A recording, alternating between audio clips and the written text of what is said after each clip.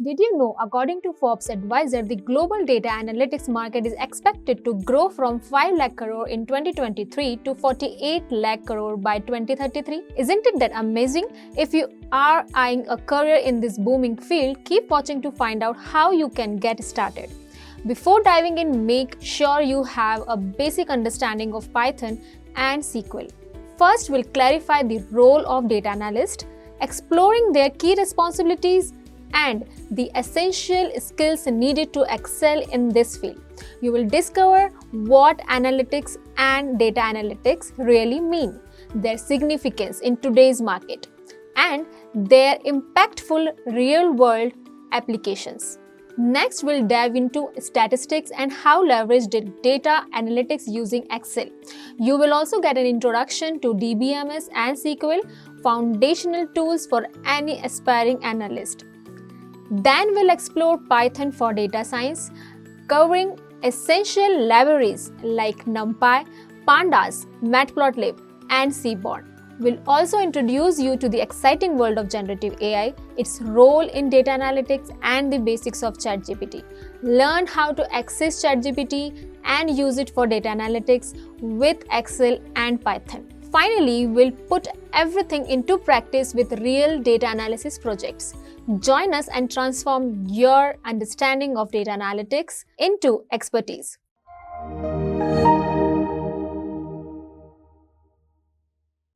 Let's explore who a data analyst is, their key roles and responsibilities, and the essential skills needed to excel in this field.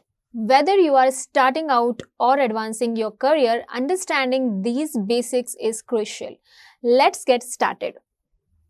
Imagine stepping into the world of data and becoming a detective for insights. That's the role of data analyst. A data analyst bridges raw data and actionable insights, helping businesses make smart decisions. They collect, process, and analyze data to uncover trends and solve problems. Their responsibilities include gathering and cleaning data using tools like Excel, SQL, and Python for analysis, creating reports and visualization with tools like Tableau, and explaining findings to teams and stakeholders. They also continuously improve data processes and methods to ensure accuracy and efficiency. Essential skills for data analysts include technical proficiency in Excel, SQL, and Python, strong statistical knowledge to understand data trends and make accurate predictions, and analytical thinking to approach problems logically. Clear communication skills are crucial for explaining complex insights to non-technical stakeholders, while attention to detail ensures data accuracy.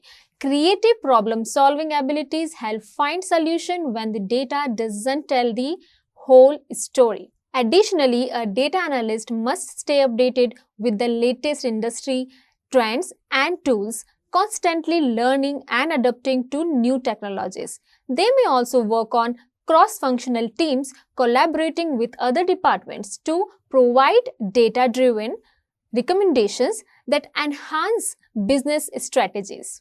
With these skills, you can transform data into meaningful insights, helping organizations improve processes, make informed decisions, and achieve their goals.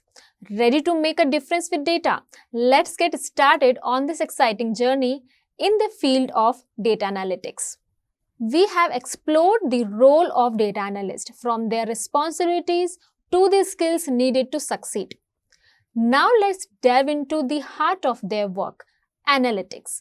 We'll cover the difference between analytics and data analytics, exploring their significance in today's data-driven world. From defining these concepts to examining the real-world examples, we'll discover how data-driven insight transform industries. Let's get started. Have you ever wondered what analytics is all about? Let's break it down.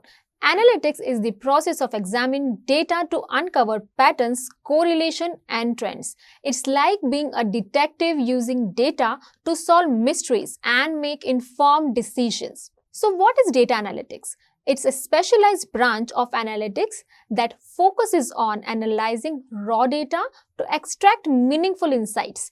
Data analytics involves various techniques, from simple statistical analysis to complex machine learning algorithms to interpret and make sense of data. Why is data analytics important? In today's data-driven world, the ability to analyze data is crucial. Businesses rely on data analytics to make informed decisions, improve efficiency, and gain a competitive edge. It helps organizations understand customer behavior, optimize operations, and predict future trends. Essentially, data analytics transforms data into actionable insights that drive business success. Now, let's talk about its significance in the market space. In nearly every industry, data analytics plays a vital role. For example, in retail, it helps companies understand buying patterns and personalize marketing strategies. In healthcare, it improves patient care by predicting disease outbreaks and optimizing treatment plans. Financial institutions use data analytics to detect fraud and manage risk. Even sport teams leverage it to enhance player performance and strategy. Real-world applications of data analytics are everywhere. In marketing, companies analyze customer data to tailor campaigns and improve ROI. Supply chain managers use it to forecast demand and streamline logistics. In education, institutes track students' performance to identify areas of improvement and boost learning outcomes. Government analyze data to improve public services and develop effective policies. Data analytics is a powerful tool that drives decision-making and innovation across various fields. By understanding and leveraging data, organizations can unlock new opportunities and achieve their goals. So let's dive into data analytics more. Just stay tuned. Having grasped the fundamentals of data analytics, don't forget to subscribe for more insights on data analysis. Now, let's explore the pivotal role of statistics. We'll explore core concepts such as population and samples, parameters, and measures of central tendency. We will also gain a solid understanding of the empirical rule and the distinctions between mean, median, and mode. Let's embark on this statistical journey together. What exactly is statistics and why do we need statistics? Well, the answer is very simple. Whenever you're dealing with data, and let's say whenever you're dealing with an Excel sheet, it has a lot of numbers in it and it has a lot of text in it. And when you're dealing with a lot of numbers and a lot of text, statistics is the best way to deal with it. And you're able to understand the underlying structure of the data. Right, you're given raw data, and if you're supposed to understand the underlying structure of the data, you would need statistics over here. So this is very clear. Now, we have two things over here. One is known as a population, another thing is known as a sample. So whenever you're given a problem statement, so let's say the problem statement is this. I want to know that if there's a direct correlation between smoking and getting cancer. So let's say I come with the statement, whoever smokes will get cancer. Or let's make it even more specific. Whoever smokes get throat cancer. Right? So I'm making this statement over here. Now, if I have to verify this statement, I would have to maybe conduct an experiment. I would have to do a survey. And so let's say now when I do this survey, I have this entire population over here.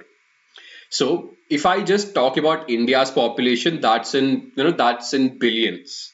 So what I do is, let's say right now I'm in the city of Hyderabad in India, and I just want to perform this simple survey on not just everyone in Hyderabad, let's say the people who are currently near my area. Right, so let's say I go to every single house who's there in my area, and I want to know how many of them have a history of smoking and how many of them in their family have been diagnosed with cancer. right? So I possibly make two columns over here. One, if that person smokes or not. Two, if that person has cancer, right? So here, the people I survey is known as the entire population, right? So this is my population for the experiment. Now I have all of this data with me. So again, you have to understand, right? So when I say population, this population, what I'm trying to do is this population, the population of my area, I would try to extrapolate it to maybe our entire country or maybe to the entire world. Because my statement, what is my statement? My statement is smoking causes cancer. And if I have to prove this statement, right now my population is very small. My population is only those people who are currently in my area in Hyderabad. So maybe let's say I survey around 200 odd people in my area, right? And I have two columns for these 200 odd people, and I would try to extrapolate this to everyone in the world. So this is how normally your data science experiments go. So I've collected this population. Now again, here what you do is, since you have a very large population, uh, you know, probably maybe building a model on this entire population or getting inference or getting all of the factors from everyone would be very difficult. So what I do is, again, I take a sample from this population. So as I've told you, I am only surveying the people in my neighborhood. So the people in my neighborhood would become the sample of the entire population of this planet Earth, or maybe let's say this entire country. So people in my area would become the sample and everyone else would become the large population. So this is what is known as population and sample. So now that we are clear with this, we are supposed to understand some details about our samples. And to understand these details, we have something called as parameters. And when it comes to parameters, we basically have measures of central tendency and measures of deviation. So I believe all of you have heard of measures of central tendency. So we have mean, median, and mode. So you would have learnt about these in your high school or maybe in your primary school itself. So let's understand each of these over here. Measures of central tendency. Now, if we have our sample, now we are supposed to understand what that sample describes.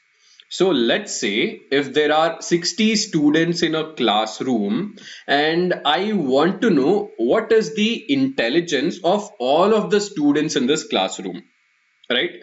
So 60 students, well, that might be small. Let me actually increase the sample space. So let's say if there's a college, let's call this college, I don't know, let's call this college XYZ, right? XYZ College of Engineering.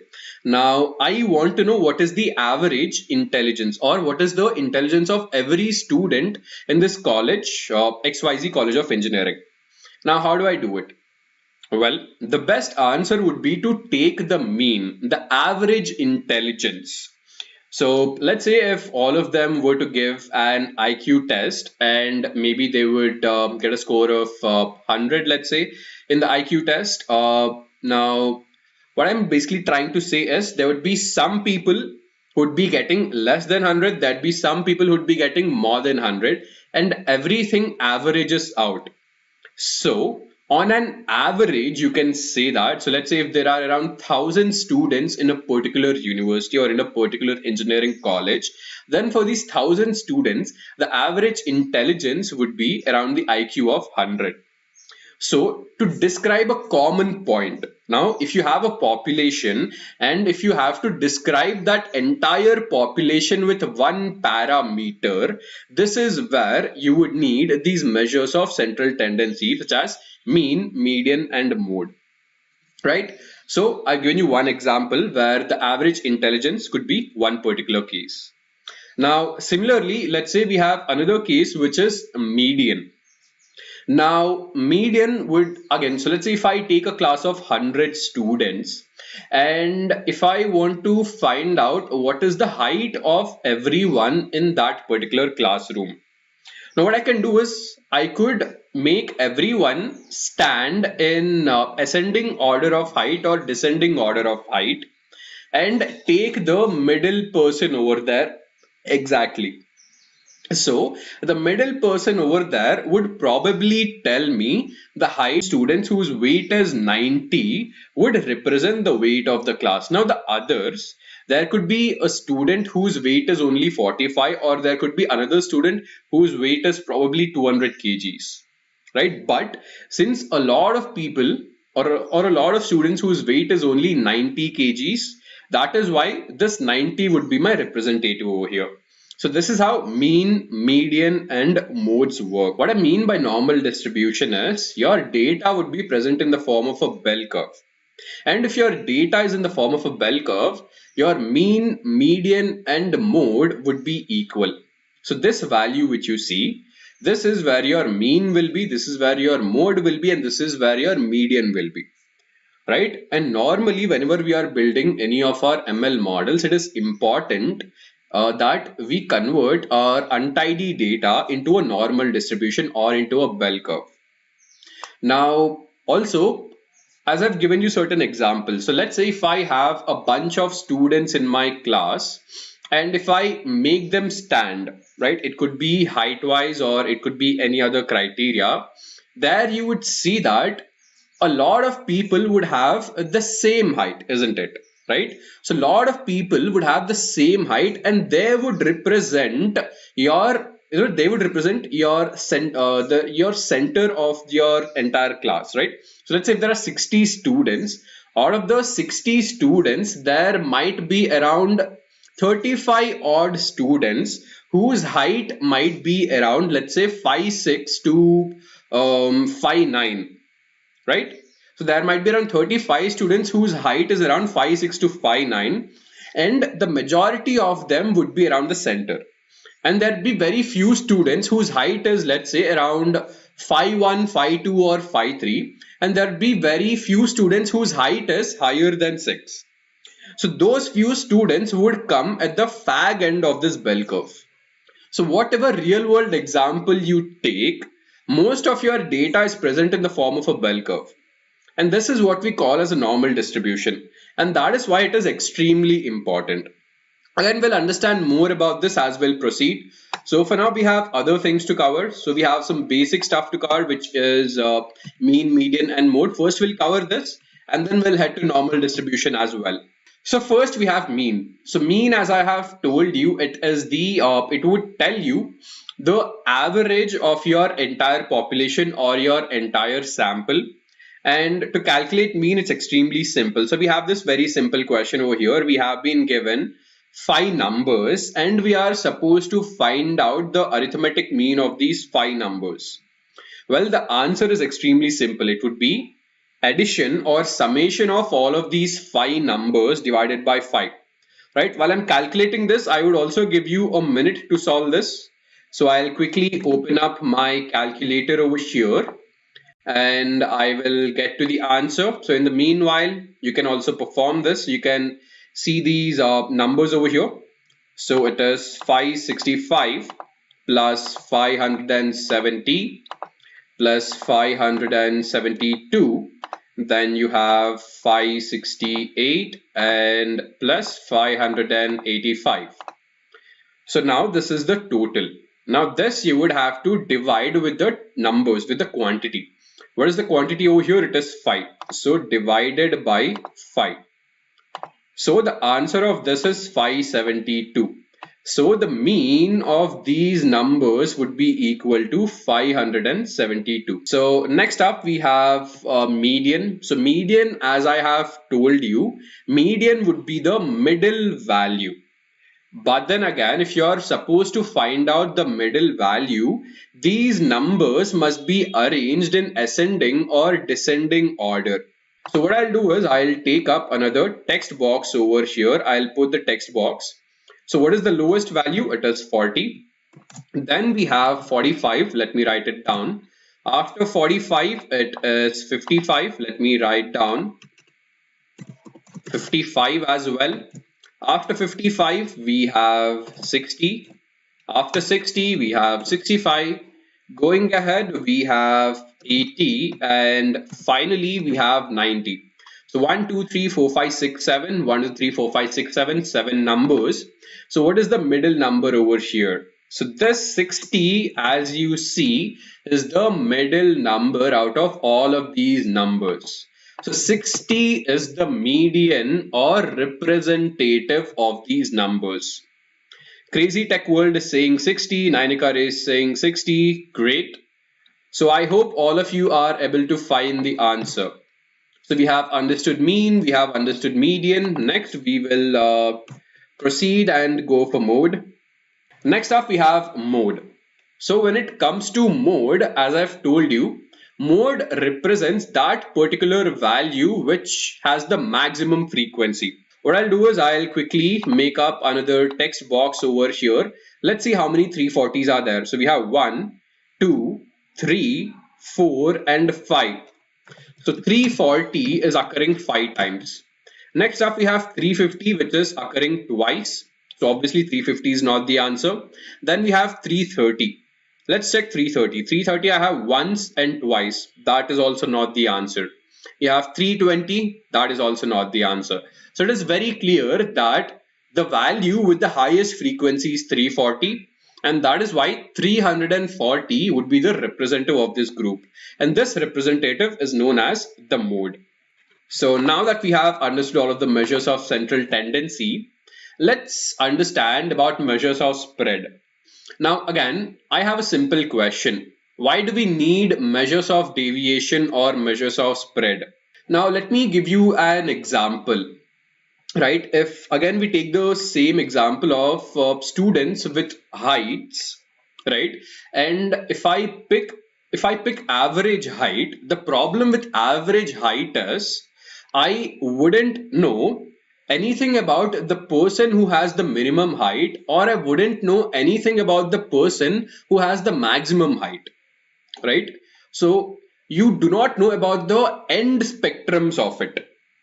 Now, if you want to know about the end spectrums or how diverse is the data, how varied is the data, this is where you would need measures of spread, right? So measures of central tendency would tell you about how your data is centered or what is the representative of your data. But as someone had said in the data, if if there are outliers in the data, or if maybe there is a very low value, or if there is a very high value, I wouldn't have any idea about these low values or high values or end values. And this is where I would need measures of spread. So we have a lot of measures of spread over here, and we will understand each of them properly. So the first measure of spread is range, and range is extremely simple. So range is known as the highest value minus the lowest value. So the difference between the highest value and the lowest value is known as the range.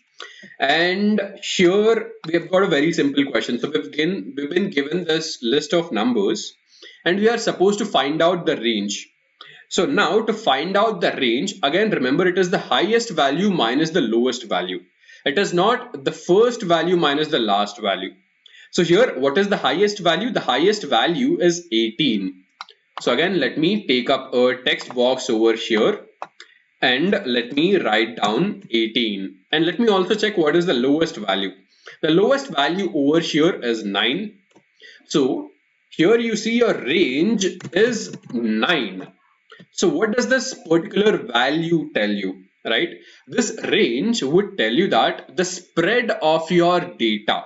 So from your minimum value to your highest value, there are 9 other possible values, right? So this is your range. This is how diverse your data is. So these are things which only measures of spread can tell you. Right. Now, after range, we have something called as inter-quartile range. So let's say if there's a pub, let's just call it rich people club, or actually poor people club, right? And the average salary of those who go to this pub, let's say it's around I don't know, it's around 3 lakhs per year. right? I just call it 3 lakhs per year. And one fine day, suddenly Bill Gates decides to come to this pub. Or let's leave out Bill Gates. Let's say Mukesh Ambani decides to visit this pub. So now what happens over here is Mukesh Ambani is an outlier. So because of Mukesh Ambani, your range will totally tilt, or your average will totally tilt. So if you remove out Mukesh Ambani from the equation, the average salary of those who go to the pub is around 3 lakhs per annum. But since Mukesh Ambani decided to go to that pub on that particular night, the average salary would probably increase from 3 lakhs per annum to, I don't know, 1 crore per annum. I'm not really sure how much Mukesh Ambani earns, but let's just say it's, since there are a lot of other people, let's keep the average at 1 crore per annum. So here, because of outliers, your values could tilt. And this is why, if you have to understand the range, it is important to remove your bottom 25% and your higher 25%. When you remove the bottom 25% and the higher 25% of the observations, what you're left with is the middle 50% observations. And the range between these middle 50% observations is known as the inter-quartile range. So here, as you see, Q3 minus Q1. Q1 over here represents 25th percentile and Q3 over here represents 75th percentile. So 75th percentile minus 25th percentile. So understand how I'm saying percentile and not percent, right? So 75 percentile minus 25 percentile would be your interquartile range. And then we've been given this question. So let's again understand what is the answer over here. So again, let me quickly take up a text box over here. Let me just solve it. So again, if we are supposed to find out the interquartile range, we have to arrange them in ascending or descending order. So here, what is the lowest number? We've got 9. After that, we have got 10.5. After 10.5, let me also keep marking each of them so that I do not forget. 9 is done. Seems like this is taking a lot of time. Right, so 10.5 would also be done. Let me mark it red. After this, I've got 11. Let me write down 11 over here. Let me also mark this as red. Now, after this, I've got 2 12s. So I'll have, let me write this properly. I'll have 1 12 over here. I'll have another 12 as well. Let me mark both of these 12s. Let me mark this red. Let me mark this red as well. Seems like I've got 2 11s as well. I've missed out on 1 11. Let me also write down another 11 over here. And let me also mark this as red. After this, I've been left with 2 14s. So let me write down 14 and 14 over here. Let me mark them red too. This is marked red, this is marked red, and the final number which I'm left with is 18. So here what I'll do is I will also write down 18. Now I've listed all of these in ascending order. Let me see how many numbers are there. 1, 2, 3, 4, 5, 6, 7, 8, 9. So what is the middle value? 1, 2, 3, 4, 5. This is the middle value. Now this is the median. This is the 50 percentile. I am supposed to find out Q1 and Q3 as well. So how am I supposed to do that? Well, let me add 2 separations over here, right?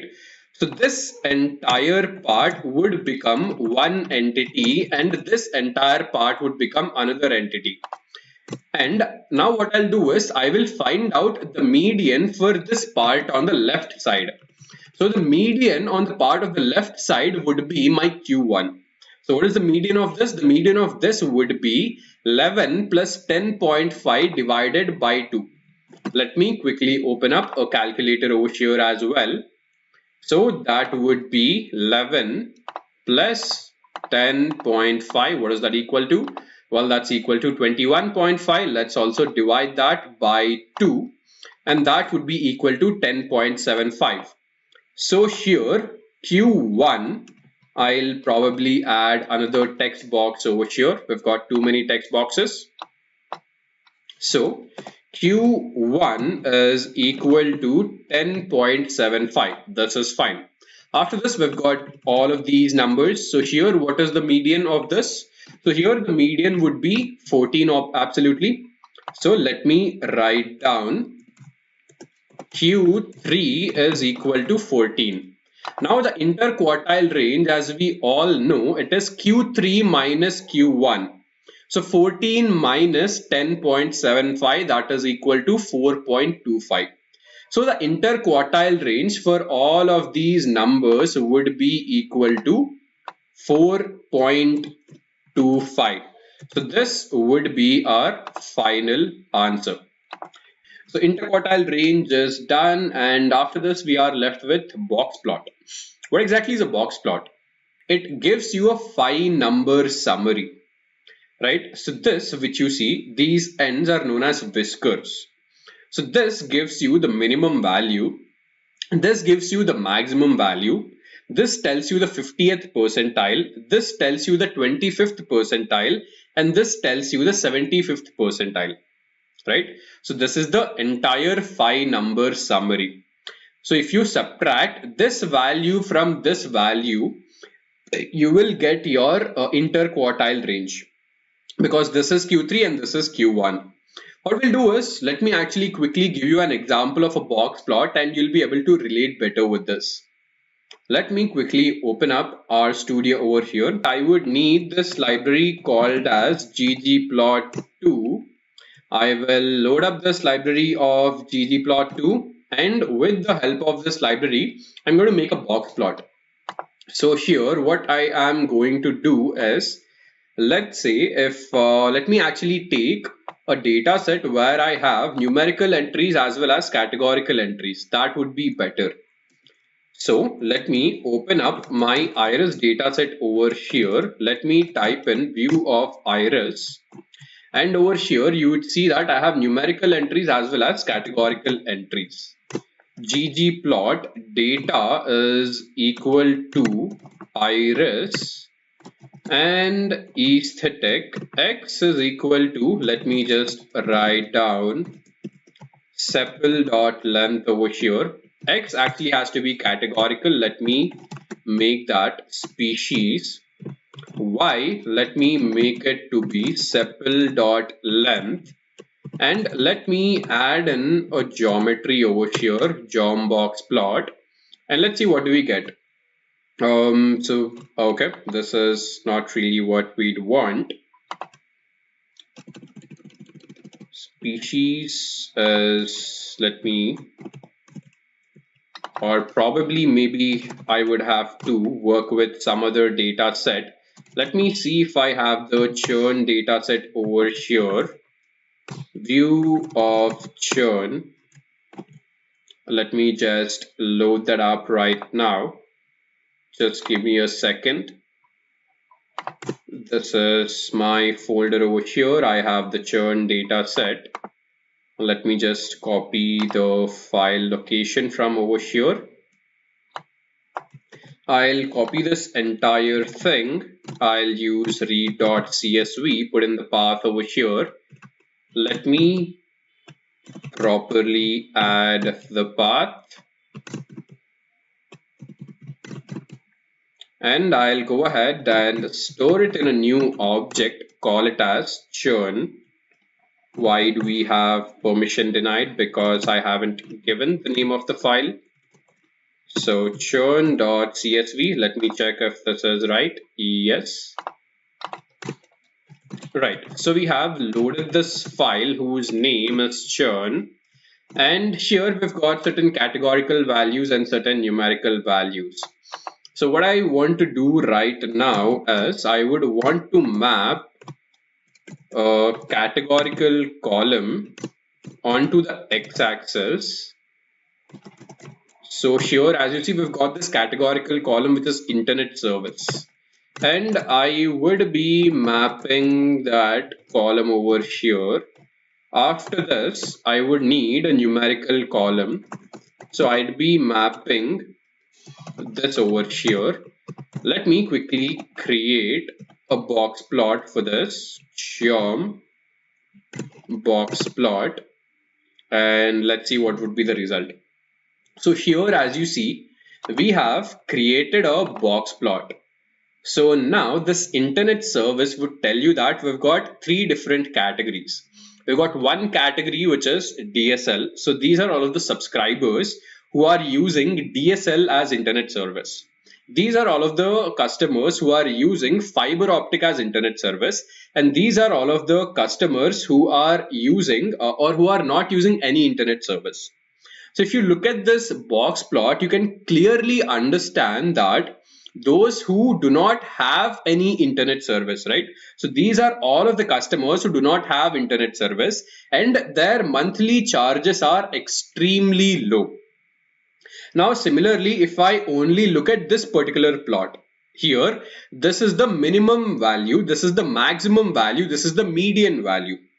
So this box plot tells me that the minimum monthly charges that a customer could get if he's using DSL is $25 or maybe 25 rupees. It could be anything. Similarly, over here, the maximum monthly charges that a customer could get if he's using DSL would be around $90. And here, let's say the median monthly charges of the customers who are using DSL would be around $60. Now, similarly, if I look at this box plot, so here, those customers who are using fiber optic as internet service, you can see that their monthly charges, the minimum monthly charge for them would be 70. The maximum for them would be around 110 probably, and the median for them would be around 90 or 95. So these are all of the inferences which you can draw from a box plot. And that is why box plot is also a very handy tool in terms of mathematics as well as visualization. After mastering statistical analysis, we'll progress through the phases of data analytics project. But before we continue, feel free to share which statistical tool you use, and any question you have, just comment in the comment section below. You will now learn essential skills such as data cleaning, using functions, and mastering lookup function. We'll also use Excel to cover data visualization techniques. Enhance your Excel skills for data analytics by subscribing to a steady stream of valuable insights. Let's dive in and get started. Let's assume that you are given a data analytics project. Now, as a data analyst, your first objective is to make sure your data set is out of any irregularities, misspellings, or typos. Consider it like a bowl of salad that you are preparing. The ingredients would be salt, pepper, fresh vegetables, and some sauces. But now, if the vegetables are not fresh, your final product would be dull and unappetizing, which you won't even eat. Which is why it becomes essentially important that your effort does not go in vain. Same is the case with the data analytics journey. If you do not incorporate data cleaning process, then your final result would be hampered and even consisting of a lot of irregularities that your stakeholders won't even like. Which is why data cleaning plays an essential role to make sure your end results would be in line and uniform with the stakeholders' expectations.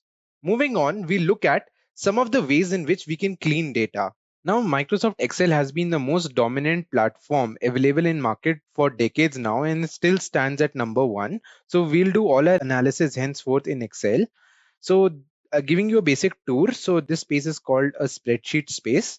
Then we have different tabs on the top, right? So these are known as ribbons. So you can perform various activities choosing these. So this is a data set. Verticals are called as columns. Horizontals are called as rows. The first row is called a header or a column heading. So this is the heading of different columns that we have here. So now we have this raw data with us and we need to clean it. So in order to do that, we'll perform certain tasks. So the first one being we need to check if there are any duplicates present. So I'll look around it, but I don't think so I see any. But since it's very confusing this way, we'll Excel already has one function called removing duplicates. So we'll click on data here, and then we'll click on remove duplicates. So it will automatically select the entire data set, and you can also check which all columns do you want. In our case, we'll click on each one of them, so that entire data set is selected. Then we'll click on OK. So our naked eye could not see that there were duplicates, but there were. So there were two duplicates that got removed, and there are 23 unique values left. So we'll click on OK. So the duplicates have already removed. Now, this is a very small data set for understanding purposes, but while you will analysis data, you would not get this small data set ever. So then certain things like remove duplicates becomes really important to know. Next up, we'll just glance through it and we'll see if there are any irregularities present. So I don't see any, but here we go. So in this 14th tab, we see years of experience as 90. So now let's just think. So 90 is not feasible value as year of experience. So it would be a mistake on the client's part or from where you receive the data set. So you need to cross examine it. So whether it is 9 or 19 or something like that. So you need to check with, you should not make any changes to it. You should ask your client first that what is the correct value and then make changes. And also, while you're doing these changes, you should also maintain a logbook, or you should just create a duplicate of the raw data just in case if your data cleaning you miss certain values so that you can recover it later. Okay, so another thing is I would arrange my salary employee column from, let's say, lowest to highest. So this is from lowest to highest. This is sort function. So lowest to highest, I see that 1,01,702 here, employee of the salary, 99,000 is below it. So I don't think so that this was correct. So there is a gap in between. So considering all other salaries, they are in 5 digits. One is in 6 digits. So it can be a possibility that this empty space is by mistake. We'll remove that empty space and click OK. Right? Then we'll again click on this and do sort. So this gets sorted, but again you need to check with your client that the removed space was correct or not. So these are certain things that can be an issue when you analyze it in a later stage. So it becomes essentially important to correct everything in advance at the first phase itself. So next we move on to functions. What are functions? Functions are predefined instructions or formulas that perform a specific calculation in a particular order in a spreadsheet. So now what is this instruction or formula that we are talking about? So it is basically in mathematical terms a calculation that is performed for a specific purpose, and that can be anything. For example, it can be addition, subtraction, multiplication, or even finding an average. In order to perform these, if you do it manually, it would take a lot of time and effort. You physically have to put the plus operator between every single digit to perform a sum. So in that case, Microsoft Excel already has some predefined formulas so that you can save your time and effort. Now let's talk about how do we write functions. So basic syntax of function would comprise of three major components. The first is start of a function. So in order for Excel to know that you are inputting a function, it needs to start with an equality operator. Then we need to define what kind of calculation we need to perform. So it can be some maximum, minimum, average, or anything that we want. We need to input that after equality. Then comes the range of cells. So after the parenthesis, we would input the range of cells. So range, what it is, let's look at this example in which it's written E15 and E20. Now E15 would be the first cell and E20 would be the last cell. For the data set, we want to do that specific calculation. So in this case, 50,220 would be E15, 56,445 would be E20. Now, by clicking on the first cell and dragging it towards the last cell will give me the range of the cell. Then we close the parenthesis and then press enter. So it would give us the average of this data set. Now coming to what are the major types of functions that are required in data analytics process. So that would be 5 different types. First one being COUNTIF, length, left, right, concatenate, and trim. So these 5 operators are mostly used to analyze large chunks of data. Moving on, we'll look at each one of them in depth. So the first one is COUNTIF. So COUNTIF is a function that counts the number of cells that matches a specific condition. So its syntax would be equals to the start of the function, then COUNTIF, then the range in which we want COUNTIF to operate and the condition. So what is the value that we are searching for? For example, in a class of around 20 students, let's say we have 3 students whose name is Abhishek. So, and we need to find how many times the word Abhishek has repeated. So we'll use COUNTIF function for that. We'll start off with equality operator, then we'll write COUNTIF, open parenthesis and the range of the function. So in our case, the range would be the total number of students, comma, the condition. So condition is Abhishek, close parenthesis. Now the output would be the total number of times Abhishek has been repeated in the entire data set. This saves us a lot of time and effort. Now let's move on to Excel platform and explore COUNTIF little more. So this is a spreadsheet which contains a data set on movie titles and the language in which they are made.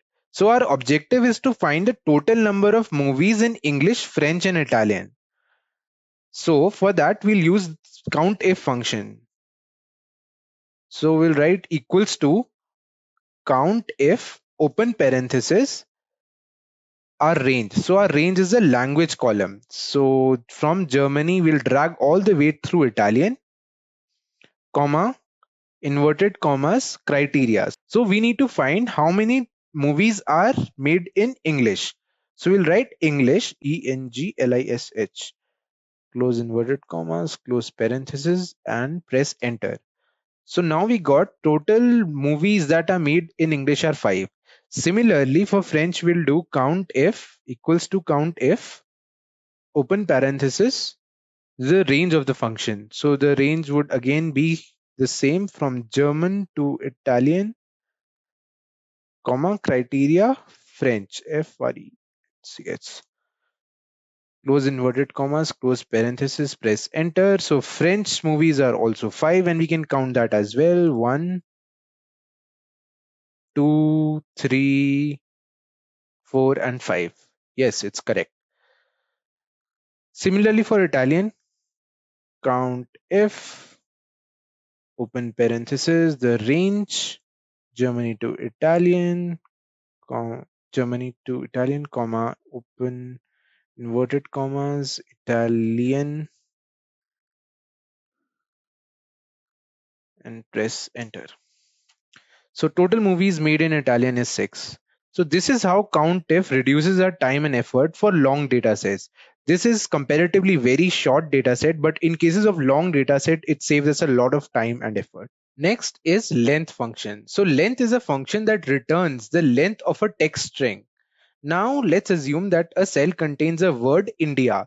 Now India has total number of 5 characters, INDIA. So now this functions would return be the total number of characters in that particular cell. So in this case it is 5. So the syntax is equality len in parenthesis the cell in which we want the function to act. Next we'll look at another function called left and right function. So similar to length function, left and right function return specific number of characters but from left and right side in a cell. So it will tell the total number of characters from the left or the right side. So its syntax is equality left or right in parenthesis the cell in which we want the function to act, comma, number of characters from each side. Now let's look at these two examples in Excel. So here we have the same spreadsheet of movie title and language. Now we'll know how do we use it. So we'll put equality sign and we'll write len, open parenthesis. We'll select the language cell, German, and then we'll close the parenthesis and press enter. So now German has total 6 characters, GERMAN. So it will give me exactly the total number of characters in a particular cell. We'll try one more example. Let's say we go for this. So we'll type here equality, len, open parenthesis. We'll click on cell A12 and close parenthesis, enter. So total number of characters in Atlantis is 8. So we got the number 8. Let's just say one more example. So I want Miss Jerry. Total number of characters in Miss Jerry. So if we count manually, it is 1, 2, 3, 4, 5, 6, 7, 8, 9. 9 characters. Let's see what this gives. I'll type equality, len, open parenthesis, click on cell A2, close parenthesis, press enter. Now, here seems to be an error that it gives 10 characters. Now we need to know that length function also counts the space in between. So this is a point to be noted. Next, we'll look at left and right function. So now this is a spreadsheet in which we have the name of states and the counties with their pin codes. Now let's just say I want to extract the pin codes from this. So I'll first type pin code that I need to extract. Now I can see that pin codes are of only 6 digits. So I can use left function to extract this. So I'll write equals to left, open parenthesis, the cell B2, comma.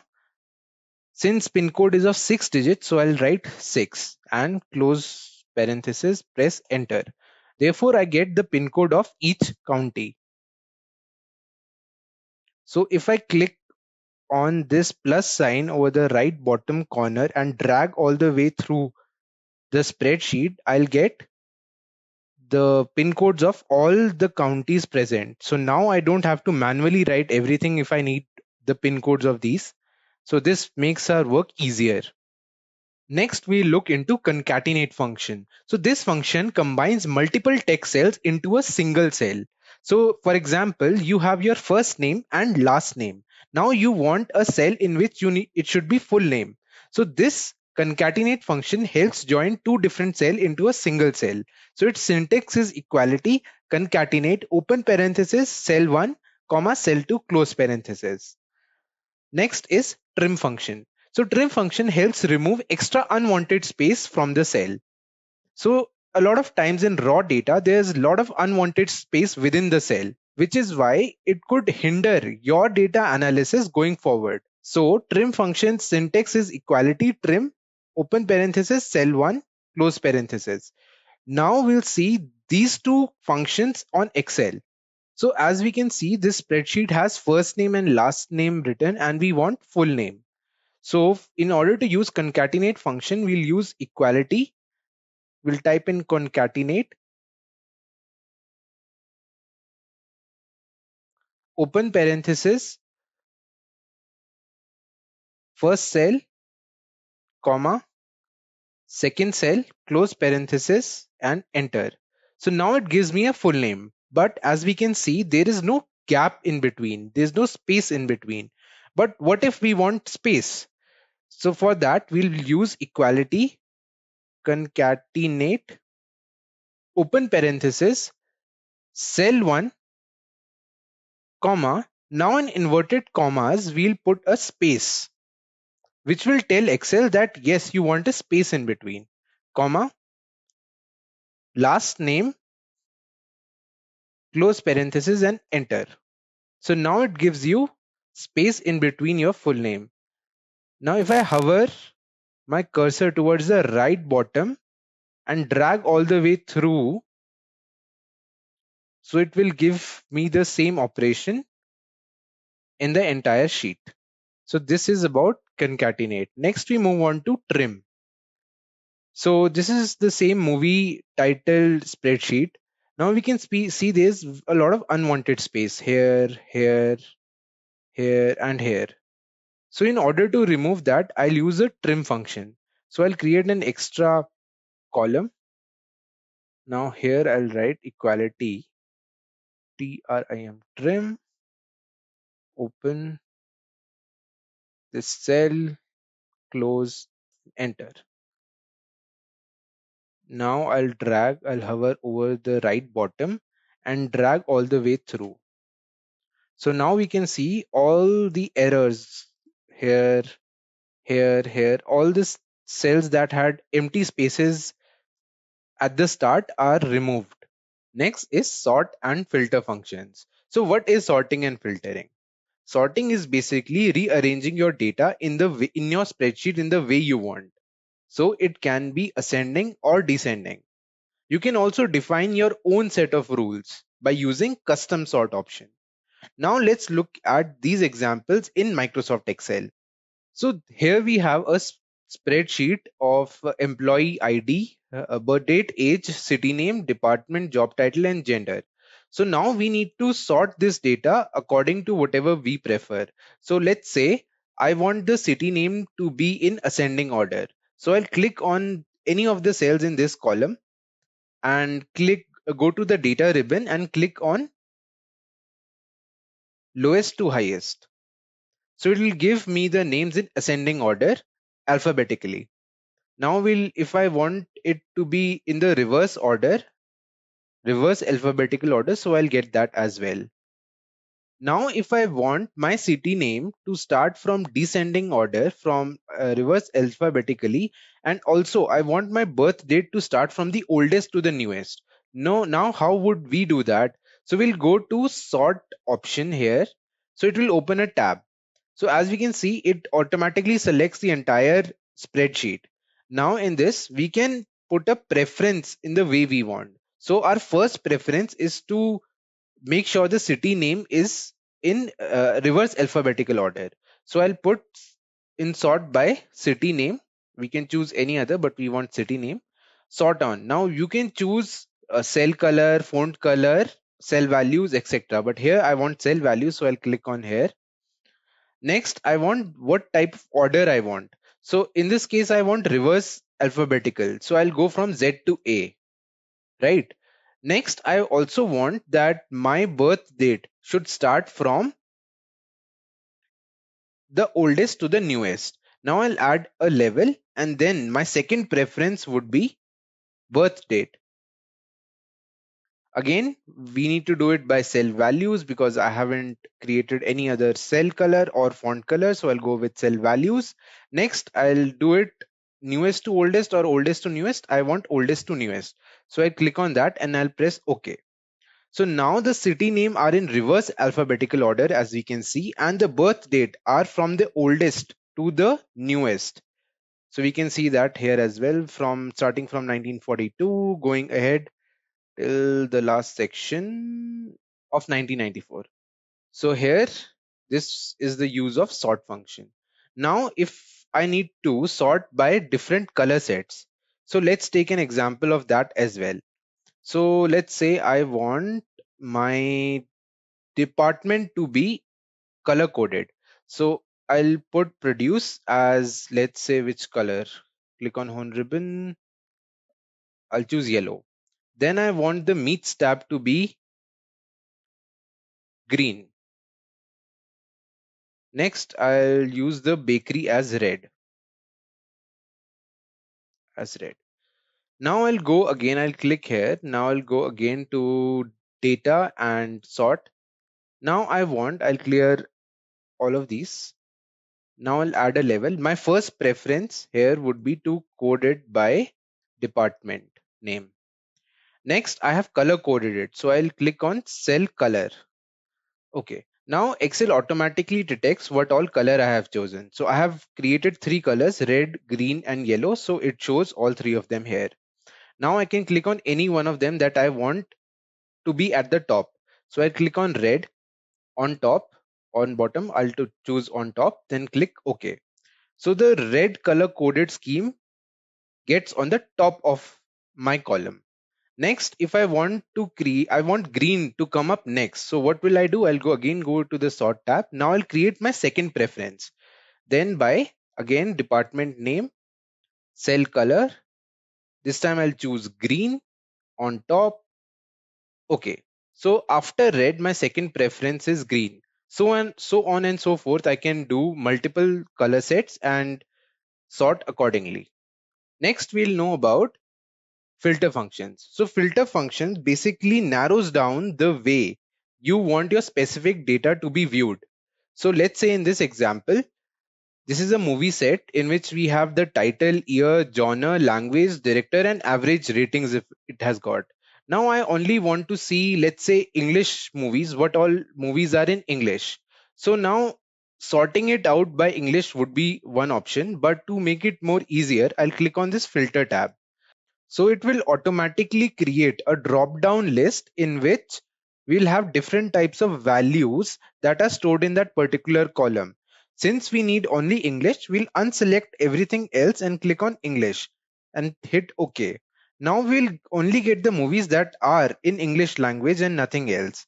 Similarly, if we want any other language, let's say French, so we'll unclick English, click on French and press OK. Now we'll only get French movies. So this makes our job little bit easier on what we. Next is data validation. So data validation is a very interesting tool which allows you to control what can or cannot be entered in your spreadsheet. So data validation is a very important tool when it comes to data handling process, like collecting information. So let's say that you are rolling out a survey in which you want the user to fill only certain values in particular columns. So data validation allows you to do that. So let's see how do we manage data using data validation. Okay, so here we have Microsoft Excel. In this spreadsheet, we have a table in which we need to fill certain columns. So let's say the first one is name. So in this column, let's assume I only want the name should be a maximum of 20 characters long.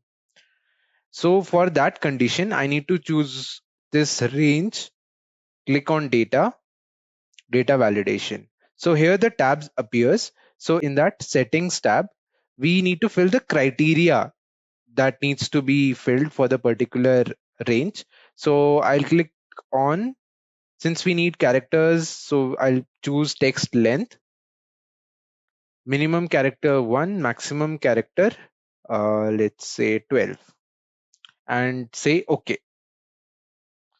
Now let's check this out. Now if I type a word, let's say Madhur Singh, so it gets filled, Yash filled. But if I try to fill something that is large, let's say Abhishek Pal Sundar, click on enter. So now this says that the value does not match the data validation restrictions defined for this cell. So since this name is more than 12 characters long, the input is invalid. So now we'll retry and we'll put something a little less. Let's say Abhishek, enter. Now it satisfies the condition. So in this way, we can set certain conditions for this column. Similarly, we can make a drop-down list for gender column. So in order to do that, I'll again go to data validation column, press data validation. Now I will put allow as a list. So now I need to select the source. So I can just write here, let's say male, comma, female, and then press OK. So I only selected one column. I did not select the range, but I could select the entire range and do that. But in this case, I can choose it's male or female. So it will automatically come here in whatever we choose. So there are only two things we can choose. We can't write anything here. That would be invalid. So in this way, we can choose list. Now comes, we can put whole numbers or decimal numbers in marks criteria. So we can set the range from what number to what number we want in that particular column. So let's do that as well. Let's see. Data validation, allow only whole number or decimal. So since marks can be in decimal like 10.5, 12.5, 50.5, so we'll choose decimal. In between, let's say 0 to 100. And then we'll press OK. So in this case, let's see. 1, enter 10, enter 55.5, enter. Everything is being taken by Excel, but if we choose anything beyond our range, let's say 115, so it gives me an error that this value does not match the data restrictions. So we'll retry and put 1.5, which satisfies. In this way we can do it. But let's say if it's a survey and you're rolling out to the user, how would the user know what values can we fill? So the error message should be customized, right? So in that case, we can do a thing, let's say data validation. So this condition we set, so we can put here error alert. The title would be, let's say invalid input, and error message would be please input values between 0 and 100 and press OK. Now we go beyond our limit and press enter. So it would give us the error message that we customized. So our title was invalid input, and the description was please input values between 0 and 100. So in this way, the user can know that what values we need to feed, right? Or we can do one more thing. So we can just do again data validation, or we can just put an input message title. Let's say input message only values between 0 and 100 and press OK. So in this case, if I go here, so it will give me the input message that only values between 0 and 100 are allowed. So the user would beforehand know what values we need to feed before getting an error message. So in this way, we can do that. And we can also set, definitely we can set our data validation time. Also, we can set here date and time. So I'll set date between, let's say date of birth between 01, 10, 1998 to 01, 12, 2000 and press OK. So now they can do it in the same way. 01, 12, 1999, it will be OK, entered. So in the same way, we can do that. Now let's come to another most important concept. So what if we need to create a drop-down list for the subjects? So the number subjects are these: maths, English, physics, science, physics, Hindi, and biology. So if I need to make a list, what was our method? We used to write here maths, comma, English, comma, physics, comma, Hindi, comma, biology, right? So we click on OK. So then it used to come this, all the details that we can fill. Now let's say that the data set is quite big, that you can't manually put every single name with comma in between if you want to make a list. So in that case, we can put the source as another dataset link. So let's see how to do that. I'll just go back. I'll click on this. I'll select the range. Then I'll click on data validation. I'll allow it as list, the source.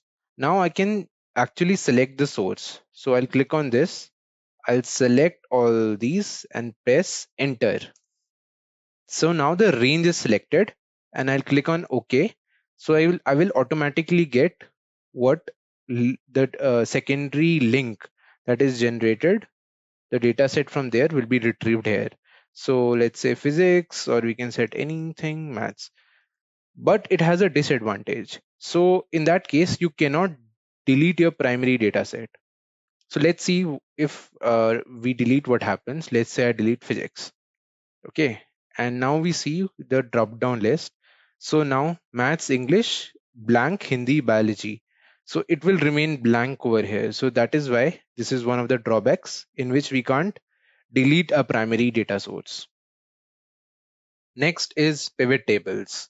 So what are pivot tables? Pivot tables are used to sort, count, group, total, or reorganize stored data in a table. So now you would ask me, what is the difference between a normal table and a pivot table? So pivot table can categorize rows and columns into different sections that you would need to do. Now, in case of a normal table, you cannot categorize into rows and columns. You can, but you would have to use sort and filter and then manually uncheck all the selected options and select the ones that you need. But in case of pivot table, it automatically summarizes your data in the way you want. So it helps change rows into columns and columns into rows, and also the pivot fields options, so you can group them and do advanced calculations like sum, average, maxima, minima, and different other things as well. So now we'll look at an example of how pivot tables help us. So let's go to Microsoft Excel. So now here we have a spreadsheet in which we have a data set. So this data set is about different products being sold. So in this case, we have a product line defined. So it is classic cars, motorcycles, and a lot of other things. So first of all, this is a type of data set that you would encounter when you do data analytics. So this is a classic example. So there would be a lot of columns that you would encounter and n number of rows. So in this case, let me check how many rows are there. It is close to 3000, 2800, close to 3000 rows. So this is the type of data you'll be dealing with. It can be much more, it can be 10,000 rows as well. But now let's talk about the point pivot tables. So here we have quantity mentioned, order number mentioned, price, sales, order date, month in which these were sold, different years in which these were sold, and the name of the customer, their contact details, address, state, county, territory, country, postal code, etc. So these are the things that are actually given to us. Now our purpose is to create a table in which we can find what are the different product lines that were sold in different months. So an example of what is our objective, I'll show you this type of pivot table. So in this case, we have the sales of different product lines in different months. So this is how a pivot table is. So we'll make it together going forward, but this is our objective of what we need to do. Different rows are mentioned in the column here, in the rows here, row headers, and different product line are mentioned in the column headers here. And the grand total is given in the last column, and one grand total is given in the row header. So what is this? Now in January, let's say classic cars were sold at 3,03,000, right? Now in this case, the grand total of January of all product lines is given here. Now the grand total of all the different months of all the product lines are given over here, right?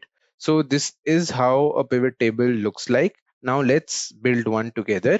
So this is again our raw data, and now we need to create a pivot table out of it.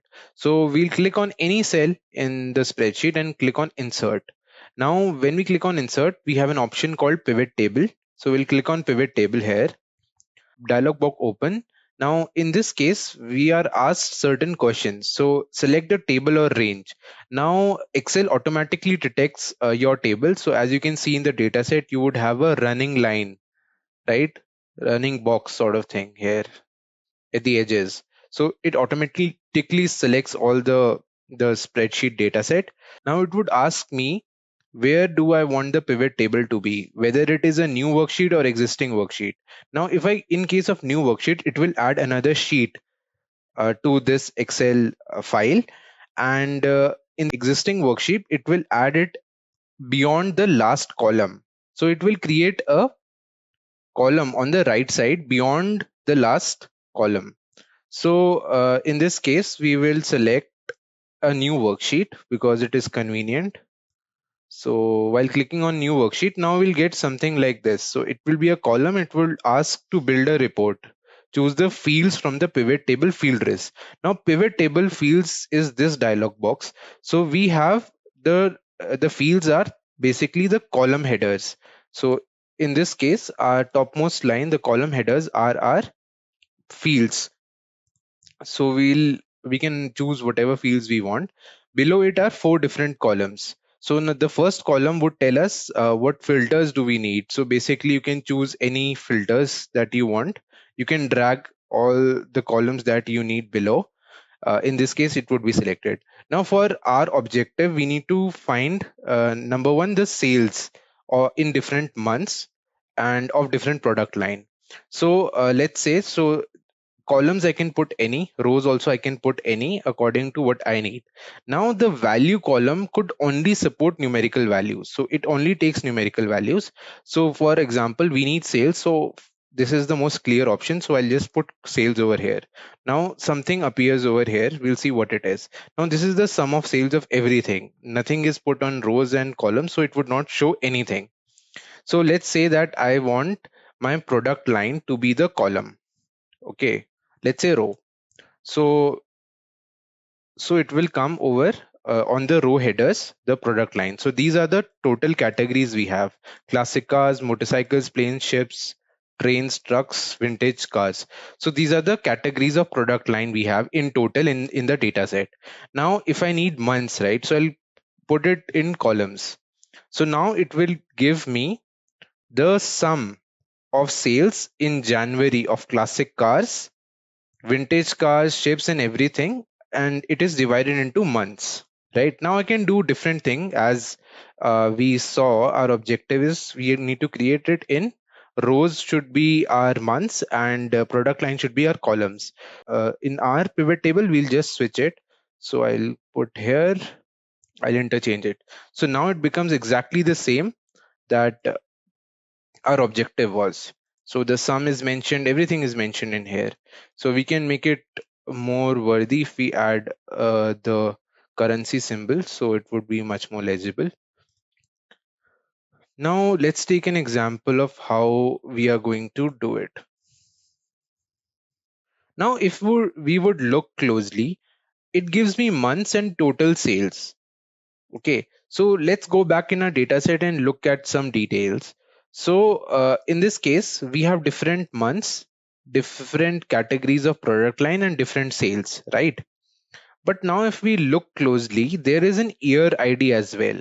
So now we have different years, like 2003 I can see, 4 and 5 I can see. So in this case, while we made pivot table, so our January would consist of 3 years combined together. That would be 2003, 4, and 5. So in order to distinguish in terms of years, we'll just remove our month ID and we'll put an year ID. So now we know in 2003, 4, and 5 how many cars was what was the worth of cars that was sold, and the grand total of the cars sold in all the different product lines, and also in total different years 2003, 4, and 5. Now let's say I want to know that in the January of 2003 how many cars were sold, right? So in that case what we need to do, we need to put month ID below the row ID. Now it would distinguish first on the basis of year. So as we can see, first on the basis of year, then it will distinguish, it will give me a list of, okay, January to it is not in order, but we can put it in order, that's not an issue. But in January how many cars were sold, so this data would not be available, so it is just empty. But the data that is available in the data set, it will put it here and make the grand total of it. Now similarly in case of 2004 and 2005. Now let's just say that I don't need the sales. I want the quantity, how many were sold in particular months and years of the different product lines. So in this case, I'll go again to the pivot table fields and unselect or drag the sum of sales back to the field option and click on the quantity ordered in values. Since for the sum of sales, we clicked on the dollar symbol, now we need to unclick it. So I'll go to the home ribbon, and in case of currency, I'll put general, no specific format. So it will give me the quantity of different things sold in different months of different years. So in this way, I'll get the quantity. So many more things we can do when it comes to the use of pivot tables. So this was one of the examples. Third and the final phase of your data analytics journey is data visualization. Now, considering your data analysis is done and you are fit to represent your data to your internal and external stakeholders. Now, internal stakeholders are someone, it can be your boss, your senior managers, the top brass of your company. And external stakeholders are your clients for whom this project has been allotted.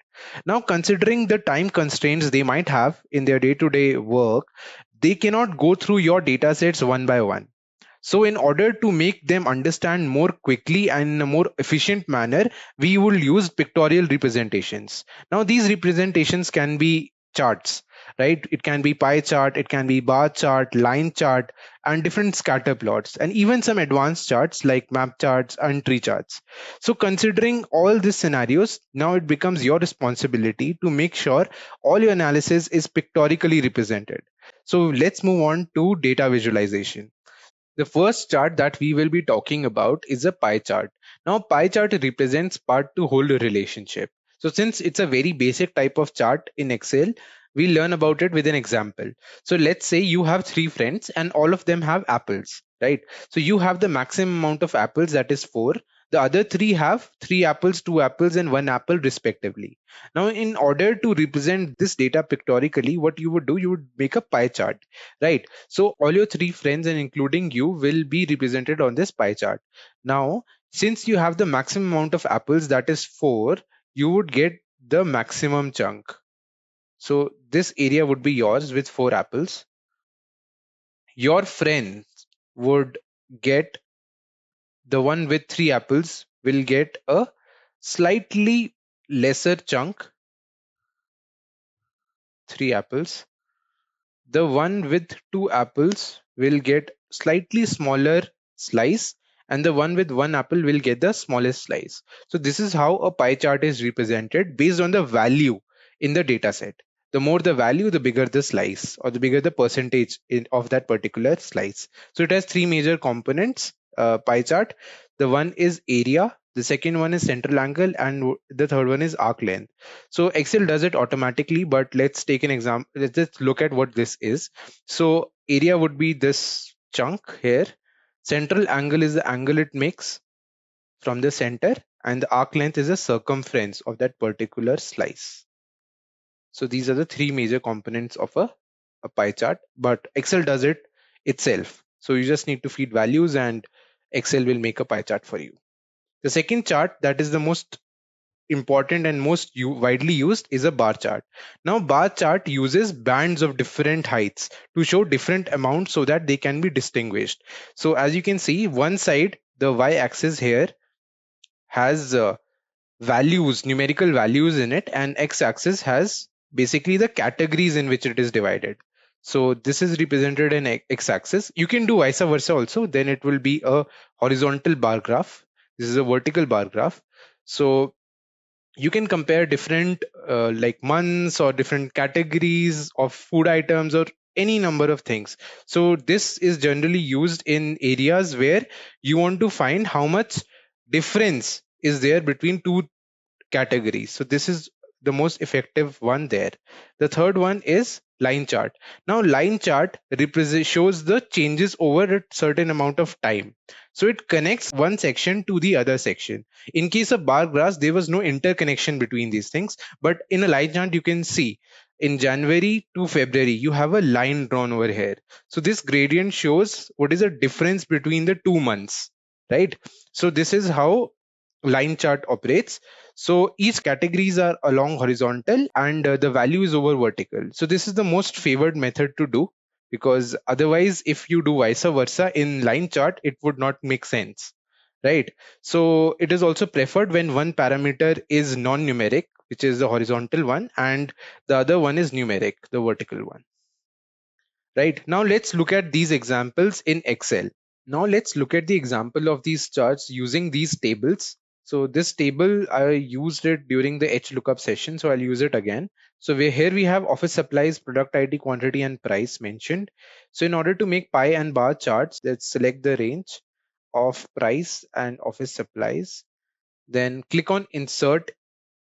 And then as you can see under charts here, we have different types of chart. We have pivot charts, we have map charts, and all these types of charts that are represented here.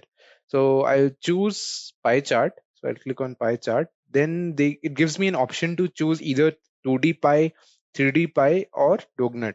So in this one, I'll choose 2D pie chart. So I'll click on that. Now selects, it highlights me the different range that we selected and automatically mentions it over here. Now in this case, I cannot see the percentage in which it is divided, right? In order to do that, I'll go on chart styles, right? I'll click on the downward arrow and choose whichever one I want. Okay, so I see that this one here is clear. Okay, so I'll choose this one, right? So now I get percentage, I get the different categories in which it is divided, and I get the name. Now, as we can see, this is not the name of the chart, right? So I can double click and change to pie chart or something, or pie chart prices, something like that. So I can change it to whatever I want. And so this is how it is represented. Now coming on to next chart, that is bar chart. So I'll just delete it. I'll click again on this, the same thing. I'll select both the ranges that we selected earlier, then click on insert. And here the first section is insert bar chart. So I'll click on the downward arrow. Now again, it gives me different options. I can get 3D effect, I can get horizontal. This is what I mentioned. You can use horizontal bar charts as well, or vertical bar charts. So 3D horizontal, 3D vertical. I think vertical looks much more clear to understand. So I'll use 2D. I click here. So now I again get this chart, and since it is not mentioned any percentage, or it's quite clear 500 here. But if I want to change certain things, I can again go to chart styles. I can change how visually they appear and different. See, this is the quantities are, the price is mentioned in the bar itself. So I can choose whatever. This one looks pretty good. I'll choose this one. So now I can see that it is clearly mentioned everything. I'll change it to probably price bar chart, something like this. But as you can see, there are no mentions of what is in y-axis and what is in x-axis. So it is not mentioned. Okay, I want to put something here. Axis, on the axis, I want to put a category or something like that. So how to do that? So we click on the left side here, add chart elements. So I'll click on that, axis titles. So now I can have a horizontal axis title, I can have a vertical axis title, right?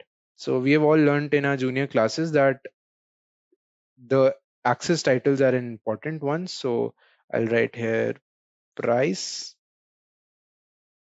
I'll write here category.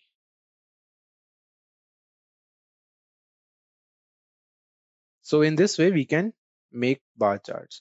So in order to make a pivot chart, let's take an example.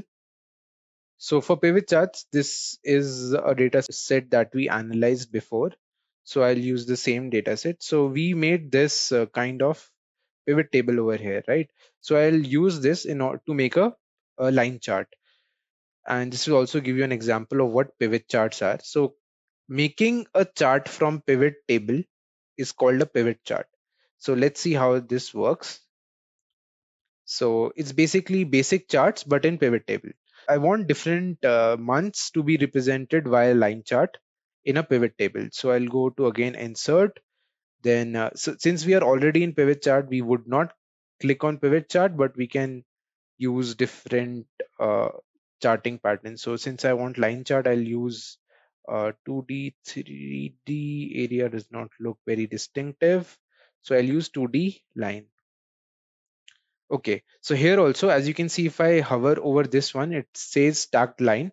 So it shows me the sum of sales and the months, right? If I click on this, it also shows me the sum of sales, but with a different y-axis. So the values are different. The various bars in which it divides is different. So in case of percentage also I can get. So in this case, you have different percentages mentioned. So I can click on any one of them. I'll click on this one. Now let's say I only selected this range, but it gave me all range. So in pivot chart, it gives you all range. You can actually filter it from this filter option here. So if I uncheck all and I only click motorcycles and click OK, so it will only give me the data of motorcycles in every month and its values, right? And here also the pivot chart also only summarizes it into motorcycles and months. So this is very good here in which we can do it. You can actually change the month also. If you want to see a particular month, we can do that as well. So this is how a line chart and a pivot chart works. Next, we'll look into two of the more advanced charts that are not commonly used in our analysis, but are a must to know. So the first one is tree chart or tree map, as we say. So it provides a hierarchical view of data. So just as the example shown in the picture, so we can see this is an example of tree map. And here we have different countries and some value in which they are arranged. Okay, this value I would know because it is the data set which I am using. But this tree maps are not used to depict the exact data that is in the data set. So if you just want to know, okay, which proportion is maximum to which within the hierarchy, so this would tell us that. So the first one is India. So India has the maximum amount of value in a particular cell.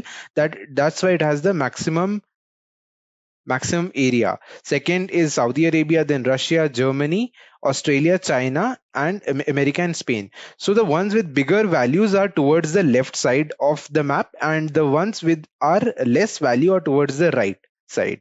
So that is why it gives a good comparing proportions within the hierarchy. The second chart is called map chart. So it is used to navigate values and shows categories across different geographical regions.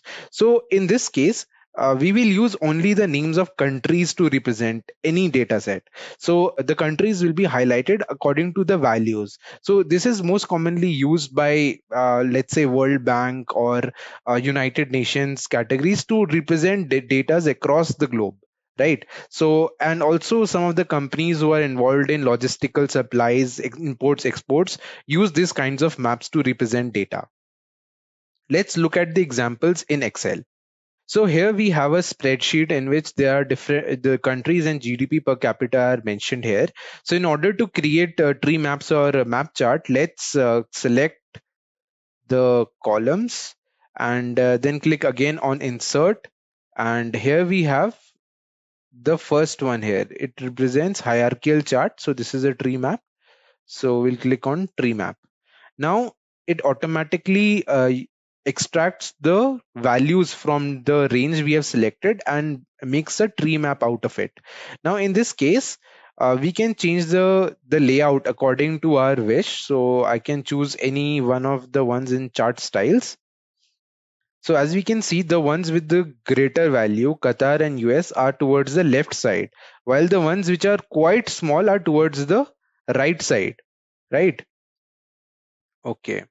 So I choose this. Okay, I can make changes from this plus sign here if I want to see something, if I don't want to see something, or if I want to change the layout, how it is, styling here also you can change it, and color also if you want the scales to be of a different color, multicolor, how do you want to change it? It's upon you. So you can do all these things using this.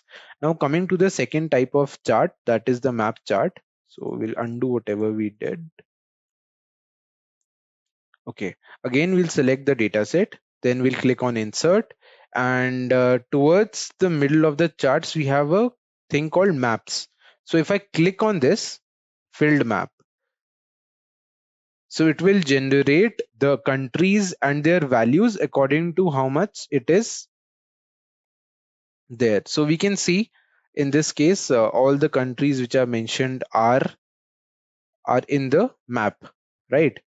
So we can change the layout again from charting styles. We can create whatever we desire, and also we can change the way it is there. So wait, if you double click on the chart, you will get format plot area.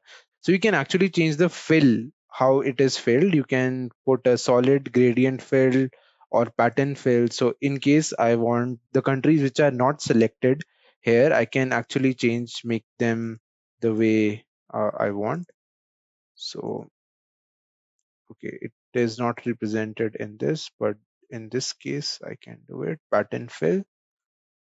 Yeah. I can change the way it is. So the ones which are not selected will get changed. So so it is clear for us to know which one of them is selected, right?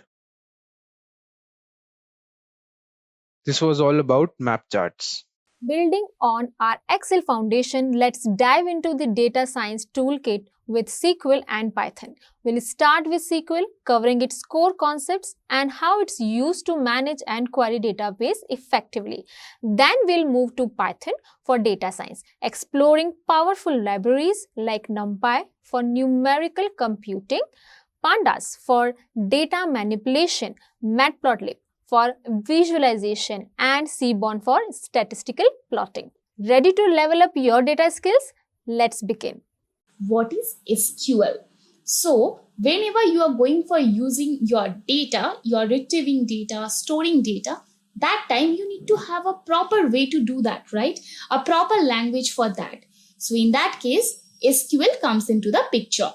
So, SQL stands for Structured Query Language that helps to access and manipulate your database.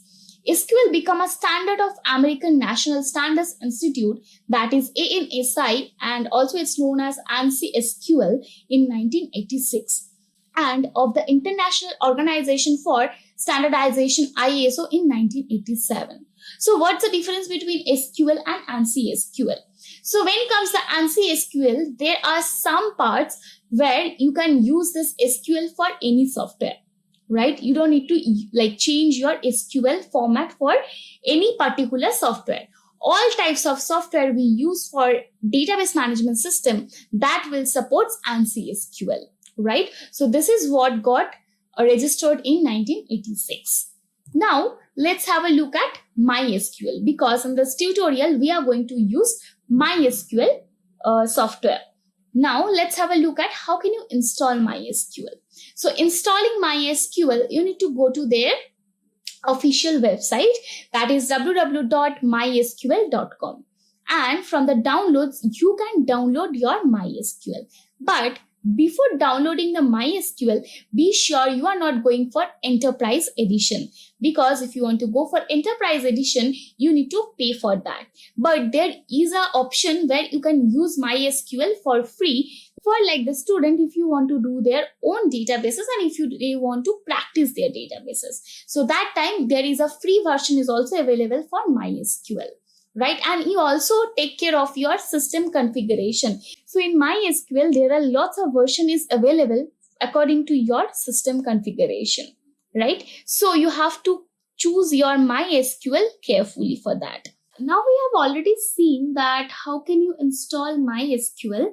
Now we will move towards how can you start coding or how can you start writing your own query using MySQL.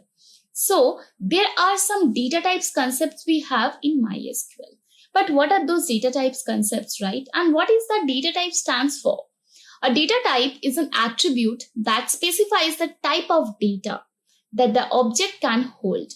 The data types can be integer data, a character data, monetary data, date and time data, or binary strings, and so on. So basically, in our case, maybe we are going to use character strings, numeric values, date and time, and binary.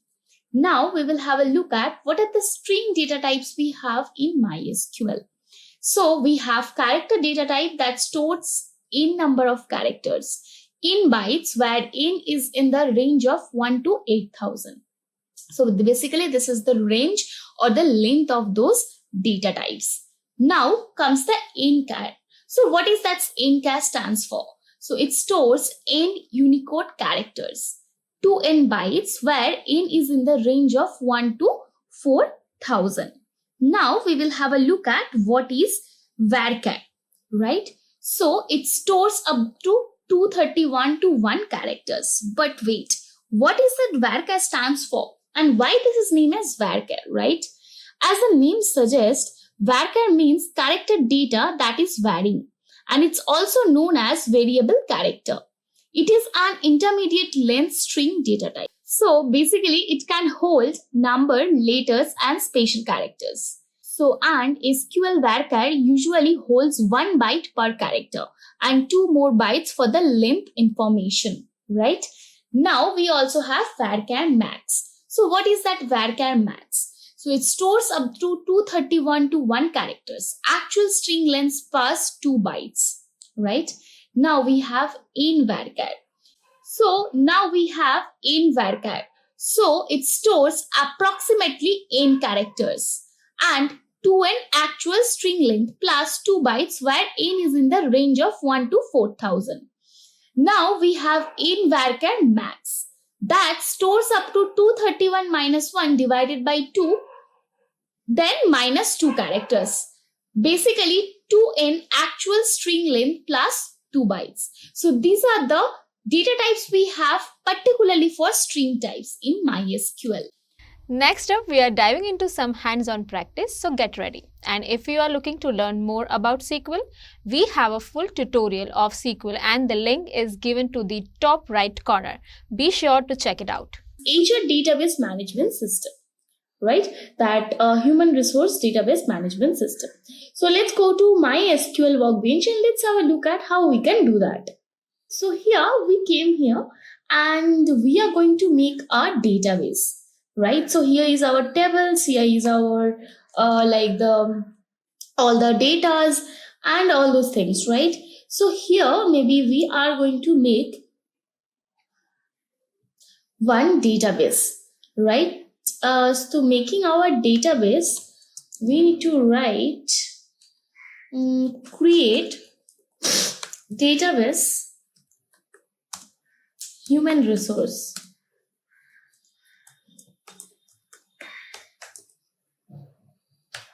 Use human resource, right? Let me just execute this.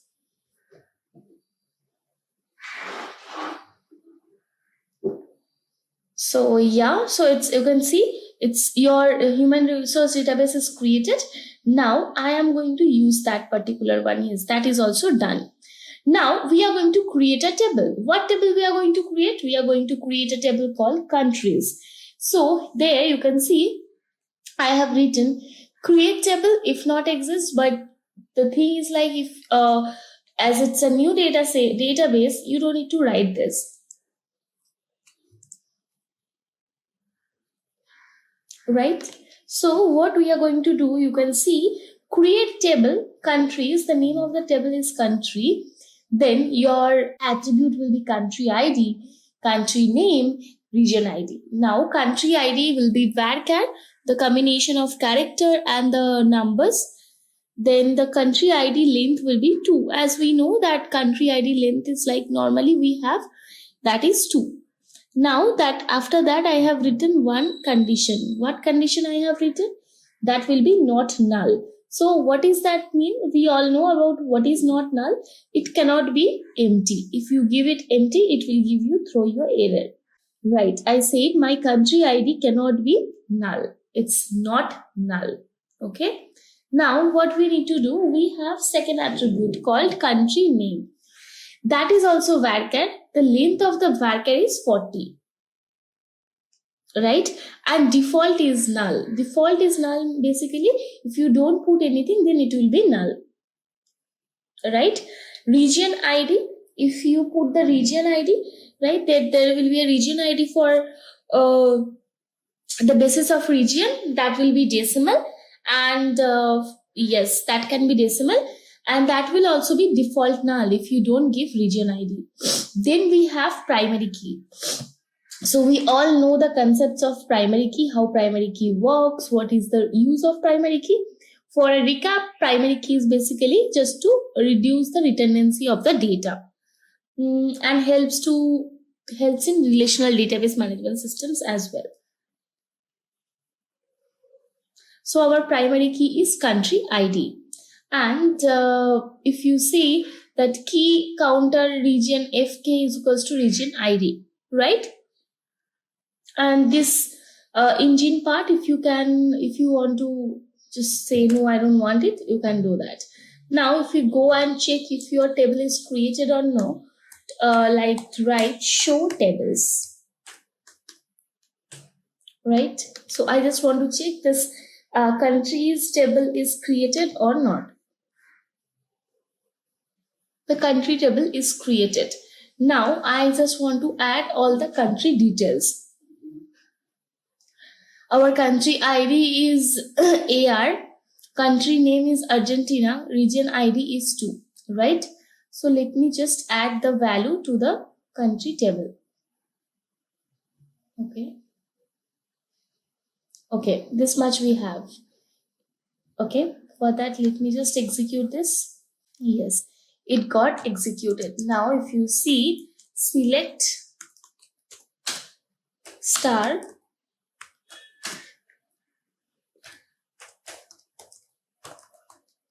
So we have used select star from countries, right? Can you see all the data are stored in the table called countries, right? Now we are going to make the next table. The table name is departments. How this gonna work? I think if you want to recheck it that the same name table is there or not, that time if not exist, right? So create table department. Let's have a look at the attributes we have. We have department ID, that will be decimal again, not null. Default is 0, right? You can add both of them. It cannot be null if you don't give it, so default will be 0. Department name, that will be varchar, the length will be 30, and that will be also not null. Manager ID, your manager ID cannot be null. Yes, no, your manager ID can be null, that is decimal 1. The type of manager ID will be decimal, and the default is null. If you don't give anything, the default will be null. Then the location ID, for location ID will be default will be null. So if you look at closely, so we are using 2. One is not null and default 0 for department ID.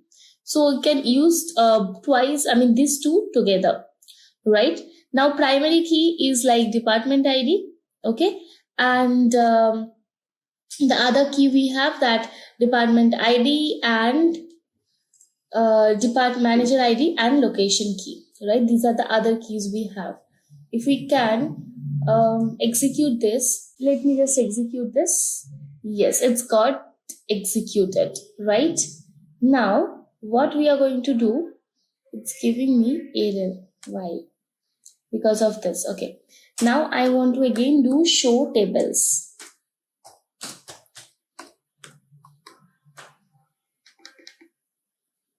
Execute that. Yeah, can you see the departments is also there. Now I will put all the data to department. So we have department ID, department name, manager ID, and location ID. So if you look at it, we are not going to use insert into so many times. What we have done, we have written insert into departments, the table name, then all the columns you want to fill, right? Then if you write values and if you give 10, 20 sets of values, you can directly execute them, right? So this is the easy way to insert value in MySQL again, right? Let me just execute this.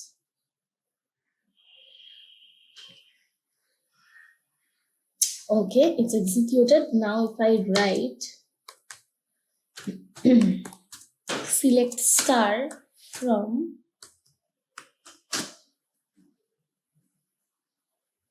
table name was departments.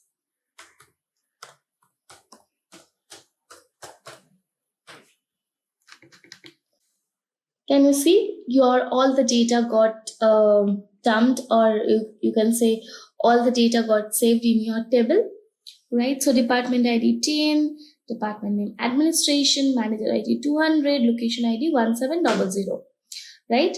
Now we are going to make one more table that is called employee table.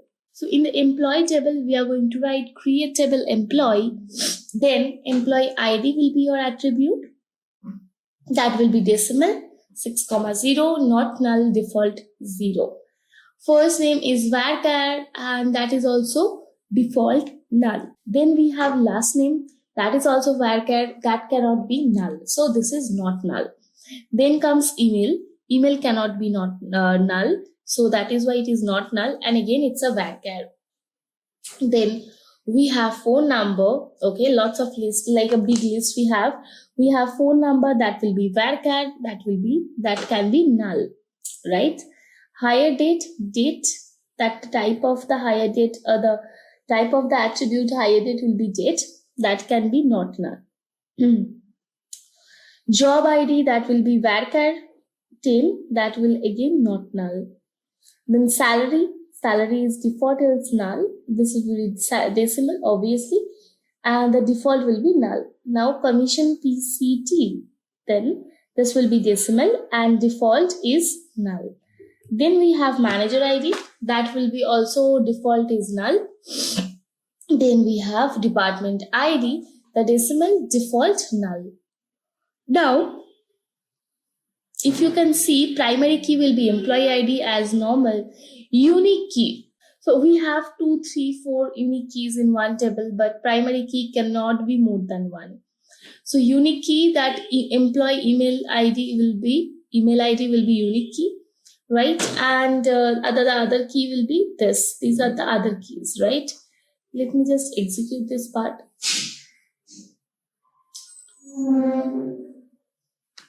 Right. We have executed. Now, if we want to check the table, the show table part. Show table. So we will see how many tables we have created so far. It is created or not, right? So this show tables, you can see employee is there. Now we will add the data. This will be the most big data, if I'm not wrong. Right.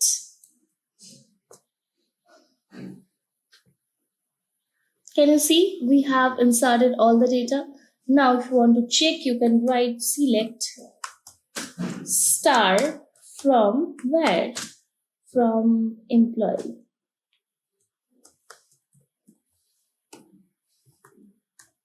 Right? Select star from employees. Can you see all the data got saved in the table? The employee ID 100, first name is Steven, last name is King. Then again, email is King. Okay, email is just the one word. Okay, job ID at praise, salary 24,000, commission PCT 0.00. Right? So this is how we are going to use this table. And these are the attributes we are going to have in employee table. As we have made 3 tables, let's have a look at the next table we have. The table will be job history. So create table job history. Then there we will have few attributes like employee ID, start date, end date. So employee ID will be decimal type. Start date will be date type. End date will be date type. That the both will be not null. Then job ID will be not null. Then you will have department ID, right? Then you will have primary key, employee ID and start date. This two will be your primary key, right? Now key will be this, and this is how we are going to make the table. That job history will have 2 attributes, and that 2 attribute will be primary key, right? Yes. Now we will gonna insert all of them. Insert the value of all of them, right? For job history table.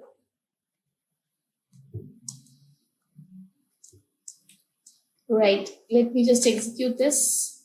Now, if you want to check it is already there or not, again, we are doing the same procedure. Select star from job history.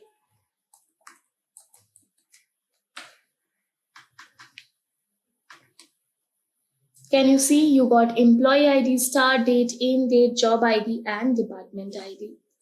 Now we are going to talk about the next table we have, the table called jobs. In the jobs table, we will have the attribute called job ID. That will be varchar, not null. Default is in the quotation. Then job title, that will be varchar, not null. Minimum salary and max salary, right? So default will be null. Okay, that will be type of decimal. And the primary key will be job ID. So you can find the job using job ID. Let me just execute this. Yeah, it got executed. Now, if we want to insert the data to jobs, lots of types of jobs are there. Let me just execute this as well. And now we are going to write select star from jobs.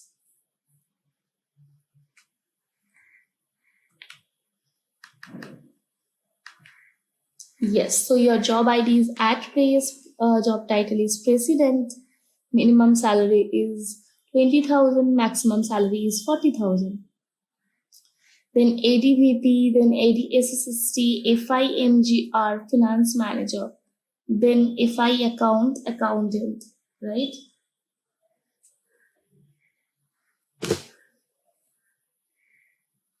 Then accounting manager, that the minimum salary is 8,200, 16,000 will be your max salary, right? Now we are going to talk about the table called location. So we have written create table, then if not exist, then the table name will be location. And the attributes we have location ID, street address, postal code, right? Okay, we have city, all of them are like location ID will be decimal, street address will be varchar, postal code will be varchar, the default is null, right? All of them default is null. For location ID, default is 0 because otherwise it will be not null. So what is the use of using not null and default 0 together? So the reason is basically if you are not giving the data for this particular attribute, that time it will automatically take 0, as otherwise it will not give you any error. Right. So you have postal code, city, state, province, country ID, right? Some of them are default null, some of them are just default 0. Then primary key, location ID, then we have few keys, and yes, this is what we have for this table, the location. Let me execute the location table. Yes, it got executed. Now we will add the data.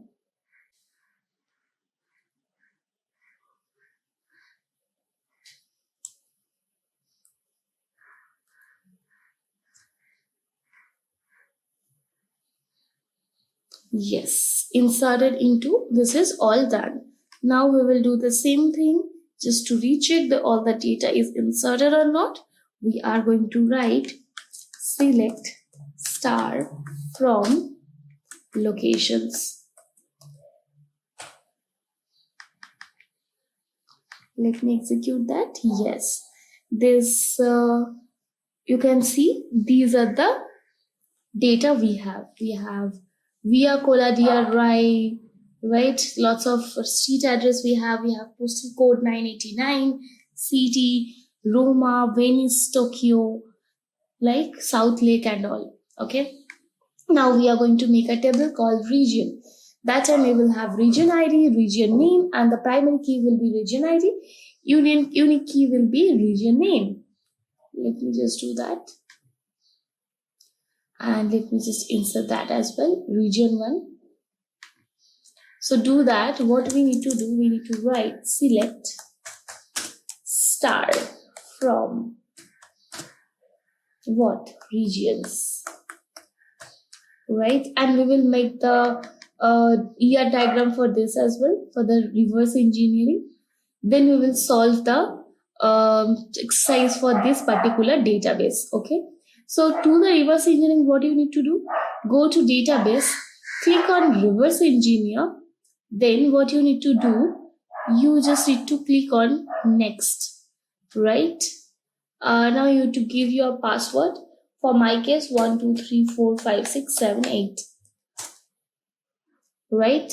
Now if you click on next, you need to select the database. For my case, it is human resource. Then next. Then next. Then execute. Then next. And then finish. Right? These are the tables we have made, and what are the, can you change the, they see the difference, this symbols as we have given, right? Primary key, if you got primary key, you will get the primary key, right? Okay. So this is the ER diagram we got for this particular database, right? So this is how we are going to do that. Now we are going to do few queries to solve the problems. And if you use show tables, these are the tables you will have, right? So these are the tables we have created according to, and based on that, we are going to use, or we are going to solve a database like SQL, assignment based on this database. Now we are doing the demo for this database, right? So now we are going to talk about how we can use or manipulate or fetch the data using this HR database, right? So first what we will do, we will first start with use HR.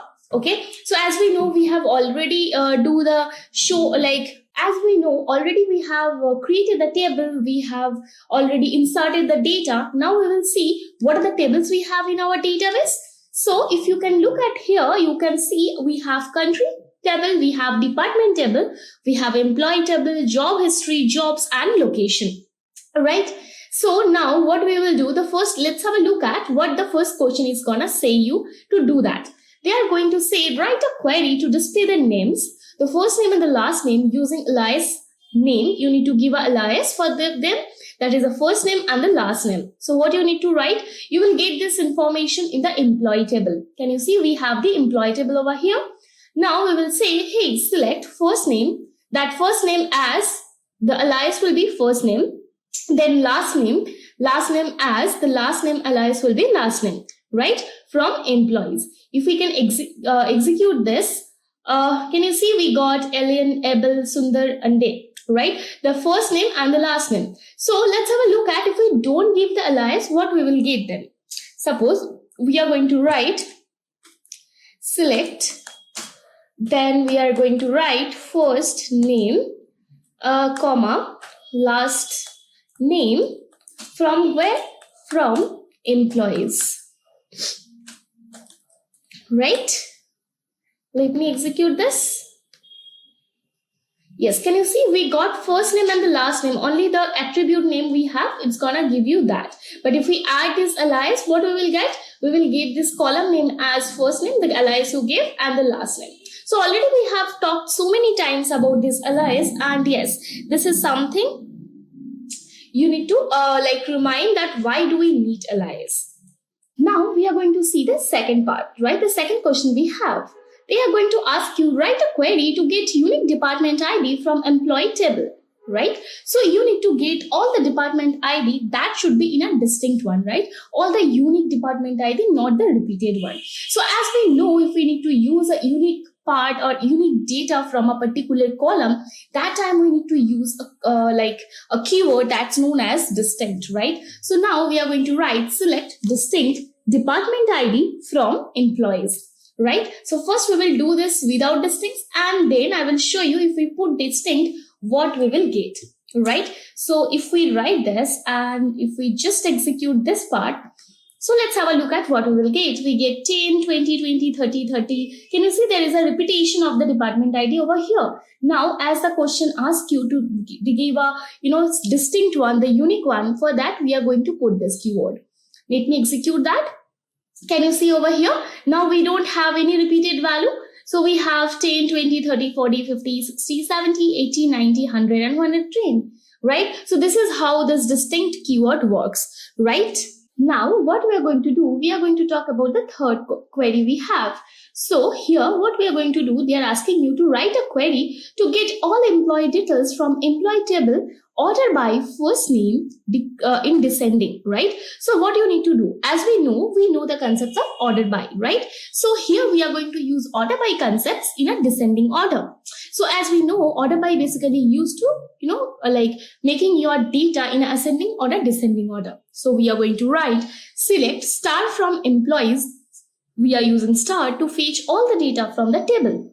So select star from employees order by, but you have to put order by with the according to the first name. So you said first name and DESC because of descending order. In default, order by give you ascending order results, right? Let me just execute this part. Yes, if you can look over here, can you see Winston, William, Vance, Valley, Taylor, Susan is there, and lastly we will have Adam, Alana. So let me just show you, if we don't do DESC, what you will get your result, what it will do, the order by. Can you see in the in default, like the default, what the order by is gonna give you? Adam, Alana, Alberto, Alexander, right? So if you put DESC, it's basically you are saying to your order by clause, hey, I want my data. I want my data in a descending order, right? Now we are going to talk about the fourth question. They are asking you write a query to get the names, the first name, last name, salary, PF of all the employees, but PF is not there. You have to calculate the PF. So PF is calculated as 15% of salary, right? How to do that?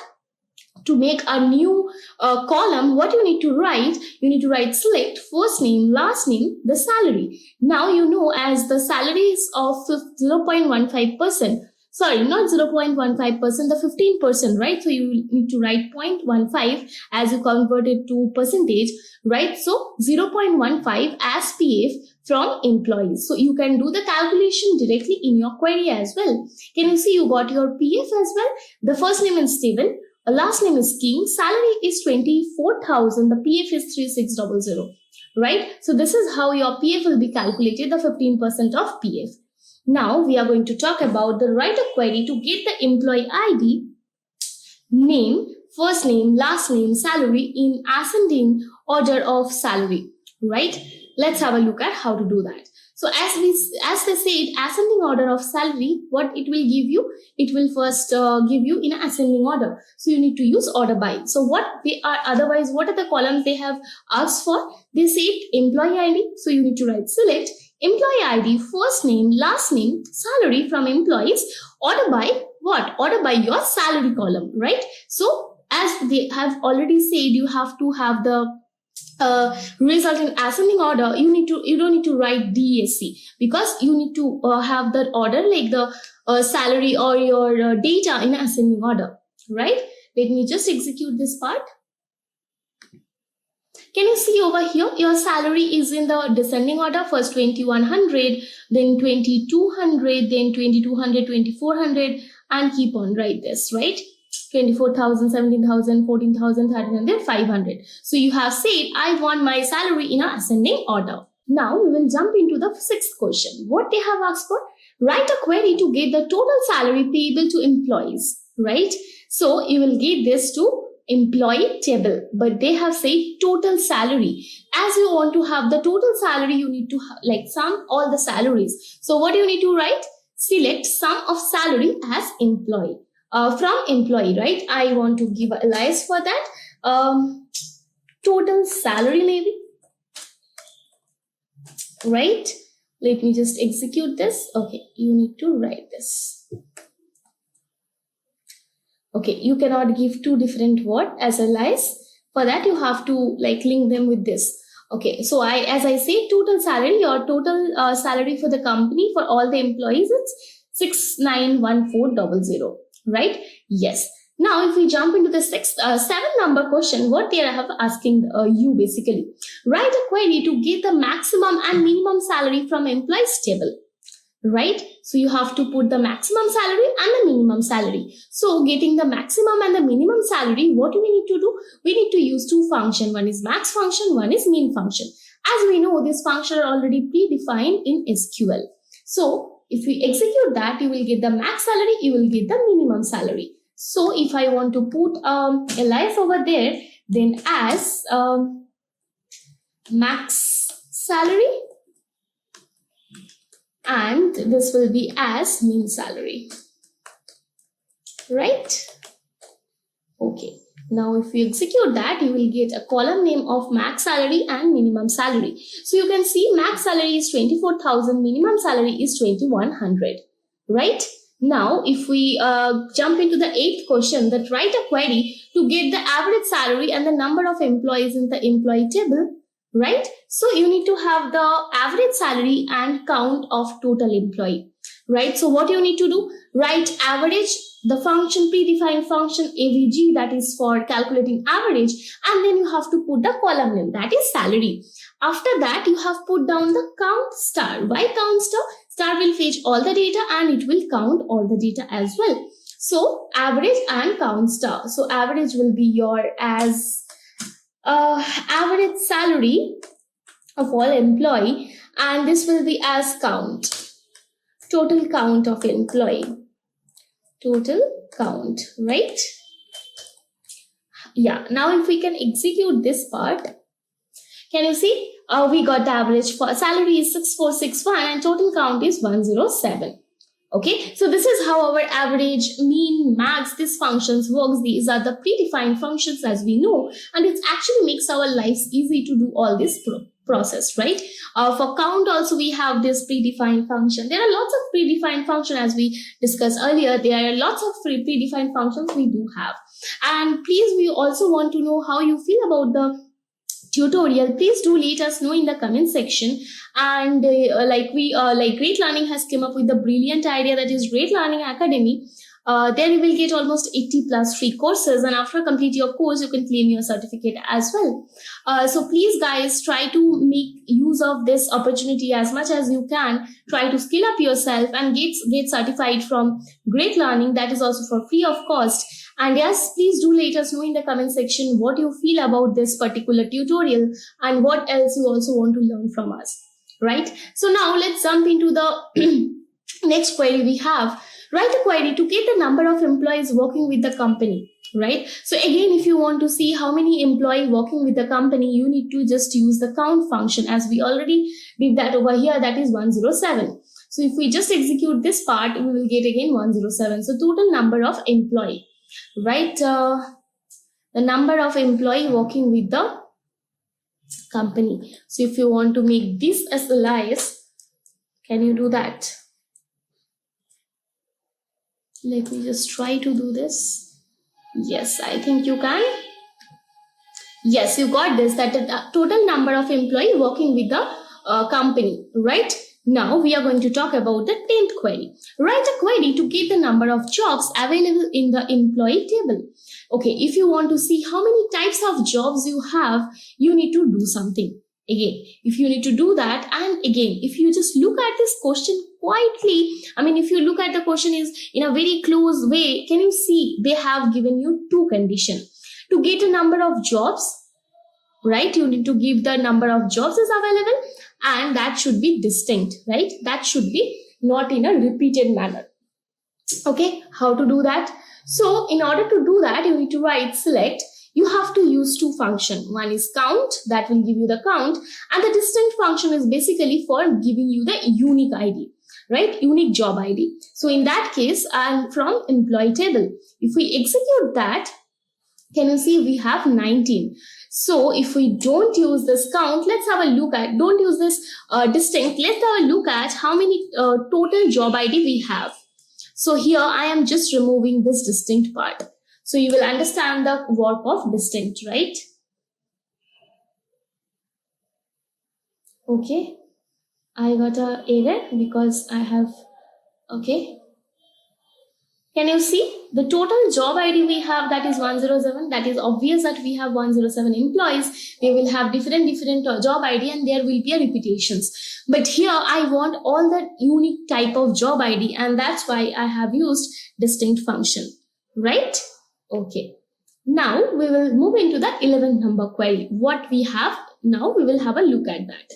Now here we are going to look at the 11th query. Write a query, get all first name from employee tables in uppercase. Okay, that's interesting. We need to get all the first name in order to in the uppercase. How to do that? If you need to write select, then we are again going to use a function called upper function that will make your all the first name in uppercase from employees. Right? Let me just execute this. Can you see? You got all the name Alien, Sundar, David, Herman, Shelly, everyone in the uppercase. Now we are going to talk about the 12th one. Write a query to get the first 3 character of first name from employee table. Okay, so first name, first 3 character of the first name. So you don't want the all first name for all the employees. You just want 3 character. As we used before, we are going to use substring function. Here we need to give 3 parameters for this function. One, from which column you want to use the substring. Second, from which one, like from which index you want to cut down your string, and the ending, like the starting and the ending one. So I want from first to till third one, right? So select substring first name, then 1 from 1 to 3 from employees. If we just execute that, can you see ELL, Sun, Moz, Dav, her, she, we got. If you say I want till 4, so it will give you first 4 character of the first 4 character of the first name, right? So Ali, Sand, Devi, Harm, Shell. Can you see? Yes. So this is how it works, right? So if you use substring, be careful what are the letter you want in your data when it's gonna return. Now if we look at the 13th query, they have asked you to write a query to calculate 171 into 214 plus 625.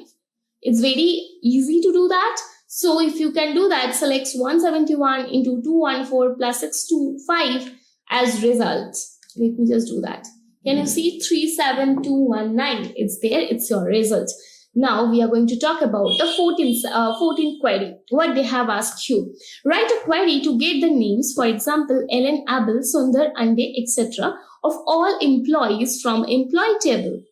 Okay. So what you have to do, you need to, they give a format, that in that format you have to have your data. So in that case, you need to use some functions. What function should we use? We can use concat. How? So this first name and last name both are not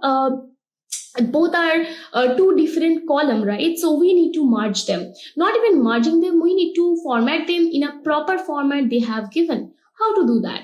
That time we need to use a function called concat function. So here we have written select concat. Under that we have given the column name first name, then as they want a space between them, the space, then the last name. That will be the alias will be employee name from employees. So this is how we use concat function, and this concat function help us to format our text the way we want, right? Can you see Ellen, Abel, Sundar, Ande, Mosey, Atkinson, right? David, Austin. We got this name in a proper format. Now we will talk about the 15th question. What we have? Write a query to get first name from employee table after removing white spaces from both sides. Okay, we need to remove the if we have any white spaces, we need to remove that. So again, we have a function for that. It's always give us using MySQL is so cool, and it's actually reduce your work because we have they have lots of predefined function that will help you to solve your work, right? So select stream first name from employees. So we are going to use stream function. The stream function helps to cut down all the white spaces. So if we do that, can you see? You get Alien, Sundar, Mosey, David, Herman, Sally. Okay, so I don't think you can see this white spaces we had in our database, but if you have any white space in your database, or if in your data in your database, that time it will help you to cut down those white spaces. Now we will jump into the 16th query. Write a query to get the length of the employee names, the first name and the last name from employee table. Okay, it's really a good one. So if you can look at it, how can you do that? So first you need to select first name, last name. Then we are going to use one function, the function called length function, and we are going to give you put the column we want to go for, the first name column plus the length of last name. You will get the length of full name. So length of names, as length of names, this will be the alias from employees. If we do that and let me execute this, can you see the first name is Ellen Abel. So 1, 2, 3, 4, 5, 6, 7, 8, 9. So you got the length of the name is 9. Then Sundar Ande. 1, 2, 3, 4, 5, 6, 7, 8, 9, 10. This is the length of the name is 10. Yes, this is how this length function works. Now we will jump into the 17th question. Let's have a look at what we have. Write a query to check if the first name fields of the employee table contains number. Okay, so how to check that? So checking that, what we need to do that? We need to write what? They have asked you write a query to check if the first name fields of employee contains number. So containing number, what you need to check, you need to use regex. So regex we have used for, checking the numbers if you have or not. So we have written select star from employees where you are giving a condition where the first name regexp, regexp, that will contain from where? From the range you are giving 0 to 9. Okay, so this is where it's gonna check, okay, is there any number is there in your first name or not? If we click, if we just execute this, yes, we don't have any employee name that is, where the first name is basically with the consistency of any regex or any number. Now, if we go further, if we look at the 18th question, then we have write a query to select first 10 records from the table. Okay, now it's really a good one. How to do that? First 10 records, right? That time we are going to use one more keyword, that is limit, right? We are going to use limit. So here we have written select employee ID and the first name from employees as I want this, and the limit 10. When you have written this limit 10, that time your query is understanding, okay, this person wants what? This person wants the select first 10 records from a table, that will be 10, right? So if you look at here, you can see, can you see this? You have Steven, Nina, Lex, Alexander, Bruce, David, right? And you are using limit over here. Okay, so this is why we use limit to give the limit. At what limit you want your data, you just want to fetch the data from where? From the table. Now we are going to jump into the 19th question, as it's a little big question and there is a notice as well there. So they're asking write a query to get monthly salary round 2 decimal places of each and every employee. Okay, right? Assume the salary field provides the annual salary information. Okay, so as we have the salary column, there you can assume that column is providing you the annual salary. So now you need to break them into the monthly one. How to do that? You need to write select as they want the first name, last name. Then you have to use a round function because you don't want after decimal, getting a number in decimal. After decimal, you want only 2 value will be there, not more than that. That time what you need to do, you need to say salary divided by 12. The second parameter you are providing at what point of the decimal number you want. That after decimal I want 2 numbers. That's why I have written 2 as monthly salary. Okay, from employees. If we execute this one, let's see what we will get. Yes, we get 201416. Can you see the monthly salary? And after decimal, always you get 2 numbers, right? Not more than that. This is why we use round function. Now, if we jump into the one more query, that is write a query to display the name, that is first name and last name and salary for all employees whose salary is not in the range of $10,000, though $15,000, right? So basically what you need to do, as they say this dollar, So in that case, as it's not mentioned it's in INR or in dollar, we can assume this is in dollar. What you need to write, select first name, last name, salary, department ID from employees, where you are giving the condition where salary not between 10,000 and 15,000, right? They have asked you the salary in not between 10,000 to 15,000. Okay, you have to give that. I have given one more condition that's not required as they don't specify that. If we just execute this part, can you see the department ID this, the salary is 24,000, 17,000, 9,000, right? But not between, okay, they have written 10,000 and 15,000, right?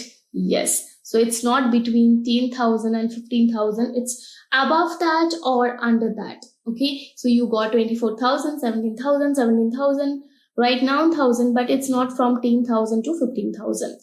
Okay. Now, if you jump into the next query, what they have asked you, write a query to display the name, the first name, last name, and the department ID of all employees in a department 30 or 100 in ascending order. Okay. Right. So what they have asked you, the department ID will be in the in 30 to 100, and that will be in a order by ascending order. So if you want to add AC, you can. Otherwise, if you can leave it over like this, it will automatically take it as a ascending order. So what your query will be, select first name, last name, department ID from where? From employee table, where department ID in, can you see? It's in 30 to 100. As they said, the department ID will be between in 30 and 100. So you have written department ID in 30 and 100, and then order by what? Department ID. So if we execute the whole thing, what we will get? Can you see? We get the department ID 30, 30, 30, and 100, 100, 100, 100. Right? So in 30 and 100, only you have the department ID 30 and 100, and that too will be in ascending order. Right? Can you see 30 first and then 100? Okay. Now, if we jump into the third one, then they have asked you write a query to display the name, the first name, last name, and the salary for all employee whose salary is not in range 10,000 and 15,000 are in department 30 and or 100.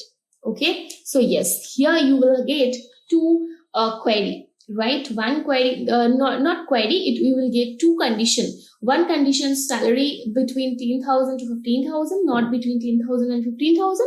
And the department ID will be only 30 and 100.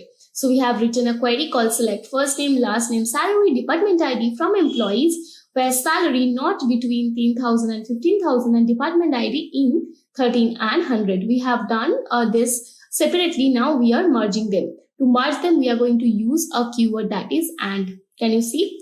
They have to have they have to qualify both the condition you have given, then only you will get the data. This is your condition, the whole condition. Each and every row needs to maintain. Can you see? You got it. The salary is 3100, department ID is 30. And they are not in between 10,000 and 15,000, and the department ID in 30 or 100. Right? Now we will jump into the fourth one. Okay, what they have asked, write a query to display the name, first name, last name, and hire date for all employees who were hired in 1987. Okay, so in this case, I did not write the code. Okay, so in that case, if I want to see, select star from employees. The hiring date will be there. Okay, so what we have job ID, salary, a commission, PCT, department ID, and a hire date, right? So you need to get this, 1987. Can you see? The hired who were hired in 1987. So first, let me just try to do that. Select star from employees where hire date is equals to,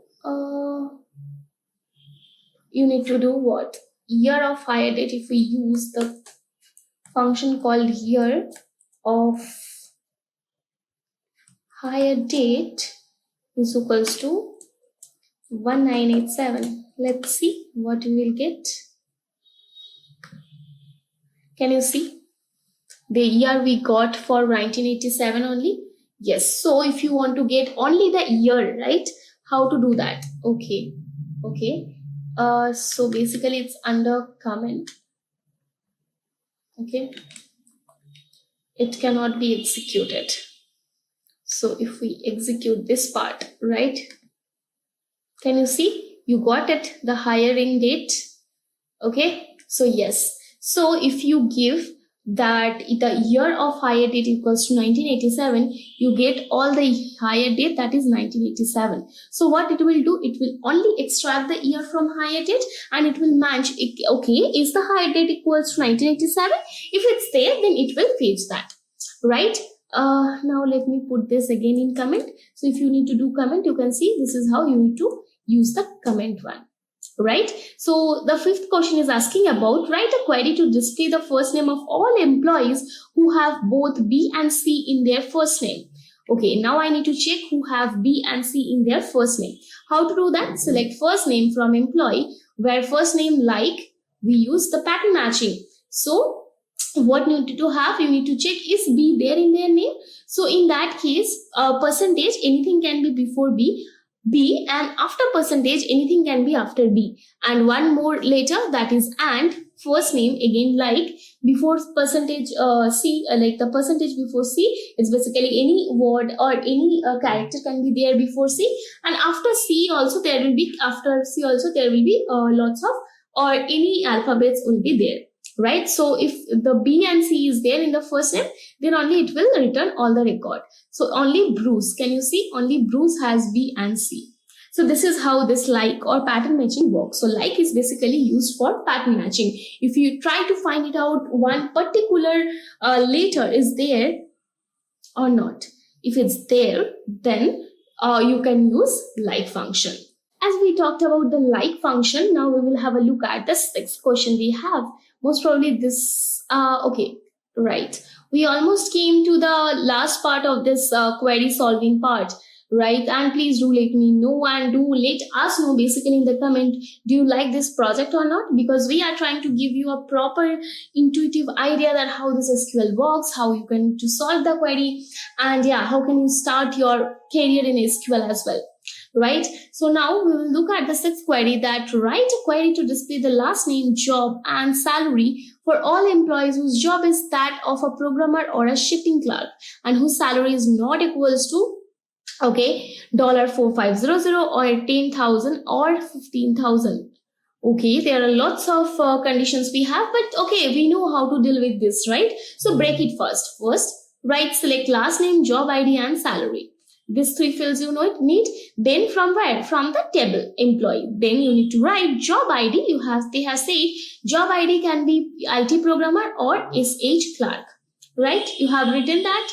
Now the salary not in. You don't want the salary will be in this. So salary not in 4500 or 10,000 or 15,000. Right? If you execute that, let's have a look at the the results we have. That Hanold IT programmer salary 9,000, Austin IT programmer salary 4800, then Bull SH Clark 4100, then Carbios SH Clark 3,000.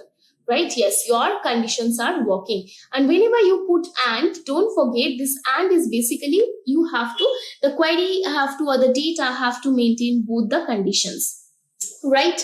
Now, if we look at the seventh query, what we have, write a query to display the last name of employees whose name have exactly 6 characters, right? Okay, so now we need to check if the name has exactly 6 characters or not. Okay, how to do that? Okay, let's have a look at how we are going to do this. Okay, so select class name from employees. We have written 1, 2, 3, 4, 5, 6, 1, 2, 3, 4, 5, 6, 1, 2, 3, 4, 5, 6. Can you look at this? Okay, so I will show you how we are going to do that. We have written select last name. I am just removing this. Why? Select last name from employees, where last name like, again we are using like for the pattern matching. Then they have said exactly 6 character. You have to use this for exactly for 6 times. 1, 2, 3, 4, 5, 6. Can you see? I have printed this a particular sign for 6 times, right? Yes, this is how we are going to use, right? Now, if we execute that, the same result we will get. Can you see Austin, this Bisot, Carbio? Maybe if I can put one more. Okay, so in that, let's see what we will get. Can you see this D, Han, then Higgins, then Kocher, we have this parts, right? So exactly if you want 6-1, you have to use this particular sign for 6 times. This is how this like or pattern matching works. Now we will talk about write a query to display the last name of employees having E as the third character, right? So if you want to get this at the third character, can you see? I will put this underscore for 2 times, or if you say exactly as the third character, right? So 2 and then E will be third character. After that, anything can be there. Okay, so if you want to say, I want this particularly at this particular point, that time you have to use this particular sign. Okay, so we have written select last name from employee, where last name like the underscore E percentage, 2 underscore and then E percentage. Can you see Abel, Bayer, Chain, Everett, Finny, Fleor, right? They have the exactly E in the third position in their name, in their last name basically, right? Now we will talk about the 9th one. Okay, we have 5 to 6 query left. Let's do it as like quickly and just complete this project, right? So they have asked you write a query to display job or designation available in the employee table. Again, we have done this. So distinct job ID from employees, right? Now we have one more query. This is done. We have done this PF calculation before as well.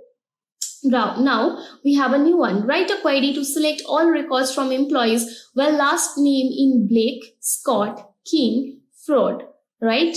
And how can you do that? You need to use in basically. Select star all the data from employees where last name in Jones, Blake, Scott, Keen, or Ford, right? So you want all the last names should be in between this. Otherwise, no, you don't want the data. Can you see Jones, King, you don't have Scott or Fraud, right? Okay, this is how this works.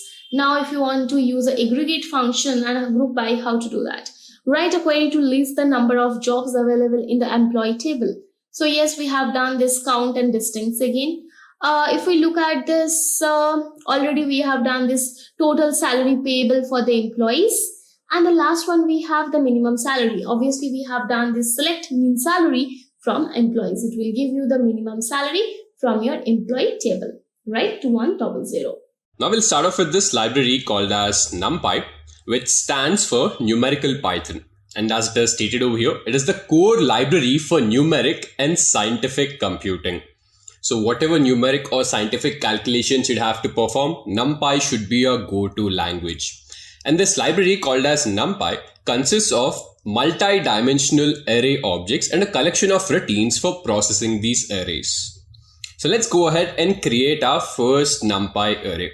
So you can have a single dimensional NumPy array or a multi-dimensional NumPy array. Now we'd have to start off by importing this library. So to import NumPy, we'll type in import NumPy as NP. So this NP which you see over here is known as the alias. So we are importing the library NumPy with this alias NP. Now this NumPy library has a lot of methods, and one method is called the array method. And with the help of this, we will be able to create the NumPy array.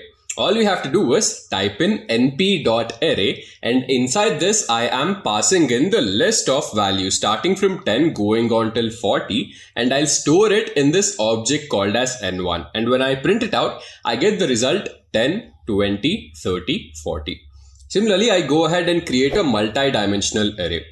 So here we are passing in a list of lists. So here we had a single list. Here we are passing in a list of lists. So as you see, we have a list over here, and inside this we have two more lists. The first list comprises of the elements 10, 20, 30 and 40, and the second list comprises of the elements 40, 30, 20 and 10. And when I print it out, this is how I get this multi-dimensional array. The first list is present in the first row and the second list is present in the second row. Now let me go to Jupyter Notebook and implement these two. Let me just add a comment over here. I'll name it as NumPy.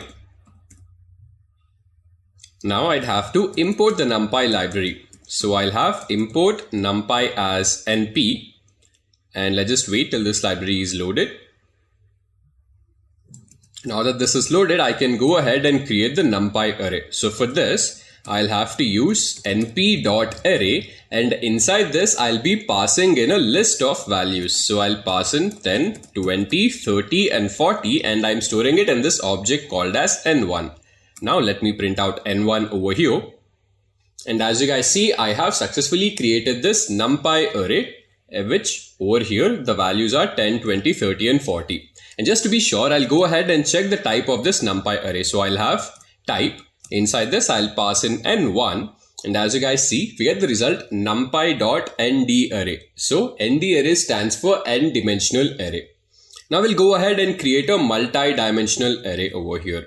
So to create a multi-dimensional array, we'd have to pass in a list of lists inside this np.array method. So I'll have this outer list. Inside this, I will create two lists. So the first list, let's say, comprises of the elements 1, 2, 3 and 4. And the second list comprises of the elements 4, 3, 2 and 1. Now I'll just print out n2 over here. And I have created this multi-dimensional array where all of the elements from the first list are present in the first row and all of the elements from the second list are present in the second row. Now that we have created these NumPy arrays, we'll now see how to create or how to initialize a NumPy array with different ways. So now let's say if I want to initialize a NumPy array with only zeros, then we have a method called as zeros. It's very intuitive, isn't it? So here we are importing the NumPy array, then we are using np.zeros and it takes in two parameters. So these two parameters basically indicate the dimensions of the NumPy array. So if I want to create a 1 cross 2 NumPy array where all of the values are zeros, then I can just go ahead and type in np.zeros, and inside this I'll pass in the dimensions, which is 1, 2, and I get a 1 cross 2 NumPy array where the values are only zeros. Similarly, over here, I am creating a 5 cross 5 NumPy array where all of the values are zeros. So I'll just use np.zeros, and inside this I'll pass in 5, 5. Now let me go ahead and implement this in Jupyter Notebook. Here I'll add the comment np.zeros. Now I'll go ahead and let me just create this in n1, and inside n1 I'd have to use the np.zeros method, and over here I'd have to pass in the dimensions. So the dimensions would be 1, 2, and let me go ahead and print out n1 over here. So as you guys see, I have successfully created this NumPy array. Now if I want maybe a NumPy array with a different dimension, so the method would be the same. I'll have np.zeros over here, and inside this, let's say I want to create a 3 cross 3 NumPy array which consists of only zeros, and this I'll go ahead and store it in this object called as n2. Now let me print out n2 over here, and we have a 3 cross 3 NumPy array which comprises of only zeros. Now if I want to initialize a NumPy array with the same number, then we can go ahead and use the full method. So here I am using np.full, and this takes in two parameters. The first parameter is the dimension of the NumPy array. The second parameter is the value which we'd want to insert into this NumPy array. So here we are creating a 2 cross 2 NumPy array where the value is filled with 10. So as you guys see, it's a 2 cross 2 NumPy array where we only have 10s. So it's time for np.full. I'll just type in np.full. I'm adding a comment over here. Then let me add np.full, and I'd have to give in two parameters. Let's say I'd want a 4 cross 8 NumPy array, and I'd want the value 5 inside this. Now I'll store this in this object called as n3, and I'll just print out n3 over here. And as you guys see, I have created a 4 cross 8 NumPy array where the value is only 5. Now similarly, if I want to initialize a NumPy array within a particular range, then I can go ahead and use the aRange method. So here, as you guys see, I am using np.arange, and this again takes in two parameters. The first parameter is the initial value from which the range has to start. So here when I give in 10, as you guys see, the range starts from 10. And when I give in 20, so here again you'd have to remember that 20 is exclusive, or maybe the second parameter is exclusive. And since this is exclusive, we'll only have values starting from 10 and going on till 19. And that is why 20 is not included in this result over here. Now we can go ahead and add another parameter. So here the initial value is 10, the final value is 50, and we have the skip value. So the skip value is 5, which would mean that after 10 we'll have 15. So 15 plus 5 becomes 20, 20 plus 5 becomes 25, and that is how this keeps on proceeding. Now when we reach 45, when you add 5 more to 45, that becomes 50. And since 50 is exclusive over here, that is why we end at 45. But on the other hand, if we had given the final value as 51, then we would also have the element 50 over here. So let's go ahead and implement aRange method over here. np.arange, and I'll store this in N4. Now I'd have to use np.arange, and I'll go ahead and give in the initial value as, let's say, 100. Then I'll give the final value as 200, and I'll print out N4 over here. And as you guys see, we have all of the numbers in sequence starting from 100 going on till 199. Now if I actually want the value 200 to be included in this as well, let me make the final value to be 201. And as you guys see, this time the range starts from 100 and also includes 200 over here. And we can also add a skip value. Now let's say if I give the skip value of 10. So here after 100 we have 110, then 120, and this goes on till 200. Now instead of 201, if I keep the final value as 200, we see that this NumPy array ends at 190 because 200 is exclusive. Now we can also go ahead and initialize a NumPy array with random numbers. And to initialize NumPy array with random numbers, we can use random.randint. So here we are invoking np.random.randint, and over here we have three parameters. The first parameter is basically, and over here we have three parameters. The first two parameters basically indicate the range from which we would want the random numbers. So we would want the random numbers in this range of 1 to 100. And this third parameter would tell the Python interpreter how many random numbers do we need. So in the range of 1 to 100, we would need 5 random numbers. And as you guys see, this is the result which you get over here. So we have 95, 88, 26, 22, and 76, which are 5 random numbers generated between the range of 1 and 100. I'll add this comment random. Now let's go ahead and initialize a NumPy array with some random numbers. So I'll have np.random.randint because I want a random set of integers. And this will take in 3 parameters. Let's say I would need values between 50 and 100. And I would need 10 random values over here. And let me store this in N5. Let me go ahead and print out N5 over here. And as you guys see, I have 10 random values which are generated between the range of 50 and 100. Now, similarly, if I go ahead and run this again, I'll get a different set of values. As you guys see, we have a different set of values again. When I click this, we again have a different set of values. That was all about initializing a NumPy array with different methods. Now you can also go ahead and check the shape of a NumPy array. And to check the shape of a NumPy array, we have the shape method, which again is very intuitive. So here we are creating a NumPy array where we are passing in a list of lists. So in the first list, we have 1, 2, and 3. In the second list, we have 4, 5, and 6. So obviously we will have a NumPy array where we'll have 2 rows and 3 columns, and this is what the n1 dot shape gives us. Now if we want to change the shape of this, then we can use the same method. So here what I'm doing is I'm typing in n1 dot shape and I'm changing the shape from 2, 3 to 3, 2. That is, instead of having 2 rows and 3 columns, I will have 3 rows and 2 columns. So this same shape method can be used to check the shape of the NumPy array and also reshape the dimensions of the NumPy array. So let me create a NumPy array over here. So we would have to create a multi-dimensional NumPy array.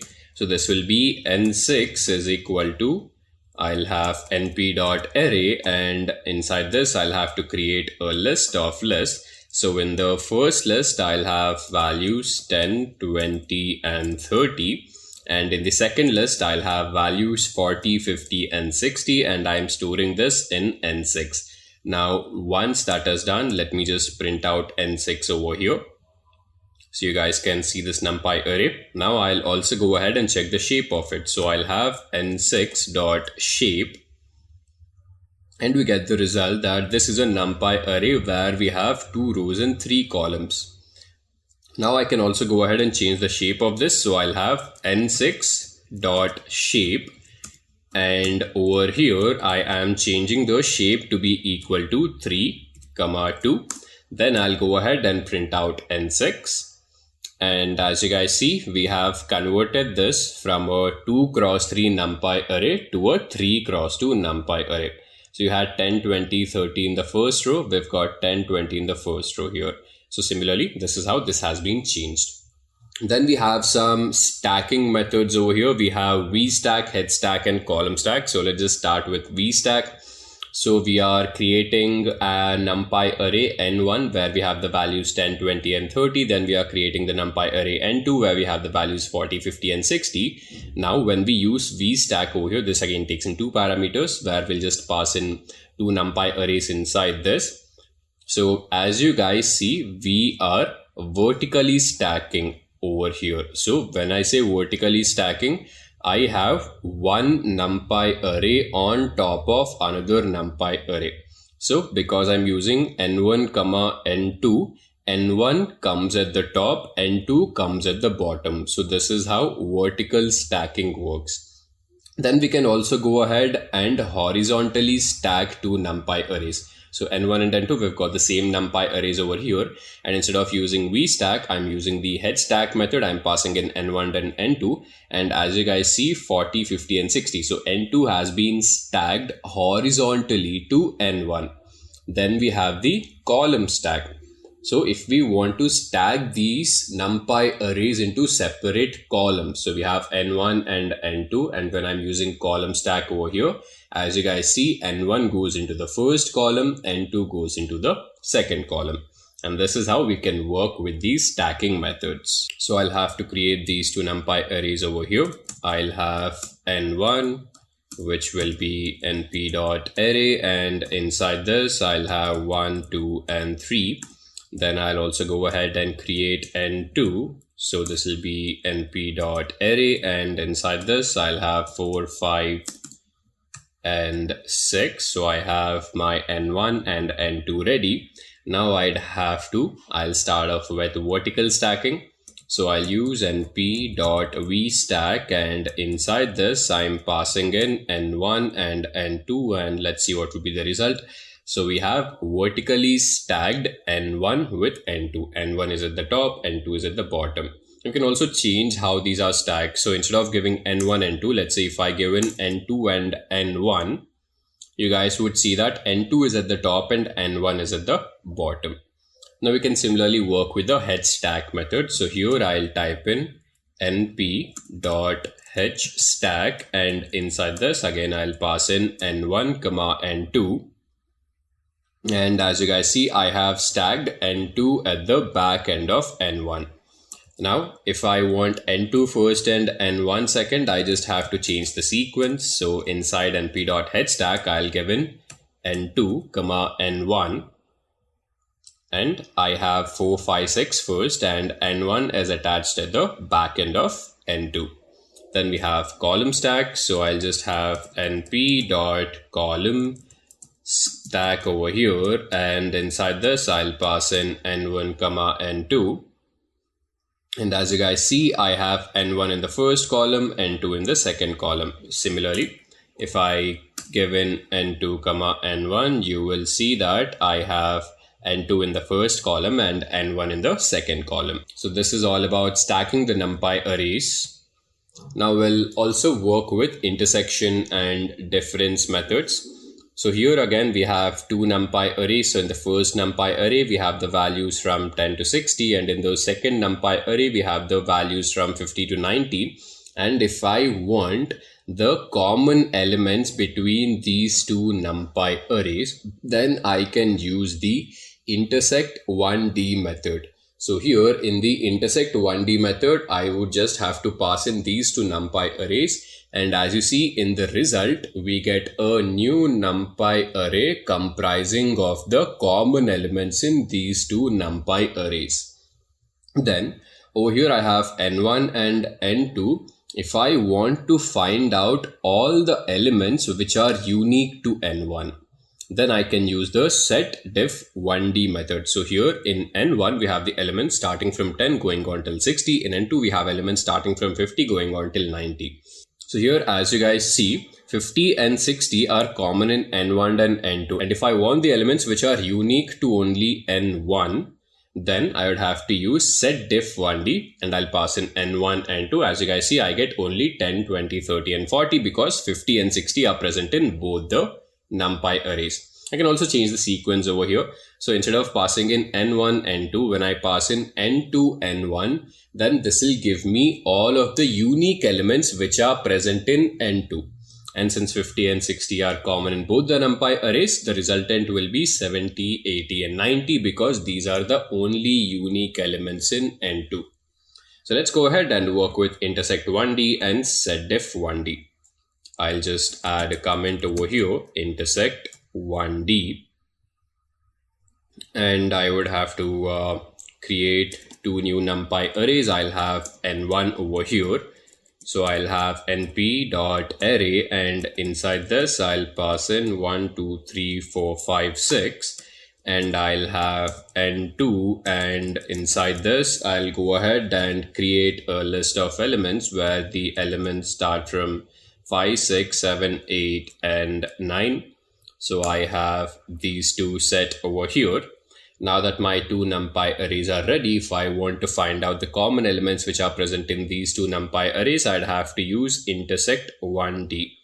So I'll have np dot intersect 1D, and inside this I'm passing in n1 comma n2, and when I hit on run, we see that the common elements between n1 and n2 are 5 and 6. Now, if I want only the elements which are common to n1, then I can use the setDiff1D method.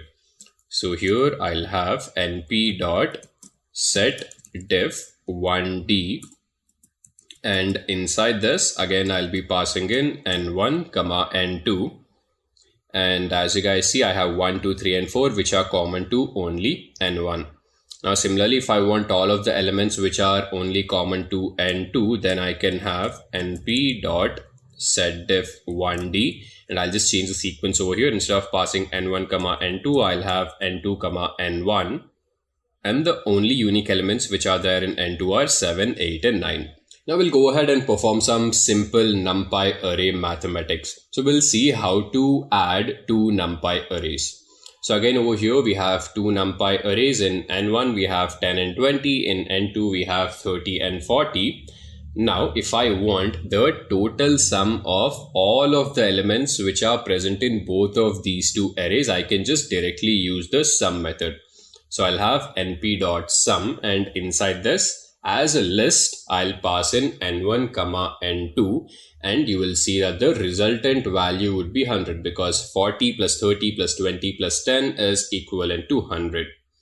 Now if I want to find out the individual sum along the rows and along the columns, then I can use the additional parameter called as axis. So if I want to sum the values along the column, then I'll set the axis to be equal to 0.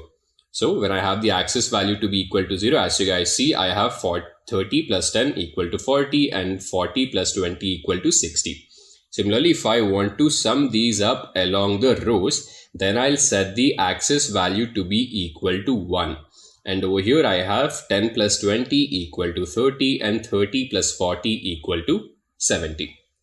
I'll add a new comment over here, addition of NumPy arrays.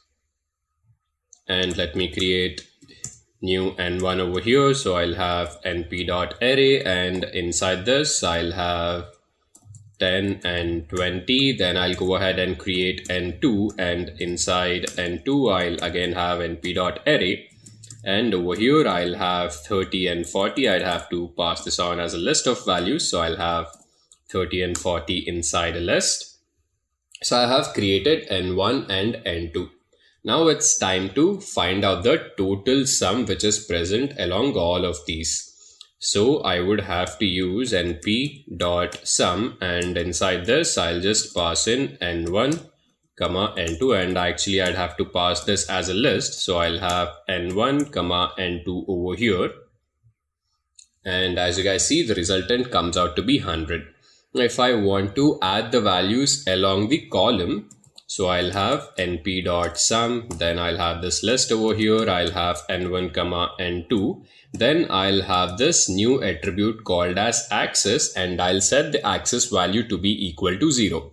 And I get the resultant 40 and 60, because 30 plus 10 is equal to 40 and 40 plus 20 is equal to 60. Now going ahead, if I want to add the values along the horizontal rows, so here it will be np.sum, and over here I'll have n1 comma n2 again, and this time I'll set the axis value to be equal to 1, and I have 30 and 70 because 20 plus 10 is equal to 30 and 40 plus 30 is equal to 70. Now we'll see how to do some scalar operations on these NumPy arrays. So here we have a NumPy array where we have values 10, 20 and 30, and if I want to add the scalar value 1 to each individual element of the NumPy array, all I have to do is add this value 1 to this NumPy array, and as you guys see, n1 plus 1 becomes 11, 21 and 31. Similarly, if I want to multiply each individual element of a NumPy array with a particular value, so here if I want to multiply it with 2, I'll just write down n1 into 2. So 10 becomes 20, 20 becomes 40 and 30 becomes 60. And if I want to subtract a value, all I have to do is perform n1 minus 1. So 10 becomes 9, 20 becomes 19 and 30 becomes 29. And if I want to divide it, I'll just have n1 divided by 2. So 10 becomes 5, 20 becomes 10 and 30 becomes 15. So this was some basic idea about NumPy. Now let me just see what is there in n1 over here. Let me actually add some more elements inside this. So I'll have n1 is equal to np.array, and inside this I'll have 10, 20, 30 and 40. Let me also print out n1 over here for your reference. So now that we have n1, what I can do is I will just go ahead and add some scalar values to it. And let's say if I want to add 5 more to each individual element of this NumPy array, so I'll just write down n1 plus 5. And as you guys see, 10 becomes 15, 20 becomes 25, 30 becomes 35 and 40 becomes 45. Similarly, if I want to subtract a value, I'll just write down n1 minus 5 over here. And 10 becomes 5, 20 becomes 15, 30 becomes 25 and 40 becomes 35. We can also go ahead and multiply something to this. So I'll have, let's say, n1 into 10. Let me print this out. And as you guys see, we have multiplied these values with 10. Similarly, I can go ahead and divide this with something. So if I have n1 divided by 10, so we see 10, 20, 30, 40 becomes 1, 2, 3 and 4. So this is some basic scalar operation on top of the NumPy arrays. And we can also go ahead and use some mathematical functions. So we have this mean function over here, which would give us the mean value of all of the elements which are present. So the mean value of all of these elements comes out to be 35. Similarly, if you want to find out the median, Then all we have to do is use this median method. We have to use np.median, we'll pass in this NumPy, and we see that the median value comes out to be 55.5. And if you want to find out the standard deviation, I'd have to use std, and I'm passing in n1 inside std, and the value becomes 36.59. So we have n1 over here, and if I want to find out the mean value, I'll just have np.mean, and inside this I'll be passing in n1. And as you guys see, the mean or the average value of all of the elements which are present in n1 comes out to be 25. Let me go ahead and create another NumPy over here. So I'll have np.array, and inside this I'll be passing in some random values. So let's say these are all of the values which are present in N2. And if I want to find out the median of all of the values which are present, so I'll just use np.median method, and inside this I'll be passing in N2. And the median of all of these values comes out to be 5. Similarly, if I want to find out the standard deviation, so here I'll have np.std. And if I want to find out the standard deviation of this particular NumPy array, so I'll pass in n2, and you would see that the standard deviation of all of the elements of n2 would be 2.397. So till now we've worked with some basic NumPy arrays. Now let's go ahead and work with a NumPy matrix. So here we are creating a 3x3 NumPy matrix, and to do that you'll again need a list of lists. So over here we'll have 1, 2, 3, 4, 5, 6, and 7, 8, 9. So this first list goes into the first row, second list goes into the second row, and third list goes into the third row. Now that we have created this NumPy matrix, let's see how can we access individual rows and columns from this entire NumPy matrix. So here, let's say if we want to access the first row, again you'd have to remember that the indexing in Python starts from 0. If we want to extract the entire first row, we'll just have n1, and inside parenthesis we'll pass in 0. And as you guys see over here, I have successfully extracted the entire first row. Similarly, if I want to extract the entire second row, then the index value for second row will be 1, and I have extracted the second row. And if I want to extract a column, then I'd have to do something like this. So in a column, I would want all of the rows. So here from this NumPy matrix, I would want the second column and all of the rows from the second column. So here, since I would want all of the rows, I'll just put in a colon over here. And since I want the second column, I'll give in the index value as 1. And as you guys see, I have extracted the entire second column over here. Similarly, if I want to extract the entire third column, the index value will be 2. And I have extracted the entire third column. Let's perform this in Jupyter Notebook. So I'll just write in NumPy matrix over here. Now that this is set, I'll have np.array, and over here I'll have a list of lists. So in the first list, I will have 10, 20, and 30. In the second list, I will have 40, 50, and 60. In the third list, I will have 70, 80, and 90. And I will go ahead and store this in n1 again. Now I'll go ahead and print out n1, and let's see what would be the result. So this is our NumPy array which we have just created. Now if I want to access individual rows from this, I'll have to give in n1, and inside parenthesis, let's say if I want to extract the third row, then the index for the third row will be 2. I'll just have 2 over here. And as you guys see, I have successfully extracted the entire third row.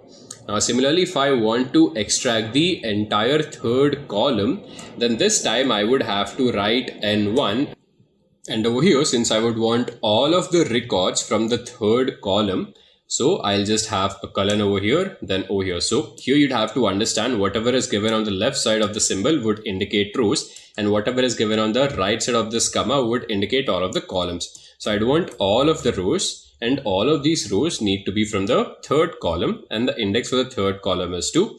And I have successfully extracted all of the elements which are present in the third column. Now we'll see how to transpose a matrix. So what is transposing? Transposing basically means when you're interchanging the rows and columns. So here, as you guys see, we have 1, 2, 3, 4, 5, 6, and 7, 8, 9. Now the rows would be interchanged with the columns. So here 1, 2, 3 which is present in the first row comes into the first column. 4, 5, 6 which is present in the second row comes into the second column. 7, 8, 9 which is present in the third row comes into the third column. Let's go ahead and perform transpose as well. So all I have to do is use np dot transpose, and inside this I'll just pass in n1 over here. So as you guys see, initially I had 10, 20, 30 which was in row. This became in column. 40, 50, 60 was in second row, became the second column. 70, 80, 90 was the third row, which became the third column over here.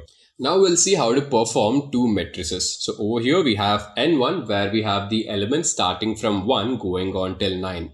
Then we have n2 where we have elements starting from 9 going on till 1. Now if we perform the dot operator on this, which is basically matrix multiplication, this is how the multiplication happens. So the multiplication is row by column, which would basically mean, so here we have 1, 2, 3, here we have 9, 6, 3. So it will be 1 into 9 plus 2 into 6 plus 3 into 3, which will give you a result of 30. Then again we'll have row by column. So here it will be 1 into 8 plus 2 into 5 plus 3 into 2, which will give you a result of 24.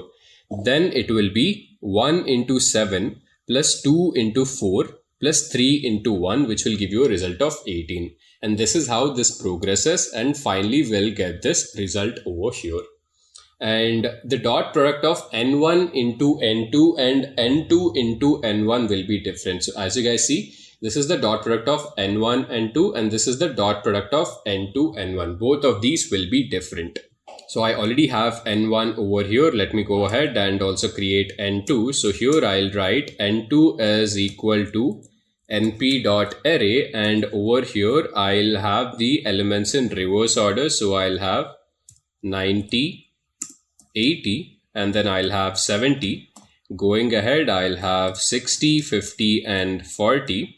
After this, I'll have 30, 20, and 10, and I am storing this in this object called as n2. Let me also go ahead and print out n2 for you guys over here.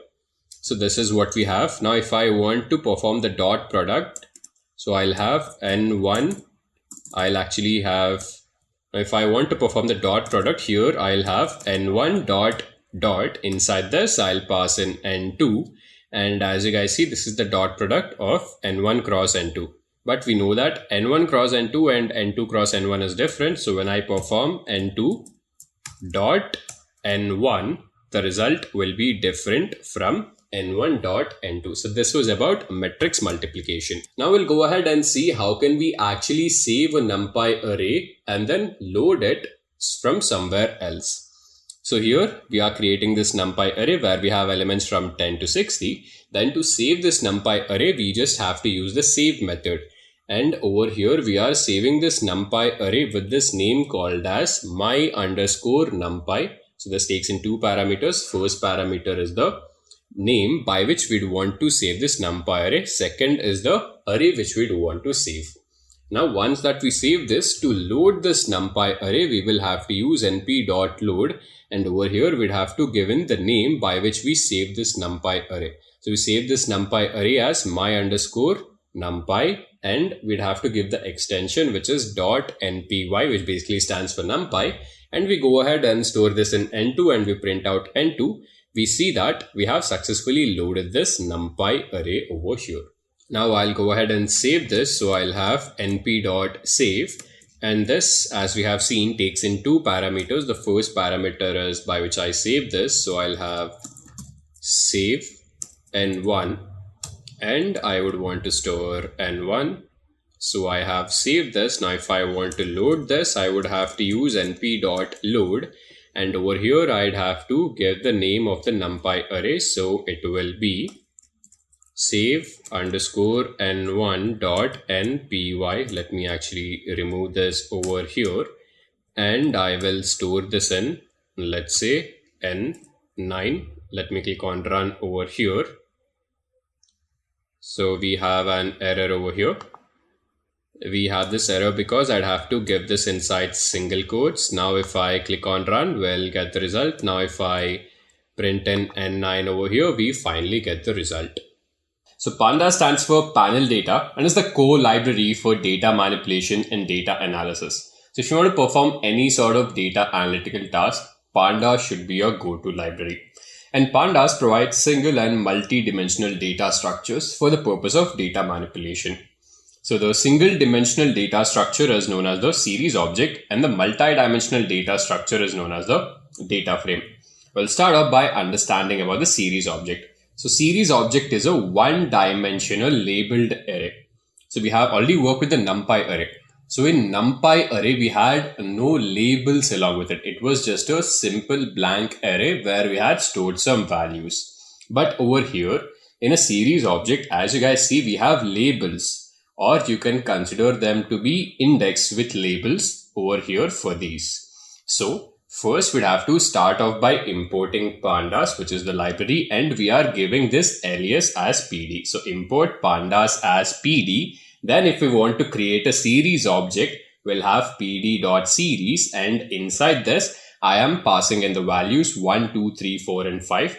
And when I print it out, I get this series object. So when I check the type of this, type of S1, this gives me pandas.core.series.series.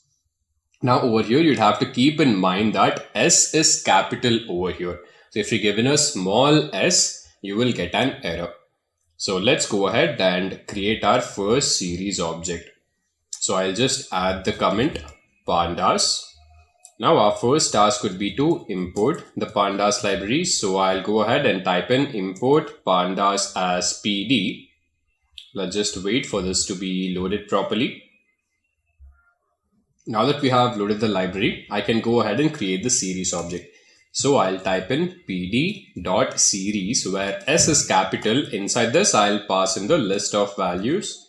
So let's say I'll just have 10, 20, 30, 40, and 50, and I'll go ahead and store it in this object called as S1. Let me print out S1 over here. And as you guys see, I have created this series object. Let me also check the type of this. So inside the type method, when I pass in S1, you guys would see that this is a series object.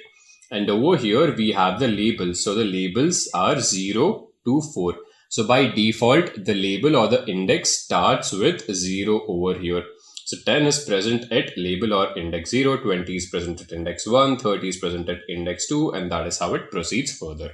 Now, since we have labels in a series object, we can change how the label of the index looks like. So over here, we just had numbers starting from 0, but instead of numbers, let's say if I wanted alphabets over here, then I can add a new attribute called as index. So over here with this index attribute, I am setting the values to be equal to A, B, C, D, E. So here initially we had index 0. 0 has been changed to A. Then we had 1, 1 has been changed to B. We have 2, 2 has been changed to C, and that is how it proceeds. So now over here, let me go ahead and change these index values. So it is the same command over here.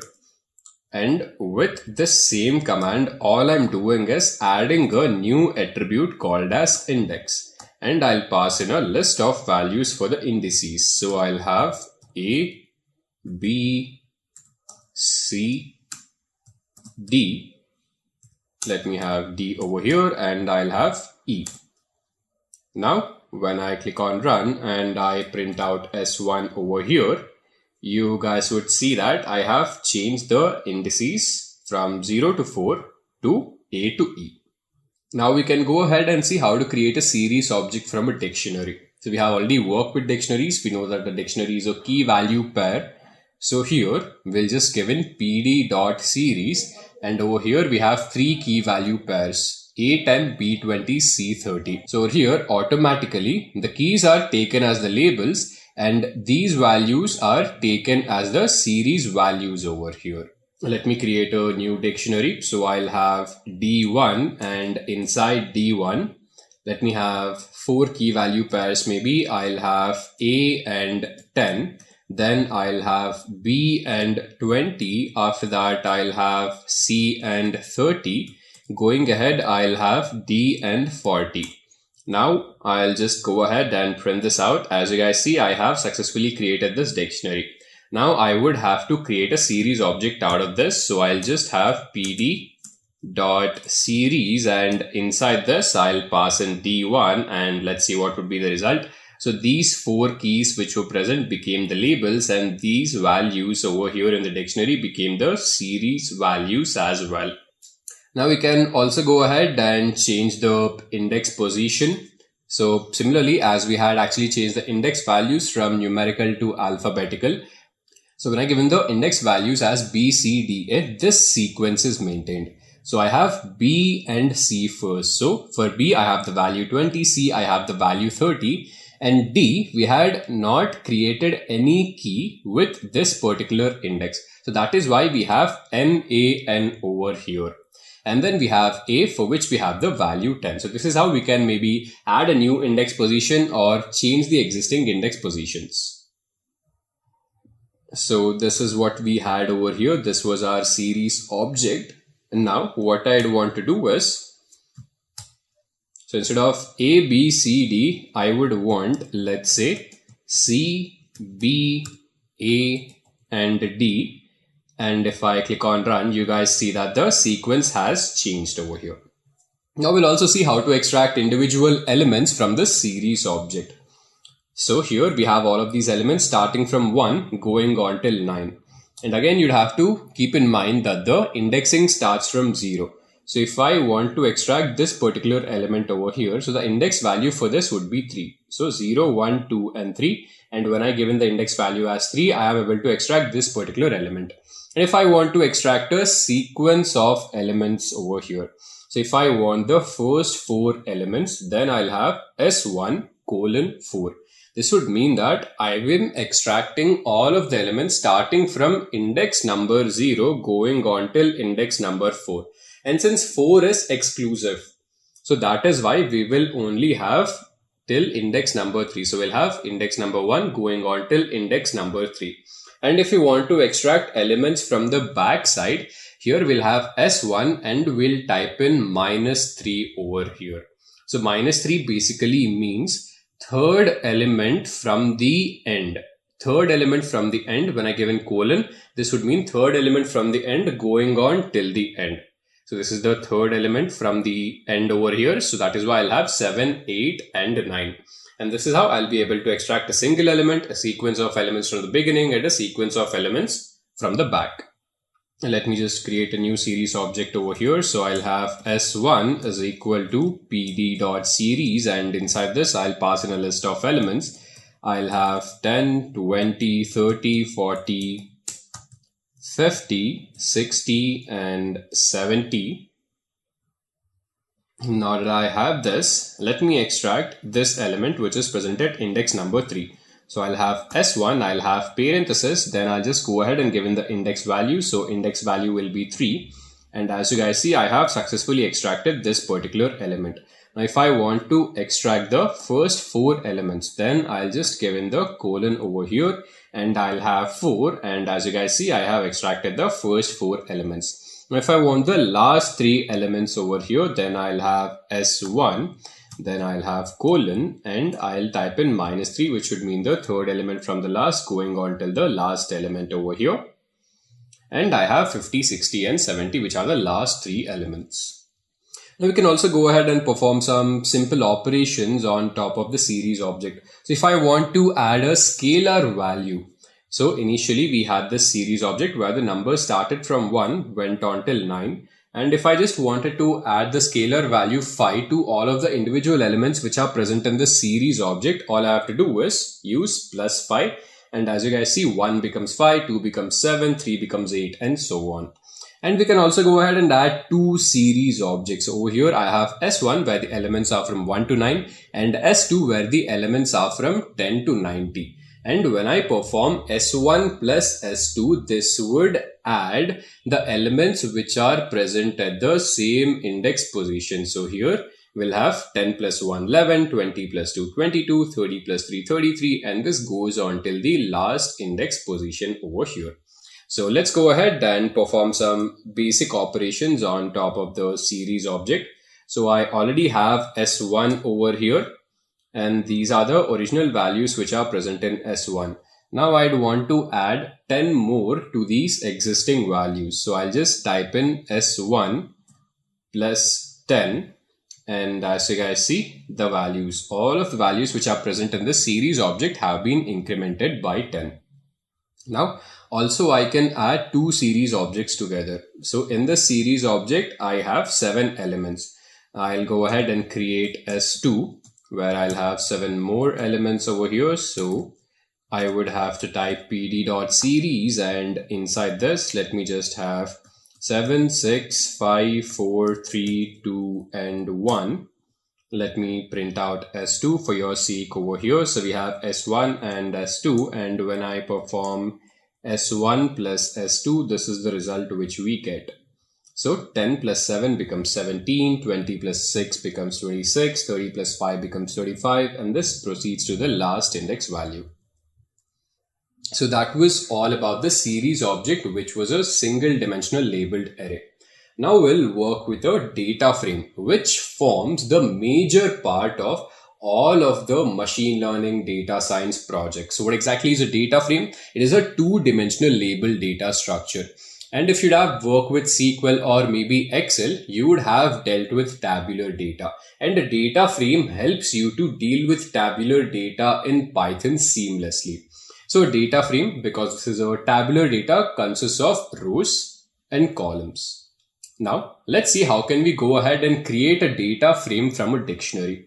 So to create a data frame, we'd have to use this particular method over here. We'd have to type in pd.dataframe, where D is capital and F is also capital. So by any chance, if you give maybe D as small or F as small, you'll get an error. So both of them have to be in capital case. And over here, I have two key value pairs. So the first key is name, and then we have a list of values which are Bob, Sam, and Annie. Then we have the next key, which is marks. Then we have the list of values for marks, which are 76, 25, and 92. So here, as you see, the keys become the column names and the values become the records over here. So name and marks become the column names, and these values over here, the list of values Bob, Sam, and Annie, which are the values for this key, become the records of this particular column. Similarly, these values are there for this particular key, and these become the records for this particular column.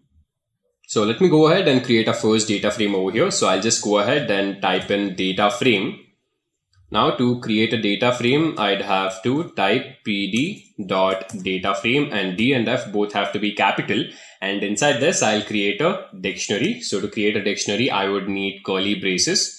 So the first key would be name, and I'll go ahead and give in a list of names over here. Let's say the first name is Sam. Then we have Annie.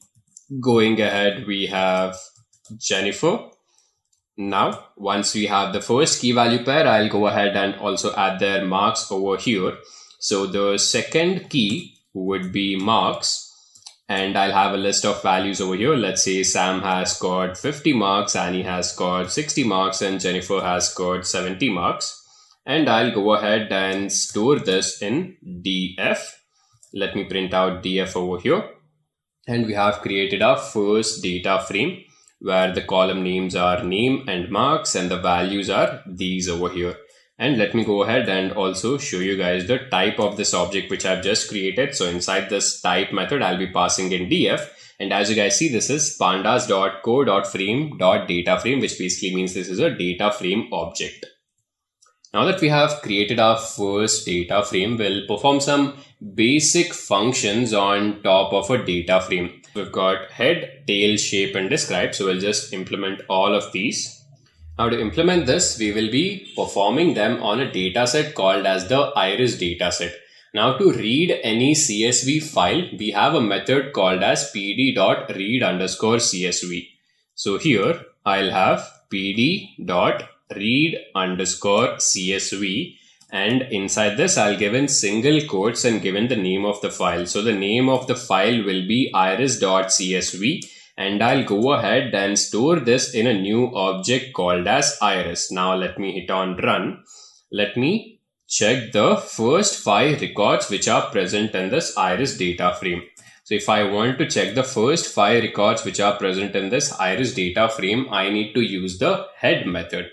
So iris.head, as you guys see, I have the first 5 records. So this iris data frame comprises of 5 columns, which are sepal length, sepal width, petal width, and species. And we'll have 3 different species, which would be setosa, versicolor, and virginica.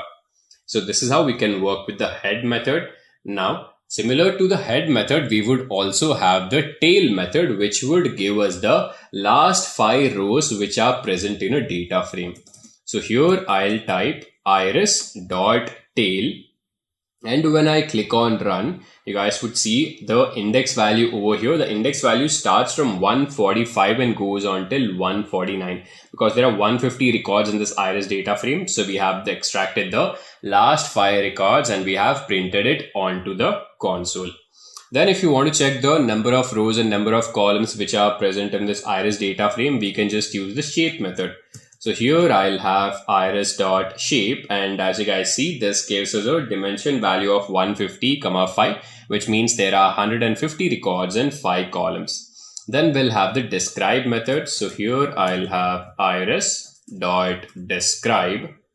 And now when I click on run, we have all of these numerical quantities over here. So let's say if I want to find out what is the minimum value which is present in the sepal length column. The minimum value present in this sepal length column will be 4.3. Similarly, what is the maximum value in sepal length column? It will be 7.9.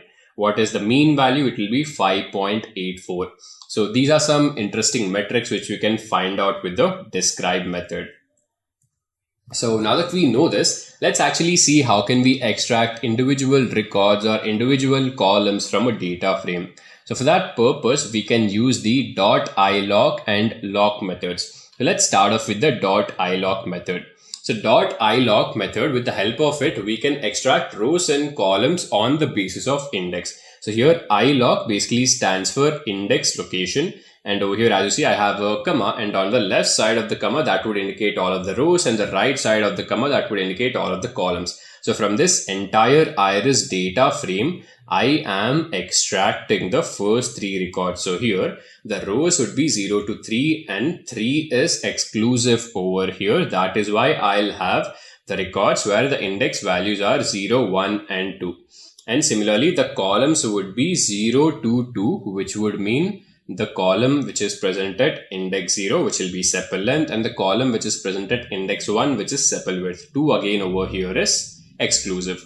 So let me go ahead and extract some rows and columns with this iloc method. So we already have this iris data frame with us. Let me again print out the head for you guys, so that will be easier for you to have a glance at this.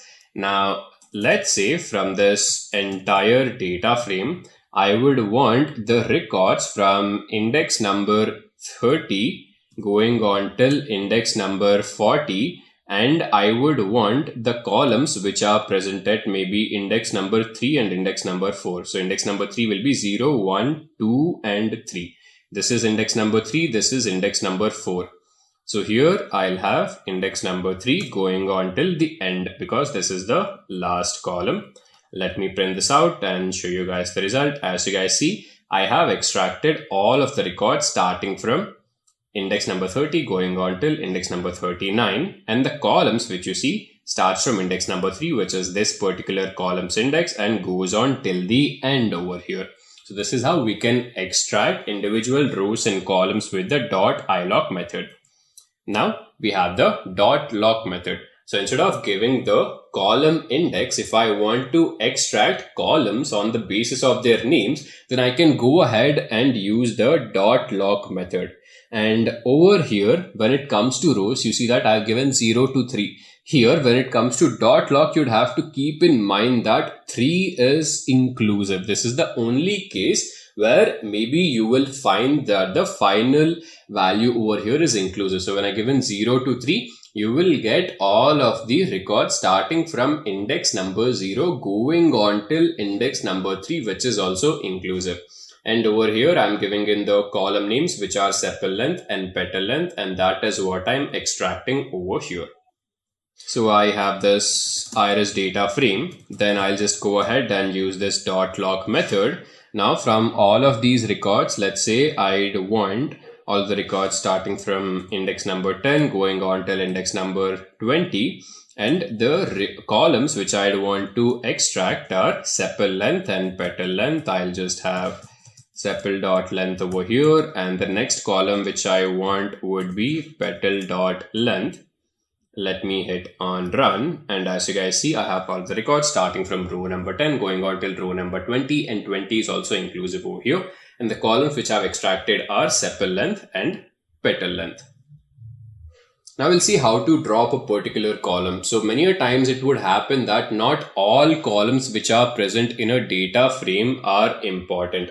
So from this entire data frame, if we want to drop a particular column, then we can just go ahead and use the drop method. So here I'll have iris.drop, and I am dropping or removing the sepal length column from this entire data frame. So here, when I set the axis value to be equal to 1, this would basically mean that I am dropping a column. So if you want to drop a row, then you'd set the axis value to be equal to 0. And if you want to drop a column, then you'd set the axis value to be equal to 1. So if from this entire iris data set, again, I'll show you guys the head of this so that you guys can have a glance at all of the columns which are present over here. So from all of the columns, if I want to drop the species column, all I have to do is type in iris.drop, and inside this I'd have to give in the name of the column, which would be species, and I'd have to set the axis, which will be equal to 1 because I'm dropping a column. And as you guys see, I have successfully dropped the species column from this entire data frame. Now similarly, if I want to drop some particular rows which are present in this data frame, so here, as you guys see, the index value, it starts from 0, goes on till 4 over here. But if I want to drop the row indexes of 1, 2, and 3, here, as you guys see, I have two parameters. First parameter, I'll give in a list of all of the indices that I'd want to drop. So I'd want to drop the index value 1, index value 2, and index value 3. And the resultant which you see over here, after 0, we directly jump on to the index number 4. So now from this entire data frame, this what you see over here, I'll just use iris.drop, and I would want to drop the index values of 1, 2, and 3, and I'll set the axis to be equal to 0. And when I hit run, you would see that after 0, we are directly jumping onto index number 4. So this is a very simple example of how to drop some records and how to drop some columns from your data frame. Now we'll go ahead and work with some simple pandas functions. So from the iris data frame, if I want to find out the mean values of all of the columns, I can just go ahead and use the mean method. Similarly, if I wanted the median values of the records of all of the columns, then I'll just go ahead and use the median method. Similarly, if I wanted to find out the minimum value, I'll use the min method. And if I wanted to find out the maximum value, I will use the max method over here. So very basic operations. So when I use iris.mean, this would give me the average values of all of the columns. So average sepal length of the entire data frame is 5.8. Average sepal width is 3.05. Average petal length is 3.75. And average petal width is 1.19.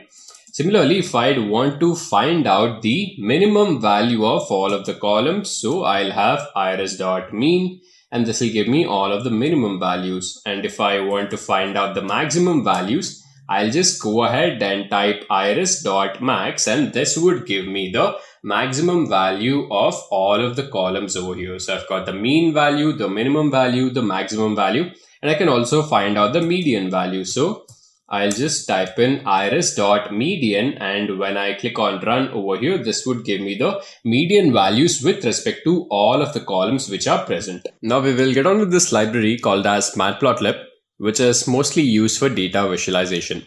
And with the help of this library, we can create stunning plots such as bar plots, scatter plots, histograms, and a lot more. So we'll start off by creating our first plot, which will be a line plot. So we would require two libraries over here. The first library would be NumPy, because we would want to create our data with this NumPy library.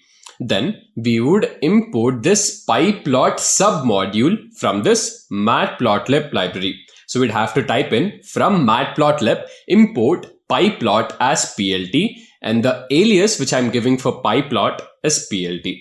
Then I'll create two NumPy arrays over here.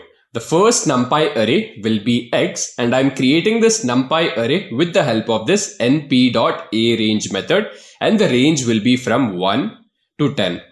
And then I'll create the next NumPy array, which is basically 2 times of X. So all I have to do is multiply X with 2, and then I'll get Y. So here we have 1, we have 2. 2 becomes 4, 3 becomes 6, and this is how it proceeds. Now, once we create the data, all we have to do to create a line plot is use this plt.plot. So we'll have the plot method in this pyplot module. So this takes in 2 parameters, which are X and Y. So we have already created our data X and Y. So X will be plotted on the X axis, Y will be plotted on the Y axis. And as you guys see over here, X goes from 0 to 10 and Y goes from 1 to 20 over here. And we see that there is a linear relationship between X and Y, or in other words, as the value of X increases, the value of Y also correspondingly increases. So let's go to Jupyter Notebook and create our first line plot using Matplotlib. So I'd have to start off by importing the required libraries. So I would need NumPy. Here I'll type import NumPy as np. And after this, I would also require Matplotlib. So I'll type from Matplotlib import pyplot as plt. Let me write the spelling properly over here. And once I've imported these 2 libraries, I'd have to create the data. So first I'll have X, and this I'll be creating with np.arange, and the range will be from 1 to 10. Since I want the numbers from 1 to 10, I'd have to give the value 11 because 11 will be exclusive over here. Then let me just go ahead and print out X for you folks over here. As you see, we have the numbers starting from 1 going on till 10. Now, if I have to create Y, Y will just be 2 times of X. So here I'll have 2 into X, and then let me print out Y for you folks over here. And as you guys see, this is all of the elements are just 2 times of the elements which are present in X. Now, since I have to create a simple line plot, I would have to use plt.plot, and this would take in 2 parameters, which are X and Y. So this data would be plotted onto the X axis. This data would be plotted onto the Y axis.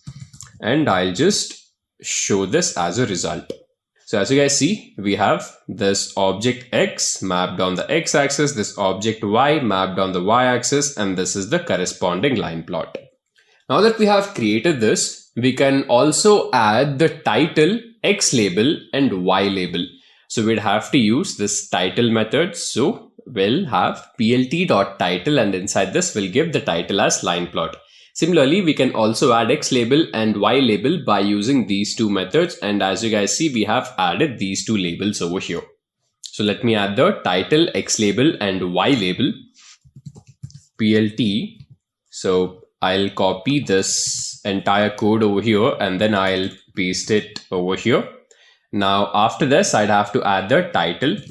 So for that, I'll use plt.title, and I'll just give the title as first line plot. Then I'll have X label. So here I'll have plt.x label, and here I'll give the X label as X axis.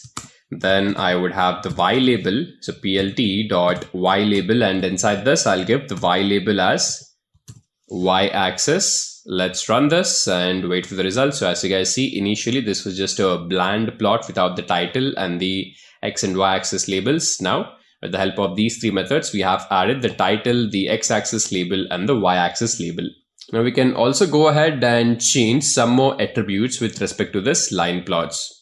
So we have color, line style, and line width. So initially, as you see over here, the color of this line by default is blue. But if I don't want the blue color and if I want some other color, then I can just use this color attribute and assign it a new color. Since I'm giving it a value of G, which basically means green color. And as you guys see, this is a green color. Similarly, we have this next attribute called as line style. So initially we have a solid line, but instead of a solid line, if I want a dotted line, then I can go ahead and use a colon over here. And as you guys see, we have a dotted line right now. And by default also the line width is 1. So we can go ahead and increase or decrease the line width. So here we are setting the line width to be equal to 2. And this is the final result which we get. So let's go ahead and add some color, line plot and line width. I have the same code over here. Now what I'd have to do is add in some color. So I'll have this attribute called as color and I'm setting, let's say I'll give it orange color to this. Now I would have to change the line style. So I would want a dotted line instead of this solid line. So I'll give in a colon over here and I'll also change the line width. So I'll give the line width as 3. So as you guys see, initially this was the line which we had, but now I have changed it to this. So from blue, we have converted it to orange. From a solid line, we have converted it to a dotted line. And also you see that this is a thin line and we have increased the width of this line by 2 points. Now we have only created one line in one plot, but we can also have 2 lines in the same plot. So for this purpose, I'll have 2 y variables. So x variable will be the same, which will be the numbers starting from 1 going on till 10. But I'll have 2 y variables, y1 and y2. y1 is 2 times of x, y2 is 3 times of x. So now that we have y1 and y2 ready, I'll have to make 2 plots because I'd want 2 line plots in the same graph. So first I'll have plt.plot and this line will be between x and y1. So this first line which you are making, it will be between x and y1. And for this particular line, I'm setting the color to be equal to green, the line style to be equal to, so this will be a dotted line. Then we'll set the line width to be equal to 2. Then we'll have our next line, which will be between x and y2. And the color of this line will be red. And this will be a dashed line. And we are setting the line width to be equal to 3. Then again, we have the title, x label and y label. And we also have this new method called as grid. So in the earlier plot, as you guys see, we don't have any grid over here. But when we set plt.grid to be equal to true, we'll have a grid as well. And this is the resultant line which we get. So here we have the green line over here, which is this dash line. Then we also have this next line over here, which is between x and y2. And this is the line. And since I've also set the grid to be equal to true, we also have a grid over here in this particular graph. So I'll go back. We already have x. Now let me just print out x for you guys over here. These are all of the numbers which are present in x. Now y1, I'll set it as 2 times of x, and then I'll have y2, which will be equal to 3 times of x. So I have y1 and y2 ready. Now after this, I would have to make a plot between x and y1. So I'll have plt.plot, and onto the x-axis, I'll obviously have x. Then onto the y-axis, I'll have y1. And the color for the first line, I'll have green. And let's say the line width, I'll set this to be equal to 2. Then I'll have the next line, which will be between x and y2. So here I'll just write down x comma y2.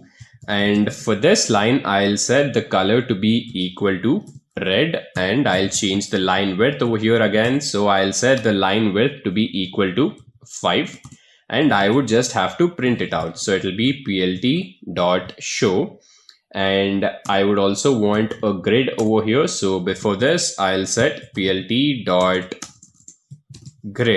and I will set this to be equal to true. Let's hit run. And as you guys see, I have 2 lines in the same plot. Now in the earlier example, we had two lines in the same plot, but if we actually want two subplots itself, that is, as you guys see over here, this is one subplot, this is one subplot, and this line is present in the first subplot, this line is present in the second subplot. So this is also something which we can create. So first we have x, y1 and y2. So these would be the same variables. Once we have our variables ready, we would have to use the subplot method. So we'll have plt.subplot, and inside this I am passing in 1, 2, 1. So here 1, 2 basically means that I would have two plots over here, and those two plots would be present in this way. So I'll have one row, two columns. As you guys see, I have one row and two columns. So this is column number 1, column number 2, which are present in the same row. Then I will give in the index of this subplot. So this is index number 1. And for this first index, this will be the plot which we'll be creating. So for the first index, the plot will be between x and y1, color will be green, line style will be dotted, and line width will be 2. And as you guys see, at index number 1, we have this green colored line between x and y1. Then we'll have plt.subplot, which is our next subplot, and the first two parameters will be the same. The third parameter here will set the index value, which is 2. So this is what we'll be getting over here. And the second index will have the line plot between x and y2, and the color, as you see, is red, line style is dotted, and line width is equal to 2. Then we'll just go ahead and print it out. So we already have x, y1 and y2 ready with us. Now after this, we would have to start off by creating a subplot. So here I'll have plt.subplot, and I'd have to give in the dimensions over here. So I'll have 1, 2, 1. So I'm creating my first subplot over here, plt.plot, and this plot will be between x and y1, and I'll set the color to be equal to yellow. Then after this, I'll go ahead and create the second subplot, and the first two parameters will be 1 and 2 because I'd want these two plots along the columns, and I'll set the index to be equal to 2. Then I'll have plt.plot, and the next plot will be between x and y2, and over here I am setting the color to be equal to orange. Then I can just go ahead and show you guys the result. So as you see, I have two subplots over here. The first subplot is between x and y1, and the color of this line is yellow. The next subplot is between x and y2, and the color of this line is orange. Now, if I want the subplots along the row and not along the column, that is also I can set.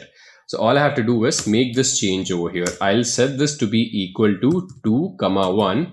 And similarly over here, I'll make this to be 2, 1, which means that I will have the plots along the rows. I'll have two rows and only one column. When I hit run, as you guys see, I have two rows and only one column. This is the first subplot. This is the second subplot. So that was a line plot which helped us to understand the relationship between two numerical entities. So whatever we mapped onto the x-axis was a numerical entity, and whatever we mapped onto the y-axis was also a numerical entity. Now we'll go ahead and work with something known as a bar plot, which would help us to understand the distribution of a categorical column.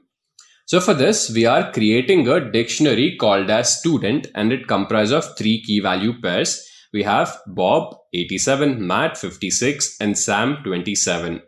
Now we'll go ahead and extract the names and values individually. So the names of these students are basically the keys. So I'll have student.keys, which will give me all of these keys, and I'll go ahead and convert these keys into a list. So I'll pass this into this list method, and I'll store the result in this names object.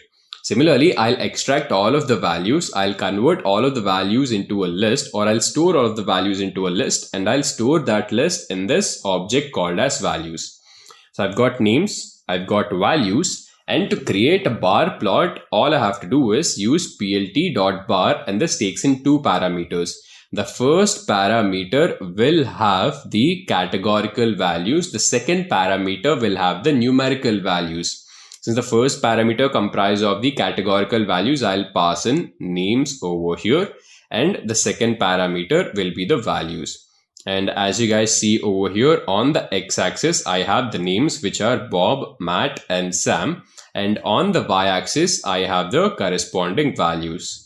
So we see that Bob has scored the highest marks, followed by Matt, followed by Sam. Now, since we are creating a bar plot, I'll just add this comment bar plot over here. And I'd have to create a dictionary so that we get the data for this bar plot. So I'll name this dictionary as student, and we can create a dictionary with these curly braces over here. So I'll have the first student, who is Bob. Let's say Bob has scored 45 marks. Then we'll have the second student, Sam, and Sam has scored, let's say, 97 marks. Then we'll have Matt, and let's say Matt has scored only 23 marks. So we've got 3 key value pairs. Now that this is done, I'd have to extract the keys. So I'll type in student.keys, and I will convert this into a list. So I'll cut this, I'll put this inside the list, and I will store this in a new object called as names.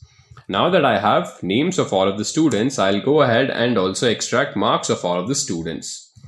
So I'll store that in this object called as values.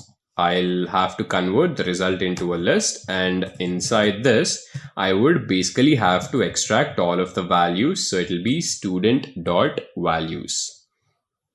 I have names and values ready, and to create the bar plot, I would just have to use plt.bar. The first parameter will be names, and the second parameter will be values.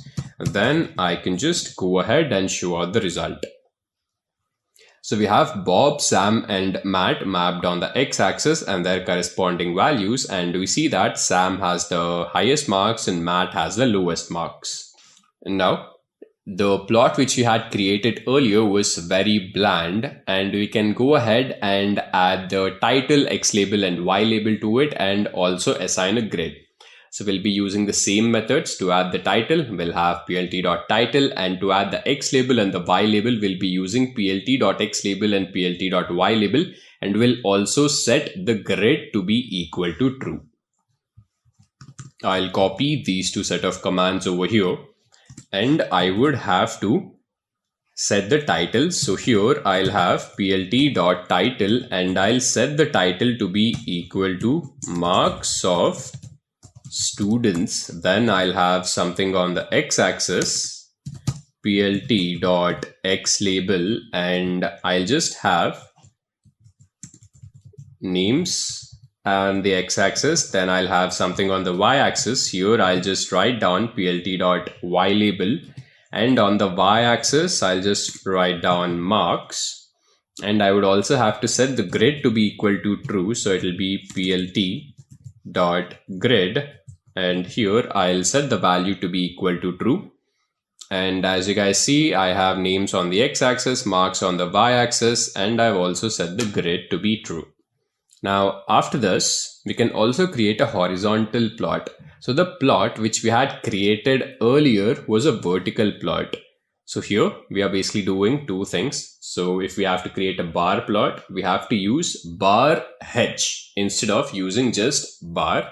And we are adding a color as well. So by default, we had the blue color. And if I want to change the color from blue to green, I'll use this color attribute and I'll map the green color to this. Rest everything will be the same. Let me add a new comment over here, which will be horizontal bar plot. Now that I have added this comment, let me go ahead and copy everything. I'll paste it over here, and instead of just having bar, I'll have bar h, and I'll set the color to be red.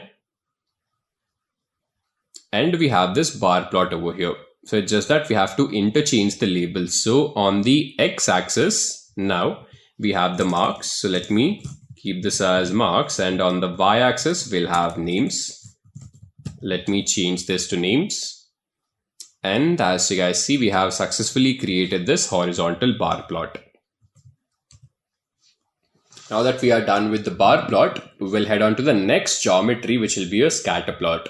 A scatter plot again is used to understand the distribution between two numerical entities. And these entities are represented in the form of data points.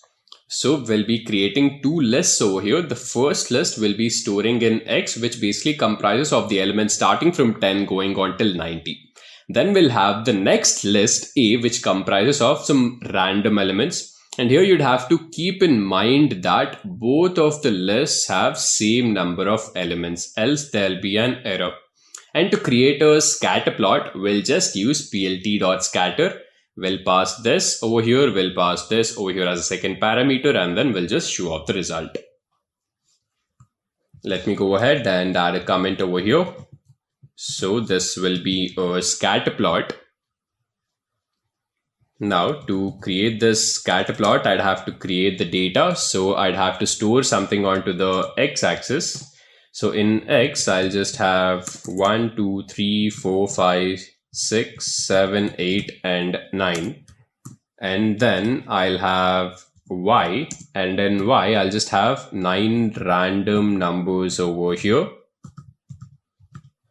So let me just store some 9 random numbers, which is done. Now to create this scatter plot, I'll have plt.scatter and I'll just pass in x comma y, and I would have to show out the result, plt.show.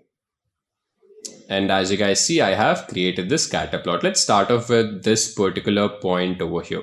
This particular point indicates these two. So I have x, y, which is basically 1 and 5.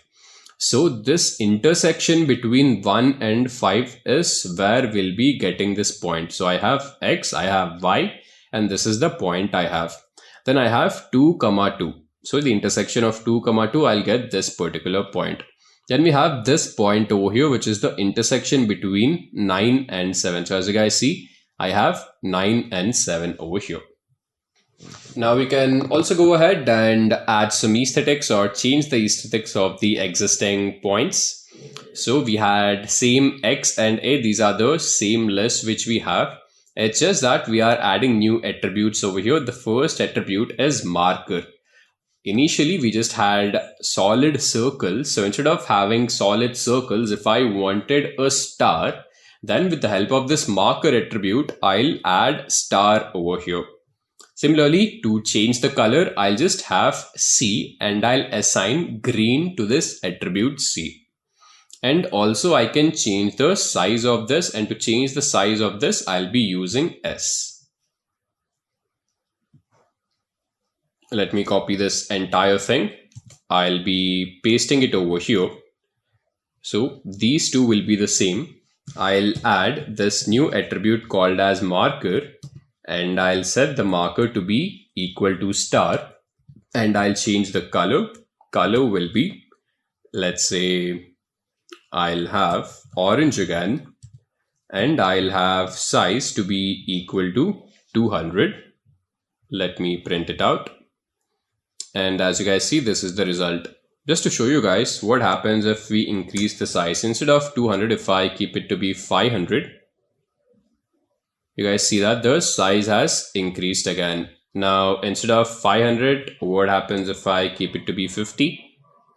You would see that the size of the stars has decreased. Now, as we did with the line plot, where we had two lines in the same graph, we can perform a similar sort of thing over here, where we'll have two different sets of points in the same plot. So for this, we would need a new list. We already have X and A. Then we'll create a new list called as B. Again, we'd have to keep in mind that the elements which are present in this list, or the number of elements which are present in this list, should be equal to the number of elements which are present in A as well as X.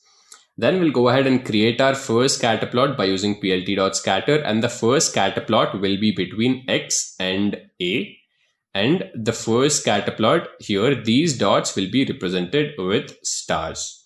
Then we'll go ahead and create the second scatter plot, which will be between X and B. And these will be represented with circles. And also we have different colors for both of these scatter plots, and also the size of the different data points will be different. I'll copy this entire thing over here and I'll paste it down. I'll change this to be equal to y1. Then I'll have a y2 as well. And then y2, I would need some bunch of elements over here, random 9 elements. So let me just have some random 9 elements. Let me just check how many elements do we have. So I have 1, 2, 3, 4, 5, 6, 7, 8, and 9. So these 3 lists are ready. After this, I'd have to go ahead and create the first scatter plot, which will be between X and Y1. Then I'll go ahead and create the second scatter plot, which will be between X and Y2. And I'm not adding the marker because we have already added the marker for the first one. I'll just change the color for this. So the color for second one, let's just keep it to be blue, so I don't have to add the color as well. And I'll change the size of this. So for this, I'll set the size to be equal to 500. So as you guys see, I have 2 sets of points over here. The first set of point is being denoted by the small stars. The second set of points is being determined by these solid circles. Now, instead of having those set of points on a same plot, we can go ahead and create 2 subplots as well. So we'll be using the subplot method as we had used during the case of line plots. So here we have these 3 lists, then I'll have plt.subplot, then we'll have the same 3 parameters. And since I want these plots to be present column wise and not row wise, I'll have 1, 2, which means that I'll have 1 row, 2 columns, and then I'll give the index. So at index number 1, we'll have this scatter plot, which will be between X and A. So this is the scatter plot between X and A. Then I'll go ahead and create the next subplot, and the next subplot will be between X and B. I'll copy this entire thing. I'll paste it over here. It's just that I'd have to create a subplot now. So I'll have plt.subplot, and I want these plots column wise. So I'll have 1, 2, 1, and the first subplot will be this. Then I'll go ahead and create the second subplot. So I'll have plt.subplot, and here I'll be writing 1, 2, 2. And this is our first subplot, and this is our second subplot. So that was all about the scatter plot. A categorical column, but when it comes to histogram, we'll be using that to understand the distribution of a continuous numerical column. And we'll be creating this continuous numerical column or continuous numerical data with just a list over here. So this is a very basic example. I'm just creating a random list which comprises of all of these numbers, and I'm storing it in this object called as data. And to create a histogram, all I have to do is use this hist method. So inside plt.hist, I'll pass in this list, and when I show out, this is the result which I get. So here, let's actually have a look at this particular bin. So in a histogram, these are known as bins.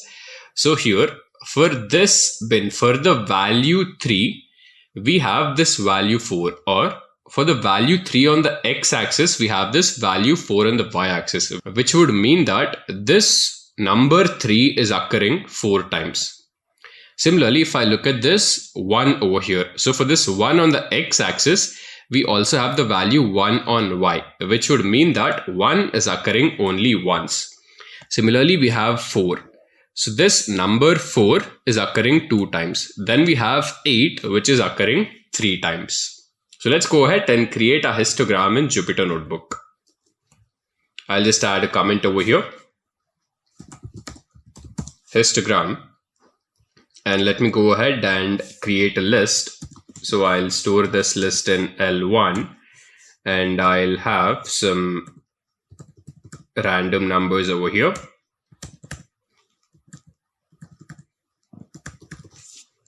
So I have created my list. Now that this is ready, I can just go ahead and build out the histogram by using this method called as plt.hist, and inside this I'll be passing in L1. Then since I just have to show this out, I'll just have plt.show, and this is the result.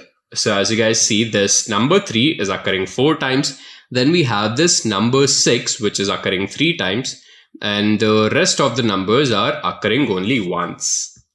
Now we can also go ahead and change the number of bins which are present or the color of the histogram as well. So to change the color, we'll just use this over here. So for the color attribute, we are mapping in G, which will give us this green color. And initially we had 1, 2, 3, 4, 5, 6, 7 bins over here. But instead of 7 bins, let's say if I want to reduce the number of bins, I'll just use this attribute and set the number of bins to be equal to 4. And this is the result which I get. I'll copy this entire thing. I'll paste it over here. Now that I have created this histogram, I would want to change the color of this. So I'll set the color to be equal to green. And instead of, so how many bars do I have? 1, 2, 3, 4, 5, 6, 7, 8, and 9. So instead of having 9 bars, let's say I would want only 3 bars over here or 3 bins over here. I'll set the bins value to be equal to 3. And as you guys see, I have only 3 bins. Now let me set it to be 5. And I have 1, 2, 3, 4, and 5 bins. This was all about histogram. Now, the earlier histogram which we had created was with respect to a single list. But if you want to create a histogram on top of a data frame, then let's see how can we do it. So here we'll be building this histogram on top of the iris dataset. So if we have to load any data frame, we'll have to use read_csv, since this is a CSV file. So inside read_csv, I am passing in the name of the file and I'll store it in this object called as iris. And when I use iris.head, this will give me the first 5 rows which are present in this data frame. Now after that, to create the histogram, we'll just use plt.hist, and inside this, so here we were passing in the list of numbers, but here instead of passing in the list of numbers, I'll pass in the column. So we have this sepal length column which is present in the iris data frame. So I'll just pass in the sepal length column and I'll set the number of bins, and I'll also set the color to be equal to something. And when I show it out, this will be the result which I'll be getting. So here I'd have to load the iris data frame first. So in the iris object, I'll just have pd.read_csv, and inside this, I'll give in the name of the file which will be equal to iris.csv. I'll click on run. So I'd have to import the pandas data frame as well to use read_csv methods. So I'll have import pandas as pd. And we have, let's just wait till this is loaded, both the library and also the data frame. Now in the while it is loaded, I'll go ahead and write in the head method as well. Now if I click on run, we'll have a glance at the first 5 records which are present in this data frame. And as we see, we have sepal length, sepal width, petal width, and the species column. And now I'd want to create a histogram for, let's see, this petal length column over here. Then I'll just have to type in plt.hist, and inside this I'd have to pass in this petal length column. So here, so I'd given the name of the data frame first, and using this parenthesis, I'll give in the name of the column. So the name of the column, let me keep this to be small. It'll be petal length. And I'll set the number of bins to be equal to, let's say 50. And after that, I'll set the color of the bins to be equal to green again. And we can just go ahead and show the result. So this should be color and not C. I'll keep it as COLOR.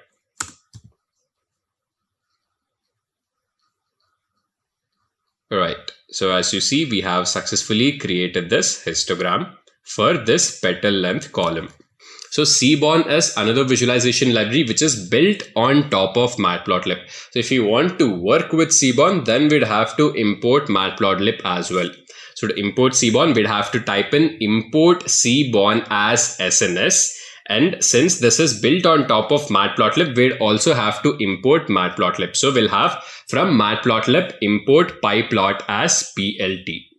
And inside Seaborn, we have this method called as load dataset. And we have some built-in datasets inside the Seaborn library. And one such built-in dataset is the fMRI dataset.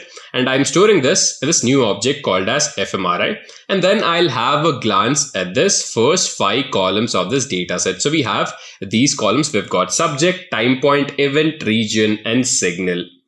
Now, out of all of these columns, I'd want to make a line plot between the time point column and the signal column. So to make a line plot with the help of this Seaborn library, since I've given the alias for this Seaborn library as SNS, I'll type in SNS.lineplot, and onto the x-axis, I am mapping the time point column, and onto the y-axis, I am mapping the signal column. And then I'll have a new attribute called as data. So basically, I am building this line plot on top of this fMRI dataset that I just go ahead and show out this line plot. So let's understand this properly. So if you look at this line plot closely, you would see that till the time point of 5 seconds. So let's say if this time point is in seconds, so till the time point of 5 seconds, the signal value is increasing.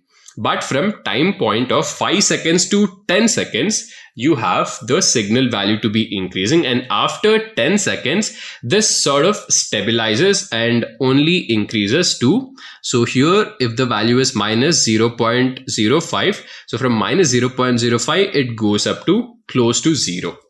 So now that we are done with Matplotlib, let me go ahead and create a new notebook over here. And I'll name this new notebook to be equal to Seaborn. Let me rename it. I'll delete this. I'll name this as Seaborn demo. And we'd have to load the required libraries. The first library is obviously Seaborn. So I'll have import Seaborn as SNS. Then I'd also need pyplot. So I'll have from Matplotlib import pyplot as PLT. Let's just wait for these 2 libraries to load. And once we have Seaborn with us, we'll be working with the fMRI dataset. So to load the fMRI dataset, we have the load dataset method, which is part of the SNS library. So I'll have SNS.load dataset, and inside this, I'll be passing in the name of the dataset, which is fMRI. And I will store it in this object called as fMRI. And let me have a glance at the first 5 records of it. So I'll just type in fMRI.head, and these are the different columns which are present. And I'd want to make a line plot between the time point column and the signal column. And for this purpose, I'd have to map the time point column onto the x-axis and the signal column onto the y-axis. SNS.line plot, and onto the x-axis I am mapping time point, and onto the y-axis I am mapping signal, and the data is obviously fMRI. Then I would just have to show out the result. So I'll have SNS. I'd actually have to give in plt.show over here. Let's hit run. So we have successfully created this line plot, and as we had already seen, so till 5 seconds there's an increase in the signal value, from 5 to 10 seconds there's a drop, and then it sort of stabilizes. Now we can also add a new attribute or new aesthetic called as hue. So here we had only one line, and this one line, arbitrarily the color of this was blue. But if I want the color of the lines to be actually determined by a column, what I can do is I can map a column onto the hue aesthetic. So we have the event column, and we are mapping the event column onto the hue aesthetic. So now the color of the lines would be dependent on this event column.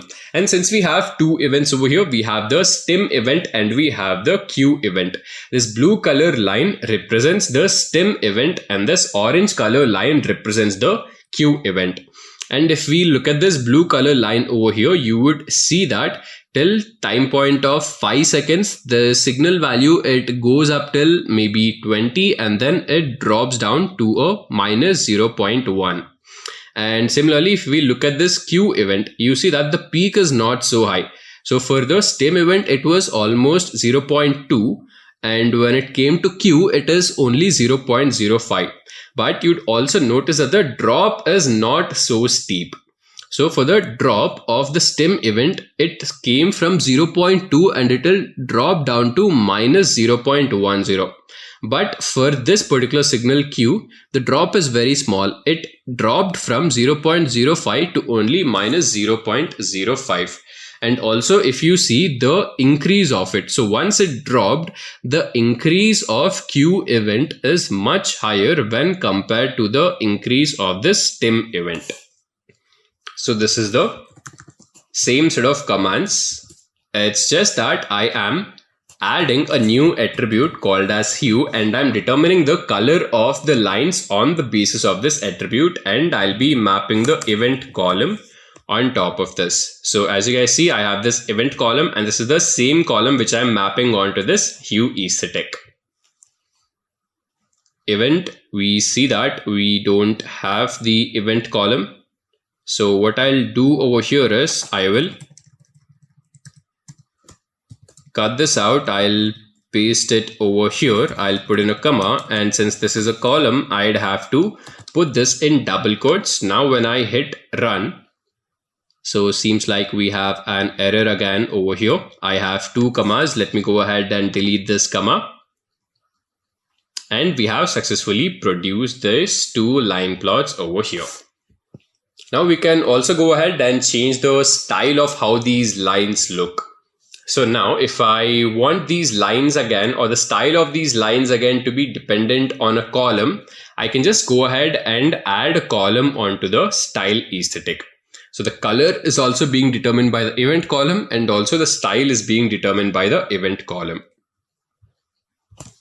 So it will be the same command, and I'll be adding a new attribute to this.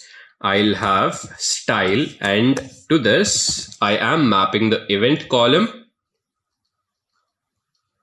and you see that the queue event is being represented with this dotted line and the stem event is being represented with this solid line. So now that we have created that, we can also add markers on top of it.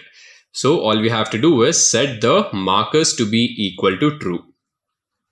Here in this command, I'll have this new attribute called as markers, and when I set this to be equal to true, you will see that, so I have markers now. When it comes to the stem event, the markers are solid circles, and when it comes to the queue event, the markers are crosses. So that was all about line plot with the help of the Seaborn library. Now we'll go ahead and create a bar plot with the Seaborn library. So to create this bar plot, we'll be actually needing the Pokemon dataset. So we'd have to start off by loading the Pokemon dataset. So we'll have pd.read_csv and we'll store this Pokemon.csv file in this Pokemon object. And once we store it in this object, we can go ahead and create a bar plot for this isLegendary column. So this isLegendary column is a categorical column, and that is why we are creating a bar plot. And in this isLegendary column, we have two categories, 0 and 1. So 0 indicates that the Pokemon is not legendary, and 1 indicates that the Pokemon is legendary. And onto the y-axis, I am mapping the speed column. And from this bar plot, it is very evident that legendary Pokemons, or the speed of the legendary Pokemons, is higher when compared to the speed of non-legendary Pokemons. So now I'd have to go ahead and load up the required data set. So to load the data set, I would need pandas. So I'll just type in import pandas as pd. Now, once I have this, I need to load the CSV file. So I'll type in pd.read_csv, and inside this, I'll give in the name of the CSV file, which will be pokemon.csv, and I will store it in this new object called as Pokemon. And once I've stored this, let me have a glance at this. So I'll just type in Pokemon.head, and I'll show you all of these columns. So these are the different columns which are present over here. So against bug, against dark, against dragon, all of these columns basically tell us how does a Pokemon perform against these types of Pokemons.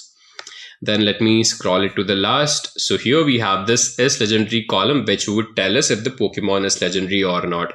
Then we have this generation column, which would tell us to which generation does this Pokemon actually belong to.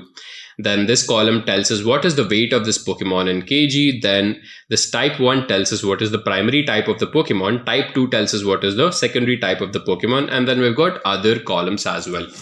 So now for this bar plot, we'll be only working with this is legendary column and then the speed column.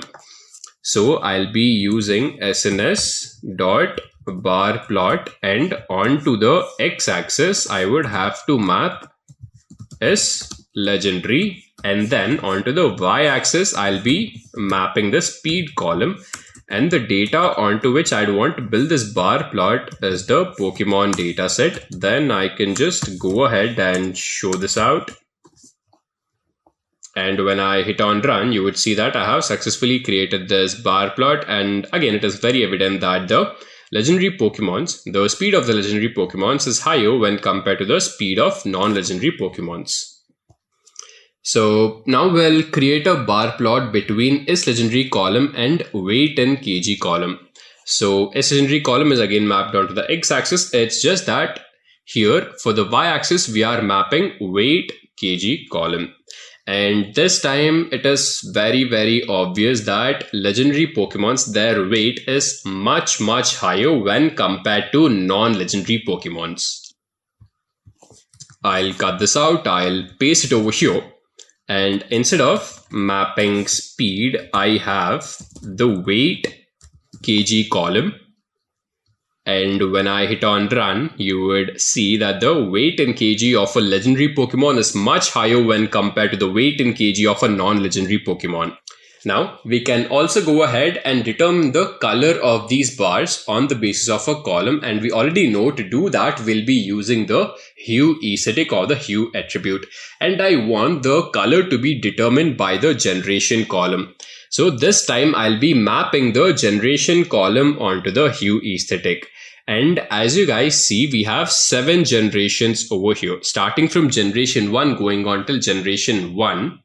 And since we have 2 different legendary status, so 0 indicates that the Pokemon is not legendary, 1 indicates that the Pokemon is legendary. For these 2 categories, I'll have 7 bars each. So for those Pokemons which are not legendary, I'll have these bars, these 7 bars indicating to which generation does the Pokemon belong to. Similarly, for all of the Pokemons which are legendary, I'll have these bars indicating to which generation does the Pokemon again belong to. And again on the y-axis, since we have mapped speed, we have the speed values corresponding to whether the Pokemon is legendary or not legendary. So the same set of command, I would have to use the hue aesthetic, and onto this I'll be mapping the generation column. And as you guys see, so this denotes all of those Pokemons which are not legendary. This denotes all of those Pokemons which are legendary. And it is very clear that legendary Pokemons, they have much, much higher weight when compared to non-legendary Pokemons. And we have the distribution of Pokemons which belong to the different generations with respect to both legendary Pokemons and non-legendary Pokemons. Now going ahead, we can also change how the different palettes look for these bars. So we will use the palette attribute. So we've got these 3 different palettes over here. So again, the bar plot is between is legendary column and weight column. And it's just that instead of using a column to map it onto the hue aesthetic, we are using a new aesthetic called as palette, and we can directly use different predefined palettes. So first we have the Blues D palette with a capital B. This is how it looks like. Then we have the Rocket palette, and this is the resultant. And then we have the VLAG palette. Let me delete this hue attribute over here. And instead of that, I'll have palette attribute. And the first palette which I'll be using is Blues D. And as you guys see, this is the Blues D palette. Similarly, if I want maybe a more of red color, then I'll be using the Rocket palette. Then if I want maybe a light shade of bluish gray, I'll be using VLAG. And this is what I'll be getting. Now, instead of maybe using a palette or maybe mapping a color onto the hue aesthetic, I can just go ahead and use the color attribute and assign one single color for all of the bars which are present. So I'm using the color attribute and I'm mapping the orange color to both these bars. I'll remove palette, and instead of palette, I'll have the color attribute, and I will set the color of these two bars to be equal to orange, and this is the result. So we are done with bar plot as well. Now we'll go ahead with the next type of plot, which is scatter plot, and we have already learned that a scatter plot is used to understand the relationship between two numerical entities. And over here we are building the scatter plot on top of the iris dataset. So we'll load this dataset up, then we'll be using sns.scatterplot, and onto the x-axis I am mapping the sepal length column, and onto the y-axis I am mapping the petal length column, and the data onto which I'm building this scatter plot is the iris dataset. And again, it's very clear that as the sepal length of the iris flower increases, the petal length of the iris flower also increases linearly. So here I'd have to load up the iris dataset first. So I'll have pd.read_csv. I'll give in the name of the file, which will be iris.csv. Now that I have loaded this, let me show you guys the first 5 rows of all of the columns, and this is the resultant. And to create the scatter plot, all I have to do is use plt.scatterplot, and since I want the scatter plot between sepal length and petal length, and I want sepal length to be onto the x-axis, so to x I'll be using sepal.length, and on the y-axis I would need petal length. So let me give in the name of the column over here, which will be petal length, and the data which I'm using is obviously iris. Then I can go ahead and show out the result. So let me just keep it as scatter over here. And again, this has to be equal to small d and not capital D. Let me hit on run over here, and this is the resultant value. Now, as you see over here, we can go ahead and add in color and also change the style of this. So initially we just had a simple plot between sepal length and petal length, but now I want these dots to be determined, or the color of these dots to be determined by the species column. So that is why I am mapping the species column onto the hue aesthetic. And after that, similarly, I am mapping the species column onto the style aesthetic as well. So here, as you see, we've got 3 different colors: blue, orange, and green. The blue color is being determined with the Setosa species. Then we've got this orange color, which is for the versicolor species. Then we've got this green color, which is for the Virginica species. Similarly, we've got 3 different styles over here. For Setosa, we have solid circles. For versicolor, we have crosses. And for Virginica, we have solid squares. The same command which I've copied, I've pasted it over here. I'll add 2 more attributes. The first attribute will be hue, and onto hue I'll be mapping the species column. Similarly, onto style as well, I'll be mapping species column, and when I hit on run, so I'll have it as hues. Now when I hit on run, seems like we have an error over here. Let me check it properly. and this over here has to be just hue. Now when I hit on run, this is the resultant scatter plot which I get. And now let's say instead of having the colors to be determined by a categorical column, if I actually want the color to be determined by a numerical column, I can also do that. So here, since petal length is mapped on the y-axis and I want the color to be with respect to the petal length, I'll go ahead and map the petal length onto the hue aesthetic. And as you guys see over here, as the value of petal length is increasing, the intensity of these points is also increasing. So here on this lower left side over here, we have all of this very light shaded circles. And at the top right, you have this high intensity or high intensely colored circles over here. I'll copy this. I'll paste it over here. Now, I'll want the hue or the color to be actually determined by petal length itself. Let me keep the L to be capital. And when I hit on run, you would see that as the petal length value increases, the intensity of the color also increases. Let me just go ahead and also add the style over here. So this time the style will be determined by the species column. And you would see that we have three different styles. For setosa, this is setosa, you have solid circles. For versicolor, you have crosses. And for virginica, you have solid squares. So this was about a scatter plot. Now we'll go ahead and make a histogram or a distribution plot. So a distribution plot, you can consider this to be a combination of a frequency curve and a histogram. And we've already worked with histogram when it came to Matplotlib. We know that a histogram is used to understand the distribution of a continuous numerical value. So for this, we'll be using the diamonds data frame. So we'll load up this diamonds data frame, we'll store it in this diamonds object, and then we'll have a glance at it.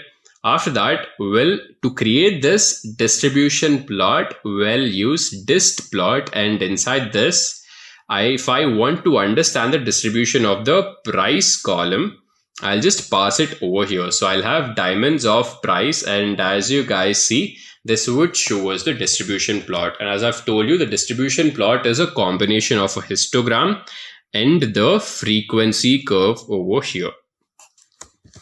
I'll just add this comment and I'll add distribution plot. Now over here, to create this distribution plot, I would need to load up the diamonds data set. So I'll have pd.read_csv, and inside this I'll be passing in the diamonds.csv file, and I will store it in this new object called as diamond. Now that I've loaded this data set, let me have a glance at the first 5 records of this. So diamond.head. And these are the different columns which are present. So I've got caret, which obviously tells us about the caret of the diamond. Then we've got the cut type of the diamond. We've got color, clarity, depth, table, price. So this is price of the diamond in US dollars. So the price would mostly range from around $300 to around $18,000. Then we've got X, Y, and Z. X over here denotes the length of the diamond in millimeters. Y denotes the width of the diamond in millimeters, and Z denotes the depth of the diamond in millimeters. So once this is clear, I'd have to make a distribution plot. And since distribution plot is used for continuous numerical values, I'd want to make a distribution plot for this particular column. So I'll have sns.distplot, and inside this I'll be passing in diamond. I'll have square braces over here. Inside this I'd have to pass in the column which is price, and I would just show this out. I'll have plt.show, and you would see that I have created this distribution plot over here. Now in the distribution plot, let's say if I want only the frequency curve without the histogram, that also can be done. It's just that in the same command, I would have to set hist to be equal to false. And when I set hist to be equal to false, I'll only get the frequency curve. I'll copy it, I'll paste it over here, and I'll add a new attribute called as hist, and I'll set this to be equal to false. And when that is done, you would see the difference. So this was a distribution plot which had both histogram and the frequency curve. Now this is a distribution plot which comprises of only the frequency curve. Now, similarly, we can go ahead and add a new color to this. And to add a new color, we'll just use this color attribute and add this. So this was the distribution plot which we had created. And to this, if I want to add color, I'll use this color attribute. I'll assign it red. And you would see that I have assigned it the red color. Now, if I want a distribution plot without the frequency curve, which would mean I'd want only the histogram, then here I will set KDE equal to false. So in the distribution plot, either we can have both the histogram as well as the frequency curve, or we can just have the histogram, or we can just have the frequency curve. To just get the frequency curve, we'll set hist to be false. To just get the histogram, we'll set KDE to be equal to false. And we can also go ahead and vary the number of bins which are present. To vary the number of bins, I'll use this attribute called as bins. And over here, I'm setting the number of bins to be equal to 10. And I'm just setting the color to be equal to green. I'll select this over here. I'll paste it. And I'll set KDE to be equal to false. And when I do this, you would see that I have only the histogram without the frequency curve. Now, if I want to change the number of bins which are present, so since there are 150 records, I'll have 150 bins, but instead of having all of this, so let's say if I want only 50 odd bins over here, I'll set 50. And as you guys see, I have only 50 bins. Now, let's say instead of 50, maybe if I want only 10 bins, so you will see that I have only 10 bins. Now, let's say if I want only 5, that also something which can be done. I'll set the value to be equal to 5, and we have only 5 bins over here. And after this, let's say if I want to plot it on a different axis. So till now, we've been creating this distribution plot where on the x-axis, or basically this was based on the x-axis, but instead of having it to be based on the x-axis, if I want to map it vertically, then I would just have to set vertical to be equal to true. I'll have the same command over here. And here I'll set vertical to be equal to true. I'll remove this KDE equal to false from this. I'll also remove this particular attribute from this. Now, if I hit on run, you would see that I have mapped this distribution plot onto the y-axis. We have covered SQL for database management and querying and Python for data science, including libraries like NumPy, Pandas, Matplotlib, and Seaborn for data analysis and visualization. Building upon our SQL and Python foundation, let's dive into the art of data storytelling with Tableau. We'll explore how Tableau can transform raw data into interactive and shareable dashboards. You will learn how to create compelling visualization, build informative dashboards, and leverage Tableau's powerful features to gain insight from your data. Get ready to bring your data to life. Let's get started. So when we talk about Tableau, Tableau is an end-to-end tool, right? Right from connection to collaboration. Tableau easily is the most powerful, secure, and flexible end-to-end analytics platform for your data is what the definition says. And that is very true. Now, why do we call it as an end-to-end platform, right? So guys, when you talk about Tableau, it is not something that gives you temporary solutions or short-scaled solutions. When you talk about something like Tableau, it can serve your purposes, be it an individual user or an individual learner, or it can solve problems for enterprises as well. Now, when you talk about Tableau in particular, it gives you visualizations, or it gives you support, rather not visualizations, pardon me for that. It gives you a support when you talk about setting up your infrastructure. Now, something like an enterprise comes in and they say that I want to use Tableau. Now, for them, just going ahead and using a tool is not the solution. As an individual, you might say that, okay, I'll install this tool, I'll use it. If it does not work for me, I'll use something like that. But when you're talking about an organization, an enterprise, we are talking about a lot of data, a lot of money being invested, a lot of systems, a lot of analysts working on the data. Now, what happens in that situation is, since we have so much data that we are talking about, so much integrations we are talking about, we are also talking about a lot of software compliance coming into picture. So with Tableau, if you have to get in Tableau, you have to consider quite a few things like, would the software integrate with my existing infrastructure? Would I be able to train my resources to go ahead and use this infrastructure? Would it fall into the budget requirements and basically integrate with everything that is there with me, right? So when you have such questions, Tableau helps answer those questions. Basically, when you talk about setting it up in your organization, in your enterprise, Tableau offers support where the team basically comes in and helps you set up a server if required for your data, right? Apart from that, they also ensure that all the installations and all the training of your employees happen as per plan, right? So that whenever you want to use Tableau, an end-to-end solution is given to you. Now, this is an end-to-end solution from a consumer perspective, right? When you talk about an end-to-end analytics tool, right? From data transformation to basically going ahead and carrying out certain statistical analysis on your data, your Tableau takes care of everything that is required. And that is why Tableau is such a popular and an important tool.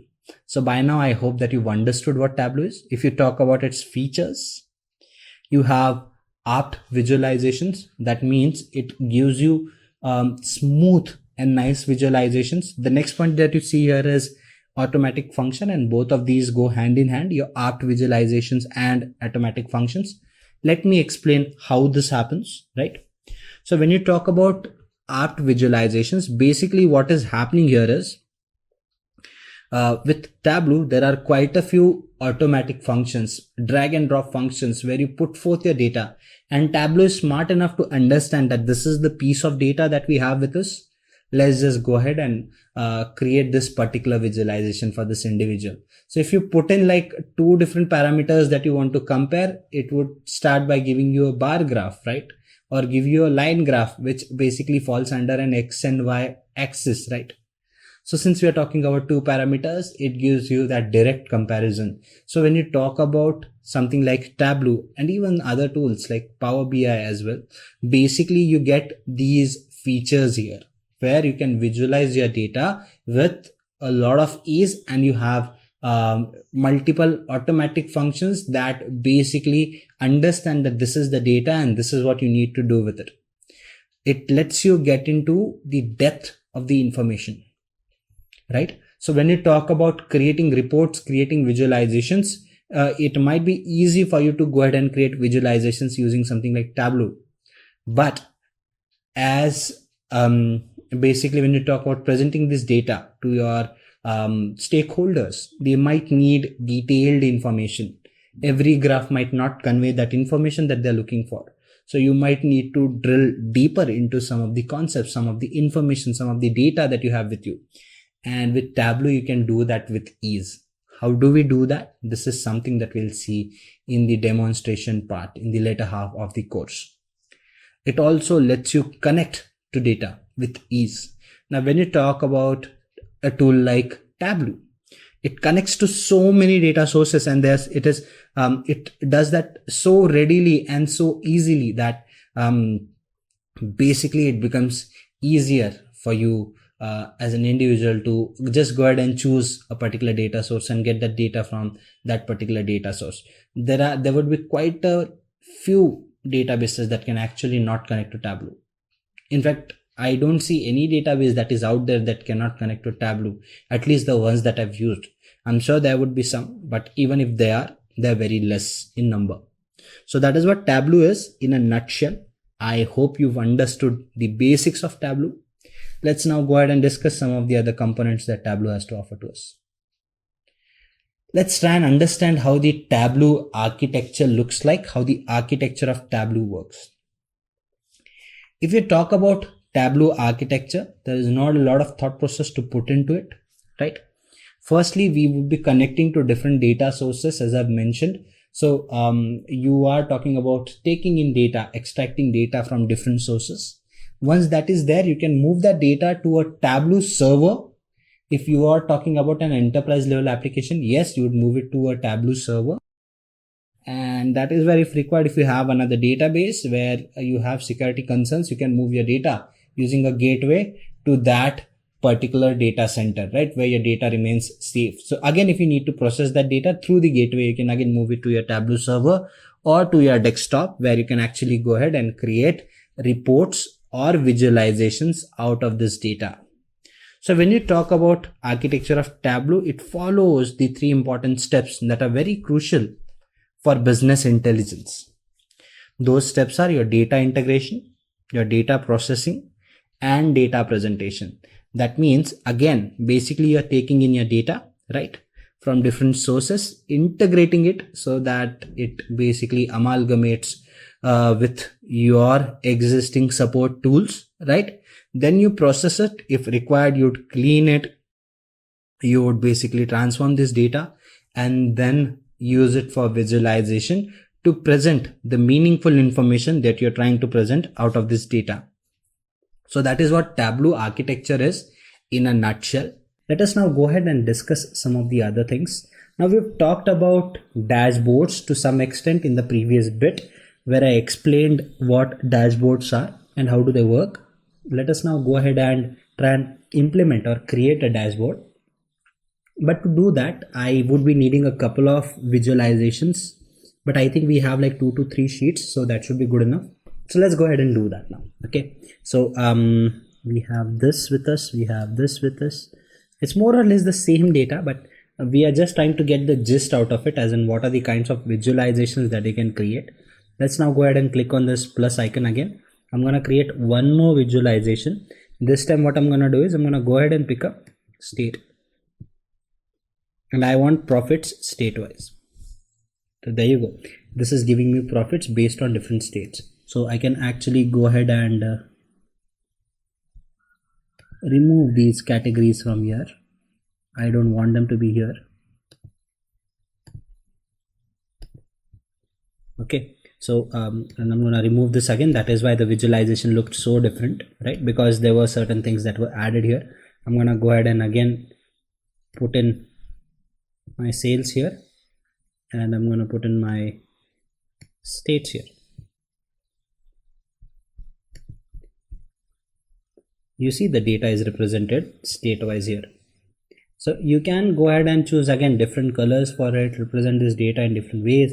If you want it to be in this format, you can actually go ahead and see the information here. Okay, so the darker the state, the more the sales it had. You see, this is one of the darkest one here. This is like 310. This is what, 457. This is 170. This is 138. And then you go down. These are lighter ones, right? Again, let's not get into the details of that, but the coloring here represents what thing do you need to focus on. If you just minimize this, you see there's a color bar here saying that the higher the value, the darker it gets, right? So do you want to edit a title? You can do that. Do you want to edit colors? You can do that as well. If you say edit title, you'd be getting an option here. What changes do you want to make here? And you can go ahead and just reset it if you want to. You can just close it and you can actually go ahead and do other things. So this is how these visualizations look like. Now again, each sheet here is giving you a separate visualization, right? Let's now go ahead and create a dashboard and see if we can pin some of these there on the dashboard. So we know the fundamentals of dashboards. Let's not get into the details of stuff, but let's explore how it works. I'm going to go ahead and click on this to start with. And what I'm going to do here is I'm going to go ahead and create a dashboard. So when you do that, you see you have an option here. You can do a device preview if you want. So this is how your preview would look like if you have that selected. You can go ahead and select different forms as well. So if you look at on phone, this is how your visualization would look, your dashboard would look if you do it If you select default, this is how it looks like. In the layout too, you have an option, right? You can choose a default one. You can go ahead and play around with all these things in different ways, right? If I just go back, yeah, and if I come here and I add a dashboard again, this pane would be available for me to visualize my data. So again, you can choose a size of your desktop browser as well, right? You have the options here. You can choose different things. Where are you trying to embed this report? And based on that report or that dashboard or that size where you want to fit it, you can choose all the options here. Let it be by default a desktop browser size, right? And in that you can have different objects, you can add images, web pages, and even when you actually go ahead and put forth this particular thing, please note certain things how it works. So sheet 1, sheet 2 is this one. I'm going to pick up sheet 1 and drop it here. You see, this is basically a tiled view for your report. You can move it around here, but it is still a tiled view, right? It's not hovering around. So I can just close it here, right? And there's another form here saying floating. So when I click on floating, I can just put it here and the floating tile will move around. It would be easier for you to move around when you actually go ahead and create a visualization, right? So this is how this data would look like to you. Now, if you click on this icon, you see where we get redirected to. You see, we've come back to sheet number 2. Why? Because this is where this visual has been picked from. Okay. So if I again come back to dashboard 1, this is how it would look like. Now there are other things that we did not discuss in the theory part, that is creating a story. So in a story, basically again, you use different threads that you have in a dashboard and you can combine that to make a story as well. Stories and dashboards are a little different from each other. Let me show you how. Now you come here and you select this data and you put it here. Okay. So when you just come here, you see you might have certain options here. For the every sheet that you make, you have this data set here. You can add a filter if you want, right? So in the filter, what I'm gonna do is I'm gonna basically go ahead and filter out certain things. I'll tell you why am I doing this. So this is nothing but category wise sales, and I'm gonna add a filter here. So let's just go ahead and say okay, right? So you have a filter. I just want to come here and basically, okay, we cannot go ahead and do that functionality, the one that I wanted to show you. So let's just go ahead and go back to the dashboard here and let's just go ahead and yeah, so forget about those things. Basically when you go ahead and take a look at these visuals that you see in the story here, right? So there are quite a few things that you can do with this data as well, right? So when you talk about going ahead and playing around with these things, so if you add a filter to this particular category, right? So if I select furniture as well, okay, so the furniture would reflect here, right? And if I do that, if I come to the story, again the furniture is reflected here, right? And let me just come back to the sheet now. Again, the sheet will have everything that was here, right? Now let's go back to the dashboard again, and this time let me say that I just want to have technology here, and I've added this filter here. So if I come to the story now, you see, you'll see only this particular thing that is reflecting here.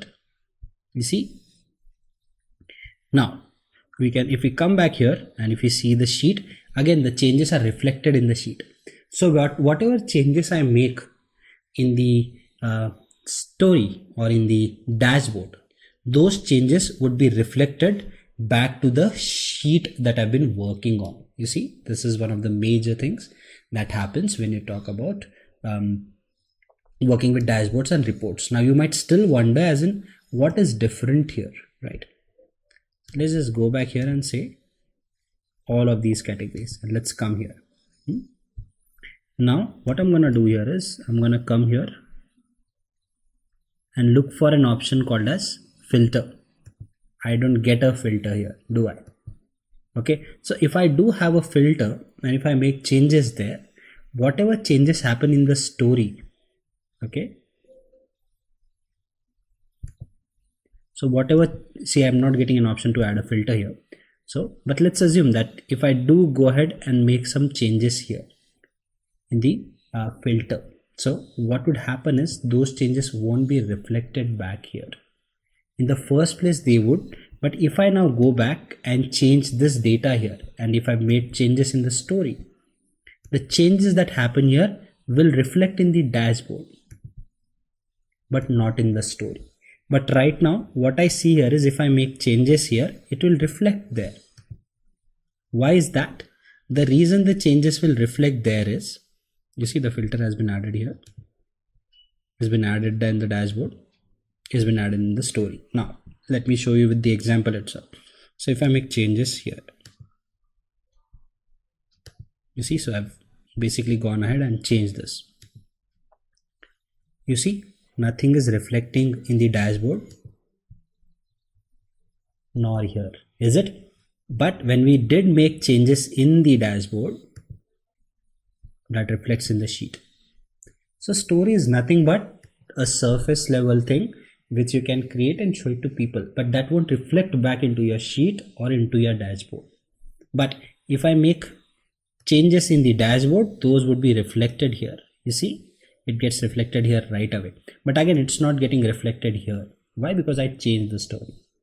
If I again come here and I make changes here, if I go to sheet 2 and dashboard, yes, we had done the changes here, right? So let me just come here and let me play around a little. So here too, if I go ahead and select everything, now my sheet 2, it won't reflect, right? So whatever I make changes here in the story part, it won't get reflected in my sheet nor in the dashboard. But if it is vice versa here, if I make changes in the sheet or the dashboard, those will get reflected in the story only when the story has been unaltered, if you've not added any filter. So it is very important you understand this hierarchy here. How it works here is, let's assume that you have unaltered data. Okay, so when you have unaltered data, in that case, if you make changes, be it to sheet, those would reflect in your dashboard, report, and stories. Okay. If you make changes to the story, they won't reflect in the sheet. They will not reflect in the sheet nor in the dashboard. Okay, and one important thing that you need to understand is, even if you make changes in dashboard, those would reflect in the sheet and in stories if the story is unaltered. But once you've altered the story, okay, so in that case, let's assume that this is your altered story where you've added filters to the story. Whatever changes you make in the story, those won't reflect in the sheet nor in the dashboard, and that is what we just saw. So this is how Tableau works, and when you talk about its features, the options are plenty. The ways in which you can actually go ahead and play around with your Tableau information is, there are multiple ways to do that, and you can do the same things in Power BI as well. We've talked about Power BI to some extent.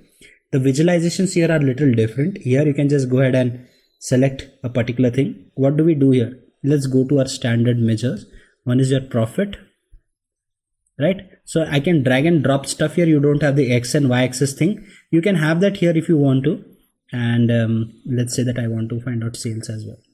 So I have my profits and sales. Okay, this is more of an histogram kind of a diagram that I have. Let's just go ahead and click on pie chart, and it will give me how much is the profit and how much is the sales, right? So you can go ahead and categorize your data like this here in Power BI as well. In Power BI, you have other options, other features. If you come here, you can select what kind of color do you want to add here. You can choose different colors. Let's assume that I want to use red puff. Okay, so profit should be green or blue. Let the sales be red. You see, you can choose different colors and play with the data in different ways or in different order. So you can do all these things in Power BI as well. There are plenty of options here. The interface is little different, right, than what you looked at. And if I were to go ahead and publish it, it would ask me for publishing, but right now I have not logged into my Power BI services, so it might ask me to log in, which I do not want to, but let's call it a sample PBB file. Okay, and once I do that, it will save it. Enter your email address is what it says. So let's just enter a random email address. Let's see if it works. I don't think it will. Yeah, so let's not get into these details of logging into the account. I believe you get the idea. So once you publish it, it would get published somewhere and you'd be taken to the services platform. This is where you'll create your dashboards in Power BI, which is little different than how it works in Tableau. More or less, this is how, or this is what the gist is, and this is how Tableau and Power BI both work like. So let's just go ahead and look at some other things that we've missed out on, if we have, and see if there's anything that we need to look into. But this more or less is pretty clear. You see, you can add a caption here. You can name your story, say story 1. These are certain things that you can do here if you want to. And if you go back to the dashboard, there are other options that you can do. You can close this filter if you don't like it here, right? And you can actually go ahead and interact with the data that you have. You can see all the information would be here. Anytime if you feel that you want to go back from the report or story, you can always click here and you'd be redirected to this pane. And I believe by now we've fairly talked about a lot of things, right? This is where the data sources. So we fairly talked about how you can go ahead and create a visualizations and stuff. If you want to play around with the data that you have, you can click on the data source option here and take a look at the data, as in what other things can you do with the data set that you have with you. So you can add certain things, right? I talked about the relationships. You can create a relationships here when you talk about Tableau. So this is it about how Tableau works and what all can you do with Tableau and what are some of the best practices that you can get involved in when you talk about Tableau. So I hope this demo is clear to you people. After understanding the fundamentals of data visualization using Tableau, let us know your favorite visualization tools in the comment section below. Let's move into machine learning. We'll start with an introduction to this machine learning, then explore cluster analysis with k-mean clustering and regression analysis, including logistic regression. Next, we'll explore the naive-bayes algorithm with the diabetes prediction example, decision tree, and random forest algorithm. We'll also cover the k-nearest neighbor, that is KNN algorithm, and hierarchical clustering along with various distance metrics and similarity measures. Finally, we'll learn how to determine the optimal number of clusters. Ready to enhance your machine learning skills? Let's get started. So first, we are going to talk about what is regression. So regression is basically nothing but a technique that predicts the value of variable y based on the values of variable x. I can understand it's basically nothing but it's confusing, right? What type of variable x and y we are talking about. I will explain you everything, the maths behind regression as well. And this is very simple, trust me. And if you really like the video, do not forget to like it and do not forget to like and subscribe Great Learning. And if you feel this is going to help you to your peers, your classmates, please do share this video with them as well. Alright, so let me tell you what is regression. So in the case of this, you can understand we do have two types of variable. One is dependent variable, one is independent variable. We will talk about variable later. But before that, let me give you a use case example for that you understand what actually I want to mean by regression. So regression is nothing but who can help you to find the relationship between two different things. Suppose we have an example of as the winter comes, we try to put on jackets, right? So in that case, what we can say, as the winter comes, we used to buy more jackets. So yes, there is a direct relationship between sale of the jacket with the weather. Yes, finding out this type of relation is nothing but your regression. So We can see here as the temperature drops, sale of the jacket increases, and we are getting a relationship between them. Right. Now we will have a look at one more thing. So you can totally see that regression is nothing but if you think there is a relationship between two things, then the regression will help you to confirm it. Right. Now let's go and move forward to the another example. Suppose as the temperature increases, right, as the summer comes, what we do, we used to buy lots of ice creams, right, because we love to have ice cream and it's cold, right? So yes, you can totally again understand there is a relationship between summer and the ice cream van. So as the temperature increases, number of cones sold at the ice cream stores also increases. So there is a direct relation between both of them, and regression will help you to confirm that, will help you to find that yes, there is a relationship between these two variables, right? Yes, this is pretty much about regression and how regression help us to find out the information from the data. You can totally understand how regression is helping us to get the idea, okay, there is a relationship between these two particular variable using regression technique.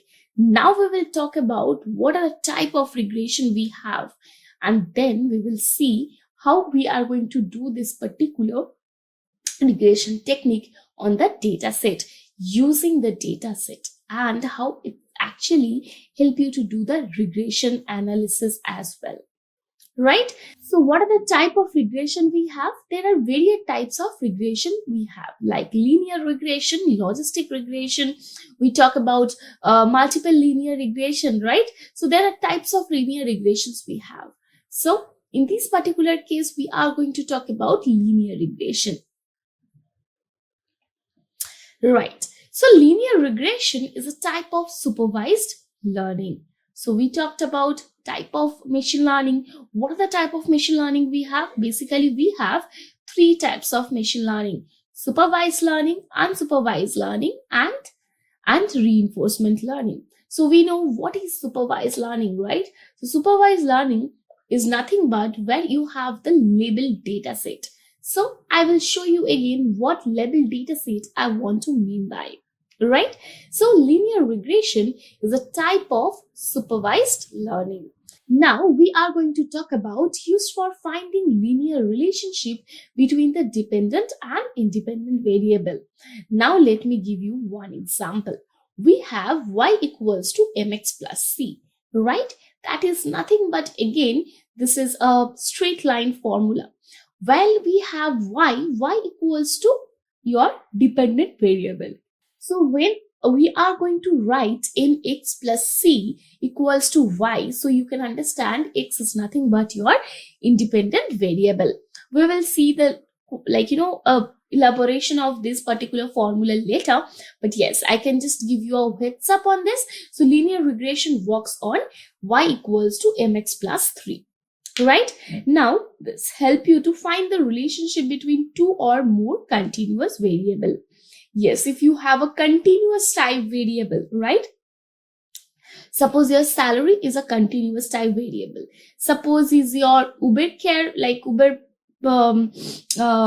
cab prediction is again cab fare prediction. Fare is a continuous variable. But when you have a discrete variable, that time you cannot use linear regression. Right? Yes. So this help you to find the relationship between two or more variables. That variables will be or should be continuous type variable. Right? So yes, this is pretty much about what is linear regression. Now we will have a look at what is multilinear regression. So guys, if you have any doubt, do not forget to let me know in the live, let me know in the comment box. For that, I can give you the proper, or I can just solve your doubts. We will happy to do that, right? Now we will see what is multiple linear regression. So multiple linear regression is nothing but an extension of linear regression. Yes, so if you have simple linear regression, from there we have multilinear regression.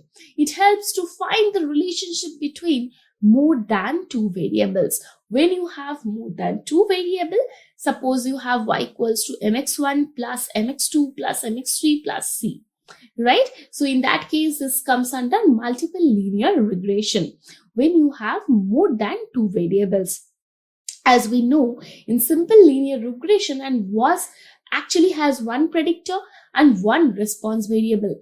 But have a good look over here what I am saying, and it's actually a very good point, or the main essential point, or the difference between simple and multiple linear regression.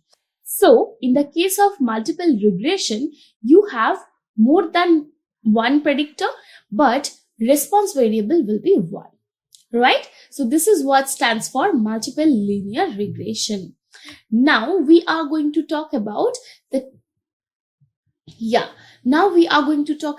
two type of linear regression we have talked, right? So you can see here the single predictor we have for simple linear regression, and for multiple linear regression we have multiple predictor, right? Can you see over here? And what I have said over here, this will be more than one predictor variable but one response. You can see the y will be one, but the predictor will be multiple in the case of multiple linear regression. Now, if we talk about the formula, then for simple linear regression, we write y equals to mx plus c. That is nothing but our simple straight line formula.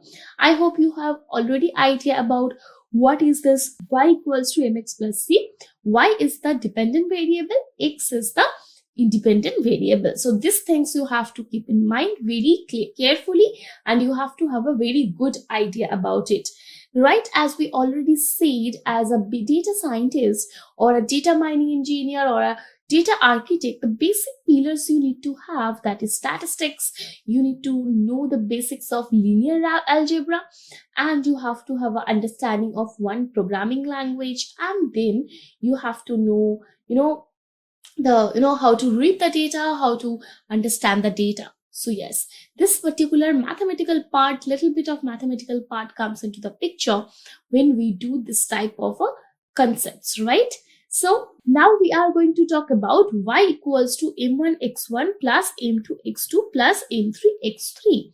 So while we have multiple linear regression, right? So in this case, what we need to do, we have different type of different independent variable, like your predictors, that x1, x2, x3, but your end reach will be y, that is your dependent variable, right? So I hope you do not have any doubt regarding this particular two equation we have for two different linear regression. But this multiple linear regression obviously comes from simple linear regression.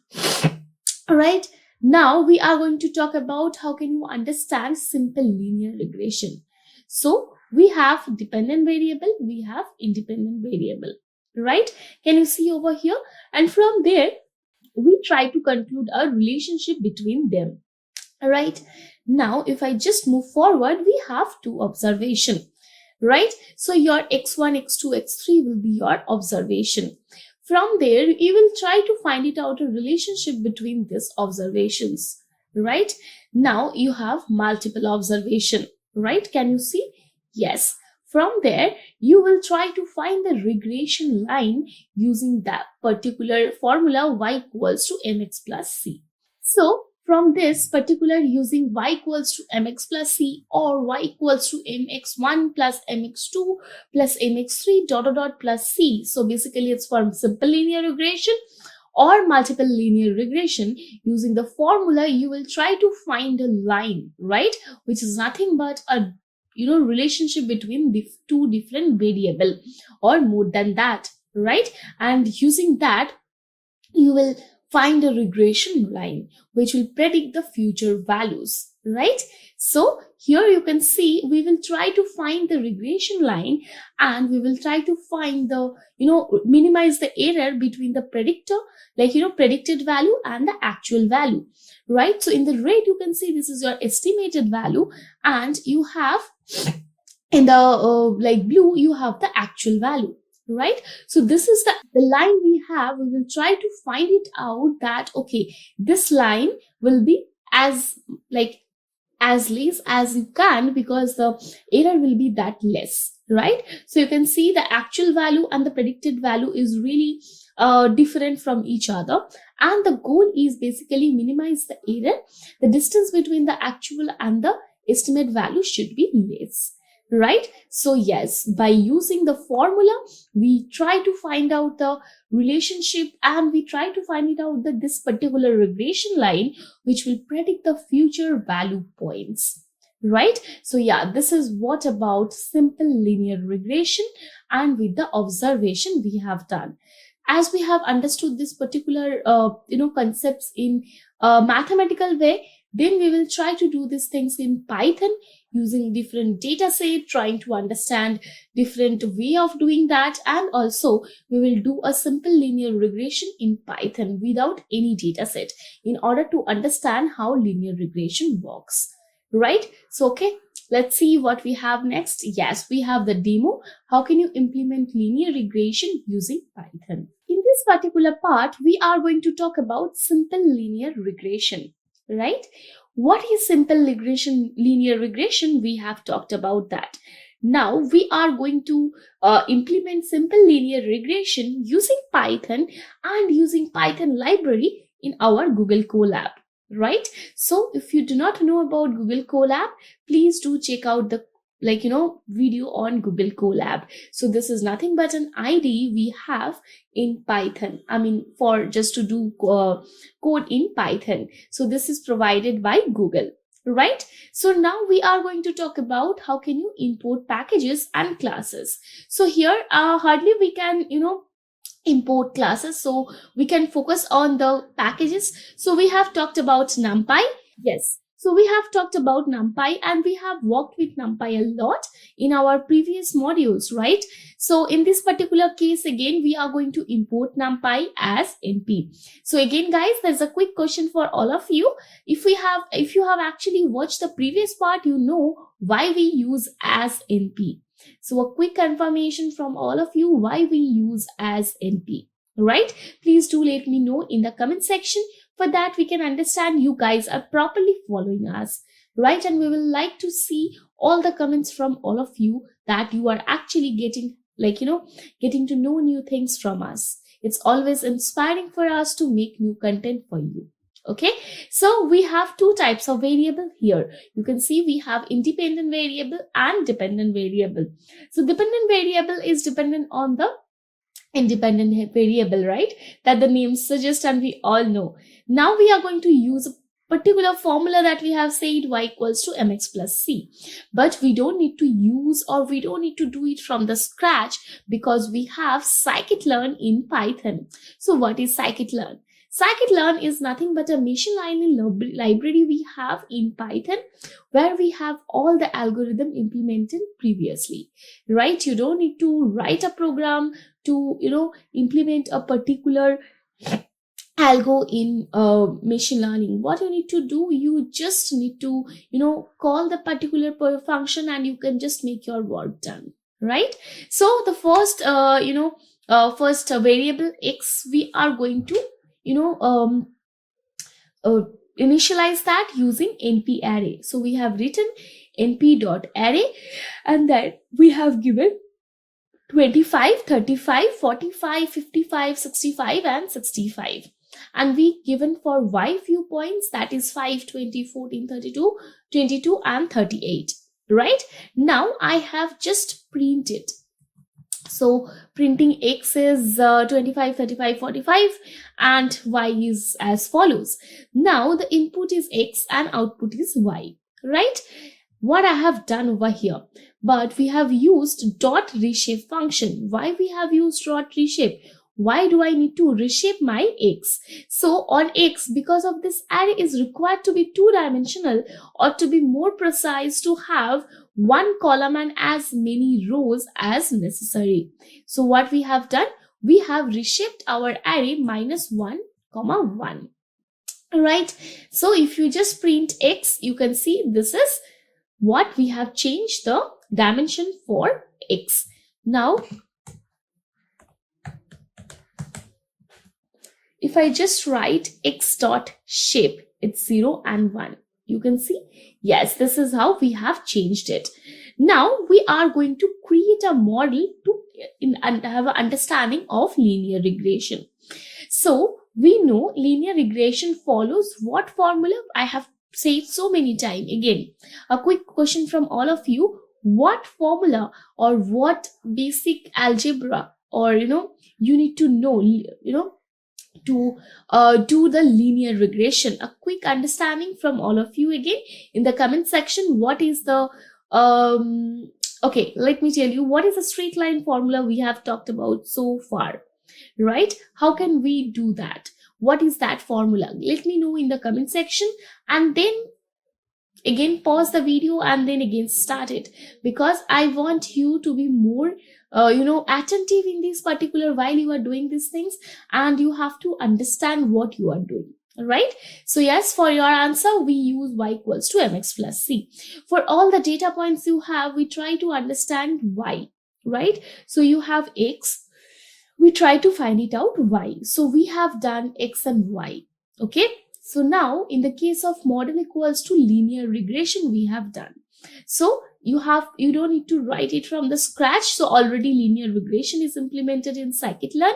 I have written linear regression. So basically I am calling that particular function. So I have created an object of model, and model.feed is while we are going to train your model. We talked about in machine learning, we first need to train our model, then we try to find that how our model is working with the new set of data set. But here, as we are doing the very basic things, first we will try to find it out.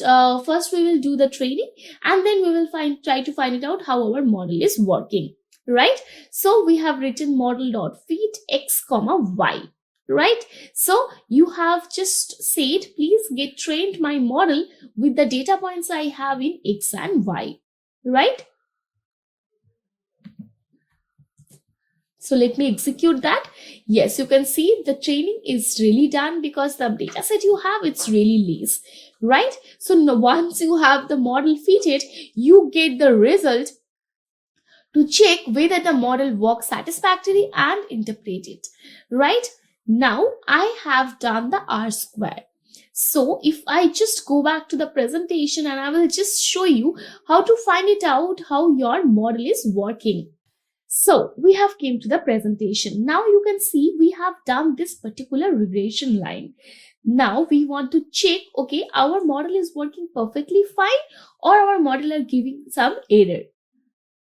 In order to check that, we use R square method. So R square is basically like used to understand how your model working and how much error you are getting, right? So yes, so in that case, we will try to understand our R square in order to see how our model is going to work. So let's go back to Google Colab and let's see how it's going to work. So to do that, we called a function called score. So we have used model.score and we have given our data points, that's x and y.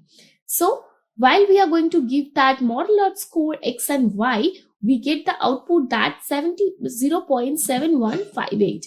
So in precisely, we can say our model is working 71% accurately, right? So yes, there is lots of scope we have where we can increase this particular number. But again, as we have a small data set here, it's a very basic demo. This we can say the model is working with the 71% accuracy. Now we have intercept. How can you understand the intercept? So in order to get the intercept, you have to call the again dot intercept underscore, right? You will get your intercept for the model. Then you have slope or coefficient. Again, to understand that, you can write model dot coefficient, that's COEF underscore, you will get the coefficient. These are the, the basic, and you can say these are the core part to understand. That's why we have talked about. Now if we try to predict the values from predict the values of y, you have to call model.predict and you just need to give x, right? So you can see what you have get over here. So if you write let me show you, this is really interesting to work with. Okay, Now if I just write print here actual values, right? And if I just write y, okay, so you will have the actual value, you will have the predicted value. Okay, so as we have written that y predict equals to model dot predict x, so for the y prediction you get 8.3, but the actual is 5. Then you get 13.733 while the actual is 20. Then you get 19.13 while the actual is 14. Right? So yes, there is a few changes here and there you have. That's why the accuracy is 71%. The more data points you will have, the more your data will try to, or your data will understand, or your model will understand more precisely. Right? So yes, this is the basics of, linear regression we have done. Now we will see one demo of multiple linear regression, and then we will jump into the project, and there I will show you how you can understand your data, the thing we have done, the visualization of data, how can you do that, everything we will talk about that. I think you are also excited like me to work on these particular projects. Please do let me know in the comment section, and I will happy to answer all of your doubts, right? And if you like the video, do not forget to like it, and if you feel like to get updated with the new content we are going to release, do not forget to subscribe Great Learning, right? So yes, if you feel again this video is going to help you to understand the basics of data mining, basics of machine learning, please do share this video with your friends as well, right? So let's see how can we do the multiple linear regression using Python, and also obviously using the libraries, right? So let's see how we are going to do that. Now we are going to do demo on multiple linear regression, right? So we have already talked about what is multiple linear regression. When we have like data points, like the independent data points, more predictors, right?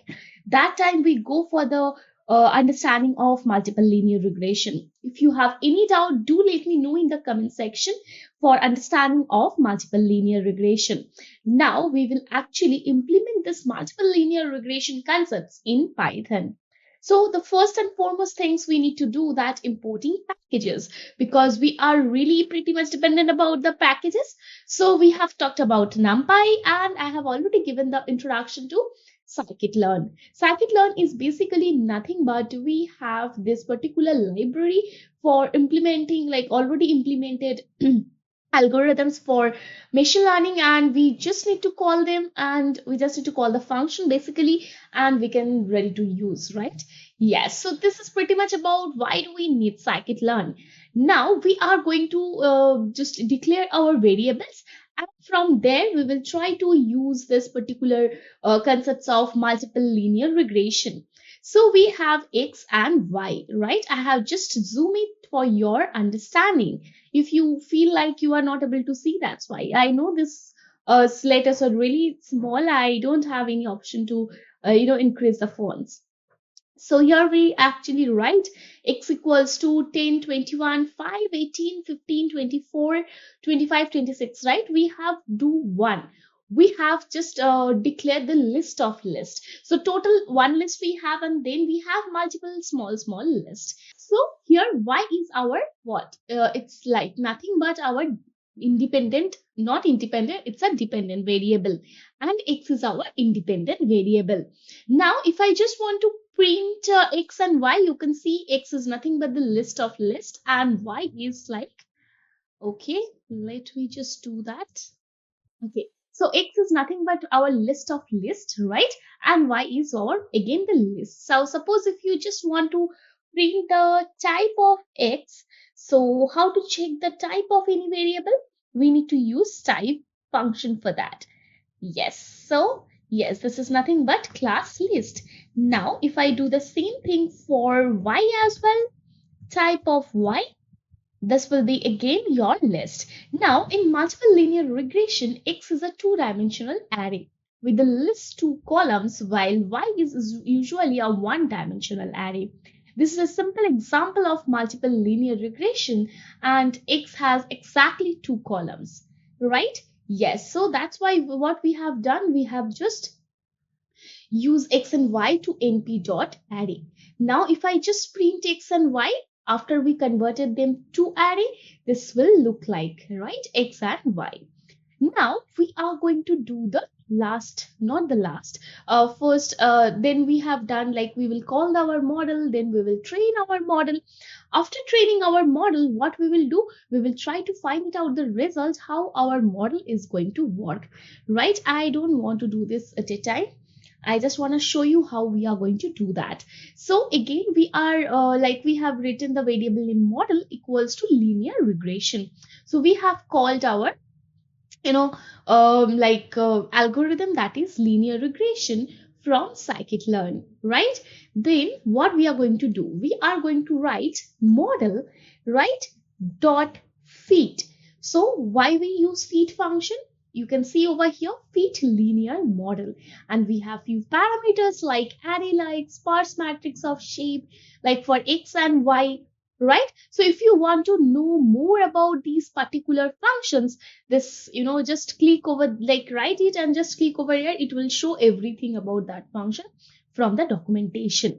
Right now, if I just write x comma y, so I have given my data to get trained and to get train my model, right? So let me do that. Yes, can you see it's already trained? So why it's taking less time? While we are going to use a data set, it's obviously going to take more time. The more data you have, the more it will take the time, because the compiler also needs to understand the data points, and they also need to understand how these data points are uh, connected with each other, and trying to find it out, the relationship between them, right? So we actually just calling the function and that's all, but that's not all at all. In the background, we are doing lots of things, like the library itself, it's doing a lots of things to understand these data points, to get a relationship between them, and also predict the future as well, right? So yes, using machine learning, we know we can predict the future, but that's not that easy, right? You have the data, understanding the data, from those data finding out the relationship, and then find out the future. It's really time taking, when and like while we will have a lots of data, right? For this basic purpose, maybe we are just using an array for your betterment of understanding. But yes, after that we will do few projects like salary expectations based on the experience, and also we will do the Uber cab fare prediction, right? I hope you all are actually excited to do that, and please do let us know what else you want to learn from us. And if you like the video, do not forget to like it. And if you feel like you want to get updated with the new content we have from Great Learning, do not forget to subscribe Great Learning, right? So now how we are going to create the model, that we have done. Now we have already trained our model using the data set. Now the most awaited part, the getting results and trying to understand how our model is working, right? So I have written R square, right? R square we use to understand what is the error percentage we have, and also what is how your model is working. Okay, so in order to do that, you have to call the function called dot score, and you have to provide your data set x comma y. So your model is working with the 79% accuracy. That's pretty good, right? Yes, so this is how your model is working. Now if you want to see the intercept, you have to call dot intercept, and then underscore. You will give the intercept for your this particular y equals to m1x1 plus y plus m2x2 plus m3x plus m3xt plus c, right? So here we will get the intercept. Now if you want to get the slope, again you have to call dot coefficient function, right? Now last but not the least, we will see the predict response, how your model is going to predict the y while you are giving x, right? So we will call the function called model.predict, and we will give x. Okay, so here you can see this is what we have given, and we will do a really interesting thing after that. So you can see y prediction will have all the predicted value according to x.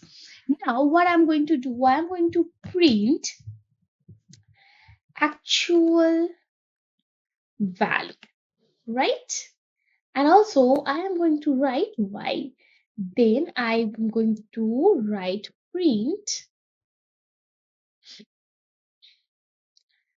predicted value, and we will write what y print.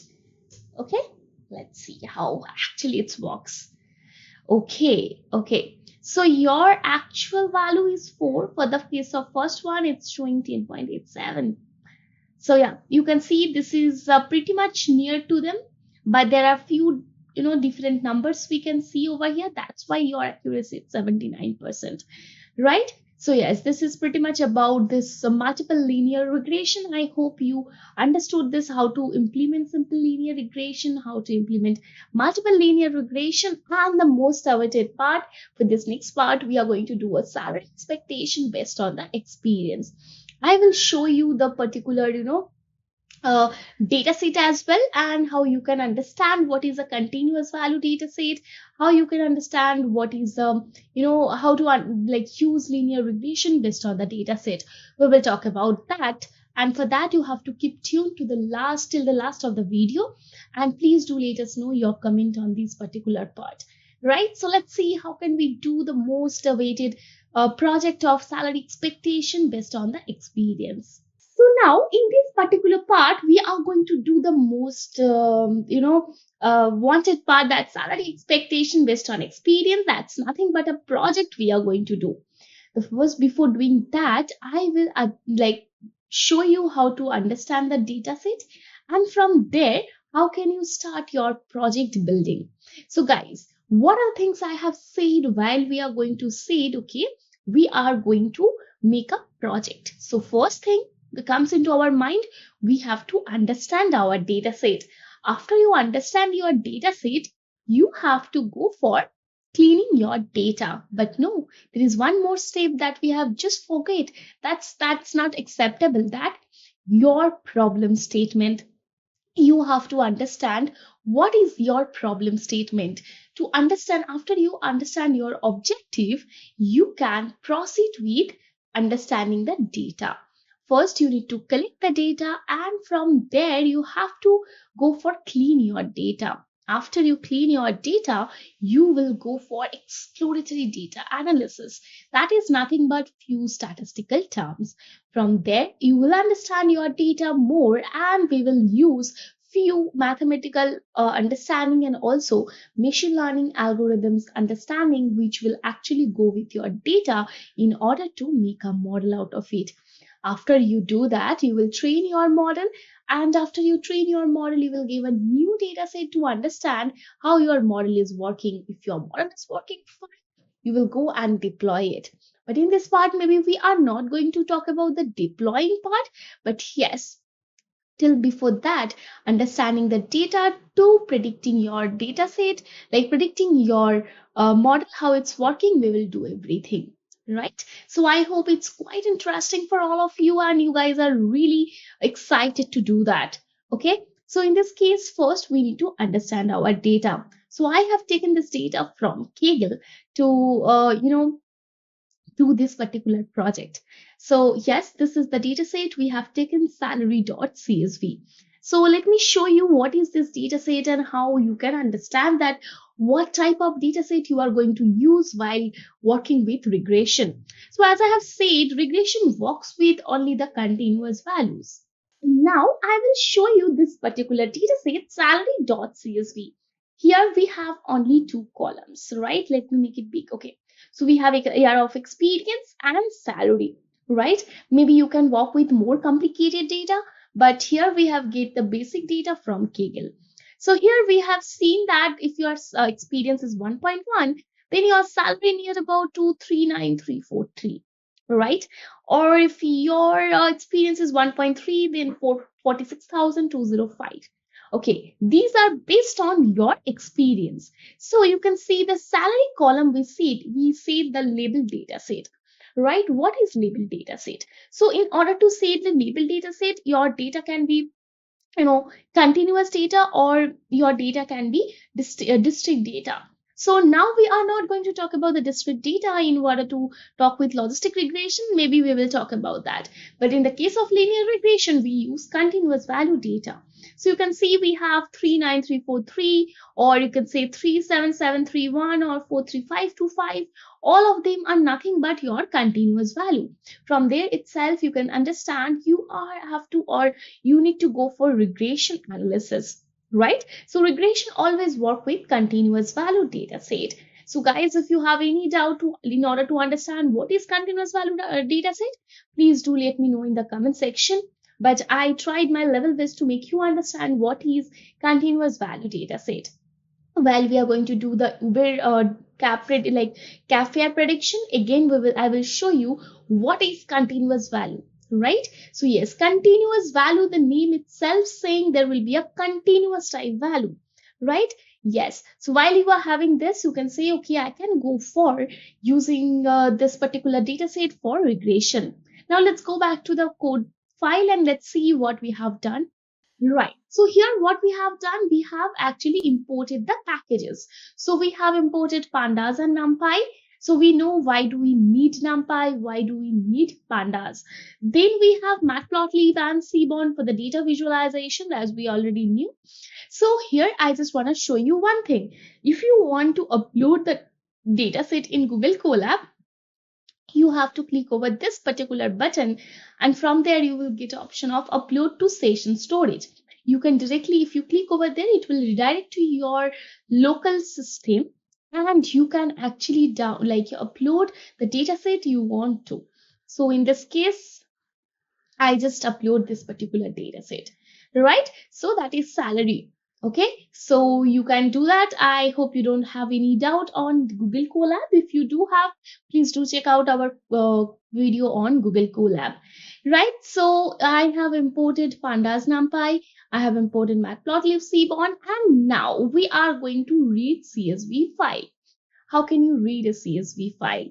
We have called .read underscore CSV from Pandas. Yes, we can read lots of type of data set or data description, whatever it is. If you want to read using Pandas, you can do that. There are a lot more function they have for that. Now I have written pd.read CSV, then I have given the path. How can I get the path for the data set? Let me show you. Don't be panic for that. Everything is super easy with Google Colab and also while you are working with Python. So you can see that salary.csv you have. If you click on this three dots, if you click over there, you will get an option of copy path. You just need to copy the path, and here you just need to paste it. It's that easy, guys, right? There is no such thing you have to do like so many ways to understand the path. No. Right, so we have written pd.read CSV and we have given the path, and our data will be stored in a data variable. Now if you just want to see your data is loaded or not, what we use one function called .head. What .head does, as the name suggests, it's going to give you the head portion of your data. So what is the head portion of your data? In default, it is going to return you the first 5 rows from your data. So data.head. Okay. Right, you can see this is particularly data.head, and your data is uploaded to, or you can say loaded to data variable. Now if you want to see the last 5 variable, like last 5 rows from your data, you can write data.tail. Right, it will show you the last 5 rows from your data. So total maybe data you have 34 records you have, and yes, this is the last 5 rows. Now we will see few things. Now if you want to see what are the columns I have in my data set, a sudden question pop up in your mind. So yes, it's not a sudden question. Again, to understand your data more precisely, we need to understand what are the columns we have, what are the continuous value we have, and what is the data type of all the columns. We will see how we can do that. Also, we will have a look at the cleaning data in order to clean the data, the null value. Oh my god, there are a lot of things. So yes, to understand all of the things one by one, you have to keep tuned to the last to the video, right? And if you like it, again, do not forget to like the video. Do not forget to subscribe. Great learning. So we have used dot columns. So data dot columns is going to return you all the columns you have in your data set. If I just do that, what are the columns we have? Just two columns we have for this particular data set. We have years of experience and salary. Now let's check the dimension of that data set. What is the dimension we have for the data set? So in order to get that, what will be my answer?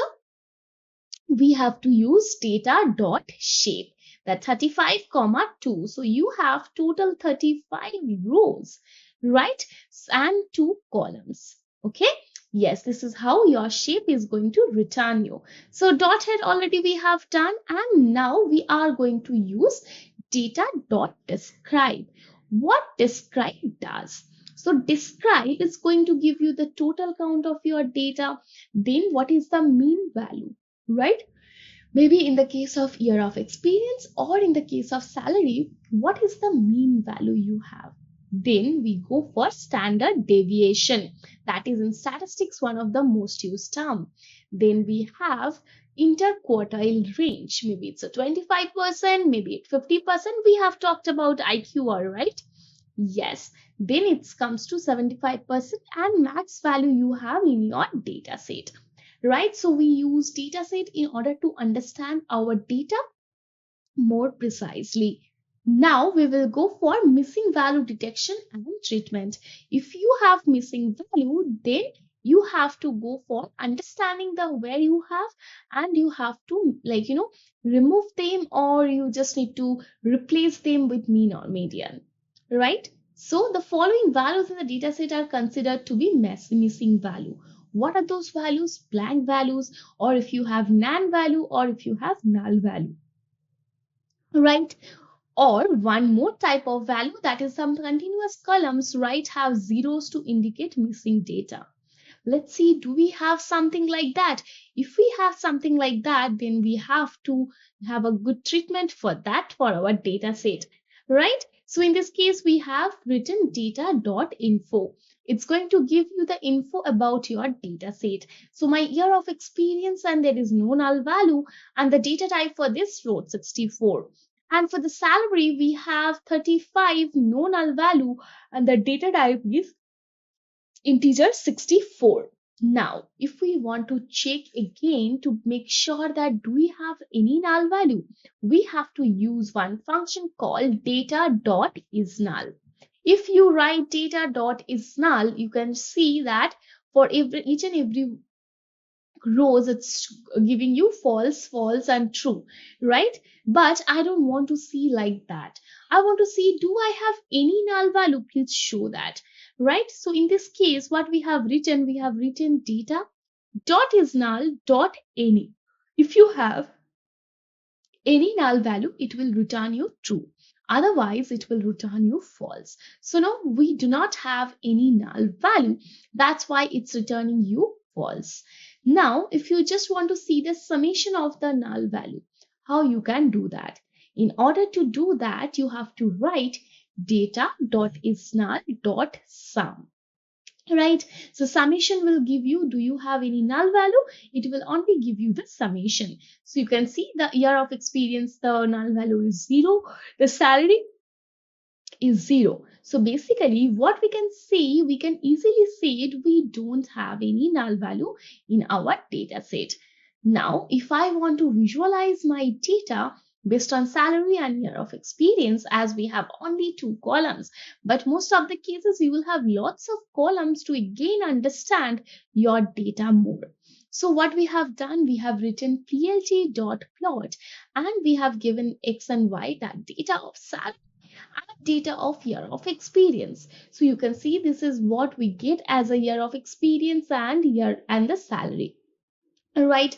So you can say for 2, this is near about to 40,000. While you are having a more experience, you are going to get a good salary again. Right? Now what we are going to do, we are trying to find it out the expectations, but before that we will try to understand the correlation. So this plot will help us to understand if there is any multi-collinearity in the data set. right? How we can do that? We have written PLT is basically Matplotlib, PLT dot subplot, and we have given the figure size 20, 10. Now we have given the data dot correlation to understand the correlation between different columns you have, right? Can you see, is it correlated or not? So we have used again heat map from Seaborn, and if we just execute that, you will get us beautiful looking, metrics like this, right? This is nothing but your correlation tricks in order to understand is your data correlated or not. So obviously total experience and total experience will be 1 1, and this will be 0.98 0.98, obviously, right? So this is something you can totally understand how it's going to work. Experience, so year of experience to year of experience 1, salary to salary will be 1. So obviously this will be the high correlation, but in the case of this 0.98 0.98. All right, so this is what and how we are going to do the correlation. Now, after we have done the correlation, we have to go for making a model in linear regression. But before that, we want to just, divided our data set into 4 parts. One is training, one is testing. So basically, you have two particular, okay, I will show you how can we actually make it 4 parts. For now, we just understand we have to break our dataset or divide our dataset into 2 parts. One is for training, one is for testing. Now, while it comes to training, we will give our data in the training part to see how our model is working. In the case of testing, our model will not see the data. While we are going to do this particular testing with the new dataset, that time only our model will see that. Okay. Now what I have written from sklearn.model selection, I have imported train test feed. Okay. Just don't look at here right now. Okay. Let me do that. Now what I want to do, I want to split my data set. Okay, how we can do that? So before splitting our data set, I want to do one thing. So I have written data.drop. So as we were saying, while we have data and we will have a, yes. So as we are going to have the salary and the year of expectation, year of experience. So in that case, what's happening? Our data of salary, right, is your like label column. Okay, so we try to predict that only. So we will drop that particular column from our data. So we are going to write data.drop. Then we have dropped salary and we have stored it to X. And now Y will have your salary column, right? So you have understood X and Y. Now if you just write X, after doing this, if you just write X and Y, let me just print X and Y. Print X dot height. So you can see what is X and Y. So your X is year of experience and your Y is nothing but the salary. Let me just do that. So this is year of experience, right? And your Y will be your salary. Yes, so your Y is salary and X is experience. Now we are going to make it 4 parts. As we have 2 parts already. Now we are making X of train. X train is basically your experience. X X test your experience for testing part. Y train is again for salary for the training part. Y test is salary for testing part. So we have called train test speed function and we have given xy. Now we have written test size equals to 0.2. What does that mean? Because you can say that training part you are going to use 80% of your data set and the training purpose you are going to use 20% of your data set.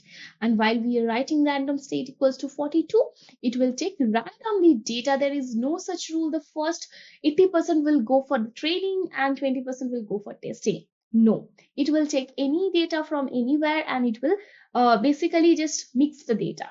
Right? So that's why we have written a random state equals to 42. Now, if I just write from sklearn.linear model and if I just import linear regression, Then we have called our regression model, that is linear regression. Right, after we called our model, we have written l.fit. So basically we are going to fit the model with the data set, that is x train and y train. Okay, and then we have the prediction. Then we have written y pred equals to l.predict and then x test. Right, so you have given your testing data.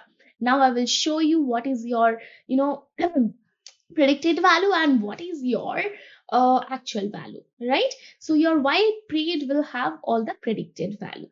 Now if you want to get the score, what is the score for your predicted value, you just need to write l.score. It will give you how your model is working, and you can say 89%, with the 89% of accuracy your model is working.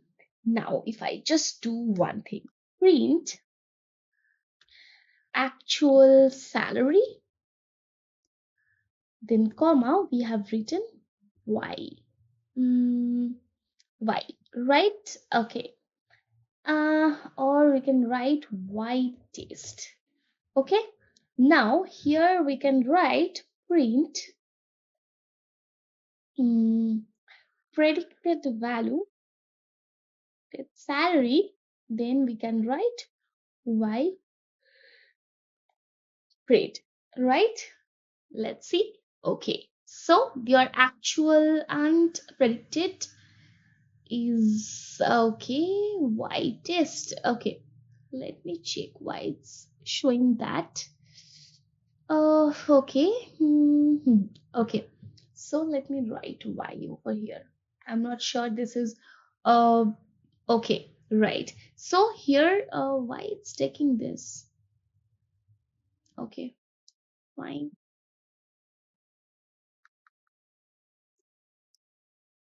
Right, so we have done this over here. Can you see this is your predicted value? And if I just write the actual salary here, so these are your predicted value while it's talking about that. Yes, can you see? Yes, so this is your actual value and that was your predicted value, right? So this is how we can do the salary expectations based on the experience, right? And this is how we can make a model out of it, and we can do say, okay, if you have experience like this, then my model is saying your predicted value or your expected salary will be this, right? I hope you like the project. Please do let me know on that, what you feel about it. And also do not forget to like this particular video and do not forget to subscribe. Great learning. Then we will again do a mind-blowing project on Uber data analysis and also the cab fare prediction. Right, so please let me know your thoughts about this particular project, and then we will move forward to the next project. In this part, as we have already talked about regression, what is linear regression, how can we actually use linear regression technique, and where are the data set you can go for, we have talked about everything. We have done one project on linear regression as well. Now in this part we are going to do the Uber data analysis, and we will try to predict the fare price, right? So what are the library we are going to import for that? NumPy, Pandas, Matplotlib, Seaborn, and also we will import linear regression from scikit-learn, right? And what are the dataset we have? We have dataset of cabrides.csv, and we have dataset for weather.csv, right? So these are the dataset we have. Now if you just want to talk about cab data head, right, what it will give? It will give you your cab data, right? And we have weather data. So here you can see we have distance, cab type, timestamp, destination, all these things. Now if you want to see the columns for that, okay, we will do this later. So now if you want to see the columns for that, what do you need to do? You just need to write cab_data dot columns. So it will give you all the columns you have in the cab data set. Now if you want to check the shape of the data set, what do you need to do? You just need to write cab_data dot shape, right? So you will get total how many columns you have, total how many rows you have. So you have column of rows of 693071, and you have 11 columns, right? This is pretty much big data set you can see from here. Now if you want to check the weather data set that we have read as well, so in this case you can see let me just show you the weather data set.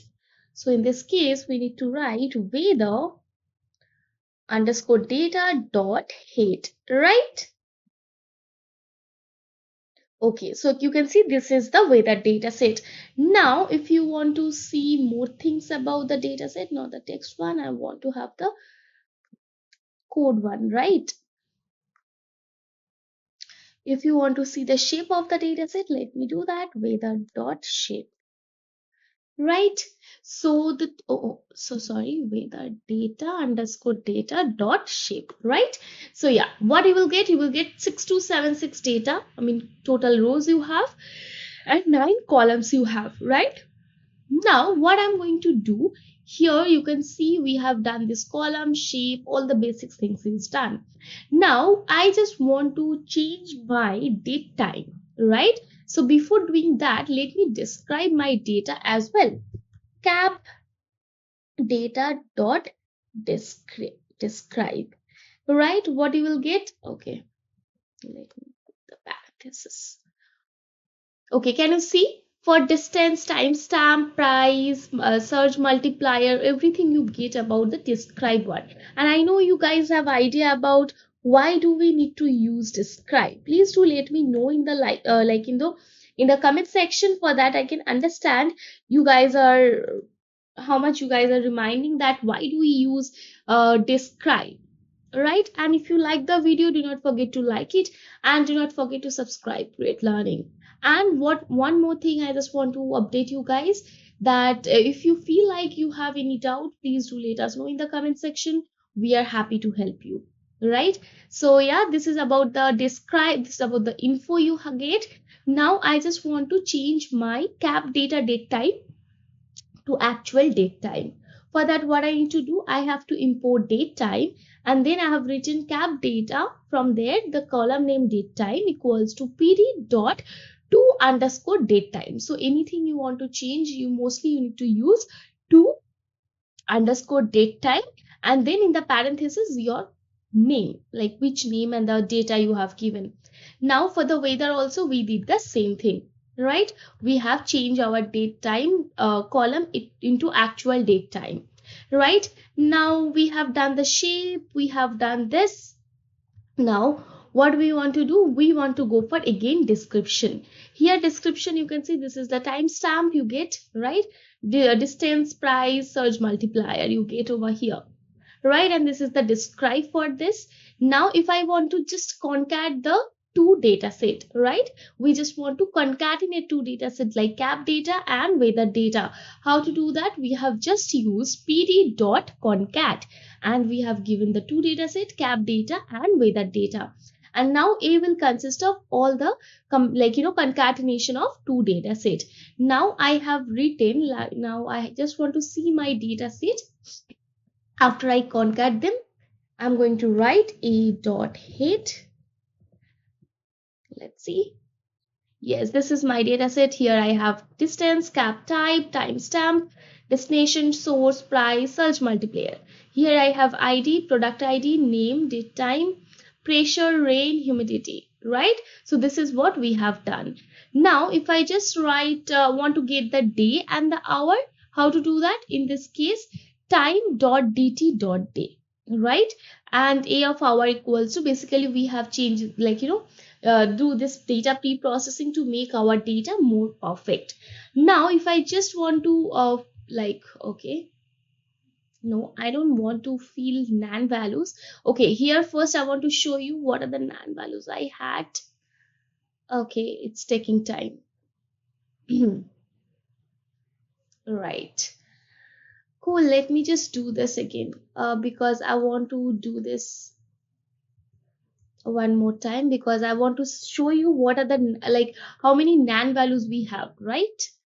Let me show that.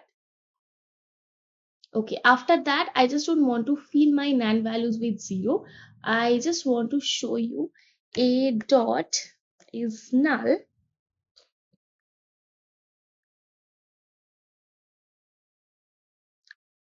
dot any, right? If I have, then I'm going to use the dot sum function. Yes, I do have lots of null values, then I just want to use dot sum, total summation of the null values. Okay, we have a pretty good number of null values. We can just need to fill that it with 0. Let me fill that with 0. Okay, so we just cannot we go for so many null values. What we can do, we can fill them with the median, or we can fill them with the 0, anything you want to go for. Now I just want to group by the cap type, and I want to get the count of that. So total type of cap type, so cap type is Lyft, Uber, you get, can you see, this is your cap type. Now if you want to group by cap type and count, and then if you want to plot the bar plot, yes, this is how you can do that, dot count plot dot bar. So this is the color code you have for distance, timestamps and all, and this is the cap type you have, right? This is Lyft, this is Uber, right? So you can see this, all the parameters you get for different cap type, right? Now if you want to see the price, how can you do that? What I have written price dot value counts dot plot, then bar, and this is like what color I want. Can you see, this is the price plot, right? The value counts right here. Okay, now if you want to see the hour, like this is nothing but the data visualization we have done. For hour you can do the bar plot, and then here we want to do the plot, like what, hour basis price. So this is what we get, like this is the hour, this is the price, and then we have plot them, right? And this is for rain and price. Suppose it's raining, and if you want to change, like see the what is the price difference and what is the plot, it's for the data set you have, the data points, this is what you get, right? And these are the columns again, you know. Now for making the linear regression model, what are the things I want to take? I want to take distance, temperature, cloud, pressure, humidity, wind, rain, day, hour, surge multiplier, and clouds. And for the prediction, we are going to take the price. Now from scikit-learn model.selection import 10 state split, we are going to split our dataset into two parts, training part and testing part. We have four things like X train, Y train, X test and Y test. So 25% of the dataset will be test size, and 75% of the dataset will be train size for that. Now I have just written linear dot fit, and I have given my X train and X train and X test. Right? So this is how we have done the linear regression, train the model. Now if I just want to predict, so linear dot predict, then you have to provide Y train. Now if you want to check the actual price versus the predicted price, so your actual price is 42, it's showing 32.54. Here it's 32, it's 16. Okay, so there are here and there, like it's here 7.5, it's showing 10. So these are pretty much near, right? You can see 9, 11, 8, 11, 27. This is again some here and there is there, right? So this is what we get for, like, after putting the linear regression.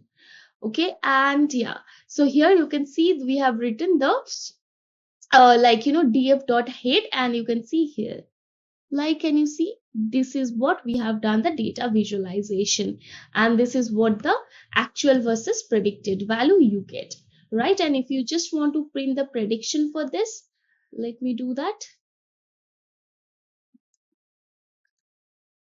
right? So we have done, yeah, these are your prediction values. So we have done our linear regression concepts. We have talked about diabetes prediction using linear regression, not diabetes prediction. We have done the outlier detection using PIMA diabetes 1, right? And for salary prediction, we have done the linear regression one, right? So we have done two projects on linear regression. One is salary prediction using based on your experience, and one is Uber data, right? So I hope you like it, and if you like the video, do not forget to like it and do not forget to subscribe. Great learning. In this part, we are going to talk about the logistic regression. That is also comes under one of the supervised learning technique in machine learning, which used for classification algorithm. Now let's have a look at what is logistic regression.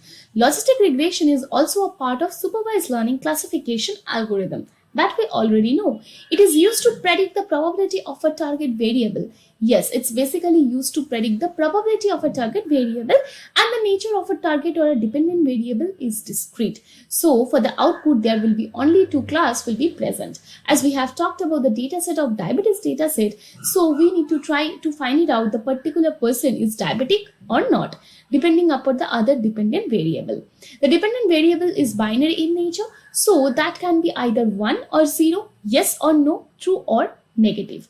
Right? So this is how you can understand that this will be only two classes we will have. The logistic regression is also known as sigmoid function. We have a function called sigmoid function, and we use this particular concepts in logistic regression. The formula for the sigmoid function we know, that is 1 by 1 plus to the power minus value.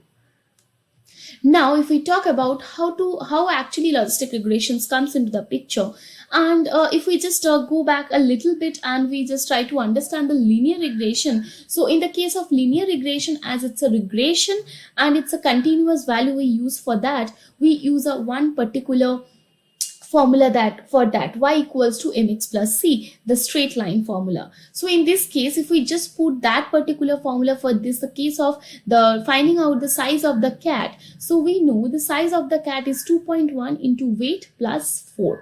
So maybe if I just write weight equals to 0, then also the predicted size for that cat equals to 4. Is it really possible the particular cat has a 0 weight but the size is 4 inches?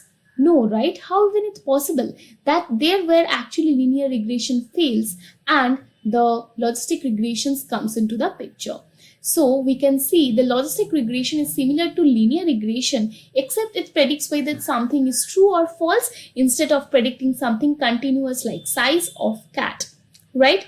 So here you can see the probability of cat is obese here, and the probability of that the cat is not obese is there, right? So there you can see this is the probability of cat is obese and this is the probability of cat is not obese, right? So here we are just going to predict yes or no, true or false, and this is where logistic regressions comes into the picture. So if you can see, if you get your point and probability near to 1, we can see there is a high probability of the new cat of being obese, and if you get the probability near to 0, you can say there is a high probability that the particular cat is not being obese, right? The curve tells the probability of the cat being an obese based on its weight. So this is the S curve. This is known as the S curve basically we use in logistic regression, right? So this is like little bit about logistic regression. So if you get your point near to not 0.5 and 0.5.5,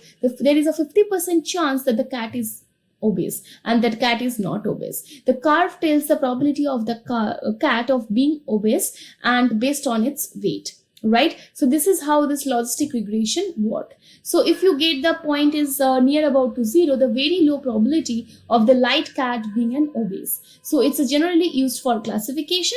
For example, if the probability of a cat being obese is greater than 50%, we use a threshold value. So if we see the probability of the like you get the probability which is greater than 50%, then it is classified as obese. And if it is less than 50%, then it will be classified as not obese, right? So this is how our the logistic regression works. Now if we just look at the mathematical explanation of logistic regression, from where this logistic regression comes. So logistic regression is a special case of linear regression, we can say. So we know for linear regression we use a formula that is y equals to mx plus c, and in the more data points we use y equals to m1 x1 plus m2 x2 plus ... and so on, where we are going to use a function in logistic regression that is p equals to 1 by 1 plus to the power minus y. This is nothing but your sigmoid function.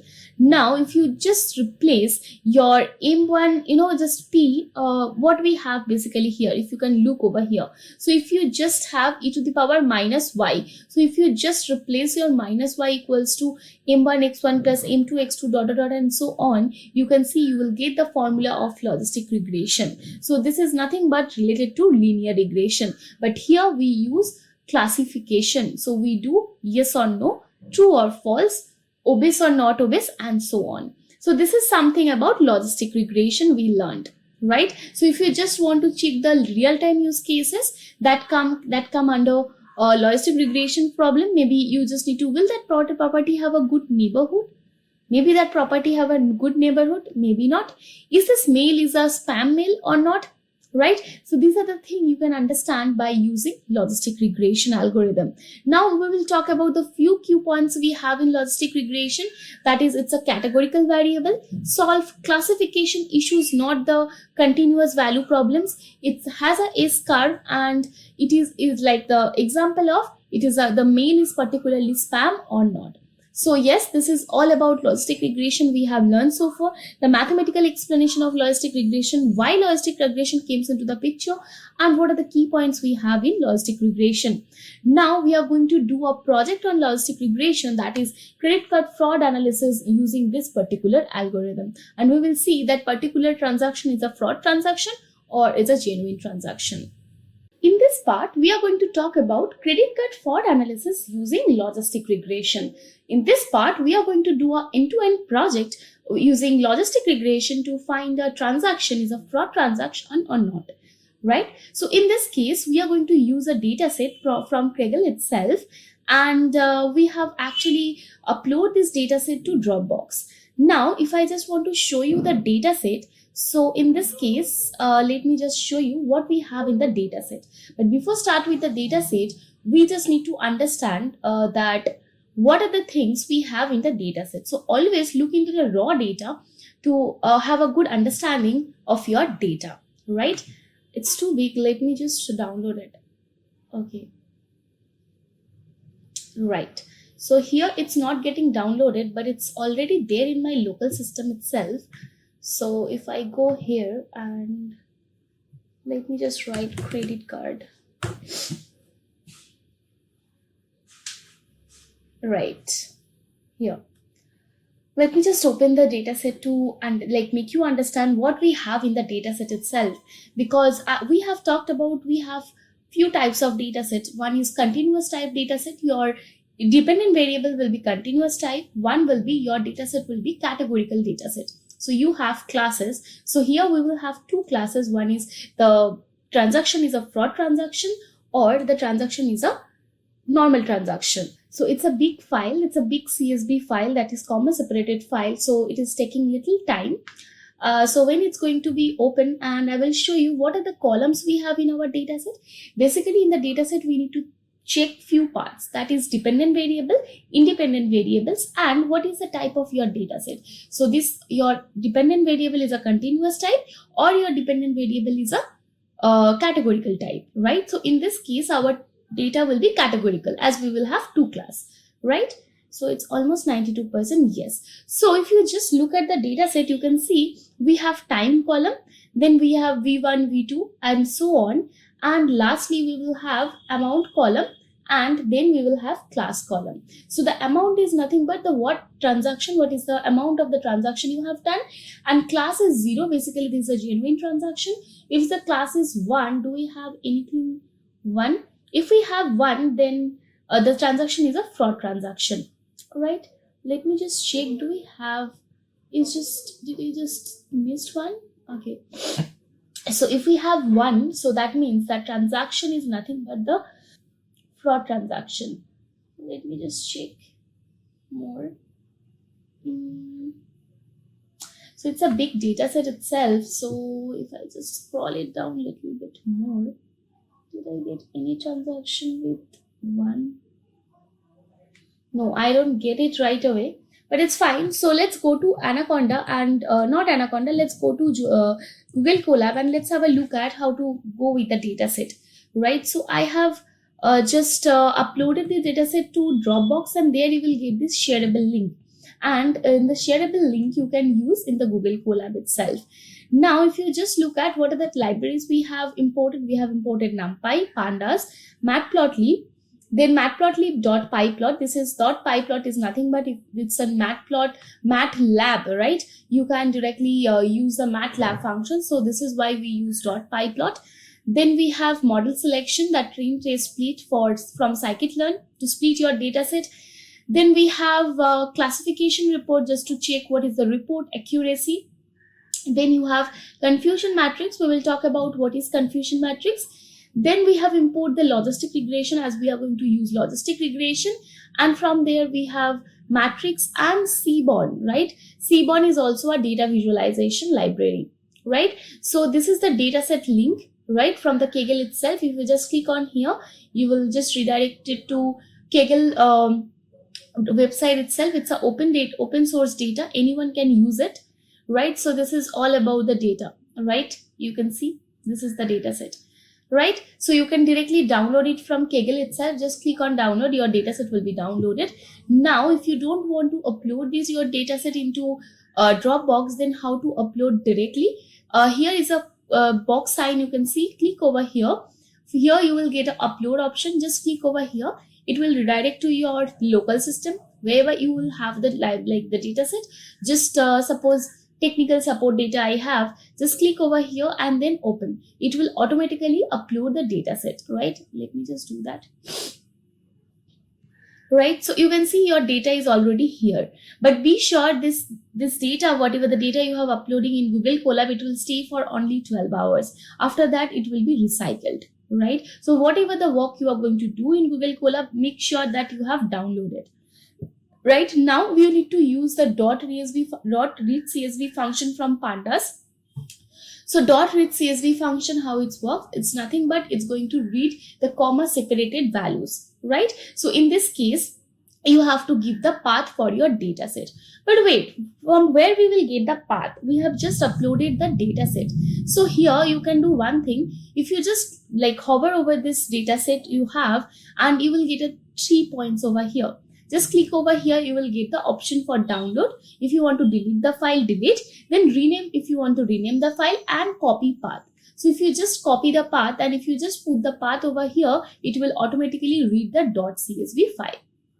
Right? It's automatically reads. Right now, if we talk about the data set, it contains 285000 rows and of the data and 31 columns we have.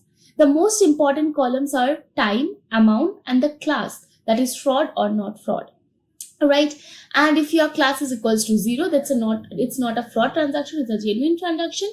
If your class equals to 1, it's a fraud transaction. Now, if we just want to see the first 5 rows of our data set, how to do that? You just need to use data.df, where we have actually, if you can look at the variable, we have stored our CSV file, that is data.df, and if you just write data.df.head, you will get the first 5 rows of your data, right? Can you see time, v1, v2, v3, v4, and so on, and amount and class, right? You have. Now, if you want to check the shape of your data, how to do that? You just need to write data.df.shape function. It's going to return you how many rows you have, how many columns you have. So we have total 284807 rows and 31 columns. Right, now if you want to check the describe, so where to use describe? And one more thing I want to show you, if you want to check the columns, so data.column, so basically it will return you what are the columns name you have in your data set. Sorry, it will be data.df, right? So what are the columns you have in your data set? So these are the 31 columns I have in my data set, right? Now, if you want to check the describe, so describe is nothing but it's going to return you some statistical information about your data set. So particularly for this 3 columns, I want to check the statistical information of my data set. So in this case, I have written amount, time, and class, right? Can you see the list I'm providing here? And then we have using .describe function. So if I just click over here and just execute it, you can see we have total count of the data, you have the rows, then you have the mean value, right? What is the mean of your total column?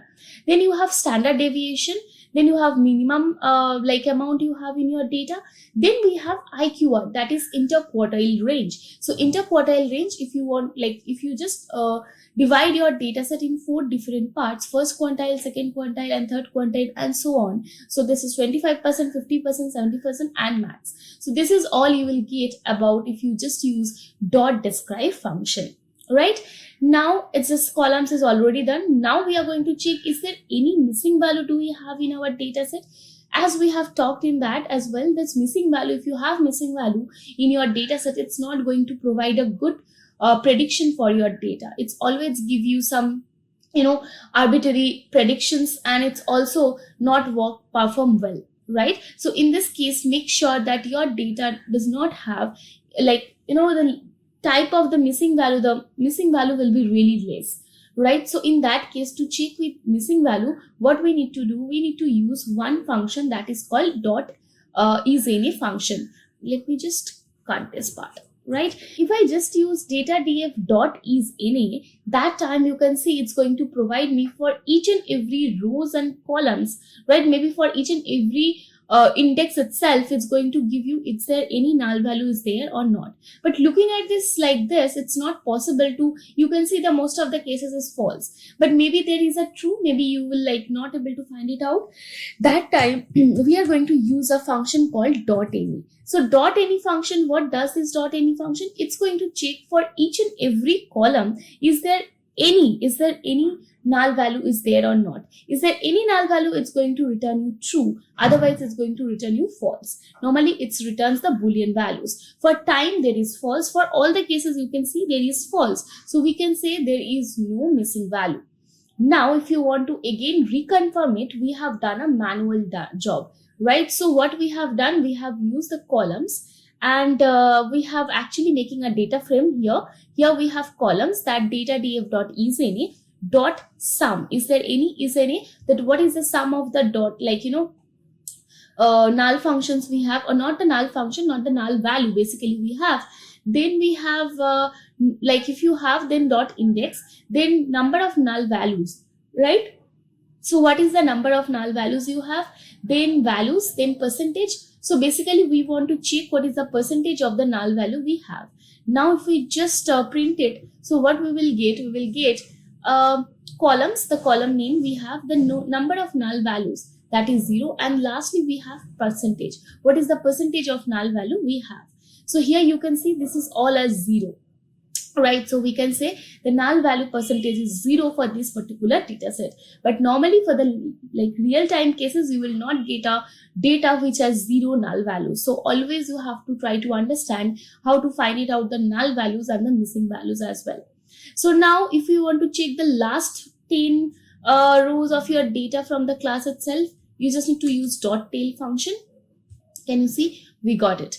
Now we are going to check the percentage of total number of fraud transaction. So I want to see what is the total number of fraud transaction we have. So in this case, we are going to use one particular variable called nf count, right? That is equals to 0.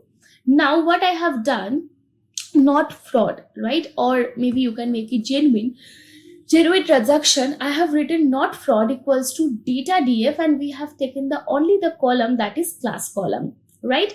Now we have used one for loop for I in range, and then it will go till length of the not fraud, right? So it's basically doing what? It's taking the length of the, let me just show you what we are doing here. So this is something not fraud transaction. We were taking the class itself, right? So here if I just write not fraud, right? So it will give you what? The total length of your data. So your for loop will run or execute till this 284807, right? Now what we are going to do, if I have written not fraud, this particular variable equals to 0, then we are going to count the nf count equals to nf count plus 1, right? So basically we are trying to find it out, the total number of genuine transaction we have in our data set. So in this case you can see, let me just print it here, right? So firstly we will try to find out the total number of not fraud transaction, and then we will do the percentage of that, right? So here if I just print it over here, can you see the total not fraud transaction, that is 284315. The total number of length of data we have 284807. Here we are getting not fraud, that is genuine transaction, that is 284315. So we can conclude one thing from here that the fraud transaction is really less in our data set. Now, if you want to check the percentage of it, the normal percentage formula, we have just taken NF count divided by length of not fraud transaction into 100, right? So not fraud transaction is nothing but the total length of the column, and NF count is basically the total genuine transaction into 100. If I just print it, the percentage of not fraud transaction or the percentage of total genuine transaction in the data set is nothing but, you can see, 99.82%, right? So there is very few transaction we have as a fraud transaction. Now we will do the same thing to find it out the fraud transaction. So we are going to take f count equals to 0, one more variable, and from there we have fraud equals to data df and class. Again, we are taking the column of class. Now we have written for I in range, the same thing, the length of fraud. Then if we have written here, let's look at this if statement, the conditional statement. We have written if fraud of I equals to 1, then only f count equals to f count plus 1. It's nothing but the small logic, right? From here, if I just write, let me just, okay, different cell for like the different one. So here, if I just write the f count, you can say the total fraud transaction in our data set, that is 492. Now, if I just print out the percentage of the fraud transaction, that is 0.172. But yes, we do have fraud transaction. We cannot ignore it, right? From here, we are trying to find it out the visualization, the data visualization for genuine transaction and the fraud transaction. So here for data, plotting the data, right? So here we are taking one data frame. First, we have created our empty data frame here, plot data, that pd.data frame. So this is how you can create a empty data frame. From there, the plot data equals to fraud transaction. So fraud transaction, the column name will be fraud transaction, and we have written the fraud. So what we were doing, we were actually trying to figure it out, what is the percentage of fraud transaction you have in your data set and what is the percentage of genuine transaction you have in your data set. So for that, what we have done, we take a variable called NF count, and this is equals to 0 because it will work as a counter, right? Now what we have done, we have written not fraud equals to data df, and then you want the class, okay? So whenever, let me just add one cell over here. So whenever we try to get like particular cell, like a particular column from your data set, that time what we have done, so we try to take the particular column name, right? So for my case, I'm going to take class, right? So you can see what it actually have. This class is nothing but your outcome, and it is a dependent variable on other columns you have.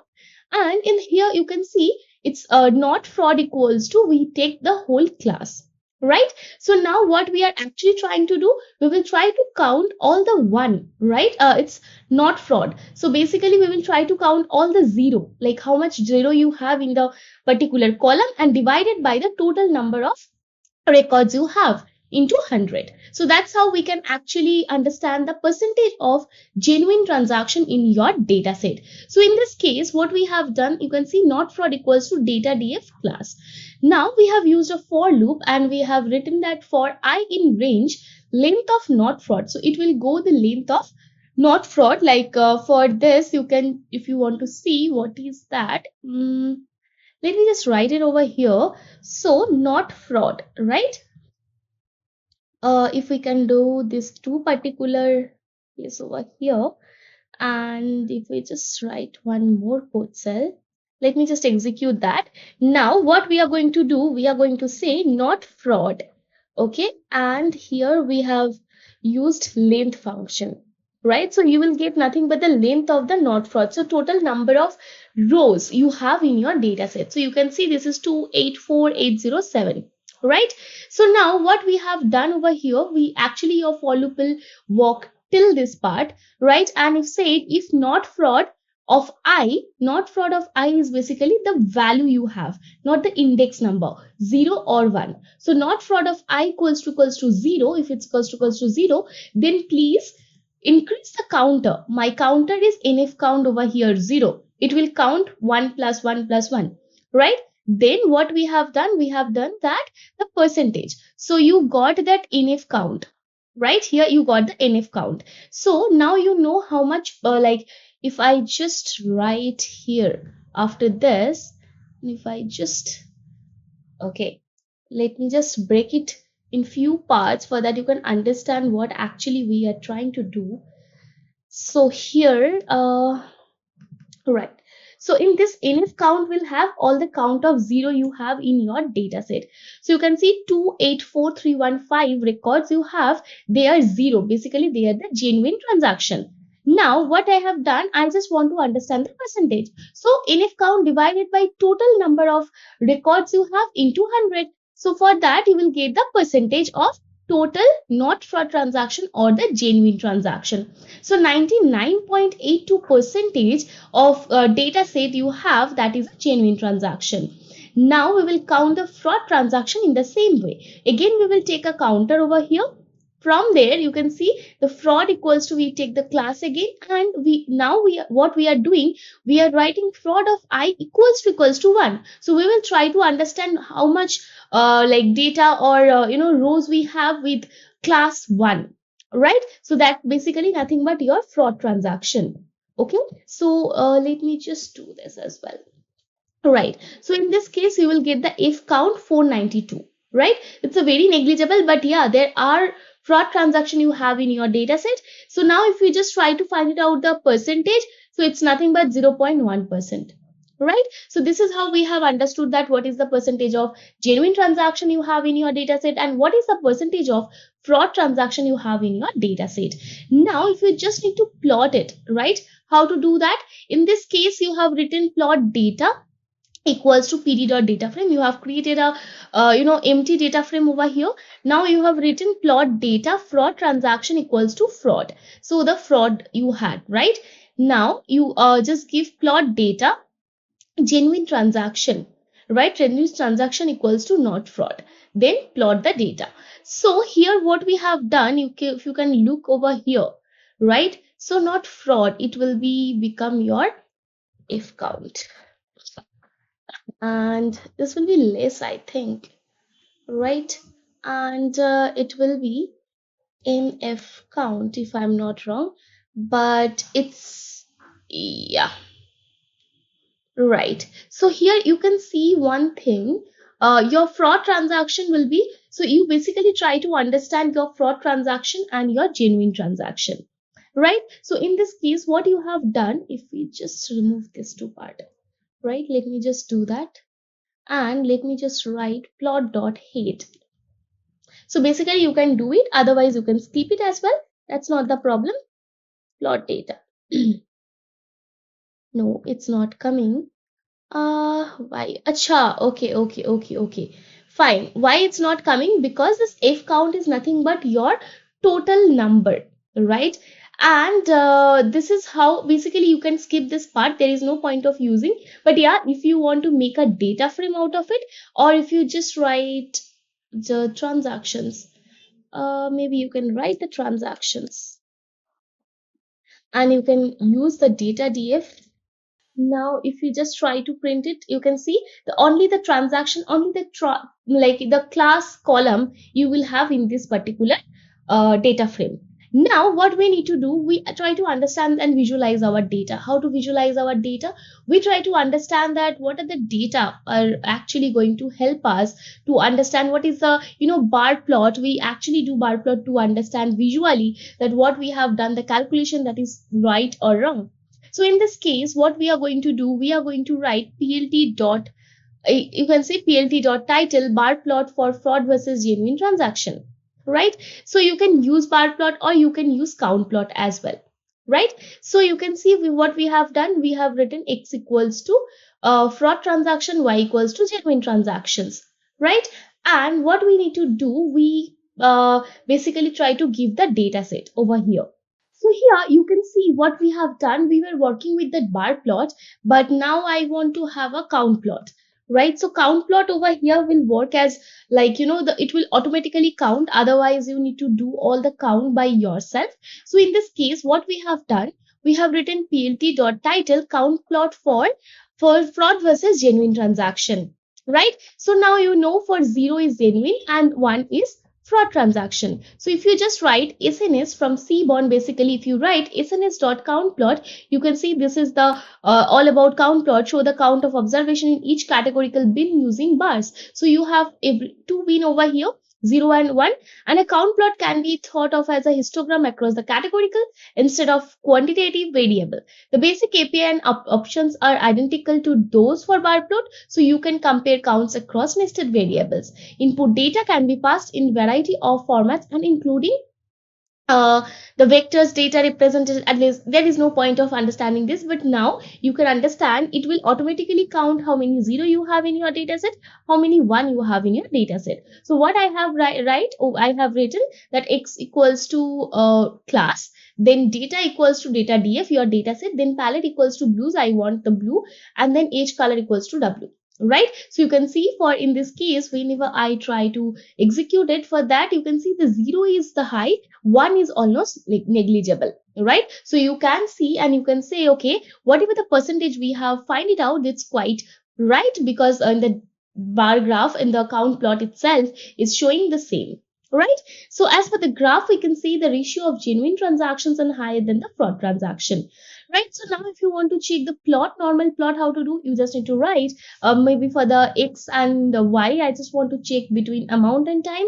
So in this case, I have written data df amount and y equals to data df time, and then I have written plt.plot xy, and the title will be plt.title time versus amount, right? So in this case, you can see this is the relation between amount and time, and this graph we try to plot the relationship between time and amount. You can see this is the time and this is the amount, right? X equals to, we did, okay, x equals to amount. So these are the 5,000, 10,000 to 15,000 is your amount, and this is your time, right? How much time it takes to do the transaction. Now if we just try to understand the amount distribution, where the amount is high, where the amount is like, what is the distribution of your amount you have in your data set, that time again we are going to use this plot, right? So this plot is kind of a histogram type of a thing, you can say. So here we are going to try to do the amount distribution. So in the amount distribution, what we need to do, we try to understand the distribution of the amount in our data set. So here we are going to use Seaborn plot. So you can see we have taken only the amount column.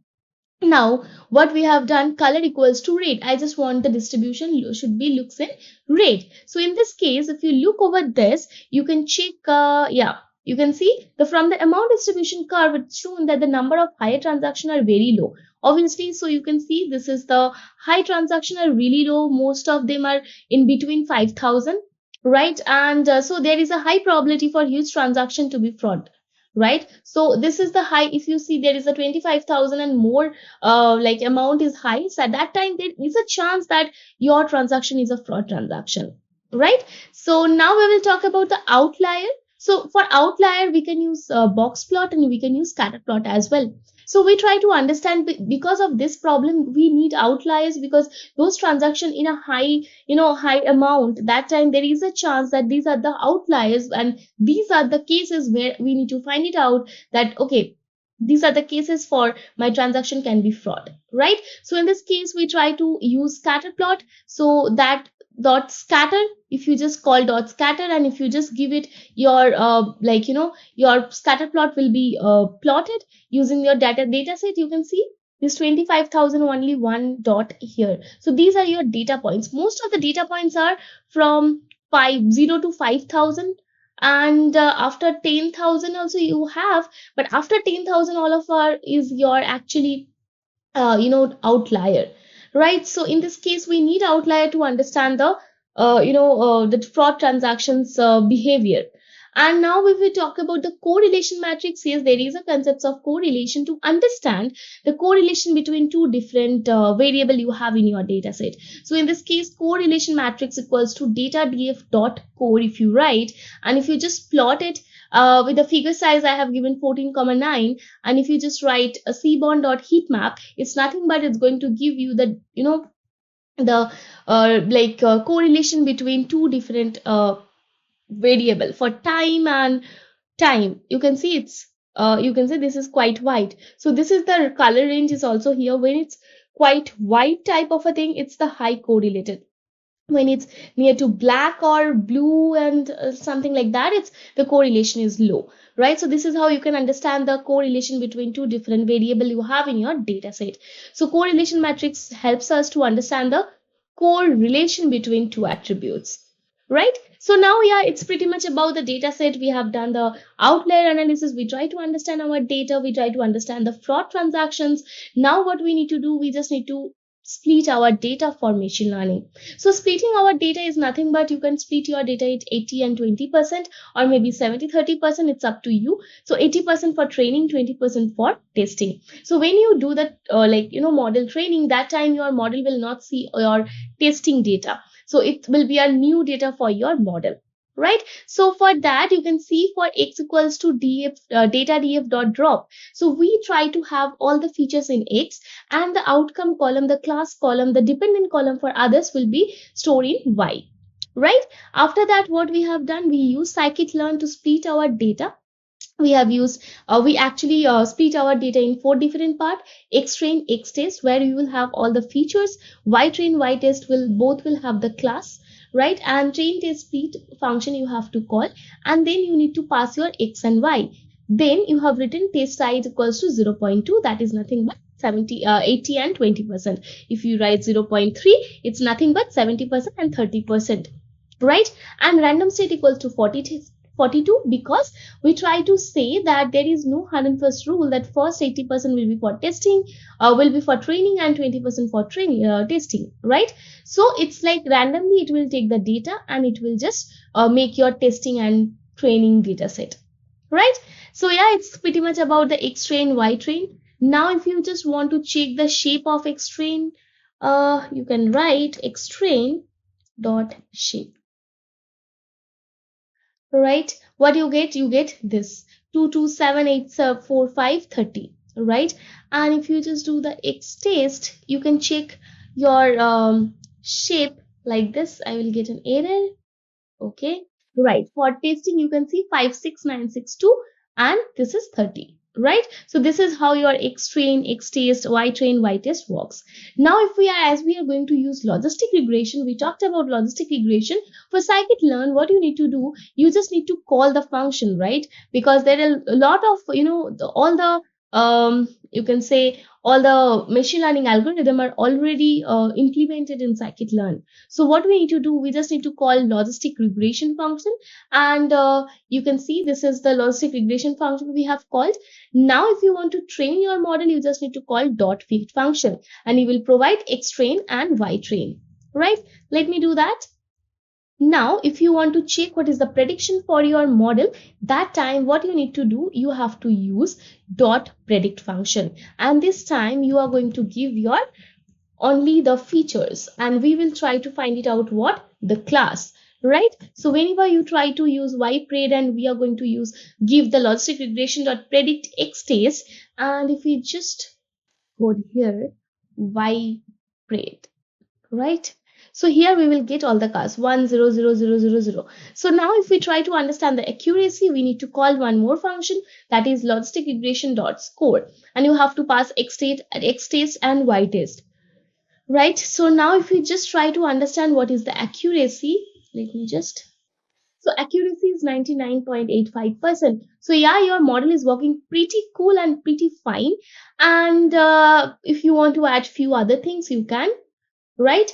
And one more thing, I just want to explain that what is confusion matrix. So whatever the accuracy we have done over here, there is one more concept from those matrix as well, you can find it out. So in this case, we called confusion matrix. In confusion matrix, we have few parameters: there's positive, negative, true positive, false positive, true negative, false negative, right? So what is positive? Observation is positive. For example, the transaction is true. Then observation is not positive. For example, the transaction is not genuine, Then we have term called true positive. What is true positive? The observation is positive and is predicted to be positive. That is true positive. So both the cases is positive.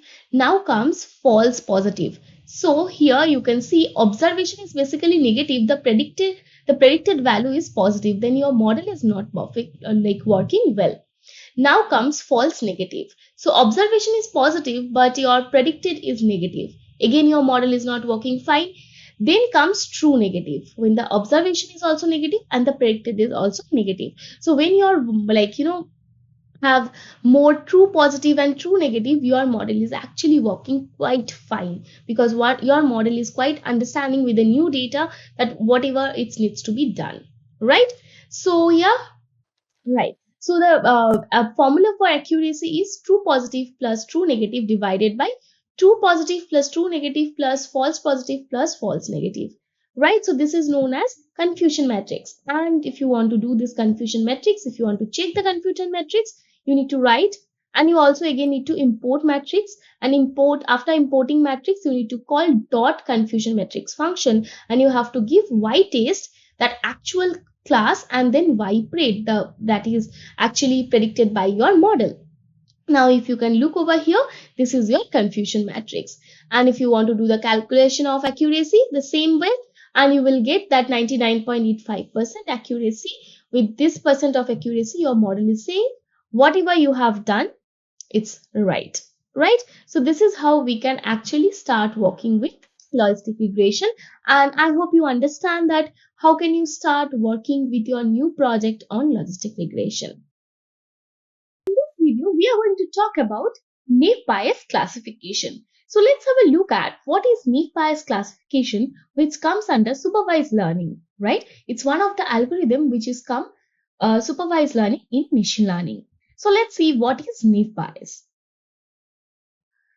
Right. So naive Bayes classifiers are belonging from a simple probabilistic classifier based on Bayes theorem.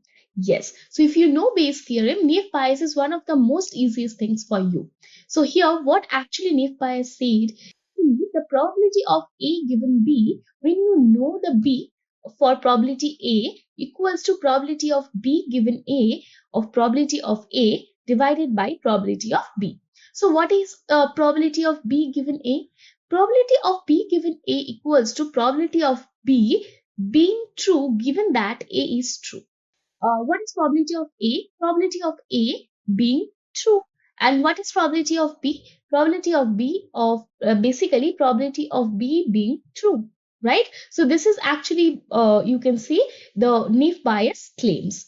Now if you look further, so we will have a look at what is a naive Bayes algorithm. So naive Bayes classifiers assumes that the presence of a particular feature in a class is unrelated or independent to the presence of any other features, right? So they actually takes very naive assumptions, right? So that's why it's known as naive Bayes algorithm as well. So you can see in this case, they're saying that presence of a particular features is not dependent, or it's like you can say independent or unrelated to each other, right? For example, the apple color is red, shape is round, and diameter is 3 inches. So they will say this color, shape, and diameter will not dependent to any other, right? So they are independent to each other, right? So this is actually what is a naive Bayes algorithm. Now if we look at why is naive Bayes algorithms are called so in this case, why was the algorithm named as naive? So assumptions are taken by the algorithms are very naive, right? There are very naive assumption is taken by the algorithm. Those assumptions may or may not be correct. So this is the flaws in this particular algorithm, that all the assumptions is taken by naive, like taken by the naive Bayes theorem, or the algorithm is not right always. So after that, why the algorithm has the word Bayes in it? Because fundamentals are based on the Bayes theorem, right? So these are the main understanding of why this is called as naive Bayes. Naive Bayes is because it's a Bayes theorem, and naive is basically they take some naive assumption when they go for doing the classification, right? So this is why it's known as naive Bayes algorithm. Now if we look at the example of Bayes theorem, so there is a example or a scenario, we can say what is the probability that your flight will be on time today, given that, right, there is a condition given that the weather is sunny or humidity is low, right? So what is the question you have?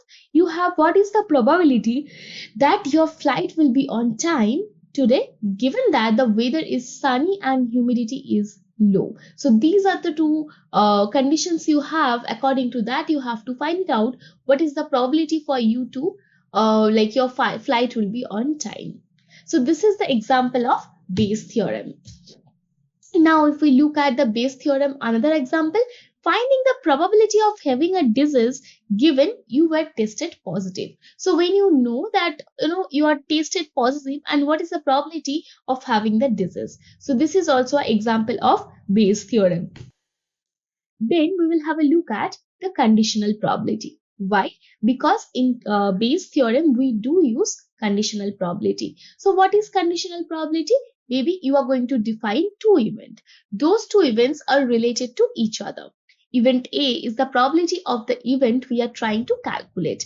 Event B is the condition that we know or the event that has happened. So basically, for event A, you are trying to calculate when you know when the event B is already done, right? So that time this conditional probability is known as probability of A given B. So you know what is B already has happened, and you need to try to find it out the calculating the probability of A.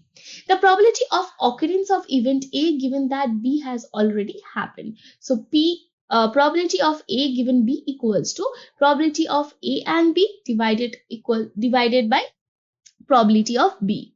So probability of the occurrence of the both A and B divided by probability B. This is known as conditional probability. So in the conditional probability, there is two parts where you try to find it out one particular probability when you know the other condition, right? So this is known as conditional probability. So if we take an understanding of conditional probability, like an example, probability of getting 1 by rolling a dice given your event B, after roll the dice, it is an odd number. So you know the dice, when you roll the dice, after that you get an odd number. But what is the probability from that odd number? It will be 1. Right? So your solution will be event A equals to getting 1 by the rolling the dice, and event B that you know that is it's an odd number. So probability of A equals to 1 by 6. Right? So 6 parts you have in the dice, right? And after given the condition, the probability of getting an odd dice will be what? 1, 3, 5, right? That equals to 3. Total number equals to 3 because 2, 4, 6 will not be an odd number. It will be an even number. That's why your probability of A given B equals to 1 by 3. Otherwise, if you don't give that, what is the probability? Like if you don't give this particular event that the dice is already odd number, then the probability will become 1 by 6. But as we are using a conditional probability, when we have actually mentioned about event B, which is that already rolled dice is an odd number, that time the probability of getting an old dice equals to 1/3, right? So this is the understanding of conditional probability. Now, if we try to understand the Bayes theorem describes the probability of an event based on the prior knowledge of the conditions that might be related to the event. In simple words, Bayes theorem shows the relation between a conditional probability and its reverse form. If conditional probability equals to PA given B, which is probability of A given B, you can use Bayes rule to find the reverse probability of B given A. Right? So this is pretty much about Bayes theorem, and why we called this particular algorithm as a naive Bayes algorithm. So if we look at the explanation of Bayes theorem, you can say P, that probability of A given B equals to probability of B given A, which is the prior what you believed before you saw the evidence, and then probability of A, this is the likelihood of seeing that evidence if your hypothesis is correct, and probability of B, this is the likelihood of the evidence under any circumstances, right? And probability of A given B will be your posterior, right? So this is the explanation of Bayes theorem. So if we take the example of Bayes theorem, find out the probability of having liver disease if the patient is an alcoholic. So you are trying to understand the probability of A, that your event A, which will be probability of having liver disease, and your event B will be the patient is an alcoholic. So when it's given that the patient is an alcoholic, what is the probability of the having a liver disease, right? So this is what the Bayes theorem example stands for or looks like. Now, if you just look at the summarizing the data set, suppose flight will on time or not. So in this case, you have total rows, total sample equals to 14. Number of attributes is nothing but your columns equals to 4, and number of class 1. Right? So total yes is P of probability of yes equals to 9 by 14, and total no equals to 5 by 14. So basically it's a common data set you can take to finding out that flight will be on time or not, given that the temperature, humidity and windy. Right? So this is how we actually use Naive Bayes theorem. And after this, as we have learned about the theoretical part, we are going to do a project on Naive Bayes using diabetes prediction using Naive Bayes. So we will have a data set where we are going to talk about the diabetes, and from there we will try to find it out a person is what is the probability of being diabetic. Right? So let's see how we will do this particular project. In this part, we are going to do this diabetic prediction on PIMA Indian diabetes dataset using Naive Bayes. But before start with this, we will have a look at about the database. Right? So let's go to this particular link. We will get this dataset from Google. This is open source and anyone can use this. So if you click over here, it will redirect you to PIMA Indian diabetes dataset. So let's have a look at what are the things we have in the dataset before do the prediction using Naive Bayes. So here, if you can look at, you will get the dataset, that PIMA Indian dataset. If you want to download it, you just click on to download. It will automatically start downloading your dataset. And if you want to see the context of the dataset is originally from National Institute of Diabetes and Digestive and Kidney Disease. The objective of the dataset to diagnostic predict whether or not a patient has diabetes based on certain diagnostics measurements included in the dataset. Several constraints were placed on the selection of the instances from the larger diabetes. In particular, all the patients here are females at least 21 years old of PIMA Indian heritage. Right? This is the context of the dataset. I mean, on the basis of what are the things that we can predict that particular person has dataset or not. And also, this PIMA Indian dataset is basically has total 9 columns. So first we will have a look at the dataset, and from there we will see what are the predictors we have and what are the dependent and independent variables we have. Right? So whenever we are going to use any classification technique, as we talk, that the dataset should be categorical dataset. Right? And let's have a look at what are the columns we have. So first we have pregnancies. So it will denote that number of times the patient got pregnant. Then glucose, the plasma glucose concentration, that's obvious. Then blood pressure, the diabetic blood pressure. Then we will see about skin thickness, the tricep skin fold thickness, that actually depends on the diabetes as well. Then insulin, and then we will talk about body mass index, then diabetes pedigree function, and then we will have a look at age. Then whatever the column we have talked about still so far, according to that, we will have an outcome column. This outcome column is nothing but it's going to provide us the information based on these particular columns and those attributes, this person is diabetic or not. So you can see till age, right? If we look at this till age, this is the independent columns you have, but outcome columns is dependent upon all these columns, right?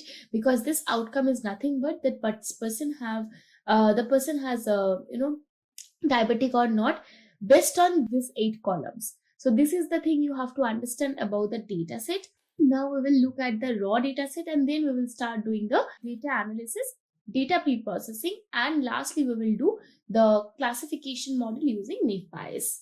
Now, as we have talked about the dataset, now we will start working with few libraries in Python. So these libraries are Pandas, NumPy, Matplotlib, and Seaborn for data preprocessing and data visualization. And for machine learning, like using NumPy and machine learning libraries, we are going to use scikit-learn. So here you can see I am going to import Pandas as PD and then import NumPy as NP. Now, if you see for the data visualization, we have used matplotlib.pyplot as PLT and import Seaborn as SNS.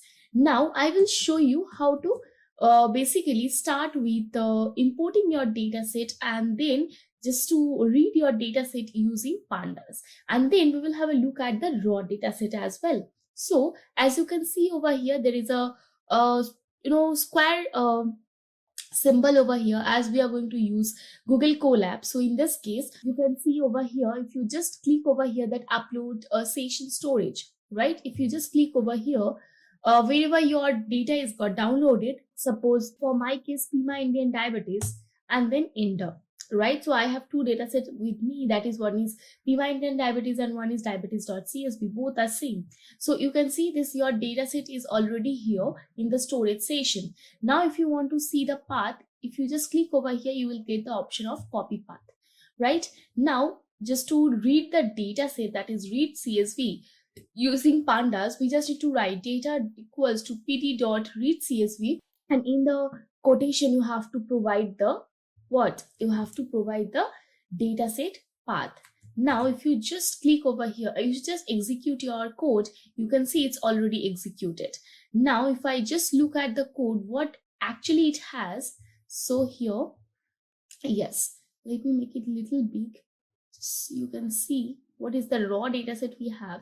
So you can see we have pregnancy. That particular person is pregnant for 6 times. Glucose is 148. Blood pressure is 72. Skin thickness is 35. Insulin is 0. That cannot be possible. We will talk about that. BMI equals to 33.6. Diabetes per degree function is 0.627. Age equals to 50. Outcome 1. That means this particular person is nothing but diabetic.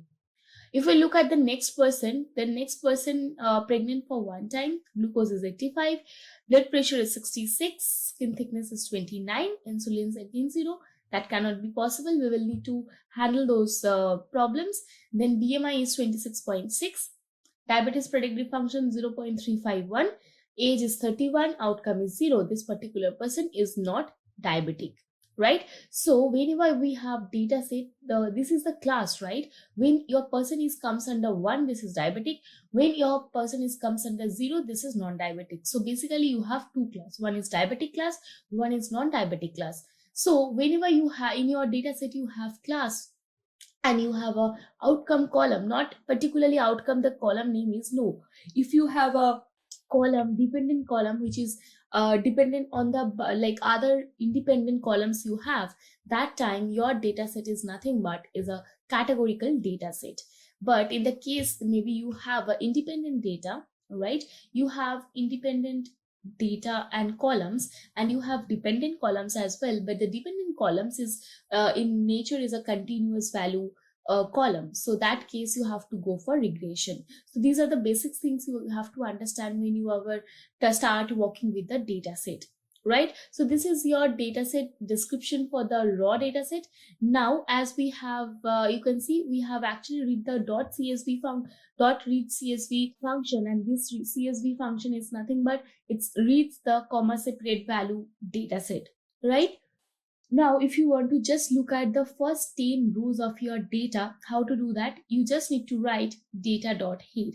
So basically, if I just clear this part, if I just write data.head, it's going to provide me the first 5 rows, right? In default, it's like actually returns first 5 rows of your data set. So here you can see you got 0, 1, 2, 3, 4, right? So now if you just write 10 over here, you will get the first 10 rows of your data set from 0 to 9.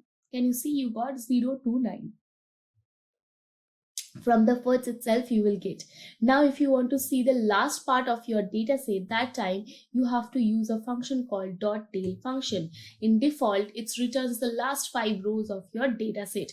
You can see 761, 766 and so on. And again, if you just do the same thing the way we did with head, so data.tail, that is tail 10, you can see 767, 766 till 758. Right? So this is how you can visualize your data, the first 10 rows or the last 10 rows. I mean, it's up to you how much you want to see. But in default, if you don't put any number in the parenthesis, then you will get 5, 5. Right? Now, if you just look at the shape of your data, how many columns you have, how many rows you have. In this case, you have to write data.shape. It's going to return you first how many columns, how many rows you have. So in this case, you can see total you have 768 rows and 9 columns. Right? Now, it's already head part is done. Now we are going to start with missing value detection. If you have any missing value, that time you have to treat them. Otherwise, if you're going to make a model on this data set without do the data pre-processing, your model will not give you a good prediction, not even a good accuracy as well. So in this case, first we are going to look at the blank values, the NaN values, the null values, and if you have some continuous columns, they might have 0 that can be counted as a missing value. Now, to check the missing value for the very first time, what you need to do, you need to call the function called .info function.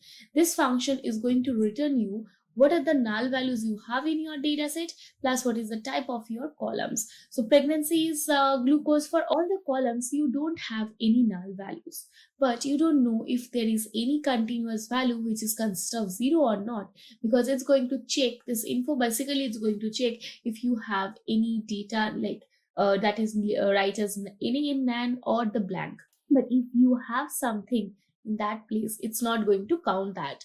So in this case, the record shows for all the columns in 768 that indicates there are no null values.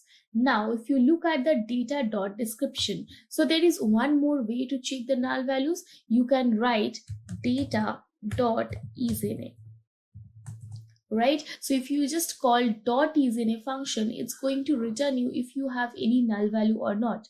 So if you want to just see the summary of this, then you just need to write .NE. If you look over here, if you can see, you got pregnancy, glucose, blood pressure, skin thickness, insulin, BMI for all the columns. Right? For all the columns, you get false. Why? Because there is no null value for this particular data set and for these particular columns. So in this case, you can see that data.isNA.NE is going to check for each and every column and each and every rows you have in your data set. Is there any null value is present or not? So if it's not, then it's going to return you false. If it's yes, it's going to return you true. It's basically the Boolean value. Now, if you just look at the data.describe, this describe, it's nothing but to help you understand the data description. So in this case, this pregnancy is glucose. If you look over here, what are the rows you, what are the rows you got? You got count, mean, standard deviation, minimum value you have in your data set, then 25% IQ word, that interquartile range, then 50%, then 75%, and then lastly we have max, right? So if you look over here, for glucose, the minimum value is 0. It cannot be possible a person has 0 glucose in their body. Then there is one more, that is blood pressure, there is 0 is present. Then skin thickness, that is 0 is present. That cannot be possible. Then insulin, again, that 0.00 we have seen that is present. That's not possible.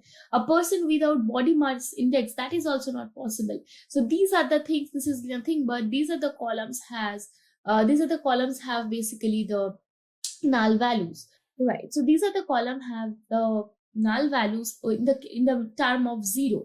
So how to use this, how to remove this missing values? So from the above description of the data, we can see columns pregnancy, glucose, blood pressure, skin thickness, insulin, BMI have minimum values of 0. Right? So it makes no sense to 0 pregnancy. It makes sense to 0 pregnancies, but that did not make sense for 0 glucose, blood pressure, skin thickness. Right? So we can understand that these are the columns have with missing values. Now, how to actually handle these missing values? So here we are going to replace 0 with np.nan. For that, if we go for using .isNA.any function or .info function, we can understand actually how much we have with the null values. So if you have a big number in your data set with the non values and missing values, basically that time that data set is not perfect to work for. So in this case, we are going to use dot replace function, replacing 0 with np.nan. So for that, we have imported from NumPy import nan.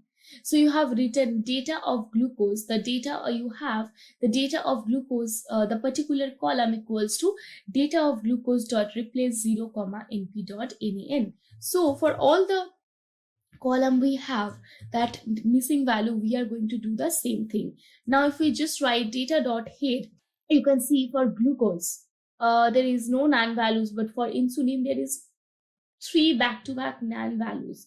For skin thickness also nan values are there. So the first 5 rows of your data. Now if I just write data dot head dot is null, right? So it's just saying, but it's going to check is there any null value you have or not. Now I am just going to remove this head part because I don't want to see for particularly for first 5 rows. I want to see for the whole data set. Okay, I will get an error dot. Here you can say after replacing zeros with nan, so in that case data dot is null dot is any. So now you can see your glucose has missing values, your blood pressure, skin thickness, insulin, BMI, right? These are the columns with the nan values. Now if you just want to see what are the numbers, like dot is null dot any is going to check is there any column and any rows is there with the nan values. And here we are going to check data dot is null dot sum. What is the total number of records you have in your data set with the null values? For glucose, you have 5 records. For blood pressure, you have 34. For skin thickness, you have 227 records without any number or without any kind of information. For insulin has the highest, that 374. So this is how you can understand your data. These parts we are doing basically to have a good idea about what data set we are going to use. Right now, if you just need to, if you find out the missing values, now you have to use some techniques to remove the missing values. But how to do that? So missing values, it's like can be treated with the median, because median is the most least affected by the outliers. Now you will ask me, what are the outliers? Maybe the error in the data set. You can for time being, you can understand outlier is nothing but your error in the data set. If you just write data dot median for all the columns, it's going to give you the median, right? For pregnancy, glucose, blood pressure. Now we are going to use one particular function which is known as dot fill any. So dot fill any is going to fill the nan data you have wherever with the median of that particular column, right? So for that, we have written data dot fill any and data dot median, then int is equals to true. Now, if you want to see the data dot is null dot sum, after replacing your nan values with median, you can see it becomes 0 again. So this is how you can treat your missing values. Now, if I just look at the outlier detection, outlier is nothing but your error in the data set, right? So outlier detection, for the outlier detection, the best way to do the box plot. So box plot is help you to detect the outlier in your data set. In this case, we are going to write plt.figure and then figure size. The figure size we want that is 20,15. Then subplots. For one particular frame, you will get different box plot. That's why we use subplot. So for box plot, pregnancy, glucose, blood pressure, we are going to use Seaborn dot box plot, right? Skin thickness, everything, right? Let me just execute this. Yes. So if you look over here, if you get these dots are nothing but it's the outlier you have in your data set. So for pregnancy, you have outliers. For glucose, you don't have any outliers. For blood pressure, yes, you do have. For skin thickness, for all the cases, you have outliers. In the case of insulin as well, you have outliers. Now you want to handle these outliers. But how to handle these outliers? In order to handle these outliers, you just need to use or the clip your data with a lower range and with a higher range. So clipping your data is nothing but to help you to sort out the outlier problem. So apart like from the above itself, you can see from apart from glucose, all the other attributes shows the presence of outliers. So this is with the lower level and the upper level of the outliers will be replaced by fifth and the 95 percentiles respectively. So here we are going to clip our data with the first 5% and the 95% percentile. So in this case, in order to do that, how to do that? We have written dot clip lower equals to data parentheses and dot quantile is the lower part, you have written 0.05. For the upper data, you have given data pregnancy dot quantile 0.95. So this is how we actually handle our outlier. This is a very basic part. Now if you just plot the same plot whatever we have done few minutes before, you can see for pregnancies, glucose, blood pressure, skin thickness, these are the things is actually without outliers. There is no dots in the data visualization part. So you can see or you can see it fact that yes, we are actually able to come out from the outlier analysis problem, right? So this is how we have done this. And for skin thickness, age, insulin. But for the case of insulin, there is outlier is still there. In this case, how to do that? In this case, again, we are going to do this change the, if you can look over here, we have changed the quantile from 0.5 to this is 0.21, right? And the upper quantile is 0.80. So this is something we need to tweak our quantile range to get out of the outliers, right? So this is how we can actually go for using box plot to understand, do we have outliers in our data set? Because if your data set have missing values and outliers both, it will not work properly whenever you are going to make a model, right? Now, if you just look at the data visualization part, you can go for checking your data. So in this place, you can see for the data visualization, I am going to use SNS.count plot. This plot is nothing but automatically count the same data, like maybe we have two class over here, class 0 and class 1, class 1 for diabetic, class 0 for non-diabetic. In this case, it automatically count the 0 and 1, it will make the two particular class, that is 0 and 1. So 0 is non-diabetic and 1 is diabetic. From the data set itself, you can see we have a patient in our data set with non-diabetic features the most, right? Now this is how we can actually understand our data set. Now what we are going to do, we are going to make the model. But how to make the model? In order to make the models, if you just want to look at the how many columns and what are the columns you have in your data, you can just write data.columns. You will get all the columns you have in your data set. Now to use the scikit-learn, we are going to use train, test, split. So why? So you can know that for the machine learning purpose itself, we need to divide our data set for training and testing. But why? Because training parts, whenever we are going to train our data, we are going to give the data set of trained data set. And the test data set will, like the machine will have no idea about the test data sets. So basically, we will understand how our machine is working after getting trained with the data set. Whenever we are going to give a new data, how it's going to give us the predictions. Right? So for X, we have dropped the outcome. So for X, we have total 8 columns, which are the independent columns, and Y will have the outcome. So we are going to divide our data set into two particular part for not two particular, for four particular part. For one is for training training part for X and training part for Y, and then for test as well. Yes, for one for X training, one for Y training, one for X test, one for Y test. Now we are going to call a function called train test split, and we are going to provide X and Y. X will have all the independent columns and Y will have the dependent column, right? And the test size will be 0.2. This is nothing but your 80% data will go for train your model and 20% for checking your model, how it's going to work. Now we have written random state equals to 0.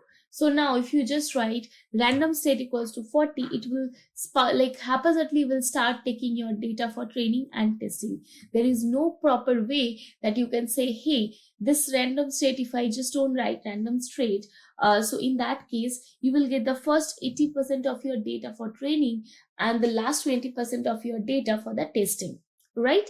So now if you just import the NumPy from scikit-learn itself, you just need to write from sklearn.navepy import Gaussian NB.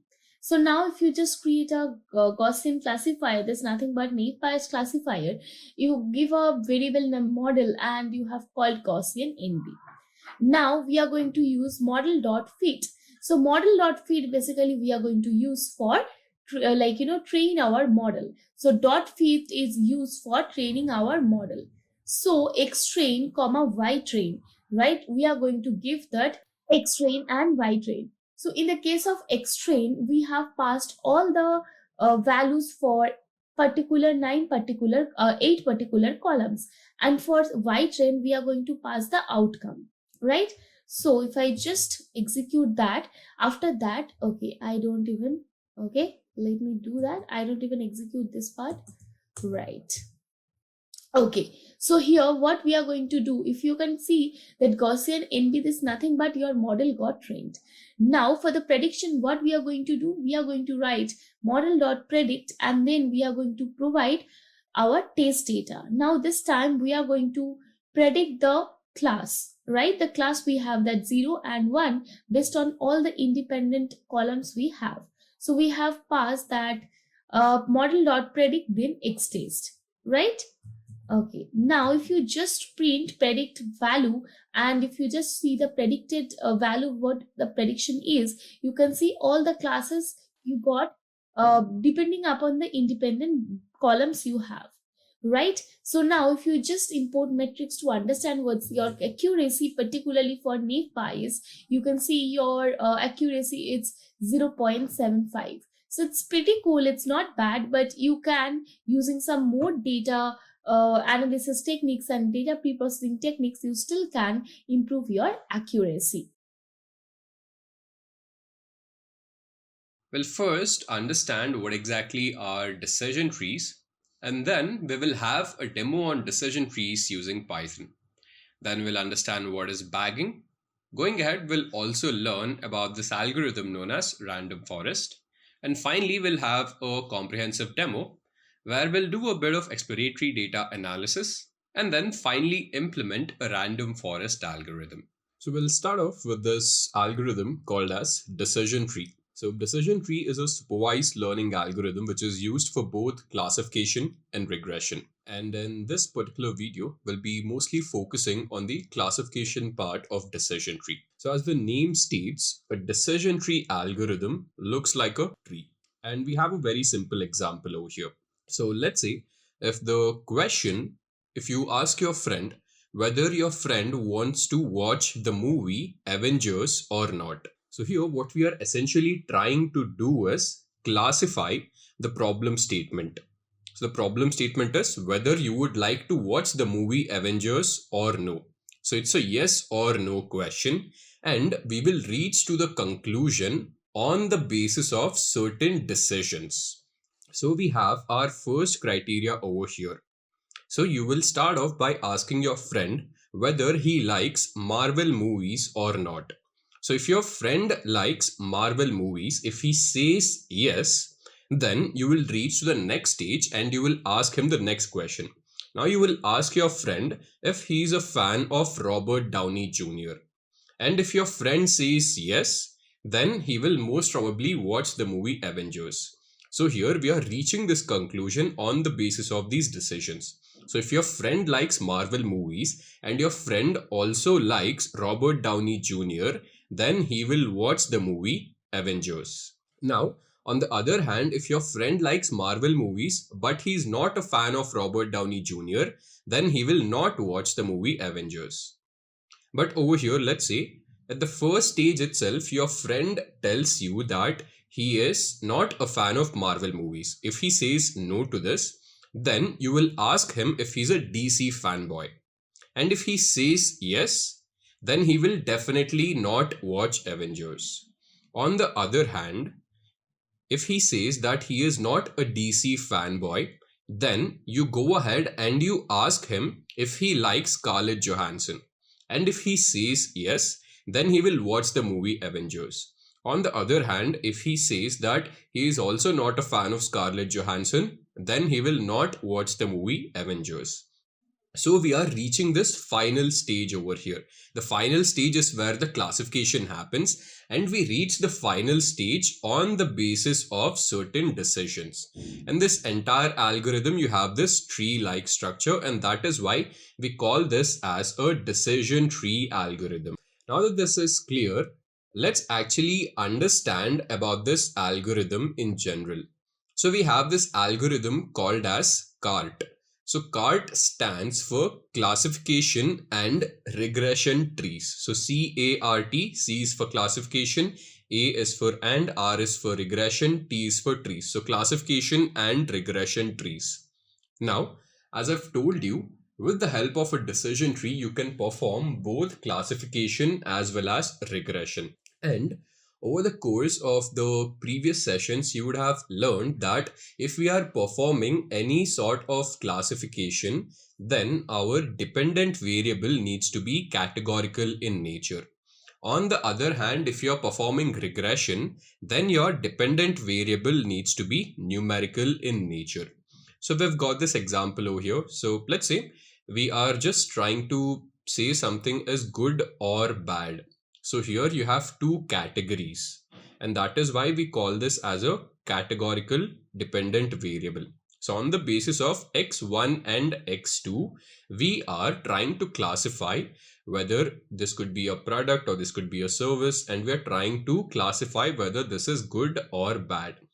So we have some examples of classification problems. Let's say if we would want to classify whether the mail which you get is spam or not spam.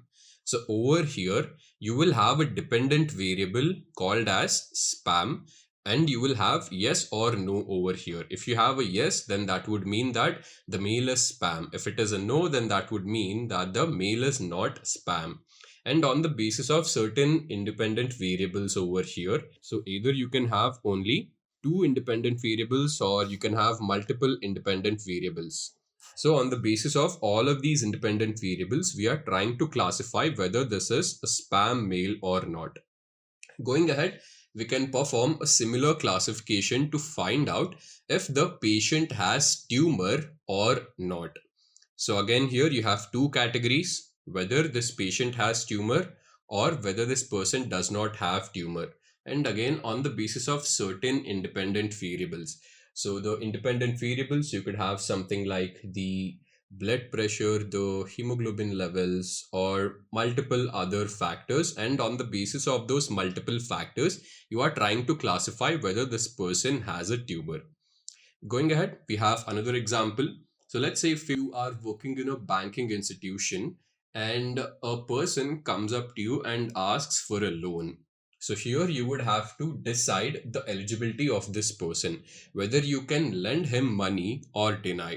So what you'll do is you'll have again multiple factors over here, and on the basis of all of the past transactions which this person has done, you will either lend money to him or you will deny.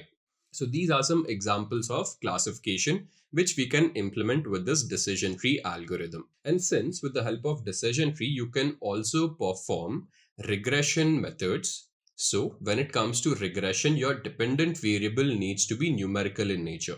So here you see that x1 and x2 are numerical, but your y is also numerical in nature.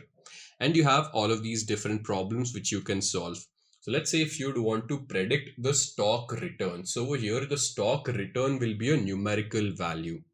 Then you have predicting sports scores. So let's say if you're watching cricket and you would want to predict how much will a team score in 20 overs, then that is something you can do with the help of decision tree regression algorithm.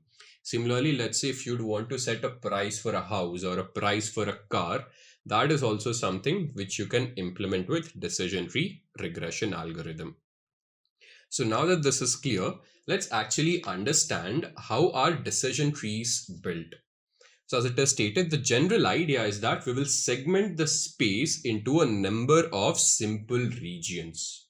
So here we've considered all of these to be data points. So you have these different data points over here, and some of the data points are colored blue and some of the data points are colored red. So here this is a simple binary classification problem. So we are trying to classify either this data point is blue or this data point is red. But how do we actually build a decision tree classifier for this purpose? So what we do is we divide this entire space into different regions. So what we'll do is we will start off by drawing a line like this, and when we draw a line like this, you will see that we have divided this initial region into two sub-regions.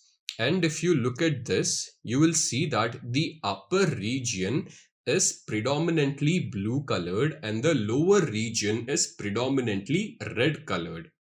Now again, I can subdivide this. So here I will draw another line like this, and you would see that in the lower half on the left side it is predominantly red colored and the right side it is predominantly blue colored. Again, I will go ahead and I can draw another line like this. And here you would see that on the left side it is predominantly blue colored and on the right side it is predominantly red colored. So we have initial data, and that initial data we are dividing into sub-regions. And now, how is decision tree involved over here? So the decision tree algorithm uses the same approach. So let's say we have a root node, and from this root node, what we'll do is, so first we are checking if x2 is less than 0.4. So let me go back over here. So initially we had this, and what we are checking is if the value of x2 is less than 0.4. Then we draw a line like this. Now going ahead, we again check if x1 is less than 0.8. So first we draw a line like this where x2 we are checking if it is less than 0.4. Then we are checking if x1 is less than 0.8 and we draw a line like this. And if the answer is yes to both of these cases, then we will classify it as red. And that is what we are doing over here. So on the other hand, if it is a yes to this and a no to this, so x2 is less than 0.4, but x1 is greater than 0.8. Then we will classify it as blue. Then going ahead, if I look at this part over here, so initially at the root node, if x2 is greater than 0.4.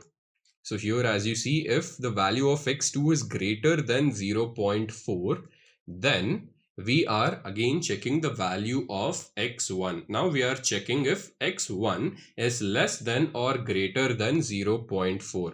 And as you see over here, if x1 is less than 0.4, then we classify it as blue. And if x1 is greater than 0.4, then we classify it as red. So this is how the decision tree algorithm is built. So now all of this is clear, but how do we decide which node to split? So you would have, so right now in our data, we have only two data points. But when we have multiple independent variables, how do you decide which independent variable to split first? So this is where you have something known as impurities in your data. Now, what exactly is an impurity? So let's say if I consider the same data set over here, and let's say if there are 50% blue data points and 50% red data points. Now, if I call this entire data to be blue, what do you think is the misclassification error over here? So if I take this entire data set and I label it as blue, and since there are 50% blue points and 50% red points, I will be incorrectly labeling the rest of the 50% points. So here your misclassification error is 50%, and that is why the impurity which is present in your data will again be 50%. So this is what is known as impurity. And as it is stated over here, these metrics measure how similar a region or a node is. So here we have all of these different regions over here, and we are trying to understand how impure is this region. So let's say I have this, and now if I label it as blue, what is the misclassification error over here? Similarly, if I label it as red, what is the misclassification error over here? And all of these things can be identified with some measures of impurity. And again, as it is stated, larger these impurity metrics, the larger the dissimilarity of the nodes or regions, which essentially means that if the impurity metric of, let's say, this particular region is high, then it would mean that there are the classification which you've given or the tag which you've given is mostly inaccurate. And we have different types of impurity metrics. We have Gini impurity, entropy, and variance. And for this particular class, we will be focusing on this impurity metric called as Gini impurity. Now we'll head on to the demo part, where we'll be implementing the decision tree classifier on top of the Iris dataset. So before we actually build the model, let's actually go ahead and import the required libraries and the required dataset. So to work with this data frame, we would require a library called as Pandas. So I will start off by importing the library. I will write down import Pandas as PD. I'll hit on run. So we have successfully imported this library called as Pandas. And this Pandas library is one of the most widely used libraries in Python, and it helps us with data wrangling and data manipulation. And this also helps us in working with data frames. So if you don't exactly know what a data frame is, you can just consider that it is analogous to a table. So if you have worked with SQL or Excel, you would understand what a table is. So in simple terms, a table is a two-dimensional entity which has rows and columns. And if you'd want to work with tables in Python, you would have to convert those tables into a data frame. And for that purpose, we would need this library called as Pandas. So we have successfully imported this library. Now, with the help of this library, we can read CSV files. So what is a CSV file? CSV stands for comma separated values. So whatever Excel files you have, either they have the extension of .excel or .csv. So it is again essentially your 2D entity with rows and columns, which has the extension of .csv. And to read a CSV file, we would need the Pandas library. So I will write down pd.read_csv, and inside this I will give in the name of the file. And since I would want to work with the Iris data frame, I have this file called as iris.csv, and I will go ahead and store it in this object called as Iris. So I have also loaded the required library. Now I will go ahead and have a glance at the first few records of this data frame. And by default, if I would want to have a glance at the first 5 records of any data frame, I can use the head method. And here I will write down iris.head. And as you see, these are the columns which I have. I have sepal length, sepal width, petal width, and species. So I have 5 columns in total. And this also has 150 records. So this Iris data frame is one of the most commonly used data sets in machine learning. And over here, we have 3 different species of the iris flower. We will have the Setosa species, versicolor species, and the Virginica species. And as you guys know, when it comes to decision trees. It is used for both classification and regression, and in this demo we'll be performing classification. And for classification, it is important for our dependent variable to be categorical in nature. And that is why here the species column would be our dependent variable and the other columns would be our independent variables. So what we'll do is, before we actually start off by implementing the model, we will do a bit of exploratory data analysis where we'll find some interesting observation from this data frame. So let's say if I would want to look at the distribution of this sepal length column, and if I would want to make a simple histogram for it. So for that purpose, I would need a library called as Matplotlib, which is used for visualization. And this Matplotlib library has a submodule called as PyPlot, which I'll be using to create different geometries. So here I'll write down the command from Matplotlib import PyPlot as PLT. I have loaded the required library. Here I've given the alias PLT for PyPlot. Then I'll just go ahead and make the plot. So first I'll assign the figure size. So there is this method called as figure. So I'll have plt.figure. Inside this I'll have the parameter fig size, with the help of which I can just set the dimensions of the figure which I'd want to make. And let's say I would want to set the dimensions to be equal to 5,7. Now, to make the histogram, the command is pretty simple. So all I have to do is write down plt.hist.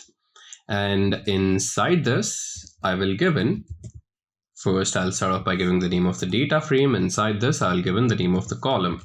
So here, the name of the column will be sepal length. So I'm creating a histogram with the help of this plt.hist method. Now I'll hit on run. So this is what we have. Now, if I want to make it more aesthetically pleasing, so first I do not want this metadata. So if I do not want this metadata, I'll just write down plt.show and I hit on run. You see that all of that metadata has been removed. Now I would want to add a title and a X label to this plot. So I'll have this method called as plt.title, and inside that I'll just write down distribution of sepal length. Then I would want to set the X label. So here I will write down plt.xlabel. And here I will set the X label as sepal.length.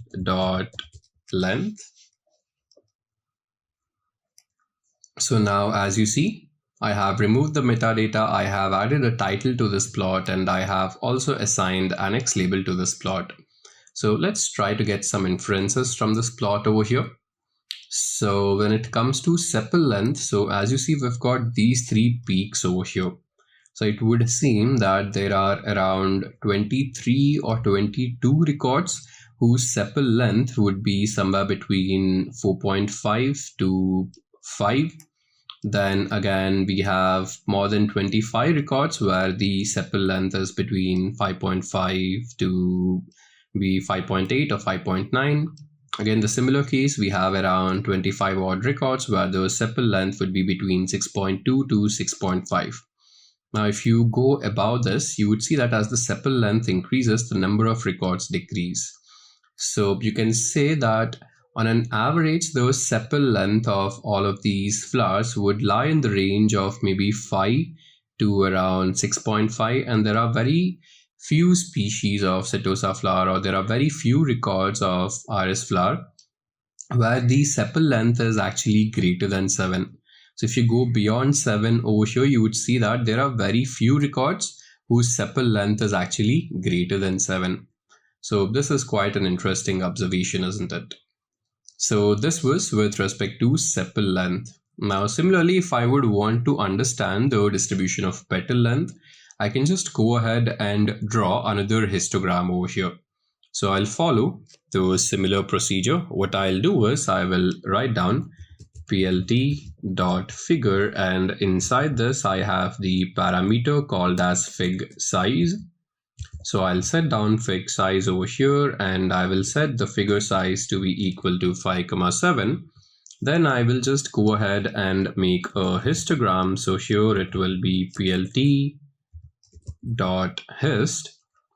and inside this I would have to make a histogram for petal length. So it will be iris, and inside this I'll give in the name of the column, which will be petal.length. And then I'll set a different color to the bins this time. So I'll set the color of the bins to be equal to green. So if I just give in G over here, that would mean that this is of green color. Then I will write down plt.show to get the result without the metadata. And this is what we have. Now, after this, again, as we did with respect to the sepal length, if I would actually want to add the X label and the title, what I'd have to do over here is I need to add two more methods. So I'll just write down plt.title, and I will set the title as distribution of this is petal length. Then I'll also set the X label over here. So this will be plt.x label, and here I will set the X label as petal.length.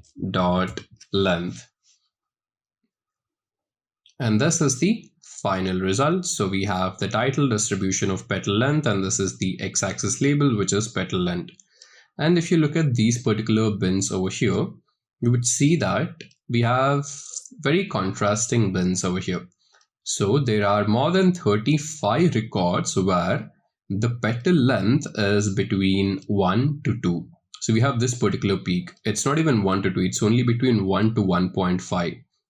So more than 35 records where the petal length is between 1 to 1.5. Then again, you have a peak over here. So there would be around, let's say 27 or 28 records where the petal length would be somewhere between 4.5 to 5. So here you have one peak, here you have another peak. So this is quite interesting when it comes to the petal length. So this was some basic exploratory data analysis. Now we will go ahead and build our decision tree classifier on top of this data frame. And as I have told you, species column would be our dependent variable. And what we'll be doing is we will be using the sepal length column as our independent variable. So for this purpose, I would have to extract the target and the independent variable. So let me go ahead and do that. So let me just add a comment. Machine learning starts now. And I will start off by extracting the target and the independent variable. So target, I'll go ahead and store in y. So it'll be y is equal to iris. And I would have to extract, what do I have to extract? I'd have to extract the species column because that would be a dependent variable. So species column is our dependent variable, and that I'm storing in this variable called as x. Similarly, I would have to go ahead and extract the sepal length column. So sepal dot length, this I'm extracting. Let me keep it in small case. So this I'm extracting and putting it in this variable called as x. So we have these two variables over here ready. And after this, now once I have my dependent variable and the independent variable, the norm is to divide the data into training and testing sets. And why is that important? So let me give you guys a very simple analogy. So let's say you are appearing for an exam and someone, maybe your friend, comes up to you and tells you that the paper has been leaked. And let's say if there are 5 questions in the exam and all of those 5 questions have been leaked and your friend gives you that question paper. Now, if you actually go ahead and learn only those 5 questions, and if you go to the exam the next day, and if exactly those 5 questions come up, well, then you're in luck and you'll get 5 out of 5 and your accuracy is 100%. But what if maybe your friend got a fake question paper and none of those questions actually come up in the exam. So what happens is you prepared only 5 questions, but none of those 5 questions come up in the test. So what happens over here is you will get 0 out of 5 and your accuracy is 0. So that is why training is especially important before you actually go for the test. So you have to implement the same sort of philosophy with respect to machine learning as well. First, you'd have to train your model. Now, once you train your model, once your model learns all of the features associated with the training data, that is when you would have to go ahead and predict the values on top of the test data. And that is what we'll be doing now. So to divide the data into training and testing set, we will need this library called as sklearn. So from the sklearn package, we have this submodule called as model selection. So what I'll do is I will write down from sklearn.model selection. I would have to import train, test, split. Again, let's just wait for this to load. Right, so we have imported this method called as train, test, split from the model selection submodule of sklearn package. And now we will go ahead and pass in the parameters inside this. So I'll have train, test, split, and this takes in the independent variable, dependent variable, and the test size. So independent variable is present in X, the dependent variable is present in Y. Now I'll have something called as a test size, and I will set the test size to be equal to 0.3. So what does this mean? Well, this means that 70% of the records go into the training set and 30% of the records go into the test set. Now this returns 4 objects. And what are those 4 objects? Let me just tell you. So we will have something called as xtrain. Then we will have something called as xtest. After that, we will have ytrain. And then we will have ytest. So what are these 4 variables? So xtrain is your training set for the independent variable. Xtest is the testing set for the independent variable.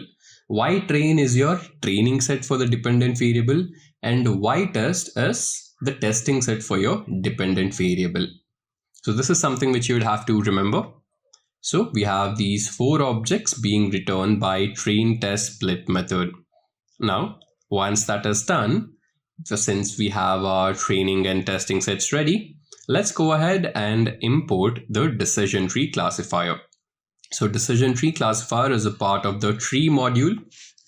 So here I will write down from sklearn.tree import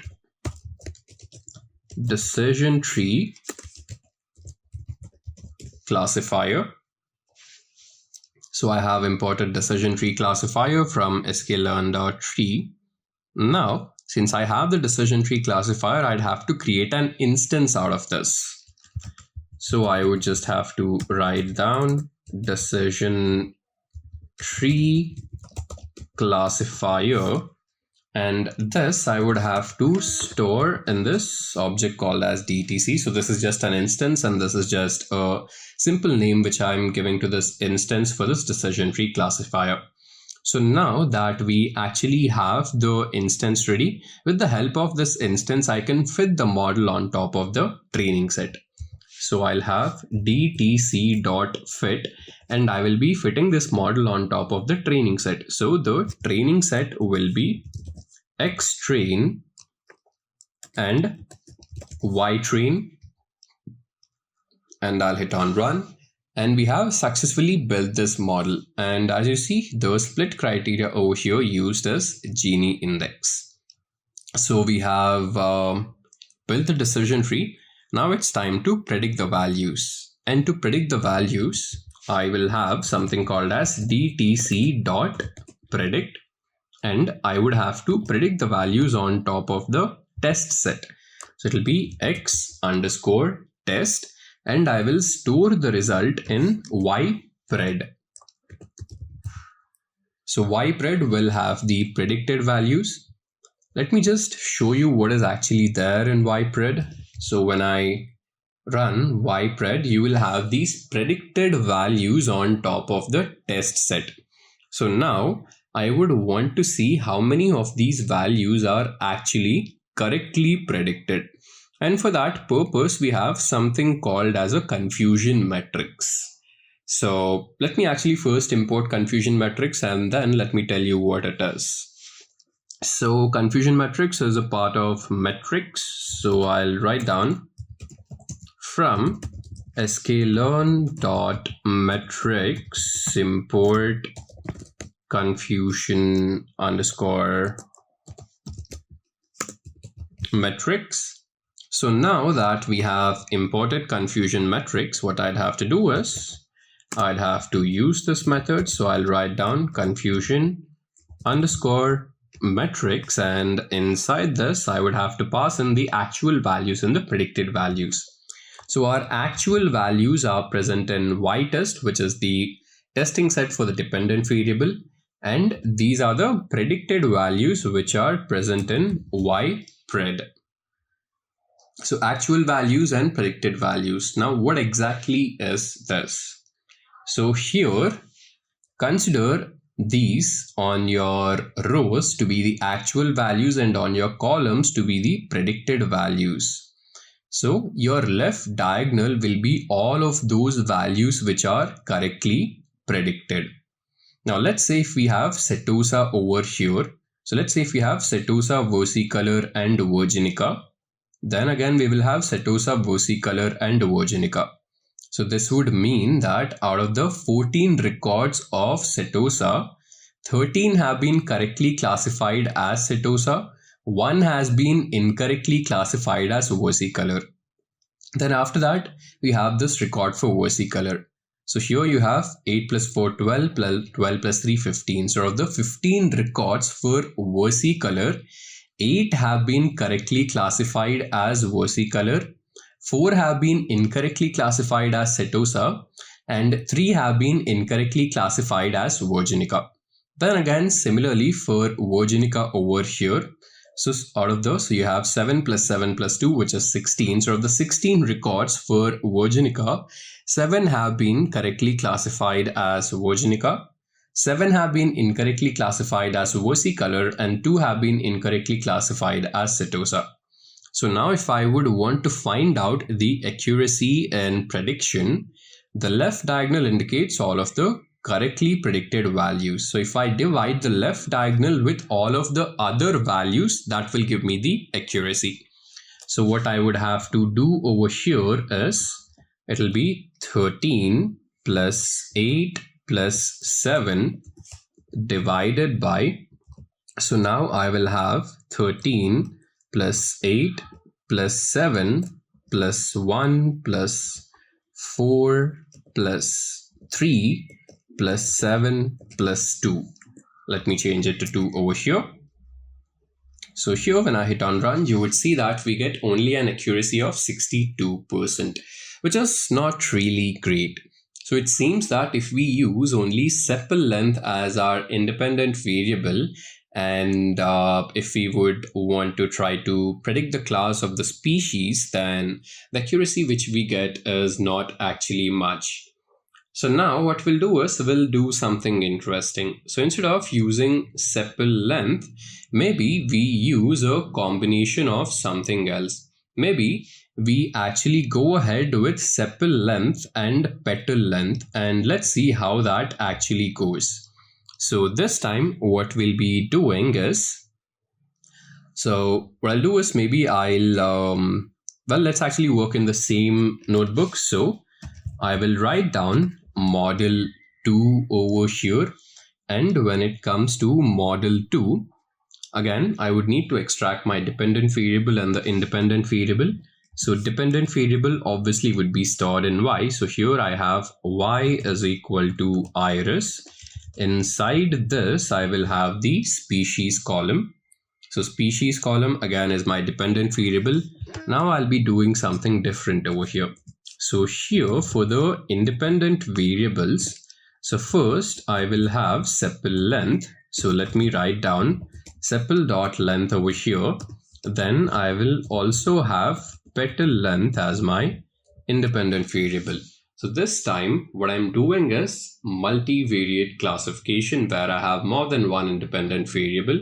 So here sepal length and petal length are two of my independent variables, and on the basis of this we are trying to predict the species of the iris flower. So we have dependent and independent variables ready. Now again it's time to do the same stuff. So we'll have to import train test split.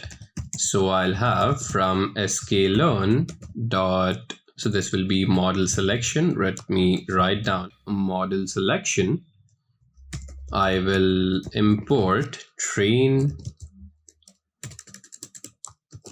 test split, and inside this I'll pass in the independent variable, the dependent variable, and after that I need to set a test size.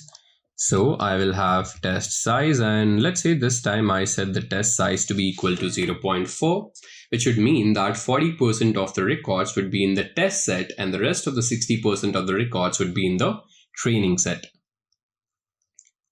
So we seem to have an invalid syntax over here. Let's see what exactly is that. So here we have from sklearn.model selection import train test split. Let me actually see what is the error over here. Right, so here when we are actually importing it, I do not have to write any of this, so I'll remove that. And also I would not require this. So now that I have actually imported this, then I can go ahead and use train test split. So I'll write down train test split. Inside this I'll give in x and y, and after this I will give in the test size. So I will have the test size to be equal to 0.4, which as I've told you would mean that 40% of the records would go into the test set and the rest of the 60% of the records would go into the training set. And this would return 4 objects. The first object is obviously xtrain. The second object is obviously xtest. So now that we have xtrain and xtest, then we would need ytrain and ytest. So this is ytrain, then we have ytest. So what is xtrain? It is the training set for your independent variable. What is xtest? That is the testing set for your independent variable.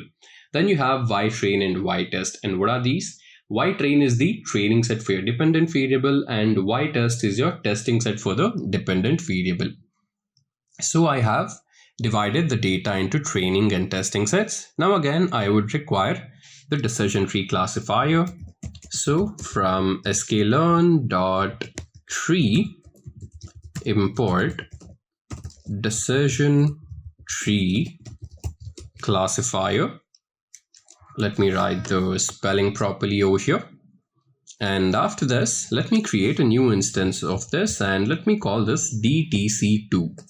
So DTC2 would be equal to decision tree classifier. I'll hit on run. So we have an instance for decision tree classifier as well.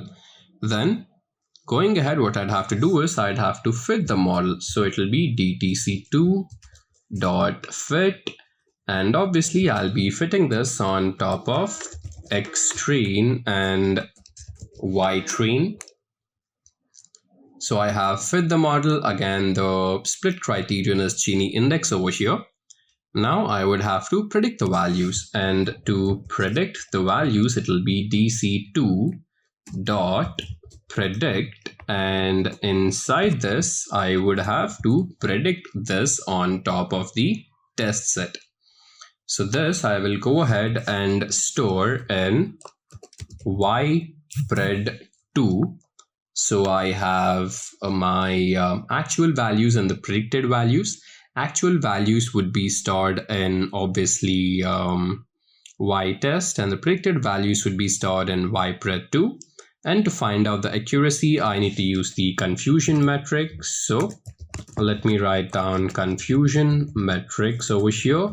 And the first parameter would be the actual values which are present in y test. And the second parameter is ypred2. So let me write down ypred2, which has the predicted values. And this time, as you see, when I have included a combination of sepal length and petal length, the classification seems to be much better. So here, out of the 15 records of Setosa, all of the 15 records seem to be correctly classified as Setosa.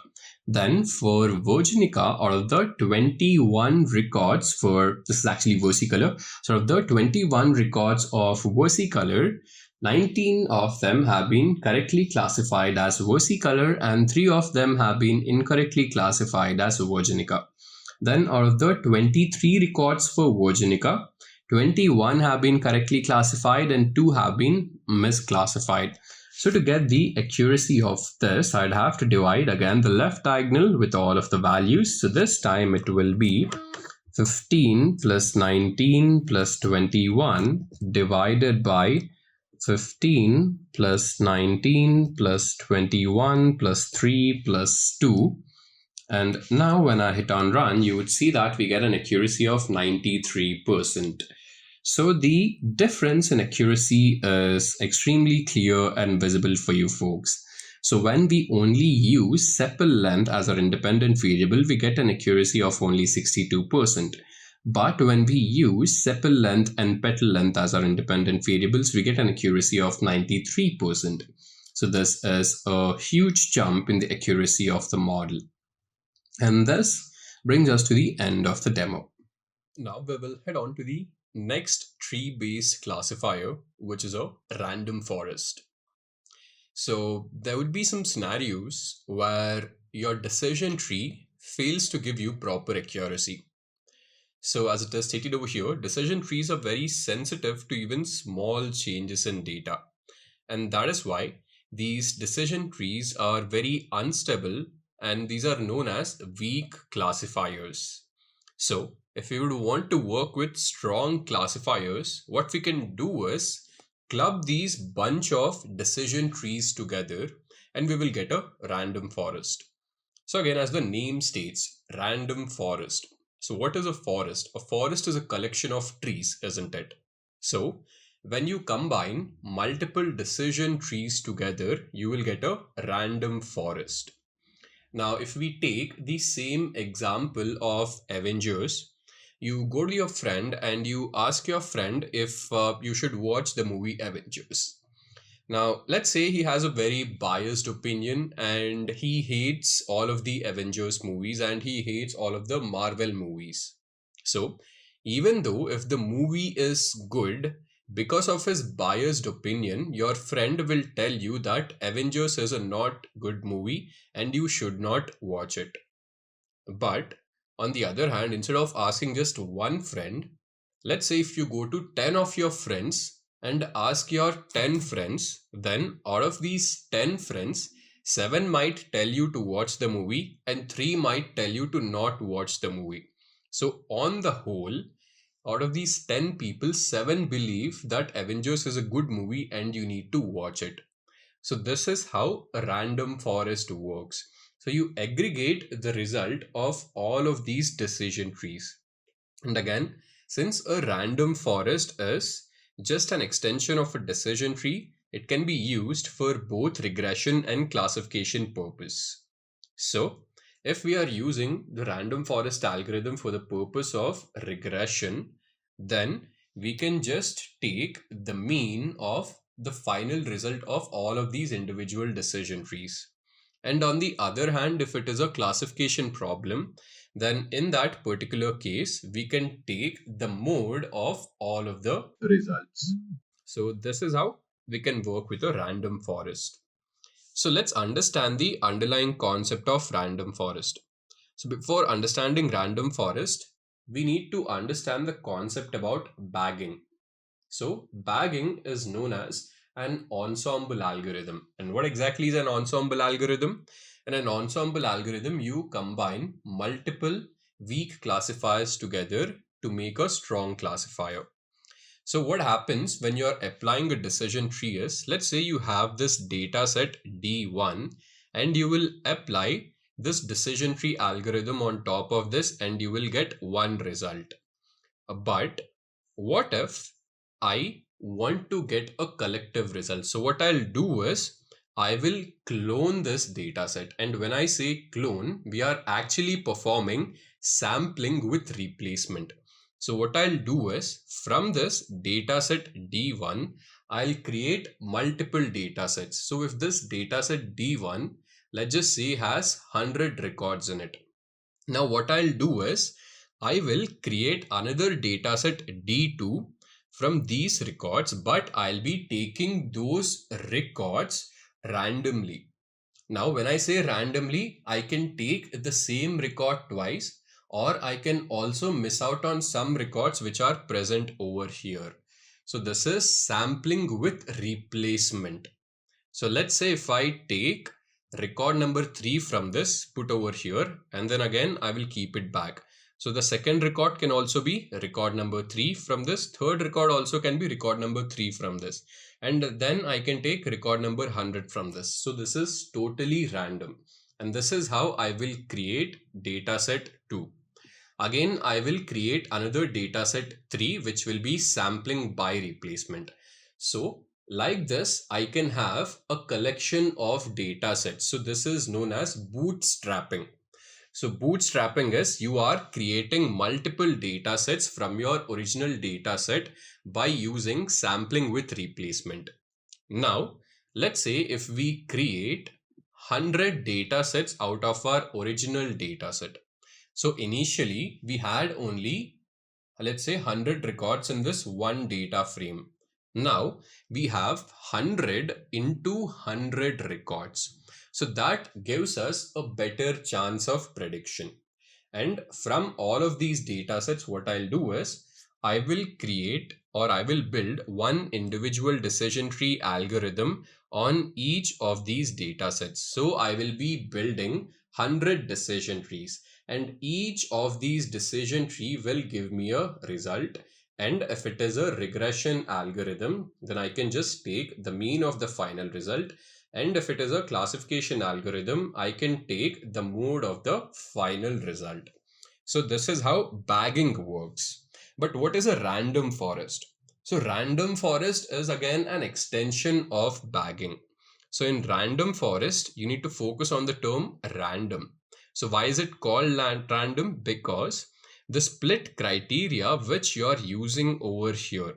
So normally, whenever you are splitting the node, you are splitting it on the basis of your independent variables. And when it comes to bagging, you will have all of your independent variables available for the split. But when it comes to random forest algorithm, you will get only a select set of random independent variables.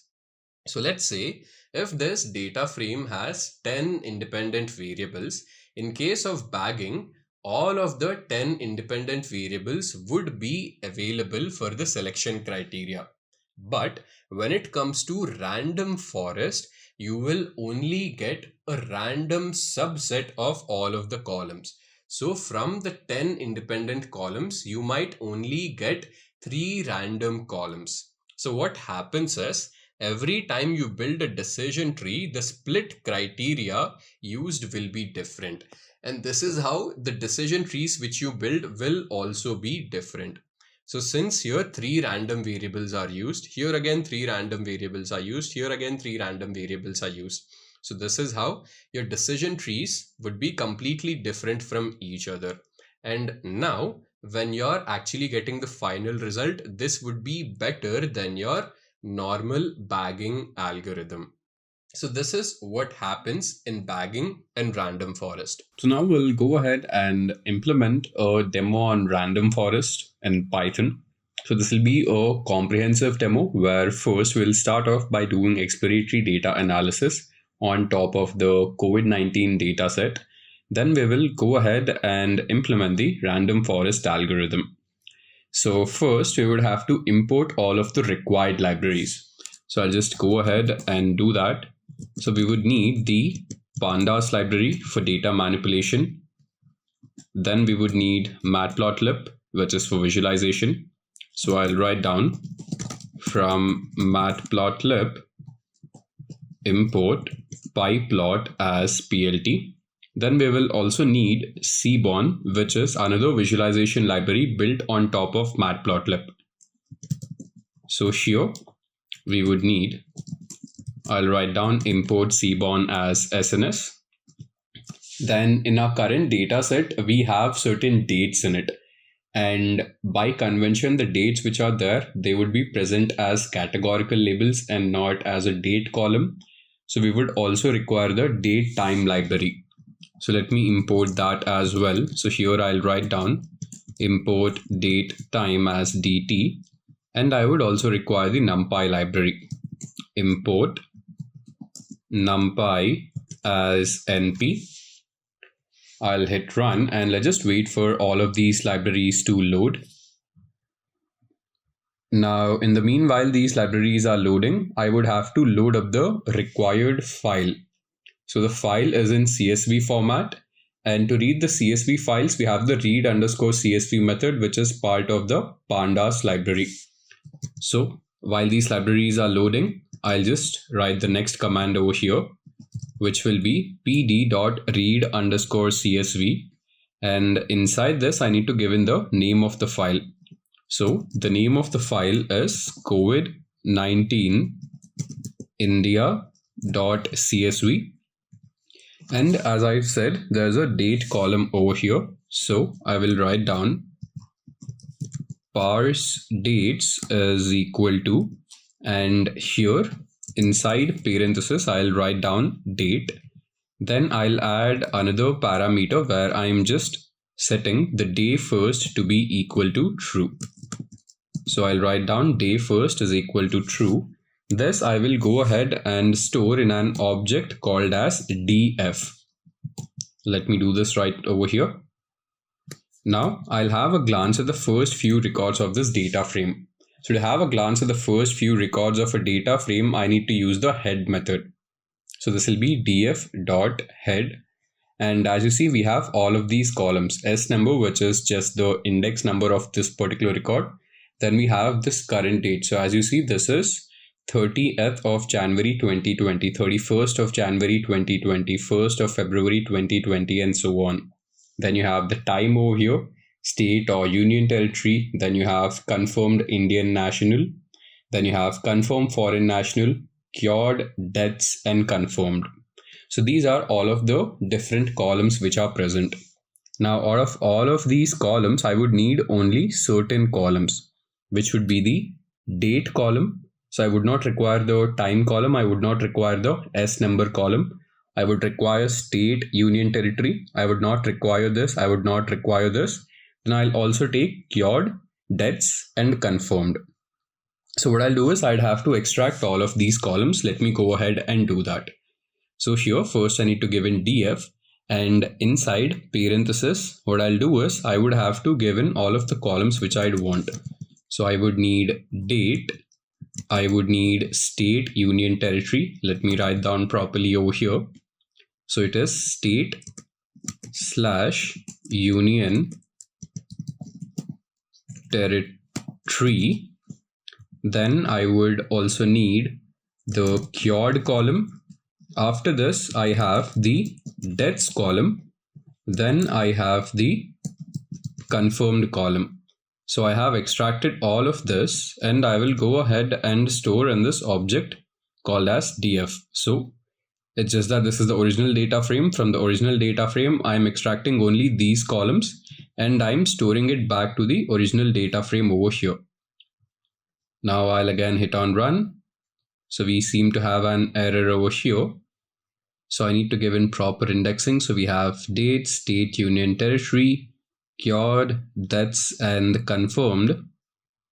So state, union territory, we seem to have problem over here. Let's just actually see if I've given the, so there shouldn't be a space over here. Now let me hit run.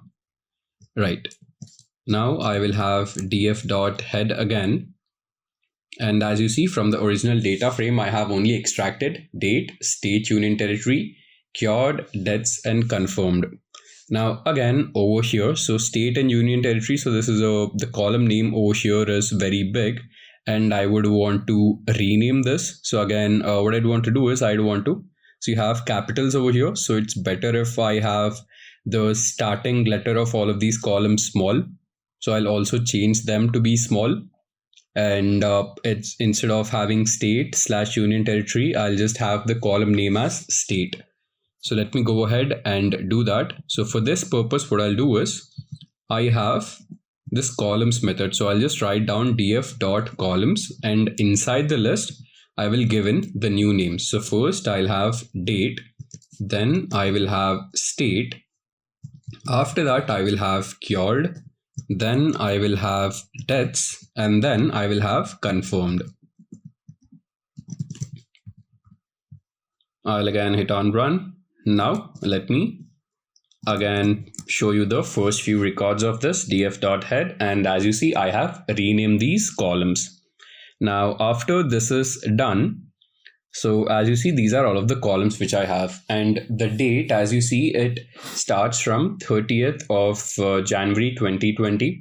Now if I actually show you the tail, that will give me the final date. So this would be in ascending order. So when I have df.tail, so here you would see that we have all of this data till 17th of July 2020. So starting from 30th of January, so this is the first record which we have for Kerala. So in Kerala, there was the first confirmed case was found on 30th of January 2020. And as you see over here, so as of 17th of July 2020, in West Bengal, there have been 36,117 cases. Similarly, in Uttar Pradesh, there have been 43,441 cases. So this is quite interesting over here. Now, what I want to do is, I would want to extract all of the cases which have been there till today. Or in other words, I would want to extract only the date. So here, as you see, this is the current date, or this is the latest date, which is 17th of July. So I would want to extract all of those records where the date is equal to 17th of July. So let's see how can we do that. So again, this is our original data frame, which is df. So from this, what I'd have to do is df.date, because this is the column. So df.date needs to be equal to 2020-07-17, and this I will go ahead and store in an object called as today. I'll hit on run. Now I will have today.head, and let's see what do we get. So as you see over here, so I have all of the cases with respect to different states as of 17th of July 2020. So as of 17th of July 2020, there have been 180 confirmed cases in Andaman and Nicobar Islands. Similarly, there have been 38,000 cases in Andhra Pradesh, 543 cases in Arunachal Pradesh, 19,000 cases in Assam, 21,000 cases in Bihar. So this is something interesting, isn't it? And now after this, what I'd want to do is I would want to sort this with respect to the number of confirmed cases. So as you see, I would want to know which state has the maximum number of confirmed cases. So since this is a numerical column has this method called as sort values. So what I'll do over here is I will write down today dot sort values, and inside this I would have to sort this data frame with the help of the confirmed column. So I'm basically sorting this data frame by the confirmed column, and this has to be in descending order. So I will set ascending is equal to false. So I'll basically have that particular state which has the maximum number of confirmed cases at the top. And this I will go ahead and store in an object called as max confirmed cases.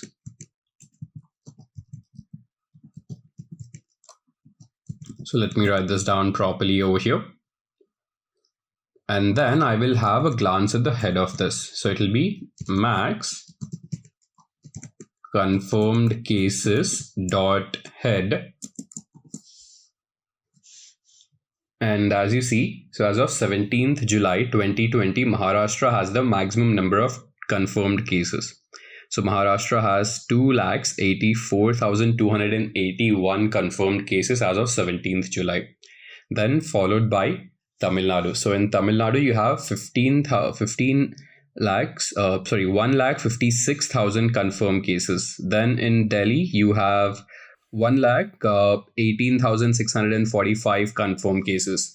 So you see that the difference between Delhi and Karnataka as of 17th July over here, it's almost 50,000. As 17th July, there have been 1 lakh cases in Delhi and 50,000 cases in Karnataka. And similarly, if you see the difference between these three, so between Maharashtra and Tamil Nadu, there is a whopping difference of 1,30,000 cases as of 17th July 2020. So again, an interesting analysis which we have directly found out by looking at this data set. Now, what I'd want to do is, so as you see over here, I have only the top 5 records. Now, I would want to make a simple bar plot for this. So to make a bar plot, I would need the first 5 records. So what I'll do is, I will only take the first 5 records out of this. So I will have, let me take this, let me paste it over here, and I would need the first 5 records, and this I will go ahead and store in an object called as top states confirmed. Let me put a hyphen over here. Now let me print out top states confirmed.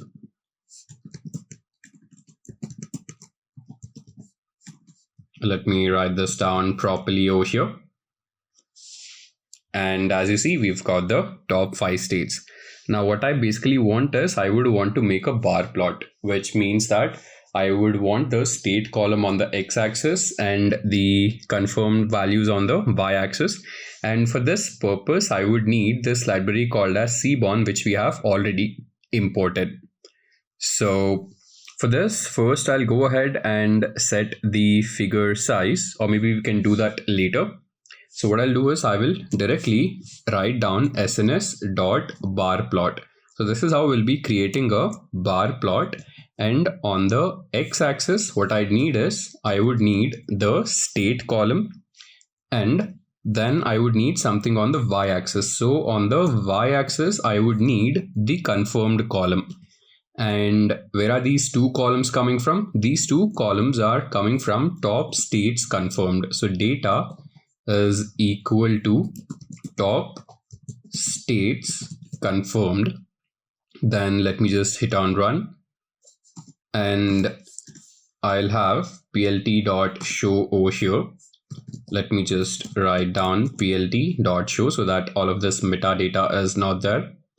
And as you see, we have this simple bar plot over here, which tells us the maximum number of confirmed cases as of 17th July 2020. So this tells you clearly that Maharashtra has the maximum number of confirmed cases. Then you have Tamil Nadu, then you have Delhi, then you have Karnataka, then you have Gujarat. So this is quite interesting over here.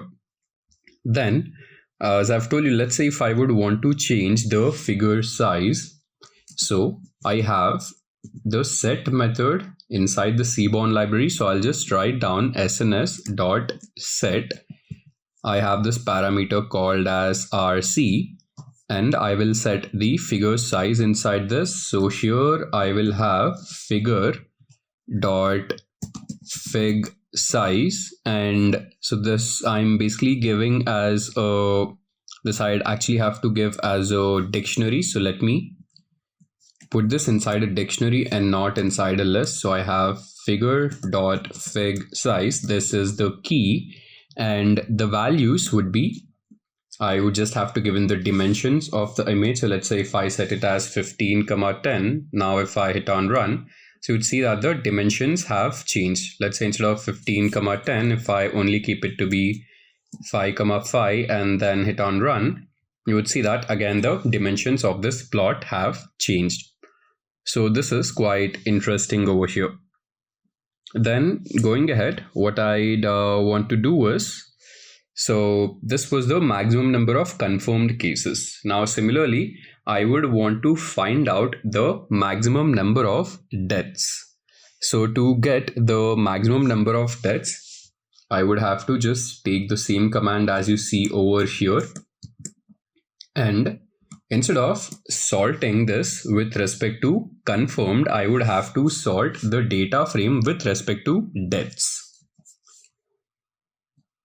So let me change the by to be deaths, and this I will go ahead and store in an object called as max death cases. And once I've stored it inside this, let me have a glance at the head of it. So I'll have max death cases dot head. So here again, it seems that the most number of deaths have been in Maharashtra as of 17 July 2020. Then you have in Delhi, you have 3,545. In Tamil Nadu, you have 2,236. Gujarat, you have 2,089. Uttar Pradesh, you have 1,000 deaths. So quite interesting over here.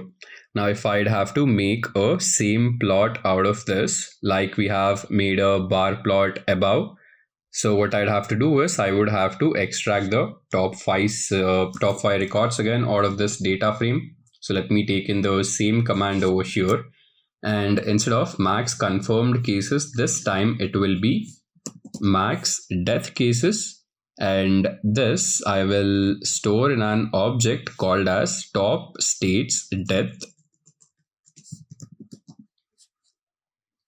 So now that we have this ready, again, I would have to make the plot for this. So again, making the plot as similar, we just have to use the same command over here. So as you see, sns.set, with the help of this, we are setting the figure size. Then we have sns.barplot. On the x-axis, it will be state. And on the y-axis, instead of confirmed, it will be deaths. And data is coming from top states death. So let me change this to top states death and plt.show. That is how we are just showing this out. So this has to be top states death and not deaths. And this is our result over here. So as you clearly see, most number of deaths in Maharashtra. So let me actually compare this particular plot with this plot. So this tells you the most number of confirmed cases, and this tells you the most number of deaths. So the most number of confirmed cases are in Maharashtra, and also the most number of deaths are in Maharashtra. But if you look at the confirmed cases and deaths of other states, so you see that UP is not among the most number of confirmed cases, but over here, as you see, UP is listed at number 5 when it comes to the most number of deaths. So this is quite interesting over here.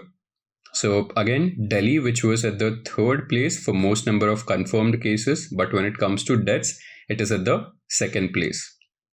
And again, if you talk about Karnataka over here, even though Karnataka has the 4th number of confirmed cases as of 17th July, but you see that Karnataka is not listed among the top 5 states where most number of deaths have happened.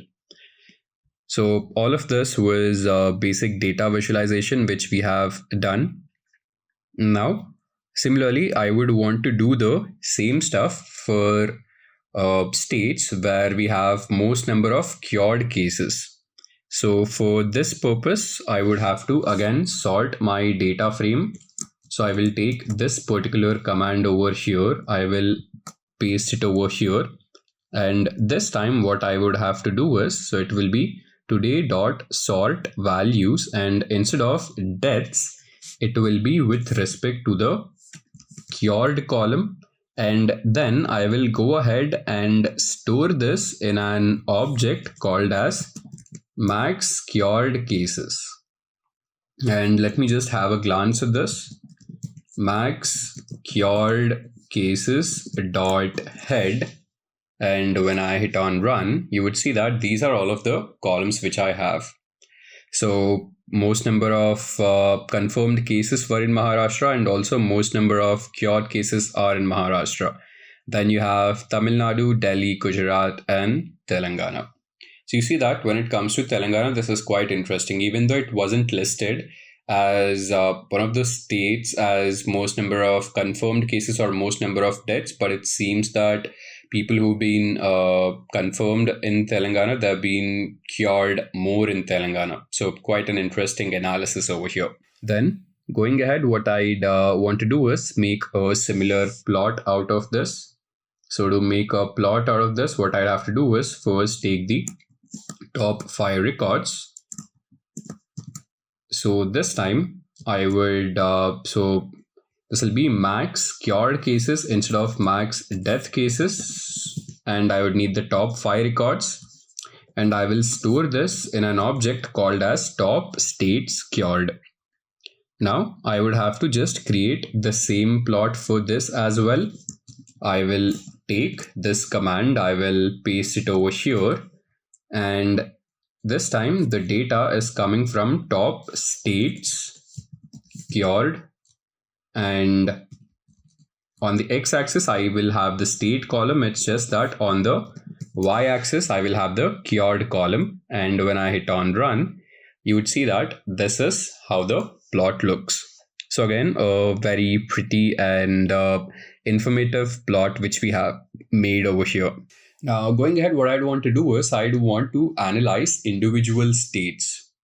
So till now we have understood that Maharashtra has had the most number of cases and most number of deaths as well over there. So that's it. That is why I would want to understand what exactly is the trend when it comes to the state of Maharashtra. So what I would want to do is from the original data frame, df.state is equal to Maharashtra. So I would want to extract all of the records from the original data frame where state is equal to Maharashtra. And I will go ahead and store this in an object called as Maha. Then I'll just show you the head of this, maha.head. So as you see, it seems that the first case in Maharashtra was on 9th of March. So on 9th of March, there were 2 confirmed cases. Then I will have maha.tail over here. And when I have maha.tail, you would see that as of 17th July, there have been 284,281 cases. So from 9th March to 17th of July, from 2 cases, the number of confirmed cases have gone to 284,281. So this is extremely interesting over here. So now what I'd want to do is how I'd want to understand how have the number of confirmed cases increased from 9th of March to 17th of July over here. So for this, I would want to make a line plot where the date column will be on the x-axis and the confirmed cases will be on the y-axis. So for this, I would have to create a line plot. So I'll write down sns.lineplot, and on the x-axis, since I would need the date column, I'll just put in date over here. And on the y-axis, I will need the number of confirmed cases. So here I'll write down confirmed. Then going ahead, I'll give in the state. So here the state will be equal to Maharashtra. Then I'll just give a color to the line. So here the color will be equal to green. And then I would just have to print this out. So it will be plt.show. So seems like we have an error over here. Let's actually understand. String object has no attribute get. So why do we have this? So let me give in green over here. Let me give in an entire color and let's see if this works properly. So seems like we again have the same error over here. X is equal to date, Y is equal to confirmed. So this has to be data is coming from Maharashtra, color is green. So all of this seems to be fine. So what I'll do is I'll actually copy paste the same command from above. That will be easier.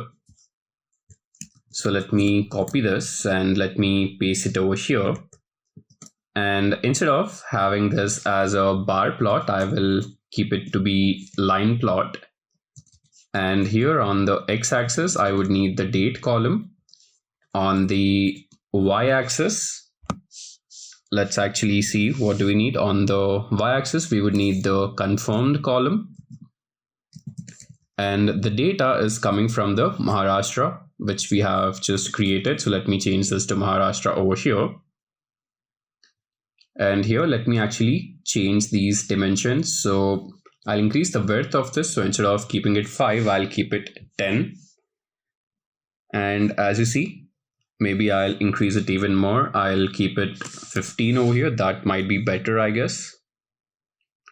So as you see, the growth of number of confirmed cases has been exponential.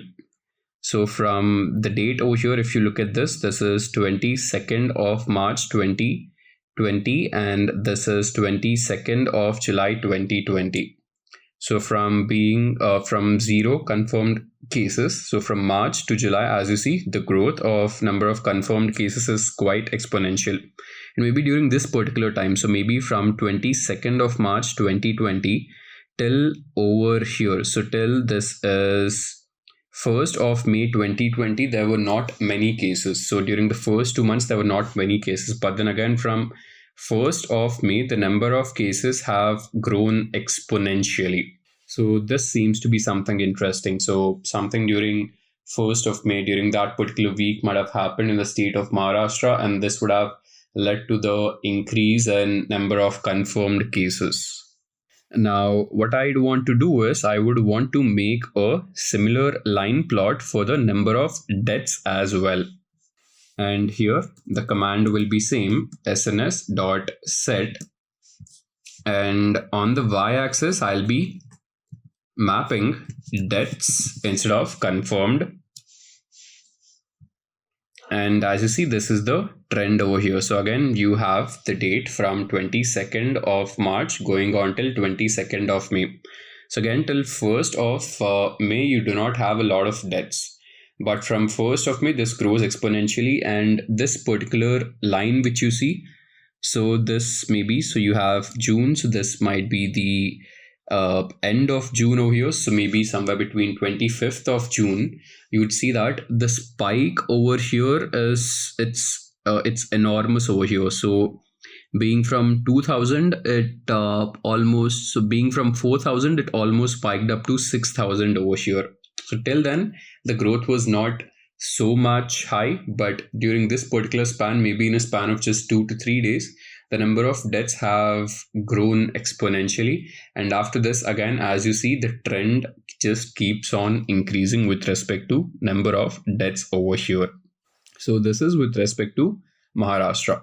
Now I would want to do a similar analysis for the state of Kerala as well.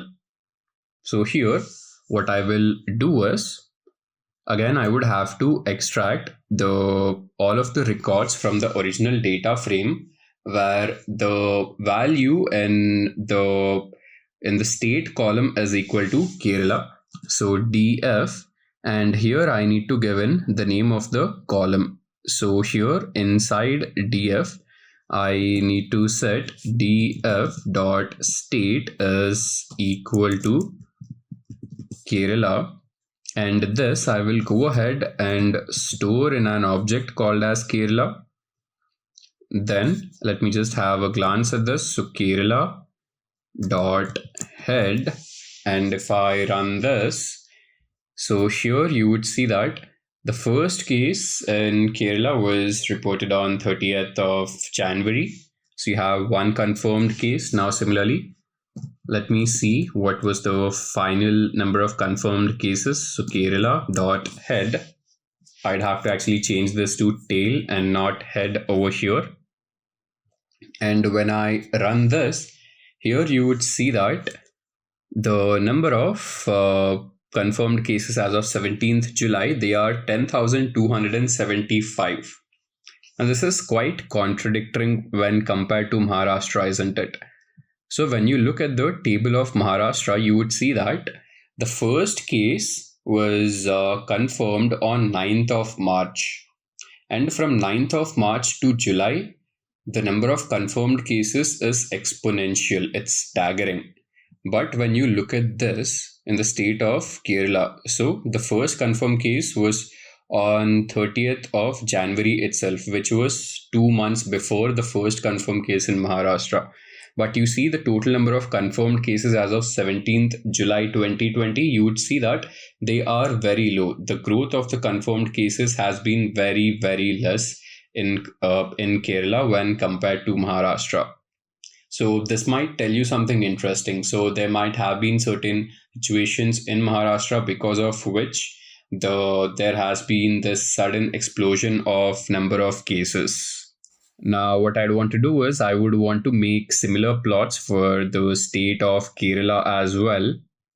So let me copy this same command over here, and I would want to make a line plot where I would want to see the growth of the confirmed cases. And here the data is coming from Kerala and not the Maharashtra state. So line plot, on the x-axis, I'll have the date column. On the y-axis, I'll have the number of confirmed cases. And here, as you see, so the growth again over here. So this is starting from February of 2020 till, if maybe we can say, again, this would be end of May or the starting of June, you don't have a lot of cases. So it's only from starting of June that the number of cases have started to spike up in Kerala as well. And similarly, I would want to have a look at the number of deaths in the state of Kerala as well. I'll copy the same command, I'll paste it over here, and on the y-axis, instead of confirmed, I will have the deaths column. And this time, if you see, this is quite interesting over here. So from February till maybe February, March, April, you do not have a lot of deaths, or maybe you don't have any deaths at all. And in the month of April, maybe you will have around 2 to 3 deaths, and that is not very gradual. But then again, as you see, from the end of May and the starting of June, the number of deaths have again spiked up. So this is again quite an interesting analysis which we have done over here. Now going ahead, what I'd actually want to do is I would want to build a random forest algorithm which will actually tell me how to predict the number of deaths. So that is something interesting. So here I'll be actually using random forest regressor. So I'll be using the random forest algorithm as a regression algorithm and not as a classification algorithm. And I would want to predict the number of confirmed cases if I given a date. So let's say if I given the next date, so here we have dates till 17th of July. So let's say if I would want to predict the number of confirmed cases on 18th of July, I would want to do that with the help of this random forest classifier. And this is where the main part comes in. So let's go ahead and start doing that. And we'll be implementing this on top of the Maharashtra data frame which we have. So for that purpose, first we would have to import all of the required libraries. So here I would need the train test split method from model selection. So I will start off by writing from sk learn dot model selection import train test split, and I'll hit on run. And this is important because we would have to divide our data into training and testing sets before we actually build our model. And why is that important? Let me just give you guys a simple example. So let's say if you're appearing for a test and it is the situation is such that, let's say your friend comes up with you and tells you that the paper has been leaked and there will be 5 questions in the exam, and he tells you what those 5 questions are. Now, if you prepare only those 5 questions and go to the exam, and if exactly those 5 questions come up, well, you're set. You will get 5 out of 5. But what would happen if, let's say, none of those 5 questions actually come in the exam? Now, since your training has only been with respect to these 5 questions, if anything comes out of syllabus, then obviously you will not be able to answer. You will get 0 out of 5. So this is why training and testing is important. So first you would have to train yourself, then you would have to test yourself how much you have learned. And we will have the same concept when we will be using machine learning algorithms as well. So first you would have to train your model on top of the data, and only when the training is done, that is when you will go ahead and build the model on top of the test data. So that is why we would need this train test split to divide our data into training and testing sets. Now what I'd have to do is I would so as you see, now again, if I have to build a random forest regression algorithm, so here, since this is regression analysis, my independent variable, it cannot be categorical in nature and it cannot be date. So I would actually have to convert this into an ordinal value. So as you see this, we cannot have a date over here, and to use the dates in a random forest classifier, I'd actually have to convert this into an ordinal value. So ordinal value, it's just that would mean a number. So each date will have one particular number over there. So what I'll do right now is I will convert the date column into an ordinal value. So as you remember earlier during the starting of this demo, we had imported the date time library. So let's go ahead and convert this. So from the Maharashtra data frame, we have the date column. I have the map method, and inside the map method, what I'd have to do is dt dot date time, and I would have to convert this into ordinal. So dt dot date time. So again, dt is the date time library. So from the date time library, I'd have to convert this into ordinal. What do I have to convert? I'd have to convert the date column into ordinal values. And this I will actually go ahead and store back into the same column. So this will be Maharashtra date. Let me hit run now. Now what I'll do is I will have a glance at my data set. So I'll have maha.head over here. And when I hit on run, so you would see that all of the date values, they have been converted into ordinal values. So initially we had dates like these, but now with the help of this, we have converted them into ordinal. So we have one specific number for each of the date value. Here, since I would have to predict the number of confirmed cases with respect to date, this will be my independent variable and this will be my dependent variable. Now, let me go ahead and extract my dependent and independent variables first. So I will store my independent variable in x. So it will be x is equal to maha. Inside this, I'll need to pass in the date column. Then I would also need to extract the confirmed column, which will be stored in the y object. So here I will have confirmed. So I have extracted X and Y. Now, since I have my independent and dependent variables, I can finally use the train test split method to divide my data into training and testing sets. So here I will write down train test split. Inside this I will pass in X, Y, then I have another parameter called as test size. So test size, let's say if I given a value such as 0.3, this would mean that 30% of the records would be in the test set and rest of the 70% records would be in the training set. And then this method will give me 4 outputs. So let's see what those are. I will have something called as X train, then I'll have X test. After that, I will have Y train, then I will have Y test. So here X train means that it is the training set of independent variable. X test is the testing set of independent variable.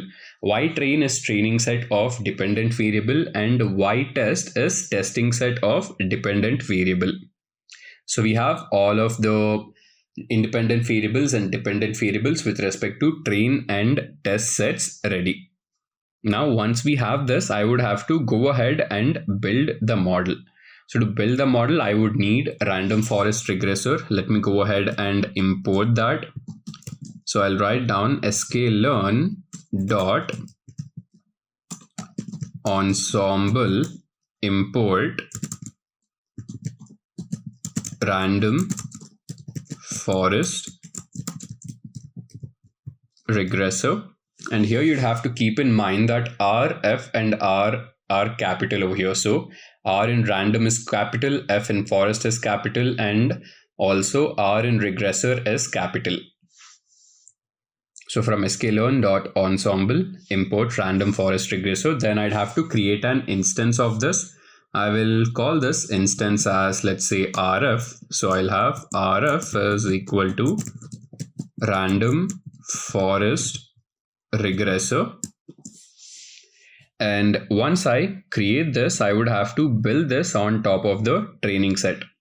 But now I will actually show you how the training set looks like. So Y train, what is Y train? Y train is the training set of the dependent variable. And here, what is our dependent variable? Dependent variable is the number of confirmed cases. And here you see that I have all of these index values. So I do not want this index values corresponding to also my actual values over here. So I just want to remove these indices. So if I don't want to remove these indices, I would need the help of NumPy library, which I have imported earlier on. So here, what I'll do is, while fitting this, I'll just write down dtr.fit. Inside this, I will have np.array. And what I'll do over here is, inside the array, I will pass in X train and I would have to reshape this. So I will have reshape. So X train, Y train, they have the indices as well, and I do not want this indices. So I'll have dot reshape -1, 1. So when I given -1, 1, this will remove the indices. And then similarly, I will have np.array.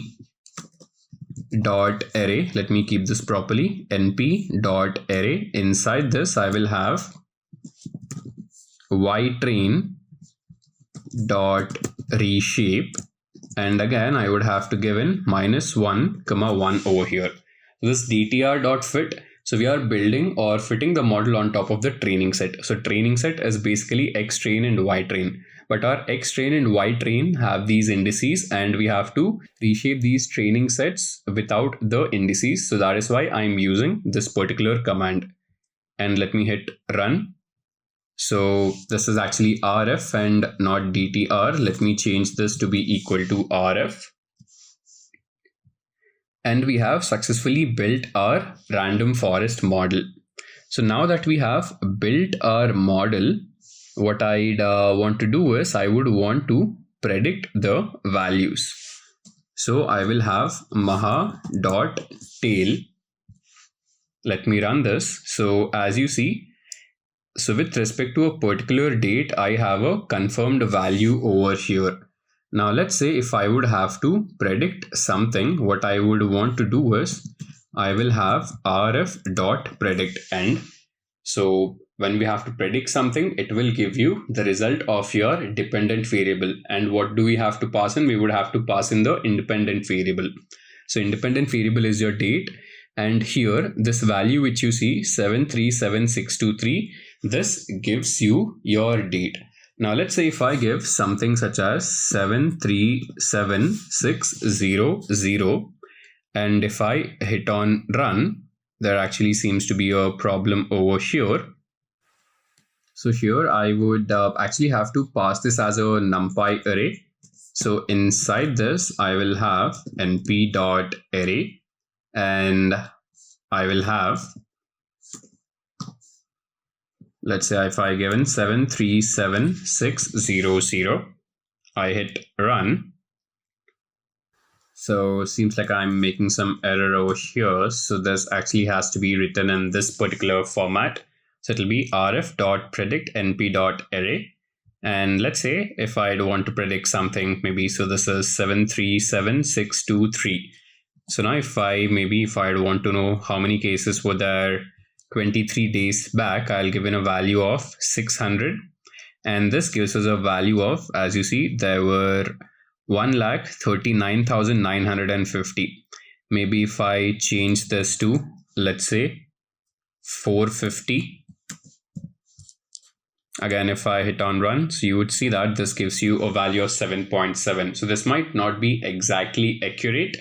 So this is a very baseline random forest model which we've built. And also, let's say if I would want to change this. So let's say if I keep this as 737 and I keep it to be, let's say 737650. And if I hit on run, so this gives you a value of 275298, which is actually less than the value of the number of confirmed cases as of 17th July. So this is quite interesting, isn't it?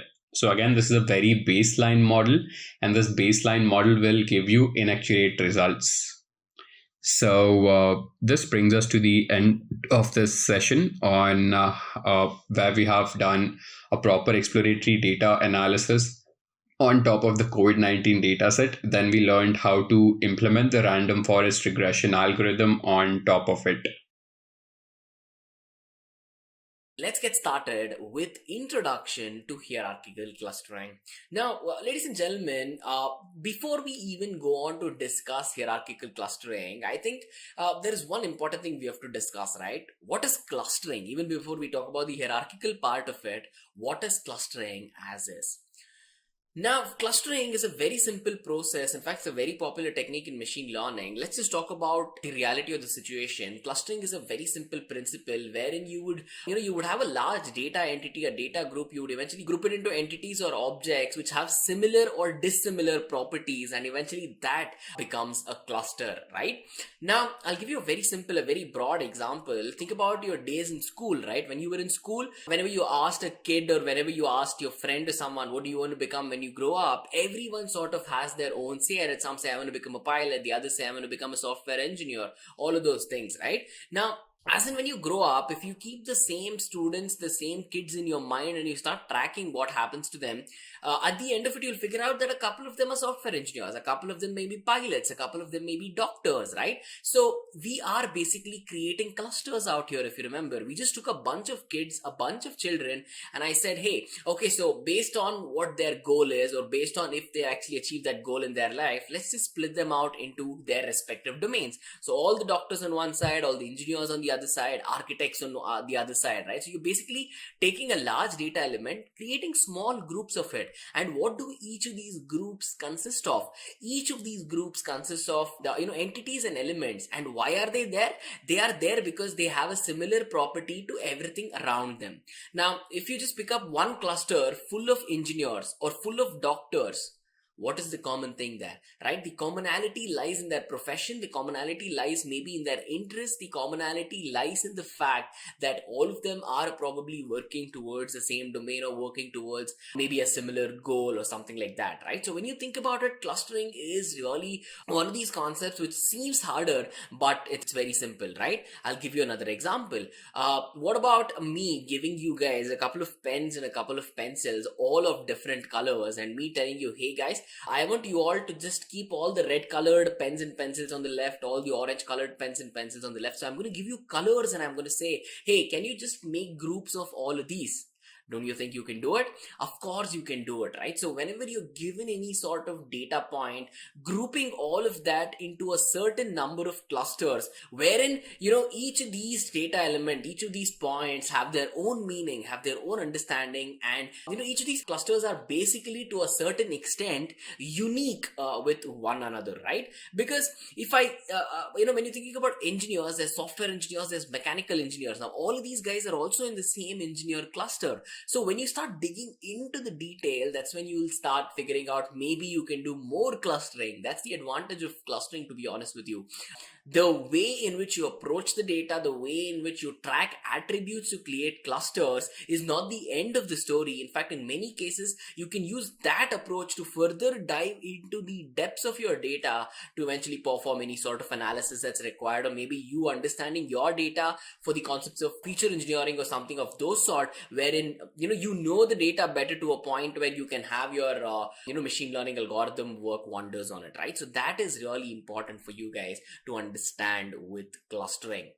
Now, clustering is a very, very important part of machine learning. I think I've said that 3 times now, and probably I'm going to say it a lot more times. We say that it's because of the fact that whenever you are working on any sort of analytics project, right, be it exploratory data analysis, be it any sort of data analysis project that you're working on, there is multiple steps through which we go on to work with the data. Firstly, we ingest the data, as in we bring the data into our working environment from multiple sources. It might be Twitter, Facebook, competitor data, whatever it is. Now, once the data comes into your system, your architecture, you would understand that data is not really a very clean entity, right? There are many things which are of absolute use to your data, and there are some things which are again absolutely useless as well, right? You might say, hey, okay, so my data consists of a majority of things which are useful and a small amount of things which are useless. So let's just leave the useless part to it, right? Let's not bother with it. What could happen? What could happen is, for the fact that your machine learning algorithm is going to be learning all of these concepts from absolute scratch, right? If it's learning from scratch, it means for the fact that it can learn wrong. And if it can learn wrong, and if you're asking it to perform correct predictions at the end of the day, that's not going to go down really well, right? Because when you think about it, your machine learning algorithm has learned 1 plus 2 to be 4. And when you say, hey, why is 1 plus 2 not equal to 3? It says, I don't know, because that's what I've learned, right? I mean, of course, it's a very hypothetical example, but these techniques are very critical, and especially on the lines of data cleaning and data preparation, clustering is very much there. Data cleaning, data preparation is a step that happens before we go on to perform any sort of data analysis. And in this step, this critical step is where clustering comes to the picture, and there are many clustering techniques that gets carried out here. Because once you start understanding your data, and once you figure out that you can probably simplify your data into maybe smaller chunks, into better chunks wherein you have more clarity of understanding the data yourself, and of course that directly translates to the fact that your machine learning algorithm can also understand the data better, right? And that is a very critical part of it, because if you do not go about thinking on the lines of these, again, your machine learning model or your machine learning algorithm can actually, while training itself, you might see a lot of inconsistencies in terms of its accuracy, you might see a lot of hits and misses in terms of its performance, and a lot more, right? So in machine learning, I'm sure if you're watching this particular course, you will be clear for a fact that there are 3 ways in which machine learning algorithms learn, right? There's supervised learning, unsupervised learning, and reinforcement learning. Now, clustering falls into a part of unsupervised learning. I'll give you a quick difference between supervised learning and unsupervised learning. What happens in supervised learning is that we provide the data for training, and we also provide labels associated with the data. So if I'm giving showing a couple of pictures of cars to my computer, to my machine learning algorithm, I tell the algorithm specifically saying, hey, I am 100% certain that this is a car. So understand what a car looks like and eventually start figuring out other cars, right? It already has 100% verifiable data point through which it can learn, like a textbook, for example, if you guys are students in your college, right? So unsupervised learning is slightly different. In unsupervised learning, you're not providing clarity on what data you're providing to it. In fact, you're asking the machine learning algorithm saying, hey, here is some data for you. Here's a picture of a car, but of course, your machine learning algorithm does not know it's a car. What I'm going to say is, instead of just directly matching this with other images or something of that sort, what you do is you figure out the structure that is present in the data, right? Whatever is happening inside your data, what leads to a car? A car should have 4 wheels, it has to have an engine, it'll have a couple of windows, it'll have a windscreen, all of that, right? So your machine learning model in the case of unsupervised learning will actually hunt for these structures. It'll try to understand what is going on in terms of what image it is looking at, what patterns it can understand and all of that, and later it eventually uses that to learn and build upon, right? So in the case of unsupervised learning, in the case of clustering as well, since it's unsupervised, we do not provide any sort of class, we do not provide any sort of labeling or any sort of target variable and say, hey, you're going to be modeling based upon that, right? So what we are trying to do here is we are very much interested in grouping similar records, grouping similar objects into a cluster, and then eventually using this cluster to go about understanding how things progress and how you can work with your data better, right? So guys, that is a quick introduction to give you guys an understanding of clustering. But let's actually, since we're talking about clustering, since we're talking about machine learning, and since we're talking about the real world, I think it adds a lot of value for you guys to actually, learn this using a practical approach, right? So here I have a very simple example trying to teach you clustering by taking the example of a retail use case study, right? A retail domain use case study. Now, let's just say there's a retail chain. They're a very expensive, high fashion chain maybe, and they are trying to segregate their customers into 3 categories: low income group, medium or middle income group, or of course you have the high income group, right? LIG, MIG and HIG. Now, based on their sales data, you can actually perform to a certain extent an accurate classification, right? Think about mobile phones. Now, there's a lot of mobile phones in today's world where it probably starts at 5,000 Indian rupees and goes all the way up to, I think, 1,80,000 Indian rupees or something like that on the higher end spectrum, right? Now, not everyone would be able to afford the most expensive mobile phone out there, and there's another group who would not want to buy the cheapest mobile phone they could probably find, right? Maybe because they have an income source through which they can comfortably afford a very expensive device. So once you start classifying it and once you start dividing these customers, saying, hey, these people belong to maybe a lower income group. I mean, no offense, this is an actual classification. This happens everywhere around the world, right? So splitting data, finding all your middle income group people, putting them into one class. When I say class, it's basically a cluster, and eventually finding all the people with middle income group and eventually grouping them to one side, higher income group, putting all these folks into one side, right? You can take a look at the image on the right side of your screen right now. We had a bunch of customers, right? These stars, triangles and circles. And what we did is we took the bunch of them, we understood, we analyzed, we performed some basic analysis even before clustering. We figured out who the lower income group people, who are the higher income group, the middle income group people, and we eventually just filtered them out into those clusters, and we gave them their own space, we gave them their own bubble for the machine learning algorithm to work, right? So the objective of clustering is basically for a fact that we are trying to pick up multiple different types of customers here, and we're trying to separate them, or we're trying to create groups of them through which we can perform some analysis. And of course, as you can see on your screen, this is what is mostly clustering, right? So you can see that the pink, blue and the yellow circles out there are data points in which you have 3 clusters: low income group, middle income group and higher income group. And these people in there might have similar shopping habits. These people, might be for a fact that they are a homogeneous collection of customers, as in you will find in the real world itself, right? There are certain people who will just stick to one brand of mobile phone no matter what, be it OnePlus, be it Apple or whatever it is. I think the informal term is fanboys, but they do prefer the loyalty to that brand. So you can pick up all of those people, put them in a cluster and say, hey, these people prefer OnePlus devices. Now you can pick up another group of people and say, hey, these guys are total phonetics when it comes to owning Apple products. So let's put them in a cluster, call them Apple customers. Don't you think that can work? That can absolutely work, right? So this is all about clustering. But you might be asking a question at the moment right now saying, okay, clustering is absolutely fantastic. Talk to me about hierarchical clustering. Hierarchical clustering is a similar situation, but here what we're trying to do is we're trying to create clusters in the form of a hierarchical tree-like structure. This tree-like structure, you might have heard it elsewhere. It's also called as a dendrogram, right? Now, a dendrogram basically is talking about how you can break things down into simple structures, and in this case, a tree-like structures, right? Now, we're going to take a look at a lot of examples, don't worry.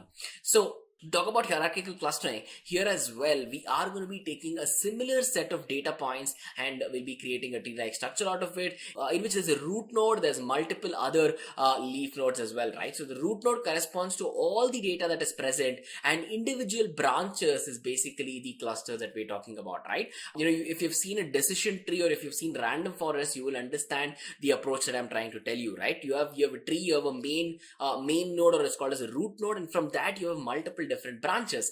In our case, in the case of hierarchical clustering, the main node or the root node will basically have all of the data, and once we try to take all of that data and split it out into multiple branches, what do you think we're doing? This is where we're performing hierarchical clustering, and since we're doing it in a tree-like structure, that is how it gets its name, right? It's a pretty simple concept. Now, we've understood what hierarchical clustering is, we understood what clustering is, why we require it, how it talks towards machine learning, and we understood a good amount of bit about clustering and hierarchical clustering. The next thing you'll be very curious to figure out is what are some of the various types of hierarchical clustering that's out there, right? So without further ado, let us quickly discuss some of these really interesting types of hierarchical clustering out there.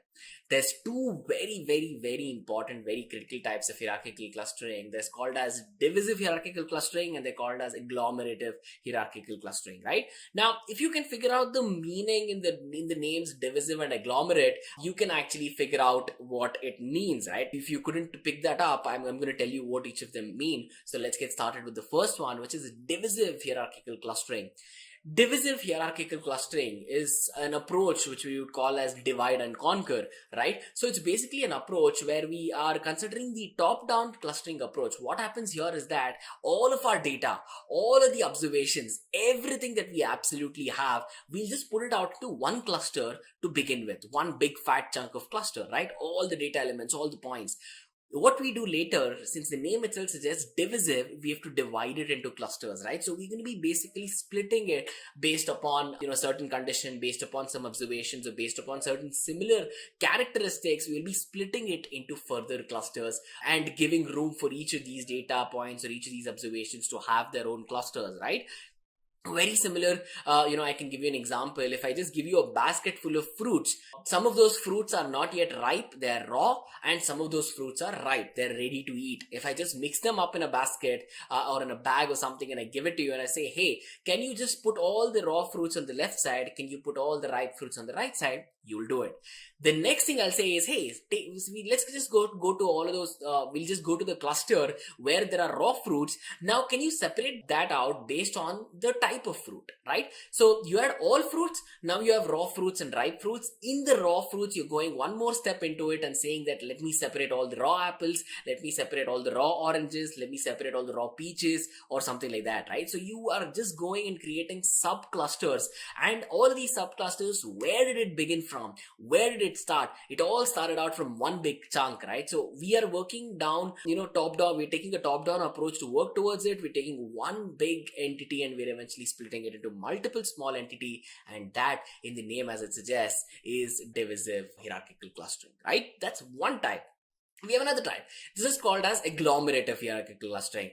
Agglomerative is almost a complete opposite of divisive, because what we are trying to do here is we're taking up a bottom-up approach wherein every single data point that we see, every single observation that we see is a cluster of its own, right? In the top-down, you have all the data through which you sort of split it and break it down into its clusters and assign it groups and all of that.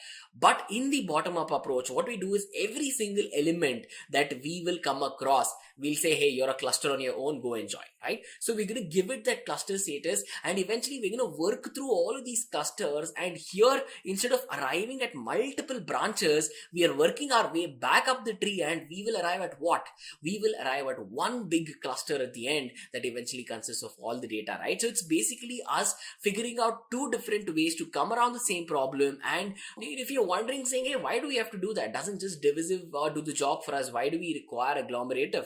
Well, for a fact that there are many cases when you're working with machine learning, right? When you're working with a large amount of data, practically you will come to a point where you might feel, hey, this type of clustering might not really work, because maybe your machine learning model is underfitting, it doesn't know what's going on. Maybe then you can figure out an approach to say, hey, maybe I can use agglomerative, right? Maybe I can treat each individual data point as a cluster of its own, so that when we build up across multiple clusters to that one big element, that is where maybe you can have more meaning. That is where your machine learning algorithm will be able to do what? It will be able to connect the dots better to understand, right? That's all the goal. That's everything that we're trying to do. Get your machine learning algorithm to work better and give you a better model's output, right? So, as I just told you, right, one thing you have to understand is that agglomerative and divisive hierarchical clustering, these are sort of very different approaches, because it almost does 180, right? It almost does exactly the opposite. In one case, we're just taking everything from one big chunk, creating multiple branches, and in the other case, we are creating multiple branches, and we're eventually ensuring that all of that lead back to one big chunk.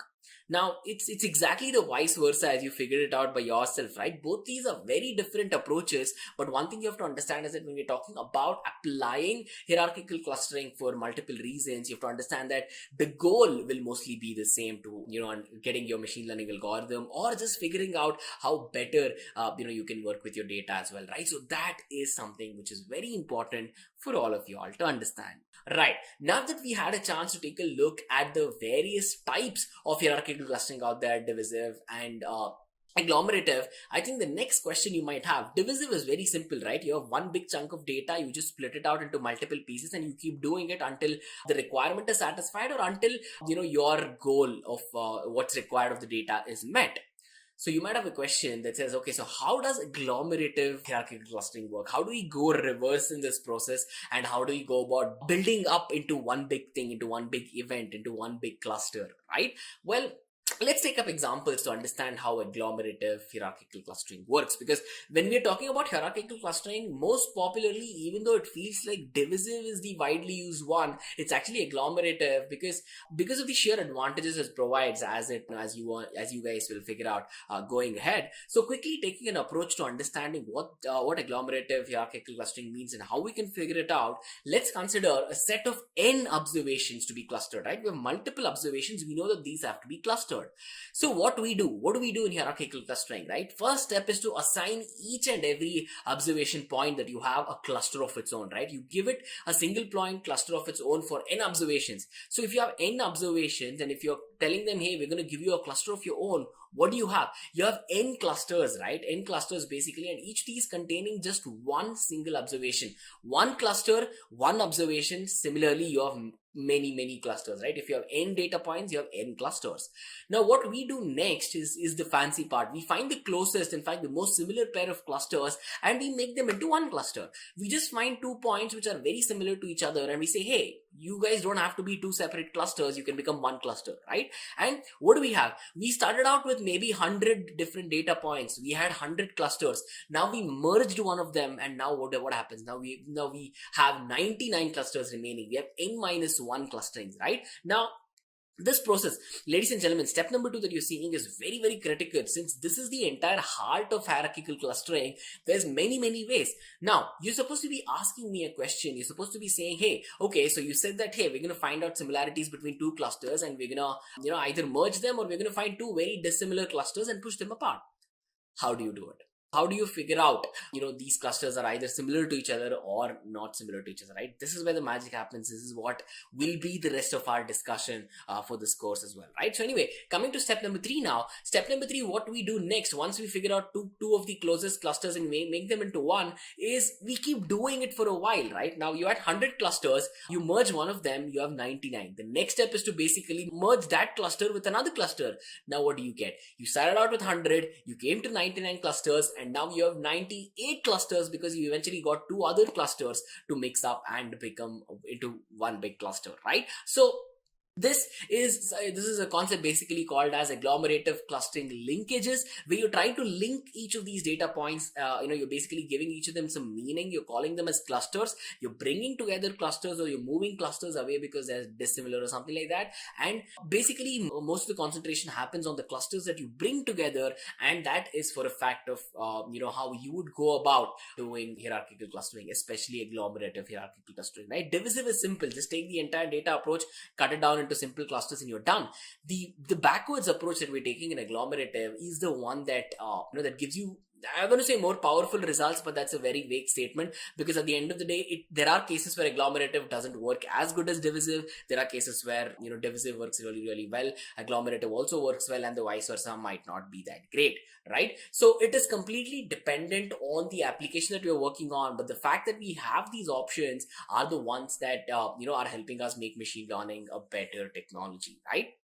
Take a look at agglomerative clustering. Step number 0, right? Step number 0 is where you have each of these entities to be single elements on their own. So what we did is we took a couple of letters and we said, hey, we're going to give you a cluster of their own. You can see that U has its own cluster, W has its own cluster, X, Y, Z. All of these have their own clusters. And the next thing, at the first step, I'm going to say, hey, U and W, I think you guys are pretty common. So let me just merge you guys into one cluster. Works. The others, you don't have to compulsorily do that. You're only doing this if you have certain similar characteristics, or if you know that certain set of observations will give you a critical output, right? And then you go to X. X, well, maybe it is not similar to anything else, so you just keep it that way. Y and Z, maybe in step number 1 you couldn't see a connection, but when you're doing it again, you see another connection, you say, hey, okay, so Y and Z, I think you guys are similar as well, let's bunch you up. And once you bunch up Y and Z, X was remaining, right? So now maybe the pattern unveils itself enough where you figure out saying, okay, I think now we can add X into this cluster as well. So what started out as U, W, X, Y, Z now has UV as one cluster, YZ as one cluster, and YZ along with X has formed another cluster, and this cluster is XYZ. And once you bring that together with UW, what do you have? You have UWXYZ. Give that a thought, right? So we just went from each individual clusters, we just started grouping them based on certain characters. In this case, it's a random example, right? There's no characteristic that makes Y and Z equal or something like that. But we're going to be repeating these steps, right? The steps that I told you, step number 2 and 3. If you haven't taken a screenshot or taken note of this step, make sure you do it. It's very simple for you to understand, but at the same time, you can get confused as well, right? So we're going to be repeating this entire process, wherein we will be repeating 2 steps until all the observations that we have are clustered into what? Not into many clusters, because that's how divisive works. In agglomerative, we're going to take multiple clusters, and the goal is to create one big cluster, right? Now, with that, I am confident that you guys understand to a certain extent how agglomerative hierarchical clustering works, right? So here, what we basically do is we use various distance similarities and dissimilarity measures to understand how we can first of all create these separate clusters that we out there, that we can go on to create there. And once you figure out the various clusters out there, you'll be like, okay, maybe data points are similar if 2 clusters are placed closer to each other, right? Maybe if you're marking them on a timeline or anything, these 2 points can be very, very close to each other. Now, when that happens, you can say, to a certain extent, you can think of a fact that saying, okay, since these are very close and very close by to each other, let's just merge them into one, right? Once you go on to do that, you can group all of that into one large cluster, and we can go about with the process of hierarchical clustering. So more the similarity, better the chances of you creating that cluster, maybe merging clusters faster and getting to a point where you can go on to have these big clusters at the end. But as I told you, right, step number 2 is very elusive for a fact that you can just say, hey, I'm going to find 2 similar data points, or I'm going to find 2 similar data points, and I'm just going to bring them together. Wonderful. How do you know these 2 points are similar? How do you know that you have to group them? Why can't you group them with something else? Why do you have to do it this way? will be a lot of questions that you guys are asking, I'm sure. Well, to answer that, we have multiple methods. We use various techniques through which we can do step number 2. What was step number 2? Step number 2 was us trying to basically figure out how we can bring together multiple clusters to create one big cluster, and that process of us merging, the process of us finding similarity or us finding even dissimilarity to a point where we can split out two clusters, separate them, move them far away from each other. It can be done using concepts such as Euclidean distance, Manhattan distance, the Minkowski distance, the Jaccard similarity coefficient, and the cosine similarity as well. Now, I am confident that some of you all might have heard these terms. You might not know what they mean, you might not know how they have been used, or you might not know how it even talks to the world of machine learning. Well, now, just with this slide, just with learning for the last 35-40 minutes, you guys have come to know what these are, how they can be used, and in fact, where it is critically used in today's world. So the next time someone asks you what's the use of Manhattan distance, what's the use of Minkowski distance, Minkowski as it's called, you can actually go on to give them an answer now. How fantastic is that, right? Well, I think it's high time we take a look at how we can go on to create these clusters, and the first way to go about doing it is Euclidean distance, right? Now, ladies and gentlemen, Euclidean distance is really fun to learn because this is very widely used. Whenever someone talks about agglomerative hierarchical clustering, Euclidean distance is the go-to point, is the first point that they go on to, right? It's widely used because what we do here is whenever we have variables which are continuous in nature, maybe there's a strong interval or there's a ratio or something like that, right? To give you a sharp interval, just think of an example of maybe your age, right? With every passing year, you just become 1 year older. You don't go around the sun once and say, hey, now I'm 3 more years older, right? I was 21, but next year I choose to be 25. That doesn't work, correct? So that is something you have to understand here. And whenever you're trying to calculate the distance between 2 points to say, hey, if they are similar or if they're not similar, you actually consider calculating the length of the segment that connects these 2 points, right? There are 2 data points plotted. You want to figure out if you can bring them together. To bring them together or not, you have to find the similarity to it. And to find the similarity, you just find out the distance that lies in between these 2 data points. And using that distance, you eventually can go on to figure this out, right? The most mathematical way, the most fundamental way, and the way that works is Euclidean distance, right? Because you're measuring how far these 2 clusters are, and eventually if you have a situation, a condition when you can say, hey, if the clusters are this close apart, XYZ, that's a point. If it's that close apart, bring them together and make them into one cluster, right? That is Euclidean distance. So as I told you, right, you can find similar and dissimilar measures, and whenever you have 2 data points, what do? The Pythagoras theorem is extremely popular to calculate the distance that exists between 2 points, right? Take a look at the figure. X1, Y1 is one of the points. X2, Y2 is one of the points. We know for a fact that we can find D as a square root of X2 minus X1 the whole square plus Y2 minus Y1 the whole square. How do we know that? That's Pythagoras theorem, right? So in the 3-dimensional space, you can find the Euclidean distance to actually be the square root of X2 minus X1 square, Y2 minus Y1 square, and Z2 minus Z1 square, right? Now you're going to be adding all of these. First of all, you're going to take the squares of it, you're going to add all of that, and eventually you're going to take one big square root of all of that, and that will give you the Euclidean distance, right? Very simple concepts. 2 data points, find the Pythagoras theorem, find the straightest, shortest distance between these 2 points, find out what the distance is, and eventually use that to make an assessment later on, right? Don't you think the concept is very simple now? I am sure you feel the same, right? So that's Euclidean distance. We have another way to go about doing this. It's called as the Manhattan distance. So what are we talking about in terms of Manhattan distance? Well, if Euclidean distance is a basic method and if it just works, why not go on to use it for everything? I'll tell you why it cannot work.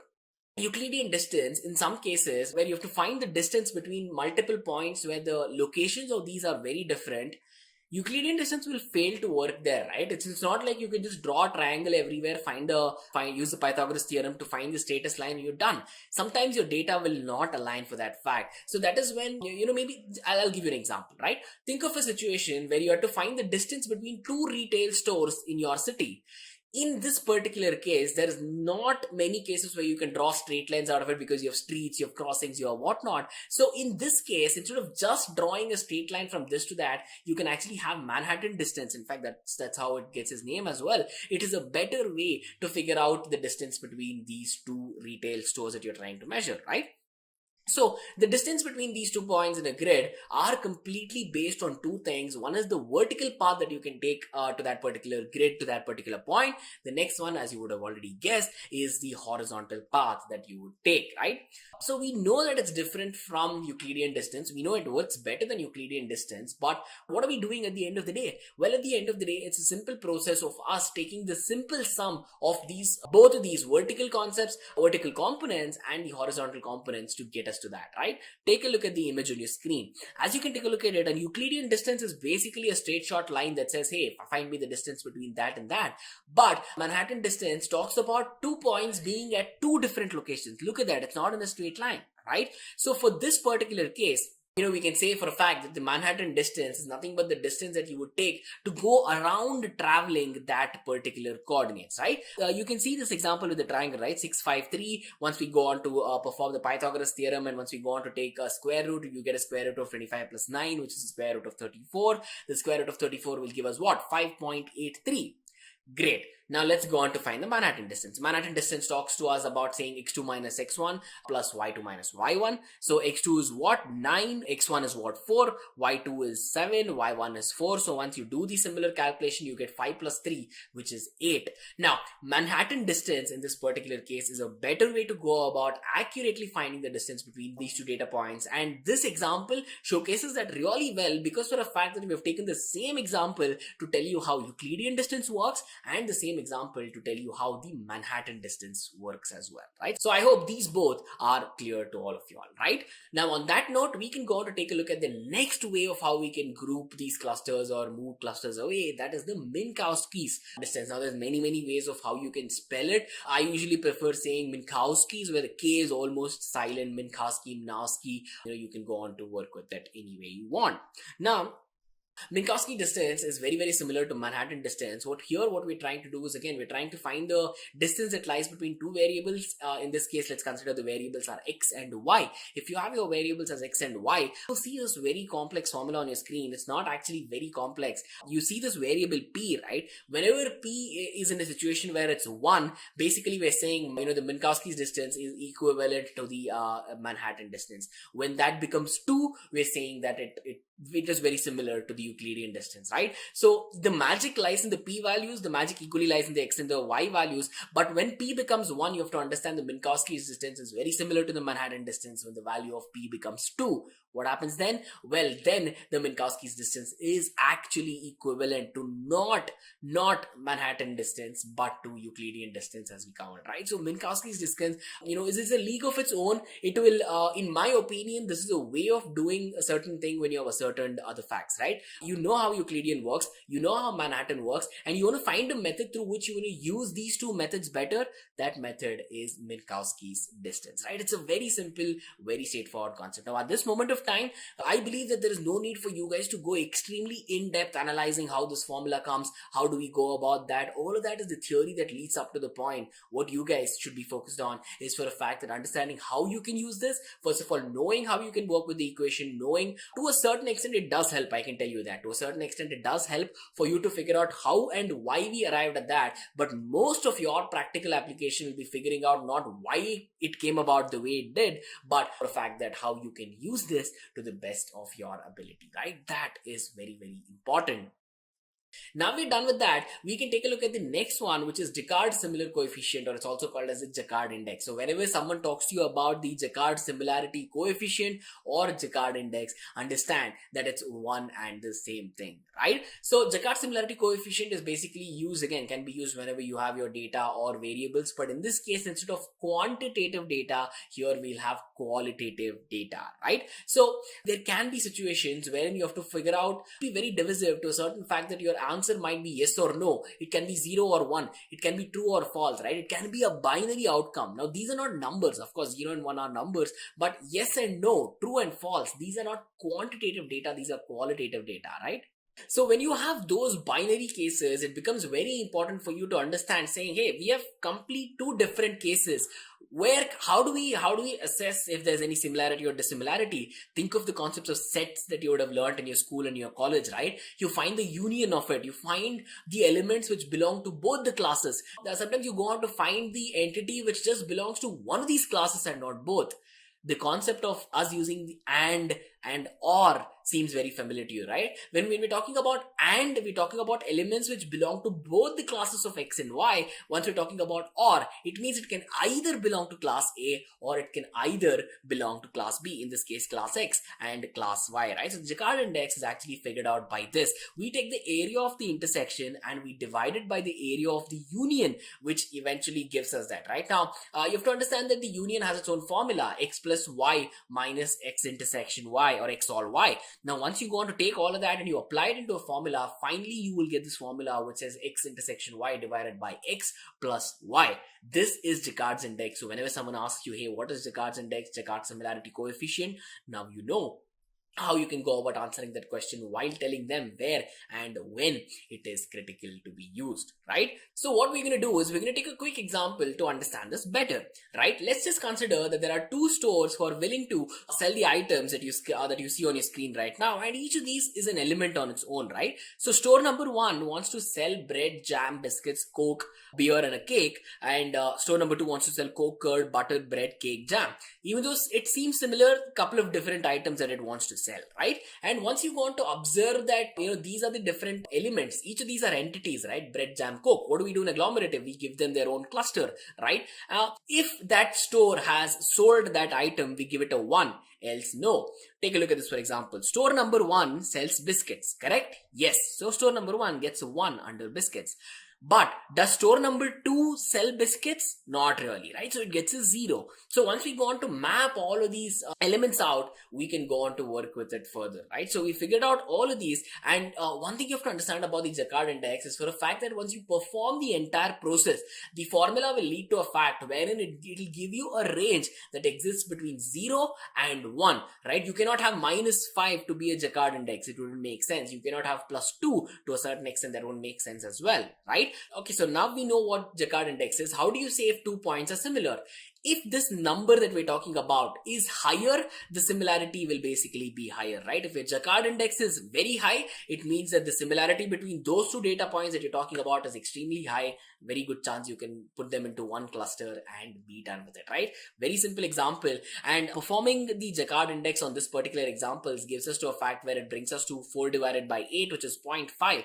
So 0.5, we're talking about a similarity saying, hey, there's a 50-50, there's a 50%, 50-50 chance that the store 1 and store 2 are selling each of these different items on their own, right? Coming to the last one, we have cosine similarity. Now, ladies and gentlemen, cosine similarity is a very, very important measures, because here we'll not consider the data points as scalar anymore. We're going to be considering the data points as vectors, right? So the cosine similarity formula is as you can see on the screen, and do not worry if you cannot figure out what is happening, because there's a lot of summation that's happening, a lot of multiplication, all of that. Understand one thing: when you're working with cosine similarity, you know what it is that you're doing. You're going to be using a formula, and the output of this formula is basically going to give you a range that lies in between -1 and +1. And when we say, hey, what happens when your cosine similarity is low? It means that the two observations that we have, is it less similar or more similar? If your index is low, if your similarity is low, means it's of course low, right? Similar to Jaccard's index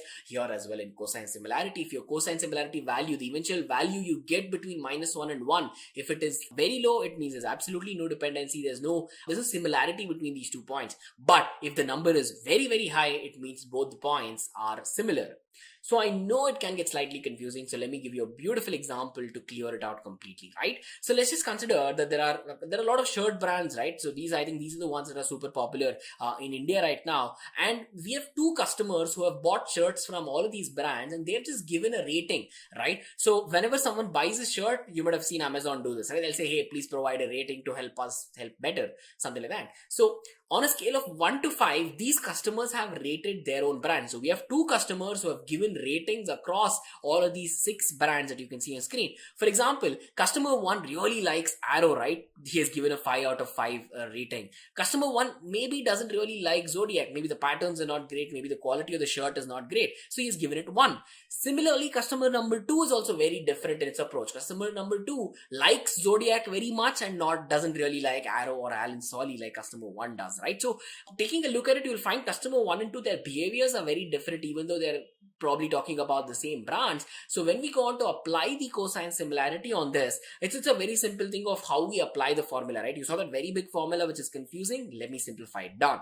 So all we're going to do is we have to find summation, right? We're considering it as vectors. So all we're going to do is we're going to multiply 4 into 1, add that into 5 into 2, add that with 3 into 4, 5 into 3, 2 into 3, 1 into 5. We're going to multiply each of these customers' opinion about that brand, add all of that into one element. Now, when we go on to do that, we get one number, which is basically 52. Right? And we have to find what's happening to only A. We have to find out what's happening to the only other cluster, right? So this is where we go on to take the individual squares of this. For example, with customer 1, you can take a look at it, right? So we have taken 4 square plus 5 square plus 3 square, 5 square, 2 square, 1 square. Similarly for B, we have taken 1 square plus 2 square plus 4 square, 3 square, 3 square, 5 square. We added these two different elements. For A, we got the score to be 8.94. For B, we got the score to be 8. Now what we do is we multiply these two options and we eventually arrive. Once we go on to see the final cosine similarity formula, as you can see in your screen, A into B divided by the individuality of A with individuality of B, you will see for a fact that we will arrive at what? We have arrived at a number. Look at this number. It says 0.72. What is the valid range for our cosine similarity? -1 to +1. Is 0.72 in that range? Of course it is, right? So basically we are saying these two customers might have, even though on the overall it looks like they have different patterns, but these two customers at the end of the day, when using cosine similarity, are showing somewhere around 72% worth of similarity. And depending on what number, what is the threshold that you want to cross to bring them into one cluster, you can take a decision right here, right? If you say, hey, I need 85% similarity to bring them together, in this case, you wouldn't bring these two together. If you were to say, hey, I need 70% equality, 70% similarity between these two properties, where if it is anything greater than 70 or anything greater than 0.7, I'm going to bring it together. In that case, you would, right? So this is the simple world of cosine similarity. So quickly coming on, to the last point of the discussion, how do you go on to find the optimal number of clusters, optimal number for clustering? Again, it certainly becomes a challenge, right? You would not know what to pick up, how many number of clusters to actually create. One challenging task in agglomerative clustering is for us to, of course, find out how many different clusters we're going to do. We have one more wonderful metric to go about tracking this. It's called as the silhouette score or silhouette score, however you want to spell it. Silhouette score is basically one of the most popular approaches that we take whenever we want to find out the number of clusters that we want to create, right? It is basically having a measure of how close each of these points are in a cluster and comparing that distance with how far away it is to its nearby neighboring clusters, right? So this simple formula of finding the distance between all the points in one cluster versus finding the point, finding the difference that lies between the other points in the neighboring clusters is what will help us get to the optimal number of clusters, right? Let me give you an example for that. Let's just say AI is a metric where you have the mean difference between the observation I and the other point in the cluster through which each observation I is assigned, right? That is A. Then B is basically another minimum mean distance that happens to be occurred at that observation I, and all the points, it points to what? It points to the other clusters, right? So the formula is simple. It's BI minus AI divided by find the maximum in between AI and BI. So whatever point, whatever has the highest distance gets taken over, and eventually that is how you would take the entire point of all the observations, BI minus AI divided by the maximum of AI and BI, and that number that you get, that is what? That is the silhouette score, right? And you might be wondering, hey, since we're doing a bunch of operations here, silhouette score can be anything. Not really. Silhouette score always comes into the range of -1 all the way to +1, right?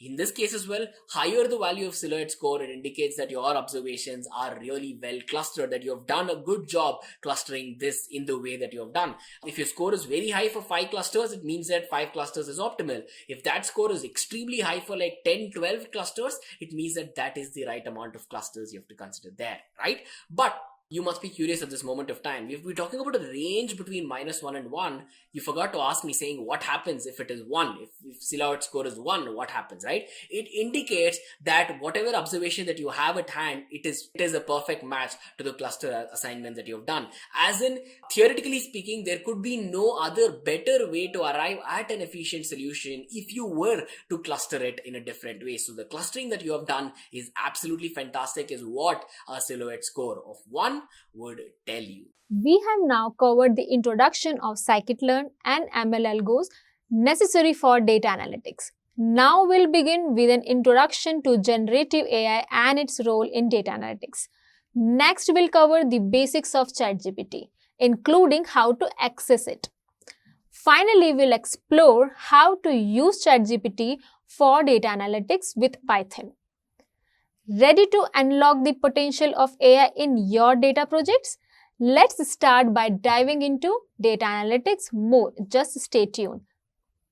So, let's start with quickly understanding the evolution of computers. When the computers were created, they were created as calculating machines for mathematicians and bookkeepers. Then it evolved to understanding programming languages so that it can understand instructions, human instructions. But now it has evolved to incorporating human-like intelligence as well as creativity. Mimicking human-like intelligence is nothing but artificial intelligence. And artificial intelligence combined with creativity is nothing but generative AI. So, let me make you understand with a very simple example what is generative AI. Transport yourself back to your childhood. You had a lot of toys to play with. You would keep that toys in one box. Now, also imagine that if you wanted some toy which is different, you would not get in the market. But what if I tell you that this box is a magical box? And if you input your understanding of what you want in your new toy with instructions, it can create a new toy for you, which is not available in the market. Now, this toy can be a bear with unicorn features and wings. What if it generates for you? This magical box generates a toy which is very unique for you. This magical box is nothing but generative AI.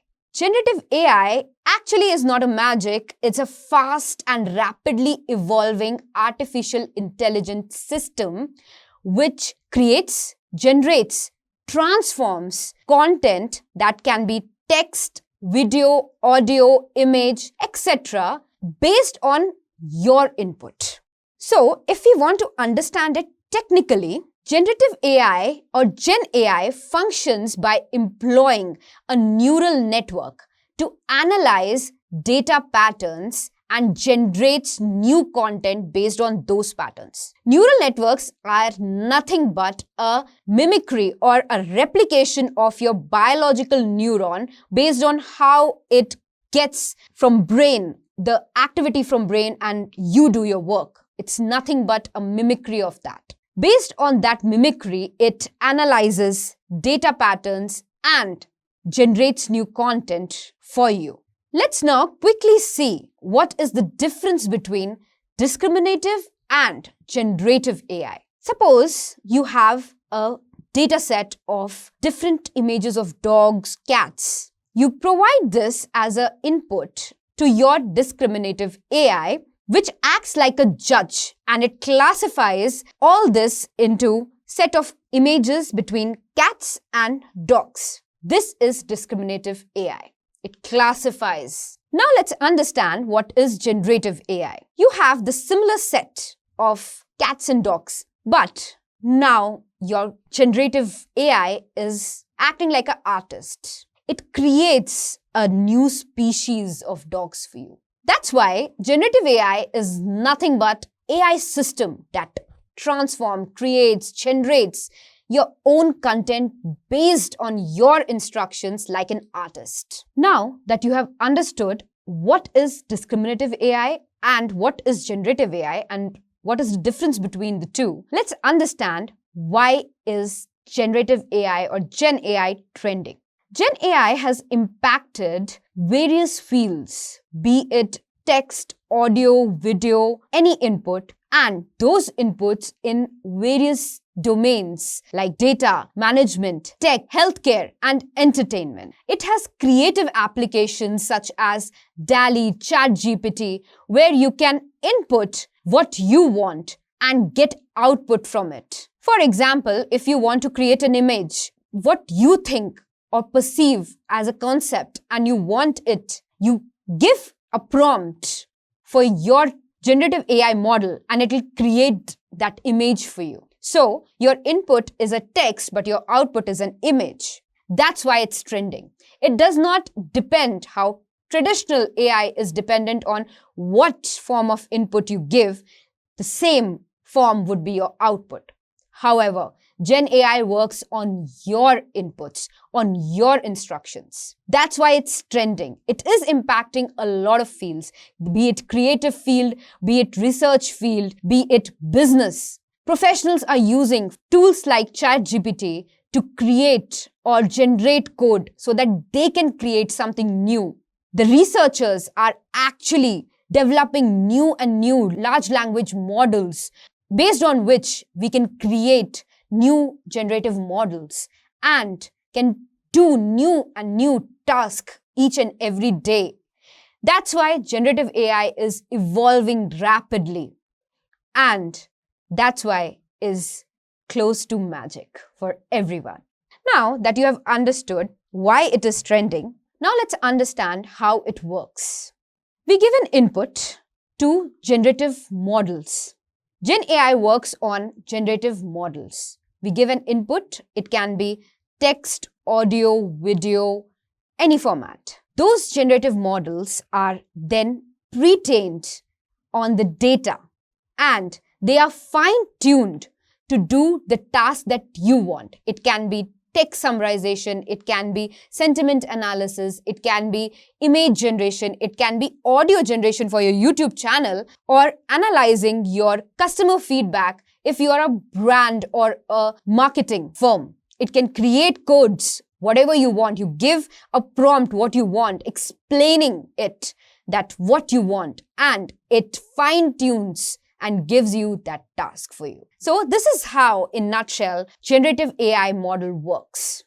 So now let's see what are the different types of generative AI. First one is Generative Adversarial Network, GANs. It's a type of AI where two models, one generating the content and one judging it, work together to produce realistic new data. Second is Variational Autoencoders. This AI learns to recreate and generate new similar data. Third is Transformers.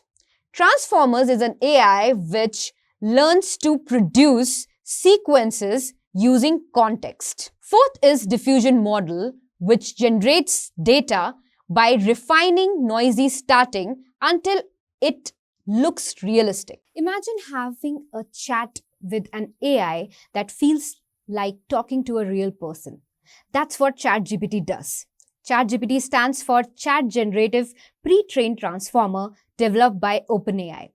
It is an artificial intelligence model based on the technology called Transformer, which is particularly good at processing and generating human-like text. It's a version of what's known as language model because it can predict and generate sequences of words based on the input it receives. We'll start understanding the introduction to data analysis. What is data analysis is?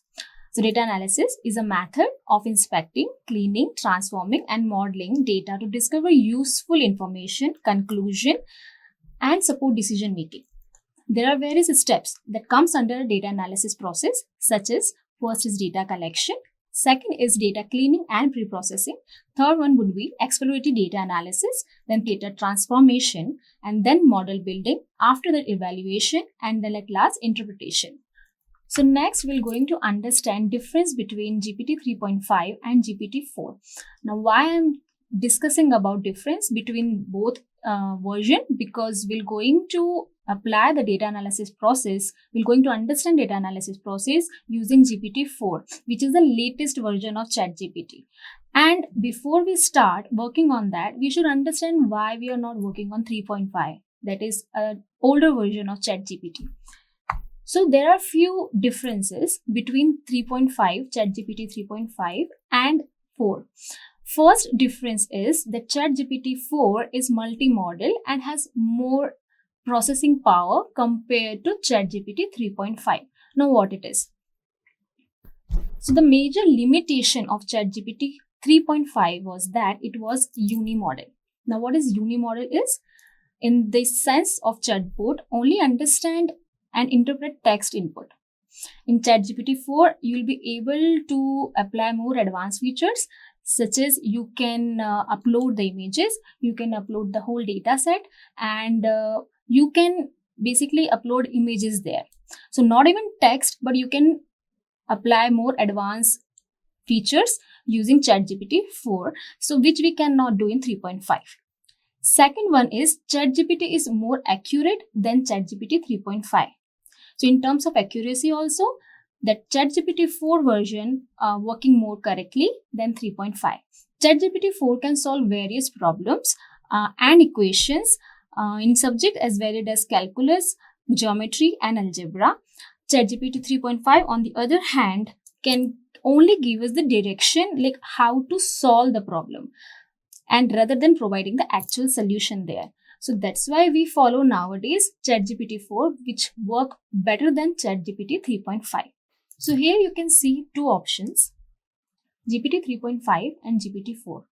So basically GPT 3.5, here if you want to upload a data set, it's not possible because we do not have the upload file option.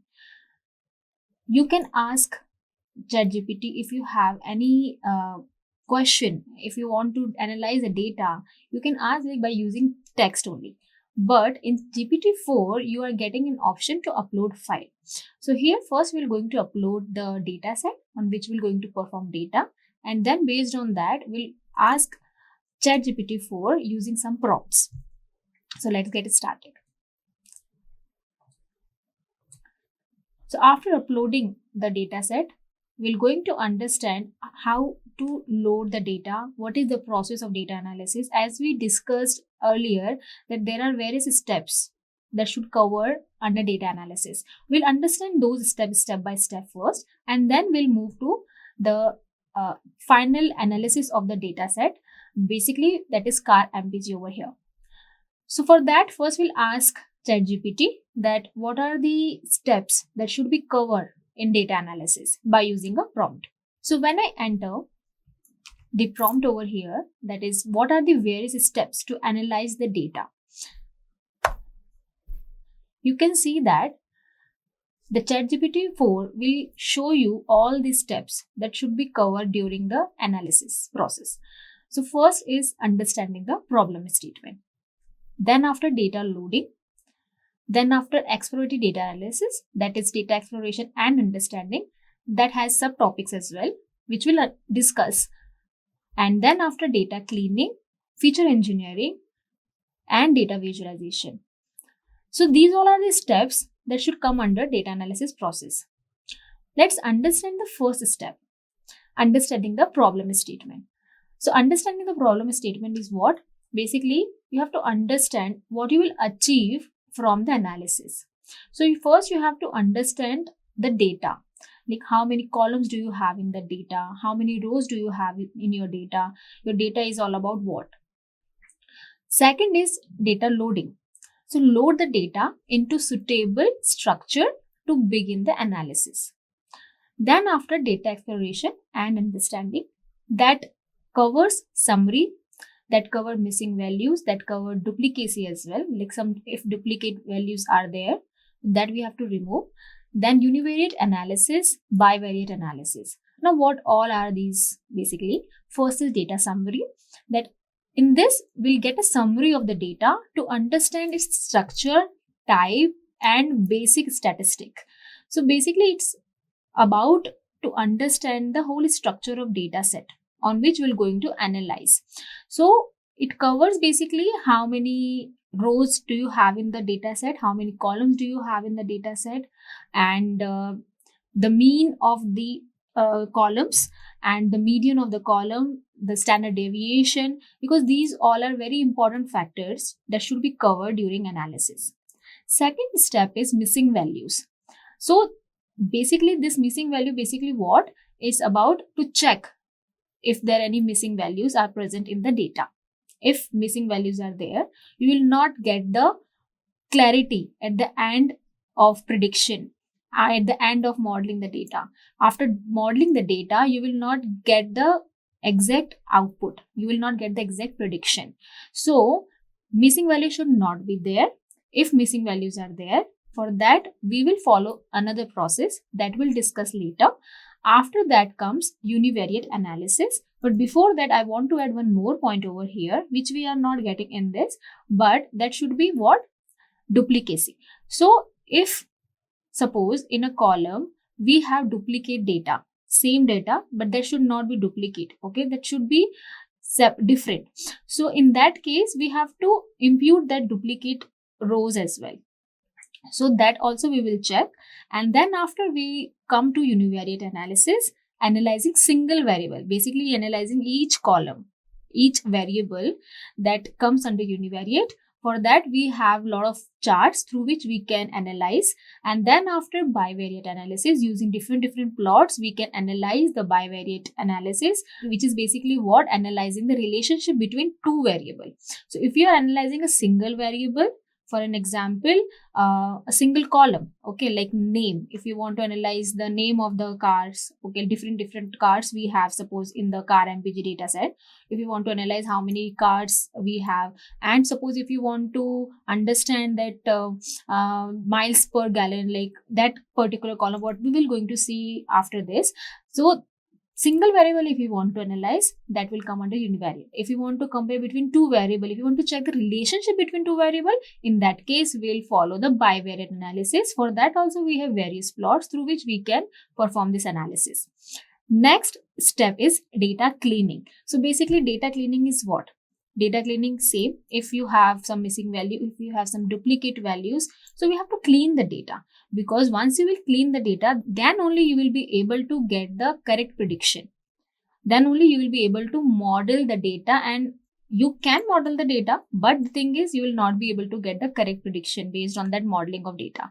So here, before the data modeling, we have to clean the data properly. So here, first step comes handling missing values, imputing or removing missing value. Either you can remove or you can impute with average value, mode, or median.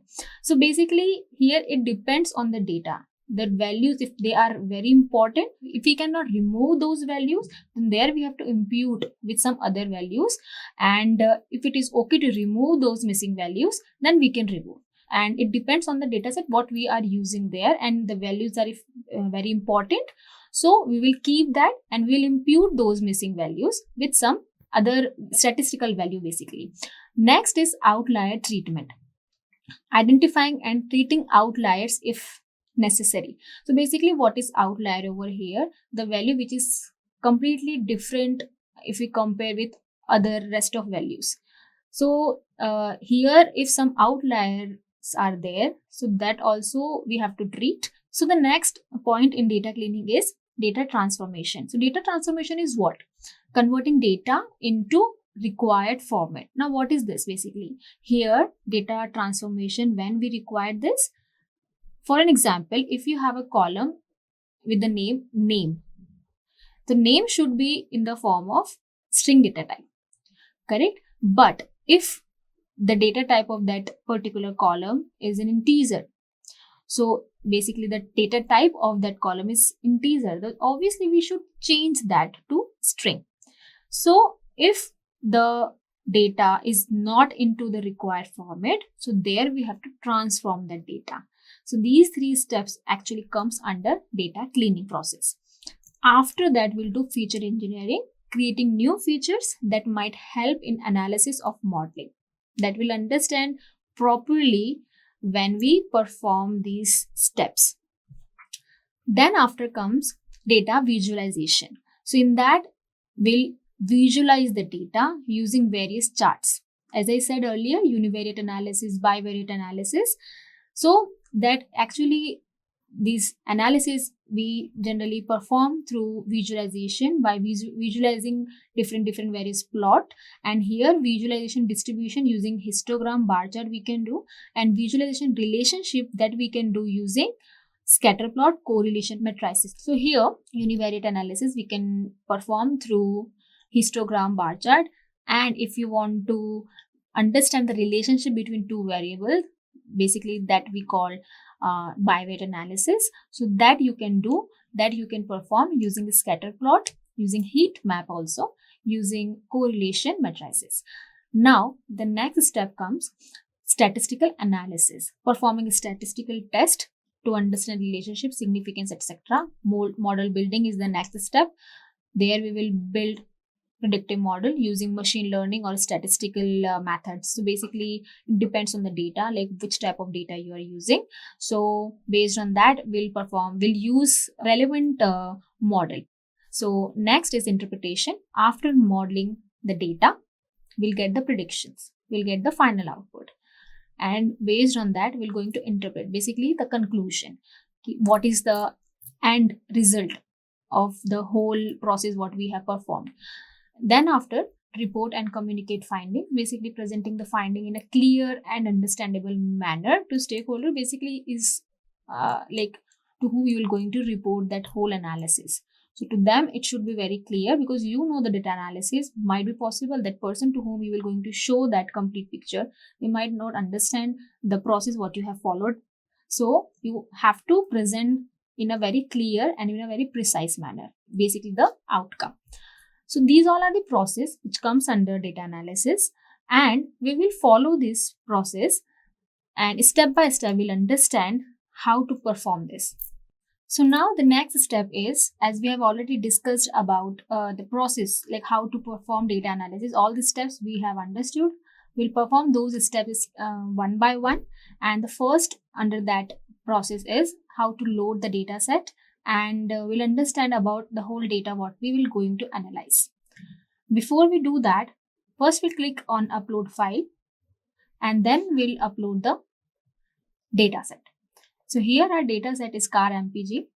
We don't know as of now what is basically this car MPGs and what is all about. After uploading the data set, we're going to understand by using the prompt. We're going to ask ChatGPT a few prompts. Based on that, we'll get an output. So first prompt we're going to enter over here is, so as you can see here, we have uploaded the data set. Now we'll understand about this data first. So before that, we're going to enter a prompt. Here we are giving a prompt. The prompt is basically what we want to know through ChatGPT, what we want to understand through ChatGPT. Here we are asking that load the car MPG data set which we have uploaded and display the first 10 rows. What information is contained in this data set? So let's enter this and let's see what output we'll get over here.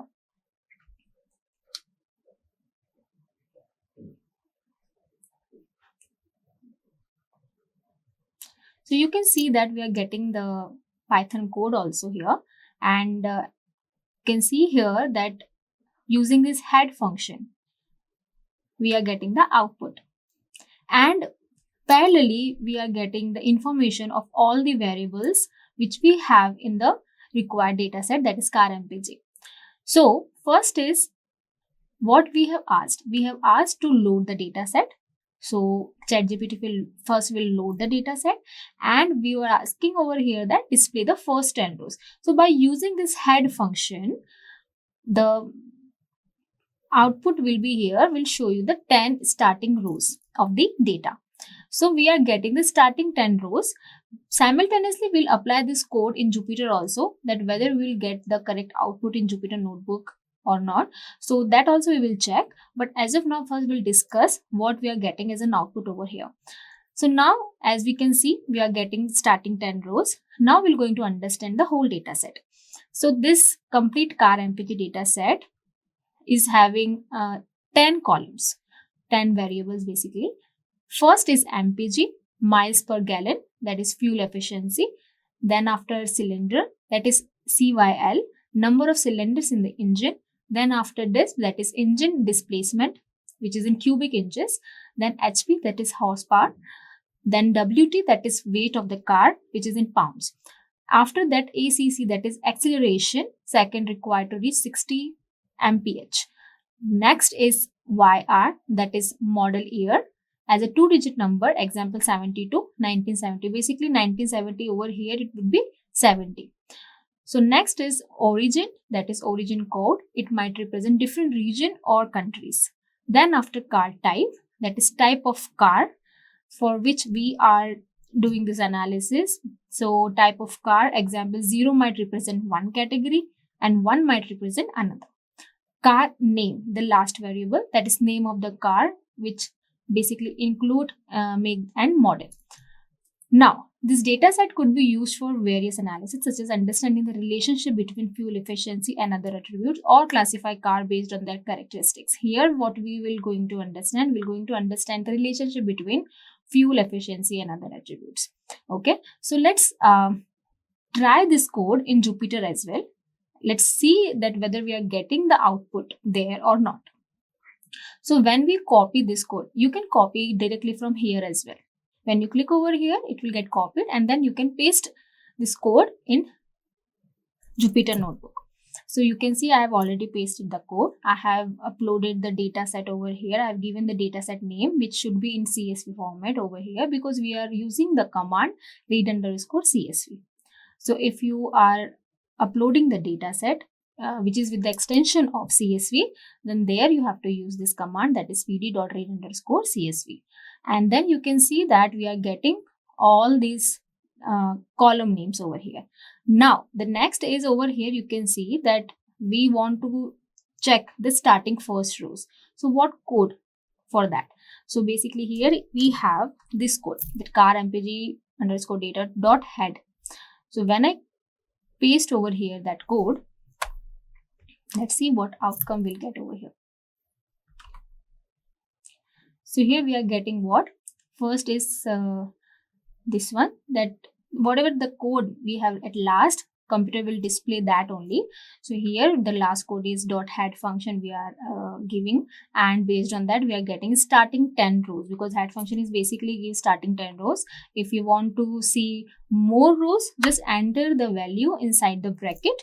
So if I want to check, let's say 20 rows. So if I enter the, here I'm getting 0 to 90, that means 20 rows data. So head function is basically what? To display the number of rows based on the value what you are giving inside the parenthesis. Now, next is what?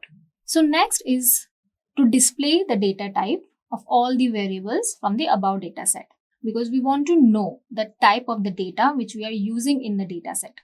So for that, we'll ask ChatGPT by using this prompt. You can enter, you can give any prompt as per your ease. So as of now, I am giving over here that display the data type of all the variables from the above data set.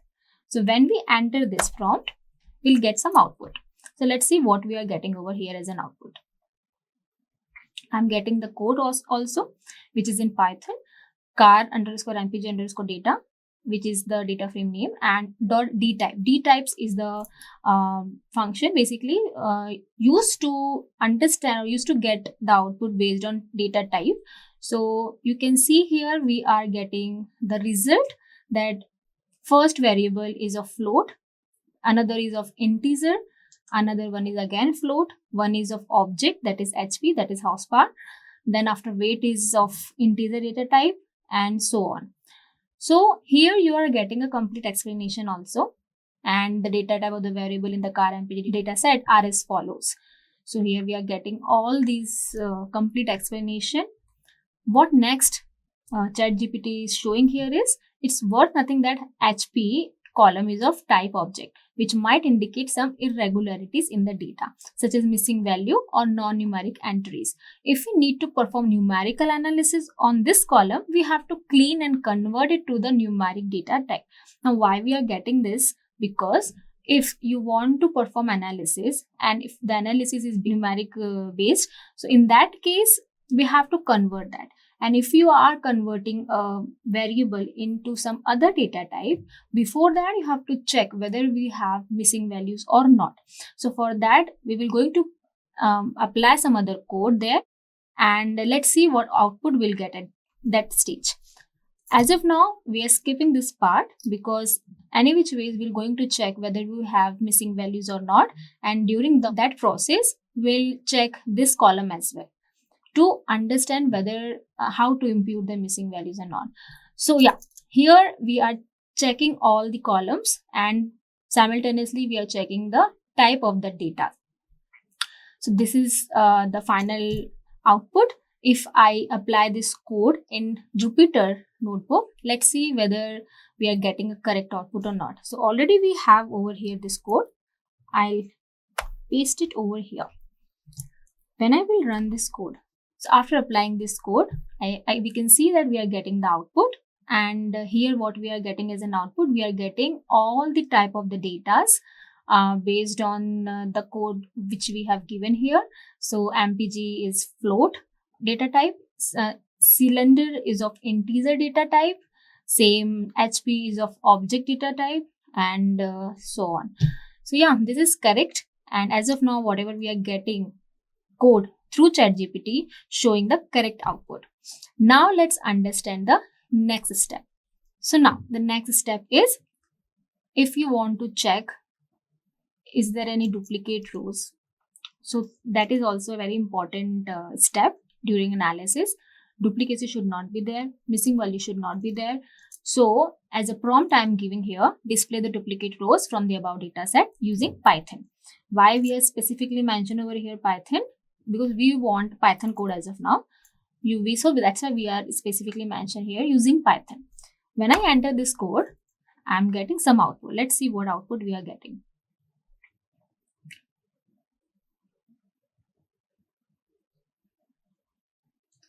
Okay, so as a code, what we are getting over here, that finding basically here first we have to create a variable, obviously. So the name of the variable in which the output will get stored is duplicate underscore rows, and we are getting the code over here that from the data car MPG data get the duplicate values. So for that we are using here duplicated function. You can see one parenthesis over here. So if a parenthesis is there, that means that is a function. So with duplicated we have a parenthesis, that means duplicated is a function which we are applying on the data, and that basically take out all the duplicate values. We'll show you complete duplicate values, whatever we have, whatever duplicate values are present in the data set. So when it will get stored to duplicate underscore rows, then we will call that variable and we'll get the output. As an output here, what we are getting, that empty data frame. Columns are these many columns, whatever we have already in the data set. And as an interpretation, as a final result, what ChatGPT is showing here, that the car MPG data set doesn't contain any duplicate rows. All the entries in the data set are unique. There is no duplicacy. So we can go ahead with this data set as of now. If you have any specific questions, so you can ask. So now I really want to check whether we are getting the same output when I apply the same code in the Jupyter. So when I copy this code, I'll paste over here. Let's see what output we'll get. So there is nothing. Basically, we do not have any duplicate rows. Okay, let's go ahead with other step, and we'll apply one more prompt here. Now the next prompt I'll give over here is display the categorical and continuous variable in the dataset using Python. Why? Because I want to know that how many categorical variables do we have here, how many continuous variables do we have here. When I enter this prompt, let's see what output we are getting.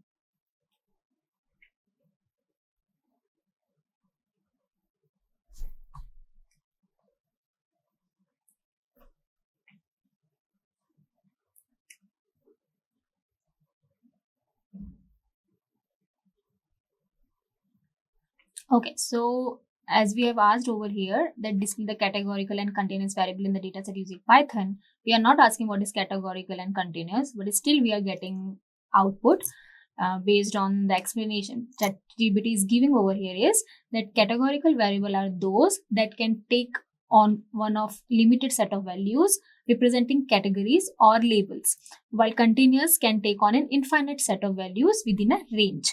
Based on the data type and the nature of the variable, we can identify categorical and continuous variable. So categorical variables are basically what? Variables that are typically integer or object type and represent discrete categories. And continuous is basically what? Which are typically float type and represent continuous measurement. So now here you can see the code based on the prompt what we have entered. So categorical variable ChatGPT has created, in which we are storing the output, and output based on what? That select data type include object int. So we are asking if the values are of object and integer, store that column names in this variable, that is categorical variable. If the variables are of float data type, then store those column names in the form of list, because here you can see that we are giving a code that to list. So basically the columns will convert to list, and that will get stored where? In continuous variable basically. Okay, so now here removing the column that are known to be continuous but are represented as integer, that is year. So categorical variable dot remove year from the list. Now when we display, when we ask a categorical variable and continuous variable, what we'll get as an output? This is the output. So based on the data type and context, categorical variables are these many are the categorical variables, and these three are continuous variable. Because based on continuous and categorical, we'll perform the data analysis. Let's apply this code once and let's see what output we are getting in Jupyter Notebook.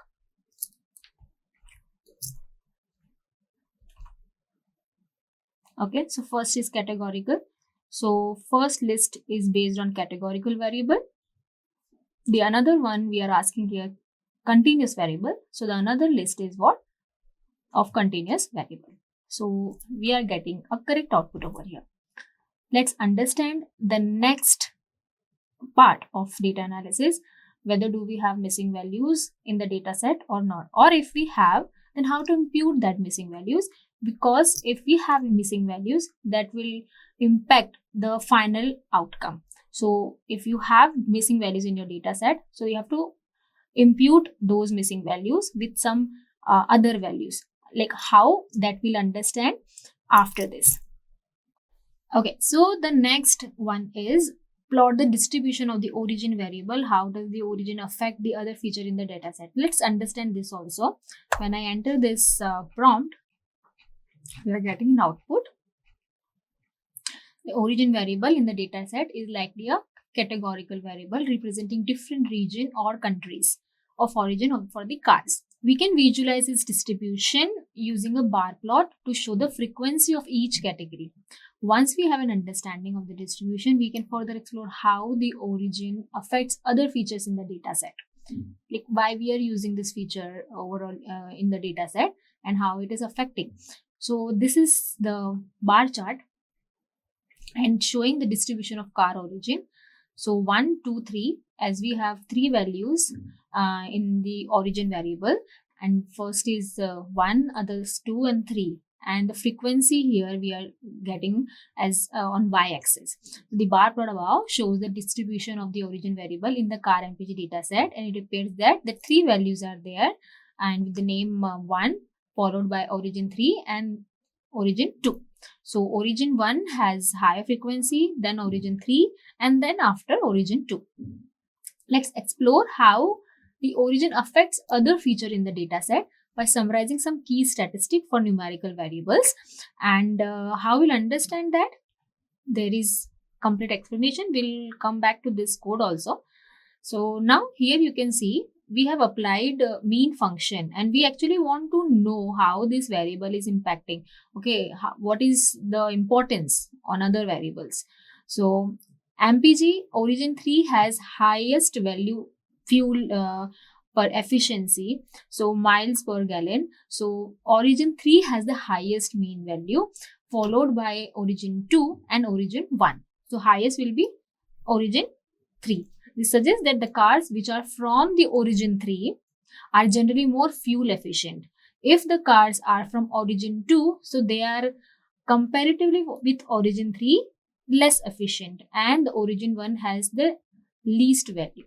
So the cars which are from the origin 1 comparatively with origin 3 and 2 have less fuel efficient cars. Okay, so next is cylinder, displacement and horsepower. So cars from origin 1 have high range value, and other one is car from origin 2 and 3 have a smaller engine with few cylinders and lower horsepower. That's how this origin is important for understanding the other features. Based on different origin, we have different values of each column, and that we are getting through this summary. So how we are getting this summary? By using this code. When we apply this code, group by origin.mean function. Mean function will give the mean value of origin, and column wise, the other column wise, here you can see mpg of origin 1 is 20, cylinder is 6.2. So the highest value of miles per gallon is for origin 3, then after 2, and then after 1. We have already discussed what does it mean. Let's copy this code from here and apply, and just check that whether we are getting the output. Yes, we are getting the correct output, what we were getting through ChatGPT. And that's how we can understand that the distribution of the origin variable and how this variable affect the other features in the data set and the importance of this variable. So thank you. So now we're going to understand whether do we have missing values in the data set or not. So for that, first we'll ask ChatGPT by using this prompt that identify and handle any missing values in the car MPG data, and how did you choose to handle them and why. Let's see what output we'll get over here.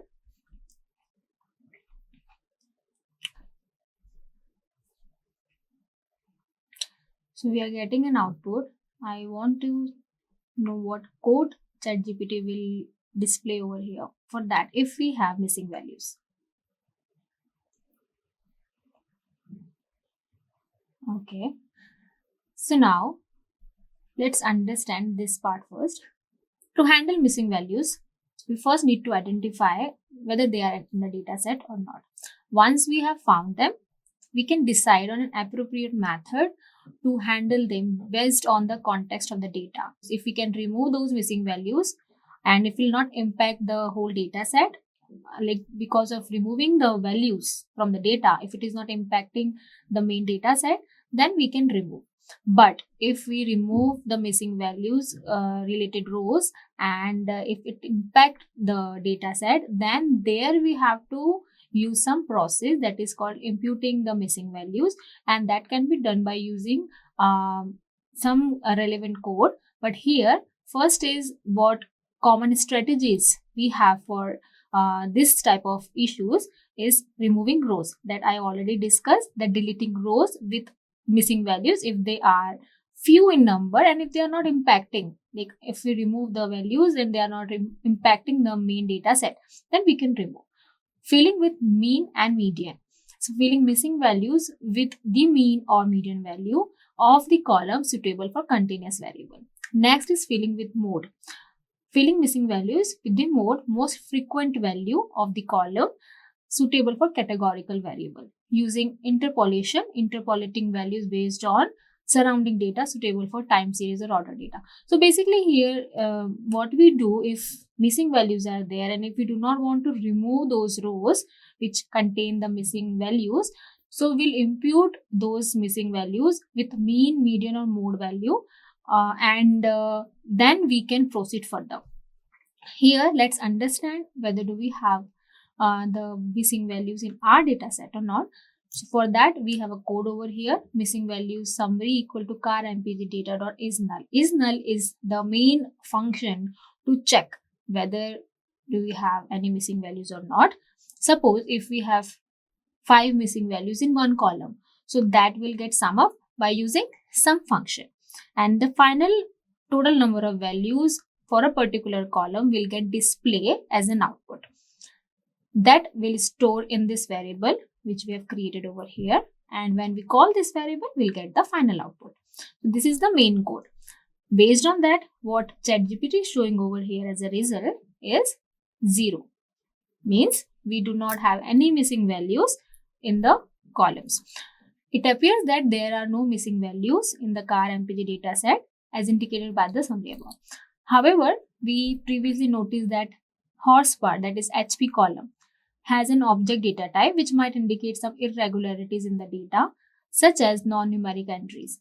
So let's investigate this column to see if there are any unusual values that need to be handled. So we have already discussed about this column, that column is of object data type. This column also we have to check that whether this column has a missing value or not. If this column has a missing value, so we have to work on it. So the code related with this is this one, same. And if in the object data type any missing values is there, so we'll impute those values. So here as an output, we are getting a question mark is there in the column. That means that particular row doesn't have any value. Those rows have only question mark instead of any appropriate value. It seems that HP column contains some question mark, that character which likely represent missing or unknown values. These values are not recognized as null or NaN. So we need to handle them. Given that here what we are getting is in output that HP is a numerical variable representing horsepower. Obviously, horsepower basically should be a numerical value, but a common approach is to replace them unknown values with the median value of the column. So let's proceed with replacing the character with HP column with the median value of the known horsepower values. So how to convert? See, first is this column is of object data type, but in general, we know that horsepower should be of numerical because the values are in numbers. And if we have any column which showing numeric values, but the data type is different, so there we have to convert that column with the correct data type. So we have already done over here with apply function. Okay. Next is, this is the complete code.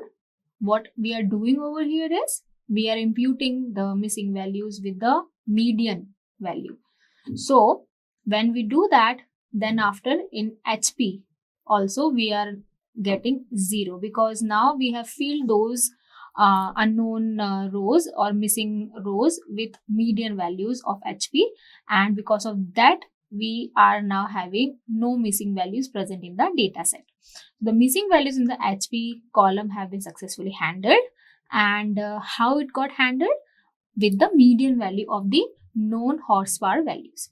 That median, mean, mode, how we get these values, that we'll understand after this. So now there are no missing values or unknown values in the car MPG dataset.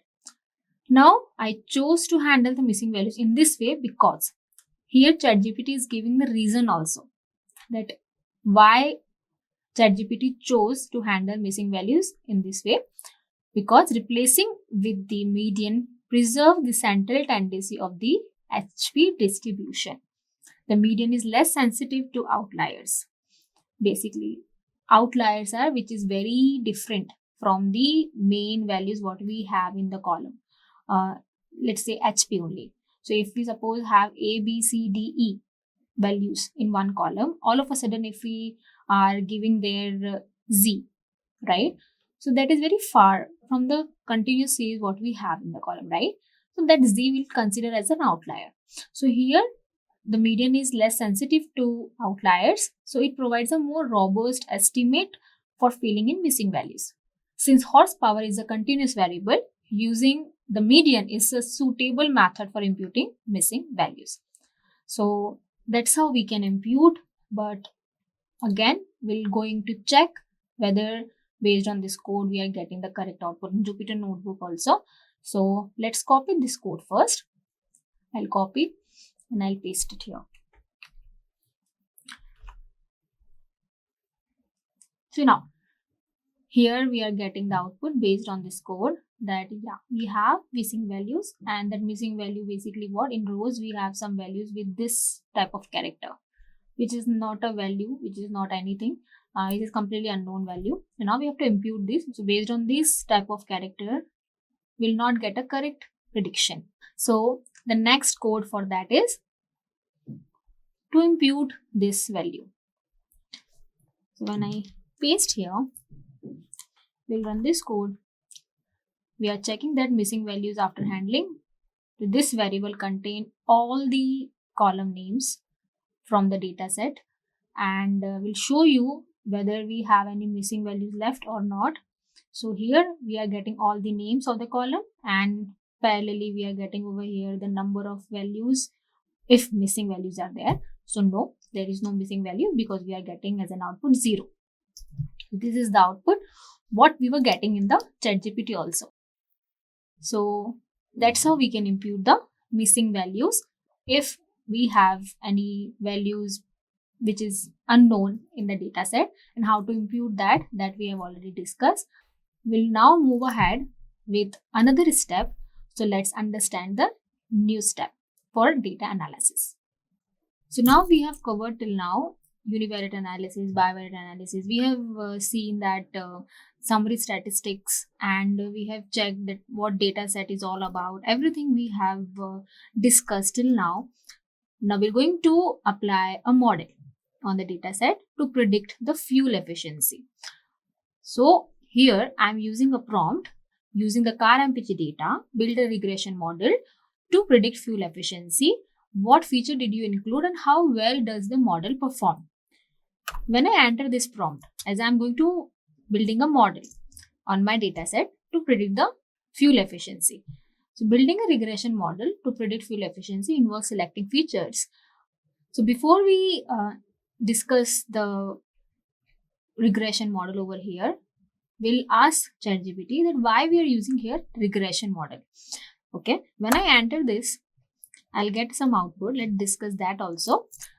Regression model are used to understand and quantify the relationship between dependent and one or more independent variables. So one would be target variable on which we're going to do the prediction. So here, which one is the target variable, which one is the independent variable, that also we'll discuss. Now we are using here regression model because of some reasons. First is nature of the dependent variable, that is MPG. MPG is the target variable. We're going to predict the fuel efficiency over here. So that is the target variable. The target variable MPG is a continuous numerical variable. Regression model are designed to predict continuous outcome, making them a suitable choice of this problem. Now, exploration of relationship. That regression model allow us to explore the relationship between target and features, quantify how changes in features like weight, horsepower, cylinder affect fuel efficiency. So this is the best model to predict the final outcome based on the target variable. So these all are the reasons. In summary, basically why we are using regression is for the car MPG data set, that with the nature of the problem, the characteristic of the data and the goal of the analysis or prediction, it provides a statistical framework for understanding how various features of car influences the fuel efficiency, offering both exploratory insight and predictive capability. So in short, we can say that as the variable is continuous variable, so in this case we should use the regression model. That is the best model through which we will get the correct prediction based on our data set. Now we're going back and understand the output which we are getting through this prompt using the car MPG data, build a regression model.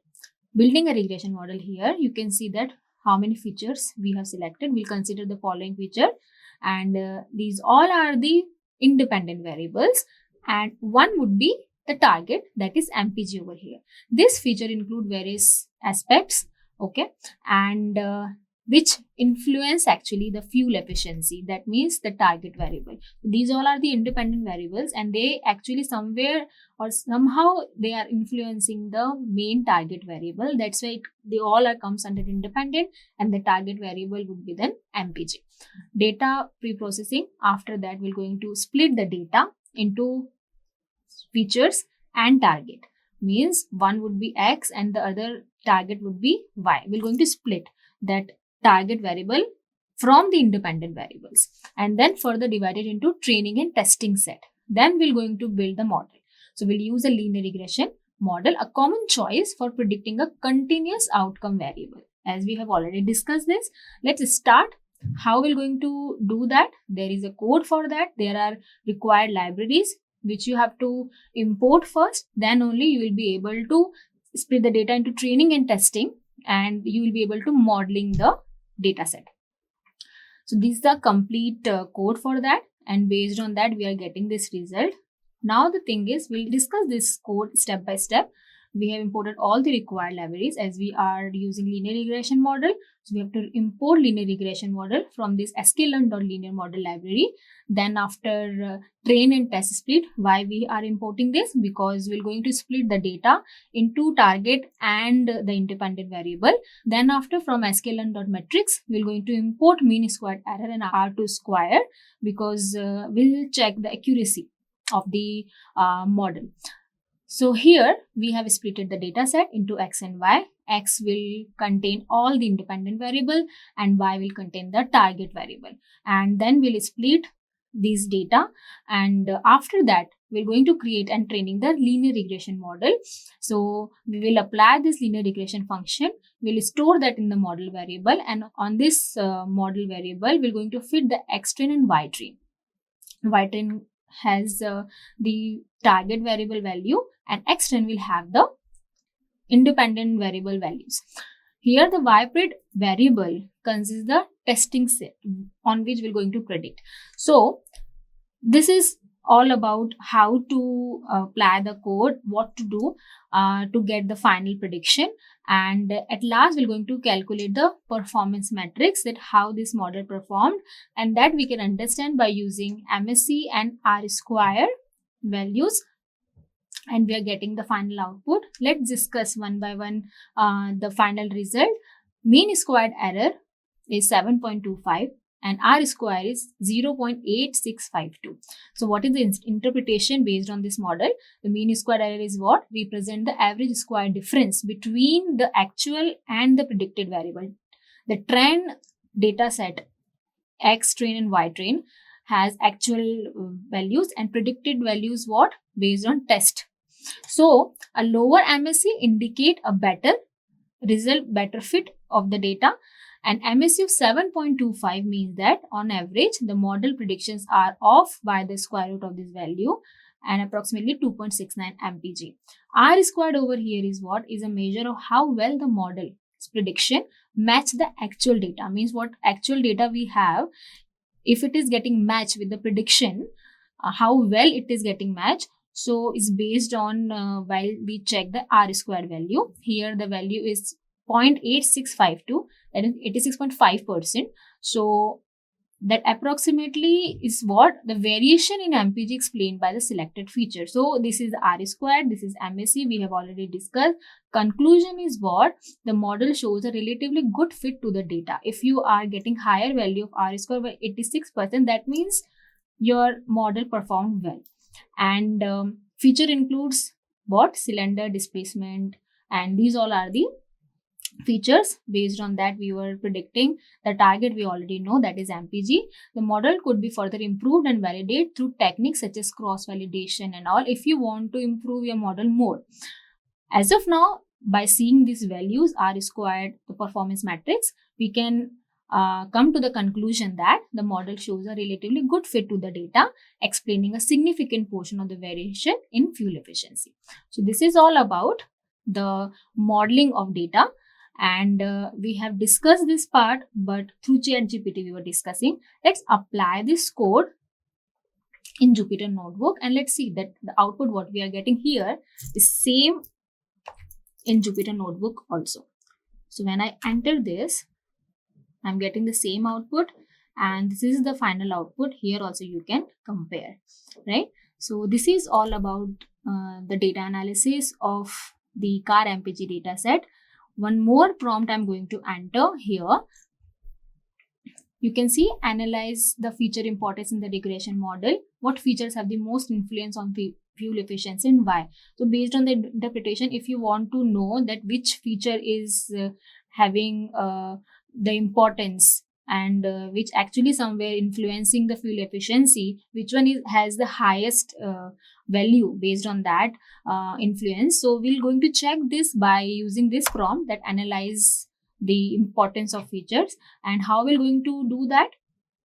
Feature importance, basically we generally check just to understand the prediction what we are getting there, which particular feature or which features having more impact on the target variable. So here, if you can see the code, feature importance, pd.dataframe, we are giving feature and coefficient values. One column would be of feature and another would be of coefficient. This coefficient, by seeing this value, we can understand, okay, this feature has the highest impact and this feature is actually influencing our target variable more. So out of all these, we can see that the table above shows the coefficient of each feature in linear regression model reflecting their influence on fuel efficiency, that is MPG column. So car type is the most influential feature over here with a positive coefficient 5.82, which indicate that the car with the higher value are associated with high fuel efficiency. So this value is somewhere influencing this MPG variable more. Then after comes 1.49 coefficient, that is of cylinder, and then origin, and the least is weight, a small negative influence indicating that heavy car tends to have slightly low fuel efficiency. So this has the negative influence. So why we want to check the importance of features? Because we should understand that which feature has high impact on the target variable. And the conclusion over here is the feature car type, cylinder, origin, and year seem to have the most significant influence on the fuel efficiency. And based on that, we can work. And the interpretation of this coefficient should be done with caution, as the nature of the variable, potential multicollinearity, and other factor can affect the coefficient. So this is the final analysis, that features in our data set, how they are impacting the main target variable. And this is the way we can analyze the data. And the last step we're going to perform now, we're going to apply this code also in Jupyter to check whether we are getting the correct output or not. When I enter this, the output what we are getting here in ChatGPT, we are getting here also. So that's how you can analyze your data, whatever you want to analyze. You can easily do that by using ChatGPT. It's so easy to understand because you are getting the code also, and you can see that I was parallelly applying the same code in Jupyter and I was getting the correct output there also. So it's very easy to understand, and with that it's very easy to get the complete explanation also here. If suppose somewhere if you stuck that what is the meaning of particular function or a particular code, that also you can easily understand using ChatGPT. So it actually make your data analysis process easy and very understandable. So that's how we can analyze the data using ChatGPT. Parallelly, you can apply this code what you're getting through ChatGPT in other notebook like Colab or Jupyter, just to check whether you are getting the correct output or not. And one thing I can add over here is we should play around with ChatGPT. Like we can explore more also here. These all are the steps of data analysis using Python. And if you want to know more concept based on the output what we are getting, that also you can explore by asking or by applying or by adding prompts in the ChatGPT. That makes your data analysis journey more easy. So yeah, this is all about how to analyze the data using Python code through ChatGPT. Thank you. So now, as we were continuously discussing about missing values, how to impute missing values, with median we have to impute, or we should impute with mode or mean. What is all about the mean, median, mode? What is these values are? So we'll understand this by using this prompt. We'll get to know. So the prompt which I'm going to enter over here is display the Python code for summary statistic for the numerical variables in the car MPG dataset in a tabular format. What insight can you gain from this statistic? So let's see what is summary statistic is. Here, as we are getting the output,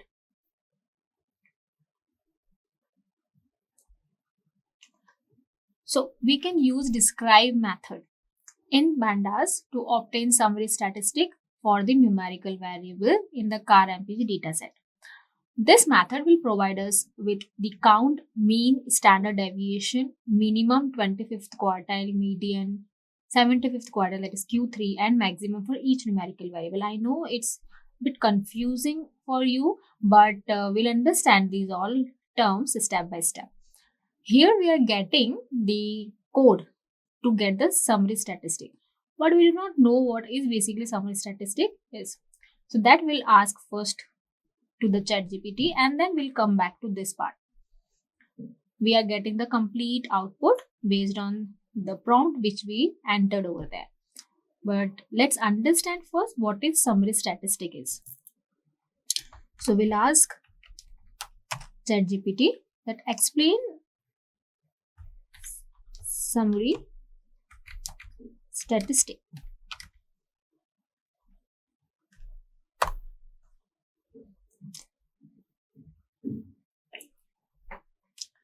So now, first we'll understand all the terms what I was saying here, that mean, median, mode, standard deviation and all, summary statistic. We'll understand this part and then we'll go back to that code. So here, summary statistic provide a concise description of the main aspect of the data set, particularly for numerical variables. Obviously, because if you want to check the mean of the column, it should be a numeric value. Then only you will get the mean, median or mode. So this help in understanding the distribution, central tendency and dispersion of the data. Such a heavy term. So we'll understand this first. What is central tendency? What is dispersion of the data? What next we are getting over? Let's see that also first. So the commonly used summary statistics are count, which will count what? The total number of non-null observation in the data set. It helps in understanding the size of the data set and identifying any missing values. Mean, the arithmetic average.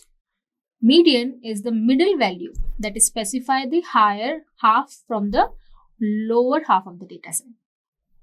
Now the next is standard deviation, a measure of the dispersion or spread of the values. A high standard deviation indicate greater variability, while a low standard deviation indicates that the value are closer to the mean. Minimum, the smallest value in the data set. Maximum, the largest value of the data set. Data set basically will show you like for each column. Now the percentile. This percentile will divide into three parts: 25th, 50 and 75. 50 is basically what? This one. The 25th percentile, that is Q1, is the value below which 25% of the observations fall. And 75th percentile, that is Q2, in which the value below which 75% of the observation fall. And in between, we check the median value, that is 50%. So now the range is the next one, the difference between the maximum and the minimum value. That is called an idea of the spread of the data, like how the data is spread. Next is inter-quartile range, that is IQR. It is also a difference. So what is this? Basically the difference between 75th and 25th percentile value, representing the range within which the middle, that is 50% of the value, falls. It is a robust measure of spread that is non-affected by outliers. Next is mode, the value that appears most frequently in the data set. This mode median we have already studied in mathematics. Same meaning is over here also. Next is variance. Variance is the average of the square difference from the mean. It's another measure of dispersion with the higher value indicate greater variability. Variance means what? That also you can ask if you're still confused. So you can simply just ask, explain in detail. So we'll give over here as a prompt that explain variance in detail. When I enter this, here I'll get what? Variance is a statistical measure that describes the spread of a set of data points within the data set. It quantifies how far individual number in the data set are from the average and thus provide insight into the overall variability of the data. So how we calculate, that is another thing. But here, basically, we'll get all these values in the summary statistic. So now let's go back to the code. And here we are getting the output. We are getting the output for each column. We are getting count. We are getting mean. Count is basically the sum. Okay. Count means total value basically. Here count is what? Let's understand this. What ChatGPT is showing the total number, okay, of non-null observation in the data set. So now here we have count, mean, standard deviation, min 25%, 50%, 75, that is Q1, and 75 is Q3, max value, minimum value, and so on, right? So let's understand this particular code, that whether it's giving the correct output in Jupyter Notebook or not. When I will enter this here, I'm getting the complete summary. This is the complete summary, that is the complete statistic of our data set, which is showing the minimum value, minimum or maximum value, min, that is average, standard deviation, like how the data is deviated. So these all are the statistic. Next is why we always check this. As you know that we have one column over here, that is HP. So when we were checking the missing values, we found that this column has some missing values, and we cannot remove those rows because will impact the data set if we remove. So what we did there, we imputed with median, right? So by seeing this statistic, we can come to the conclusion that like with which value we can impute those missing values. So there we imputed the missing values with median. We can impute with average value, that is mean also, or median as well. Now, as of now, we have discussed the statistical summary of the data set. Now let's understand the next step, which comes under data analysis. So this is the summary statistic. Now we'll check what output we are getting here in terms of explanation. So first column is MPG, ranges from 9 to 46.6 MPG. The average fuel efficiency is around this, that is mean value. Standard deviation is 7.8, indicating the variability in the data set. Same, there might be some high fuel efficient cars, and the maximum value of this particular column is 46.6. Same, we are getting the interpretations based on the other columns, that is cylinder, displacement, horsepower, weight, acceleration, year. So now here is origin also we have, which is a very important column, and we have horsepower is also an important column. So we can see that we are getting fair enough outcome based on the prompt which we have given over here for ChatGPT, and we are getting the correct output as well because we have already checked in Jupyter Notebook. So let's understand the next step that comes under data analysis. Thank you. So now we'll understand how all the variables are correlated with each other by using correlation matrix. So when I give this prompt that create a correlation matrix for the car MPG data, will show you the relationship between all the variables, because that also we have to understand when we increase one variable, that what is the impact on other variables, how they all are correlated with each other. When I enter this prompt, let's see what output we are getting here.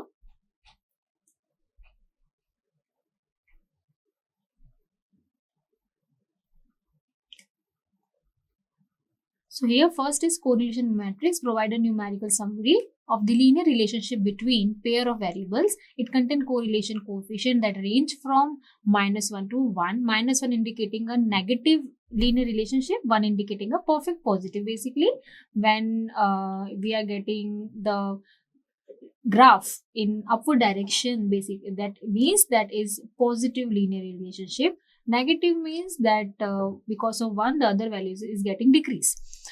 0 indicating that there is no relationship between the variables. So when I check the code over here to get the correlation matrix, there is a function which we have to apply on the data set. The function name is over here is CORR, that is core function, which will give you the complete summary, of what?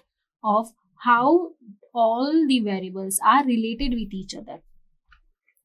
And you can see that we are getting over here the result, and the result is that first MPG and this year, these are related with 0.57. Negative, basically, if like yearly this value is getting decreased. So let's understand this complete statistic, whatever summary we are getting here through ChatGPT, MPG and engine characteristic. So here you can see this is the complete relationship, and let's understand step by step. MPG and cylinder, strong negative correlation, which means that MPG and the cylinder variables are negatively correlated. More cylinders associated with low fuel efficiency. MPG and displacement, strong again negative correlation, which means large value of displacement leads to lower fuel efficiency. MPG and horsepower, again the strong negative correlation, which means high value of HP column associated with the low value of MPG, that is fuel efficiency. Same when we compare MPG and weight, strong negative correlation. Heavier car tends to have low fuel efficiency. Means the weight of a car, if it is high, if it is more, so that will tend to low fuel efficiency. So the value of MPG will get decrease. So that is why here the correlation is strongly negative. Next is cylinder displacement, horsepower and weight. These variables are strongly positive correlated with each other. Because of one variable, the other variable is getting increase. So more cylinders typically means large displacement, will give high horsepower and greater weight. Acceleration and other variables, negative correlation. Acceleration and MPG has positive correlation. Cars with faster acceleration tends to be more fuel efficient. Then after air and MPG, moderate positive correlation, because here you can see the value is 0.58. So these all are text based analysis, right? What if we want to see this through a chart? Like how to visualize this correlation matrix through chart. So let's ask the ChatGPT itself, like how to visualize this correlation matrix, and how we're going to ask this. So now if we want to visualize this summary statistic, which is coming in the form of numbers, if I want to visualize using a chart, I don't know which chart I should use over here to visualize the whole data. So I'll ask ChatGPT itself that visualize the above output of correlation matrix using an appropriate chart. Let's see what outcome we'll get over here. So for visualizing the correlation matrix, heat map is the best chart, and it's the best way to visualize. So here you can see that heat map is an excellent way to visualize correlation matrix, as it allows us to quickly identify the strength and the direction of the relationship, whether it is negative or positive correlation, and whether correlation is there or not. So that we can easily understand. And stronger correlation will have more intense color, with positive correlation typically shown in one color, example over here is blue, and negative correlation in another. So let's see what output we'll get over here. So this is the code to generate the heat map, and this is the output based on that code. So you can see that this is the final correlation matrix using heat map. The heat map above visualizing the correlation matrix for the car MPG dataset, providing basic understanding of the relationship between all the variables. And you can see that if I compare this cylinder and car type, negative correlation. If I compare cylinder variable, or let's say MPG. So if I compare MPG variable with cylinder, again it is a negative correlation. And let's see which one is the positive one. So the positive one is this one, origin and car type. It is positively correlated. And if the color code is dark, that means they are highly correlated, either negative or positive. If the color code is light, so they are correlated but not strongly correlated.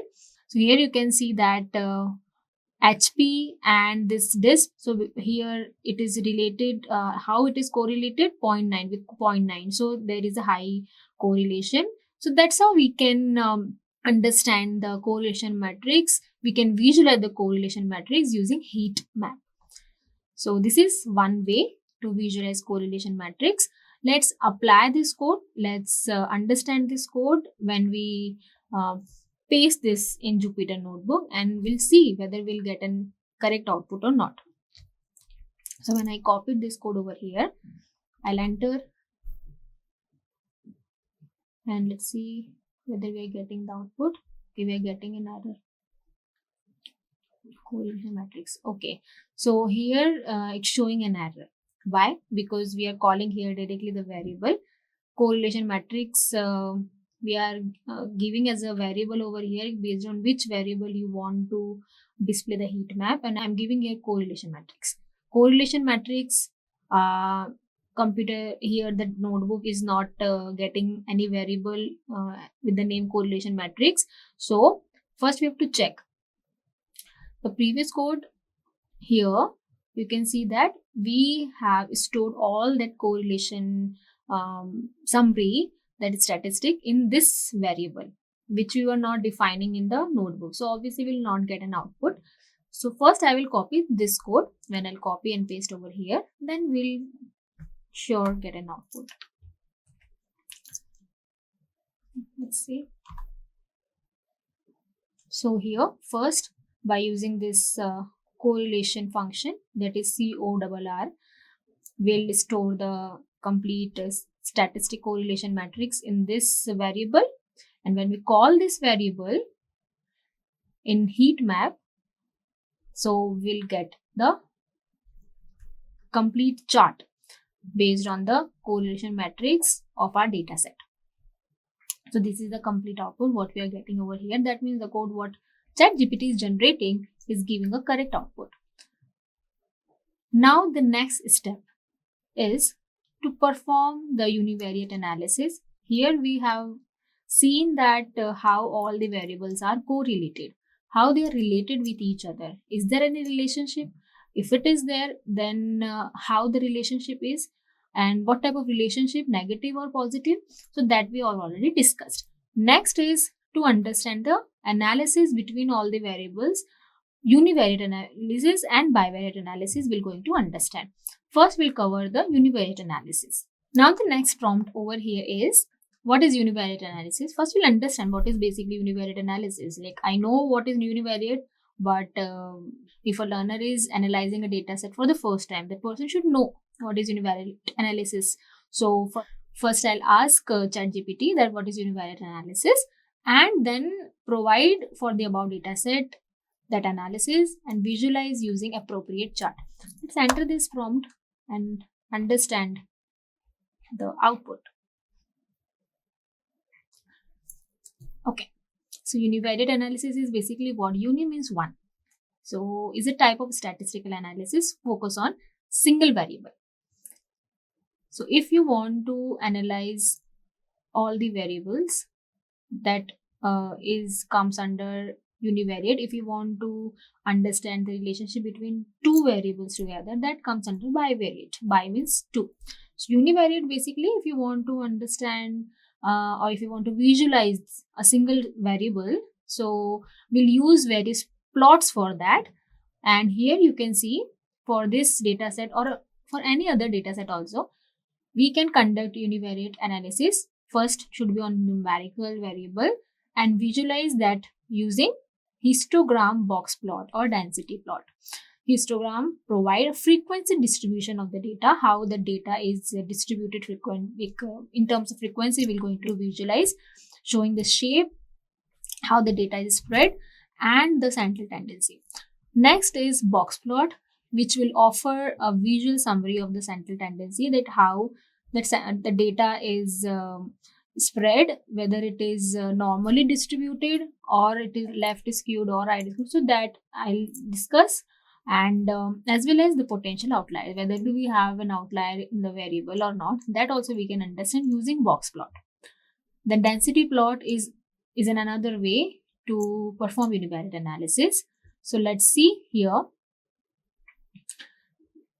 This is the complete code. Based on that, we'll get an output univariate analysis of all the variables. So here we are getting histogram. We are visualizing the data. We are visualizing the variables using histogram. So if I will see this code, you can see here that the code is showing list out the numerical variables, because if we want to analyze the variable, first we have to check how many numerical variables do we have in the data set.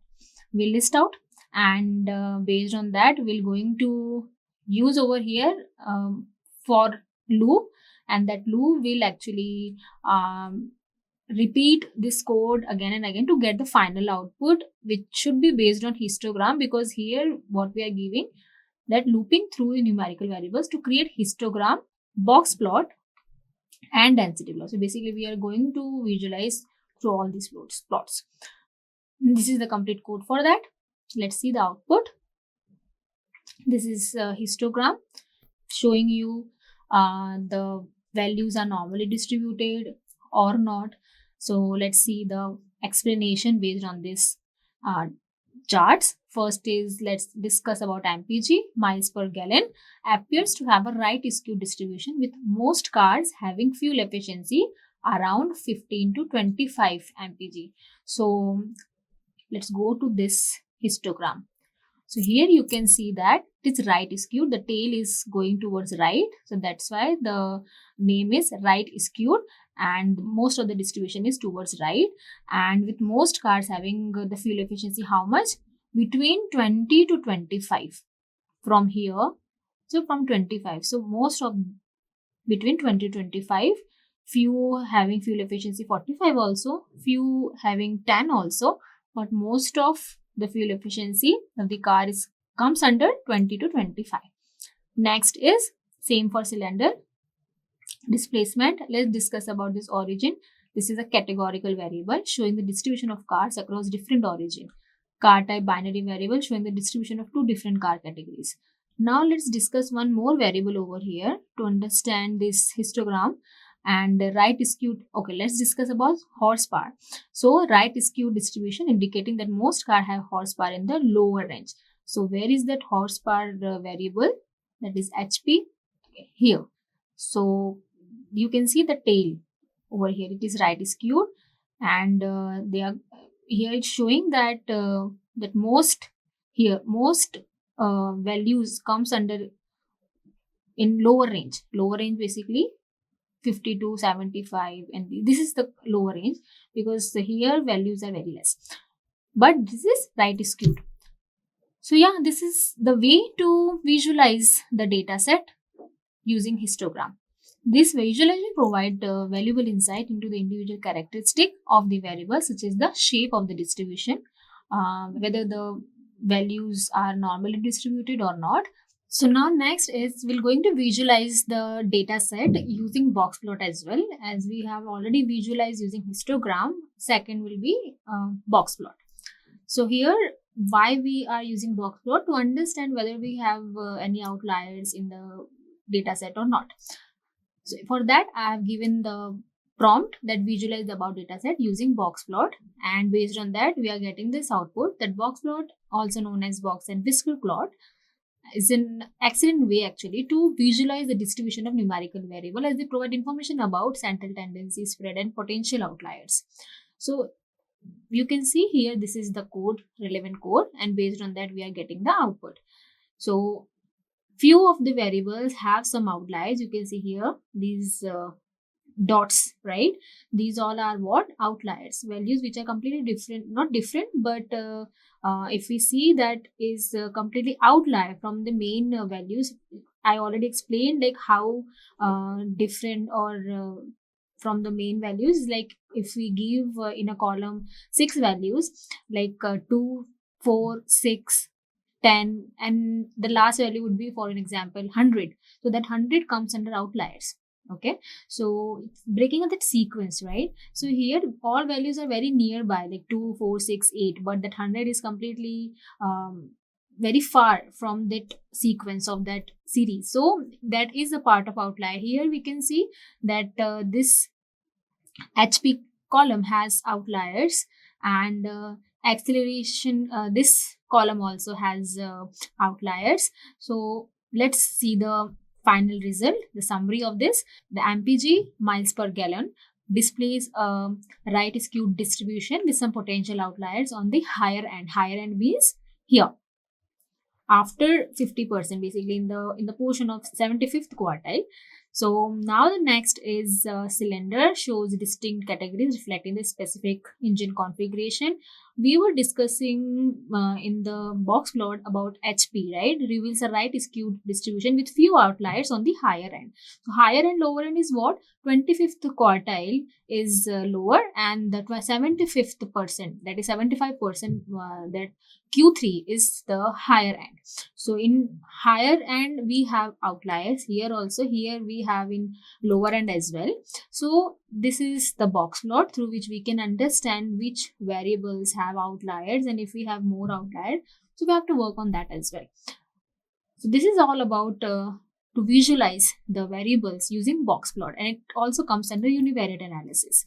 So this is the box plot we have already discussed. Now let's apply this code of this box plot and the histogram, and let's see whether we are getting the output in Jupyter Notebook. So when I copied code from here, let's paste over here and run the code. Are we getting the output? Yes, we are getting all the histogram based on all the variables here. We already discussed. And next, let's apply the code to generate box plot. So simply we have to copy the code and we have to paste in Jupyter Notebook. So here we are getting the complete box plot, and you can see these all are the outliers. Outliers to the higher end. Here also we have outliers in this variable. So this is the box plot. Now we will going to understand about bivariate analysis, and we're going to use a prompt to generate bivariate analysis part, like how to visualize the relationship between two variables using various plots. We're going to understand that. After grasping the knowledge of GenAI and ChatGPT, do you have any question about using ChatGPT for your projects? Ask us in the comments. Now let's put your skills to the test with data analysis projects. We'll guide you through practical projects to apply what you have learned. Finally, we wrap up with an overall summary, consolidating key concepts and insights. Let's get started on turning your knowledge into action.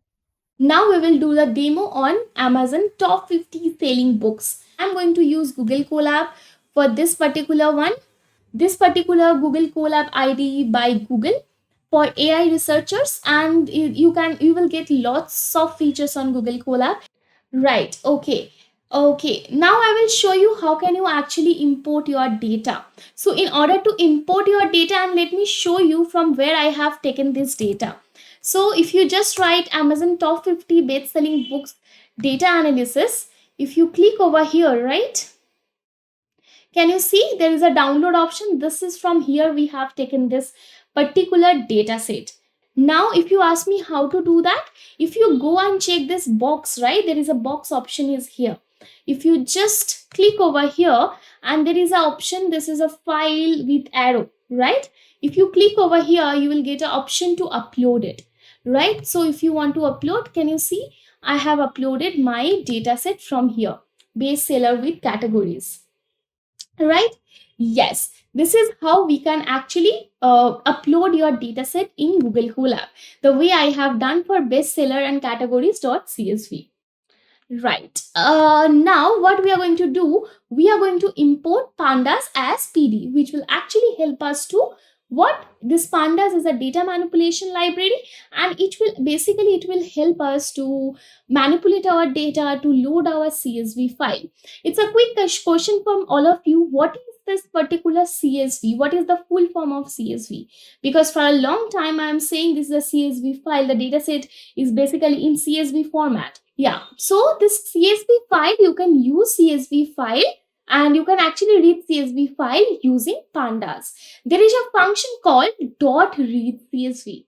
Yes, .read CSV basically will give you opportunity to read a .csv file. Now I will show you few things you have to remember, right? Can you see I have my variable called data, and then I have written pd.read CSV, and you have to give the path for your data set. But where will I get the data set path? I have shown you how to upload it. So after you upload this, if you can click on this 3 dot, you will get a copy path option. Just click on there, your path is copied. Now what you need to do, go here, right, in, and then paste it over here, right, Control V. Okay, so this is how actually you will get your dataset path. Now as we have already read our CSV file, now I want to see, is my data already read by read CSV function or not? How to do that? I am going to use data.head function. Why do we need to use data.head function? This head function is basically going to give you, or you can say the return you, the first 5 rows of your data set, right? Suppose if you just write data.head, you will get this. You will get 0, 1, 2, 3, 4, 5. You can see name, author, user rating, reviews, price, year, and genre you have. Now you can see we have done data.head. Now if I want to give you a quick understanding of data what we have in in order to the columns, we have name, which name is like name of the book, which is in string format. Then we have author, the author of the book, again, which will be in a string format. Then we have user rating, Amazon user rating, which is in float. Then we have reviews, the number of written reviews on Amazon, that is again in the float. Then what is the price of the book we have, right? So suppose what is the price you have, and then you have year, right? The year is ranked on the bestseller, date, and genre, whether is a fiction or non-fiction, that is again in string. So this is pretty much about the dataset description. Now if you want to see, do you have this dataset columns? What are the columns you have in your data? In that time you can write data.columns. This data.columns will actually return you what are the columns you have in your data set: name, author, user rating, review, price, year, genre. You can see, and the type object, right? So dot columns will return you what are the columns we have. Now if you want to see what are total columns you have, what are the total rows you have, that time you need to use a function called dot shape. So data dot shape will give you first the number of rows, that I have 550 rows and 7 columns, right? Now if we can go for data.describe. So this data.describe, you can understand the basic of stats. Total count you have, the total count of rows you have, then what is the mean for each and every column you have, which is not string again. Then you have standard deviation to understand your data more. Then you have IQR, inter-quartile range, which is again comes under stats, right? Now if you want to see all of them, you can see them in the function called data.describe. Now if you want to see what is the info, as I have said, name is string, then I have said author is string or object. Now you will say, how can I actually believe you? So in this case, you can directly write data.info. It will return you all the type of the data, all the type of the, column you have, what is the data type they have for each column, right? Okay, now we are going to talk about, do you have any null value? What is null value? Do you have any column or any rows without any value? Do you have that? Okay, so in order to check that, we have to use a function called data.isNull. So data.isNull is basically going to give you an idea. Now you can see we are going to use isNull function and then .any function. So basically, why we are using .any is basically it's going to check for each and every like the data we have, that do we have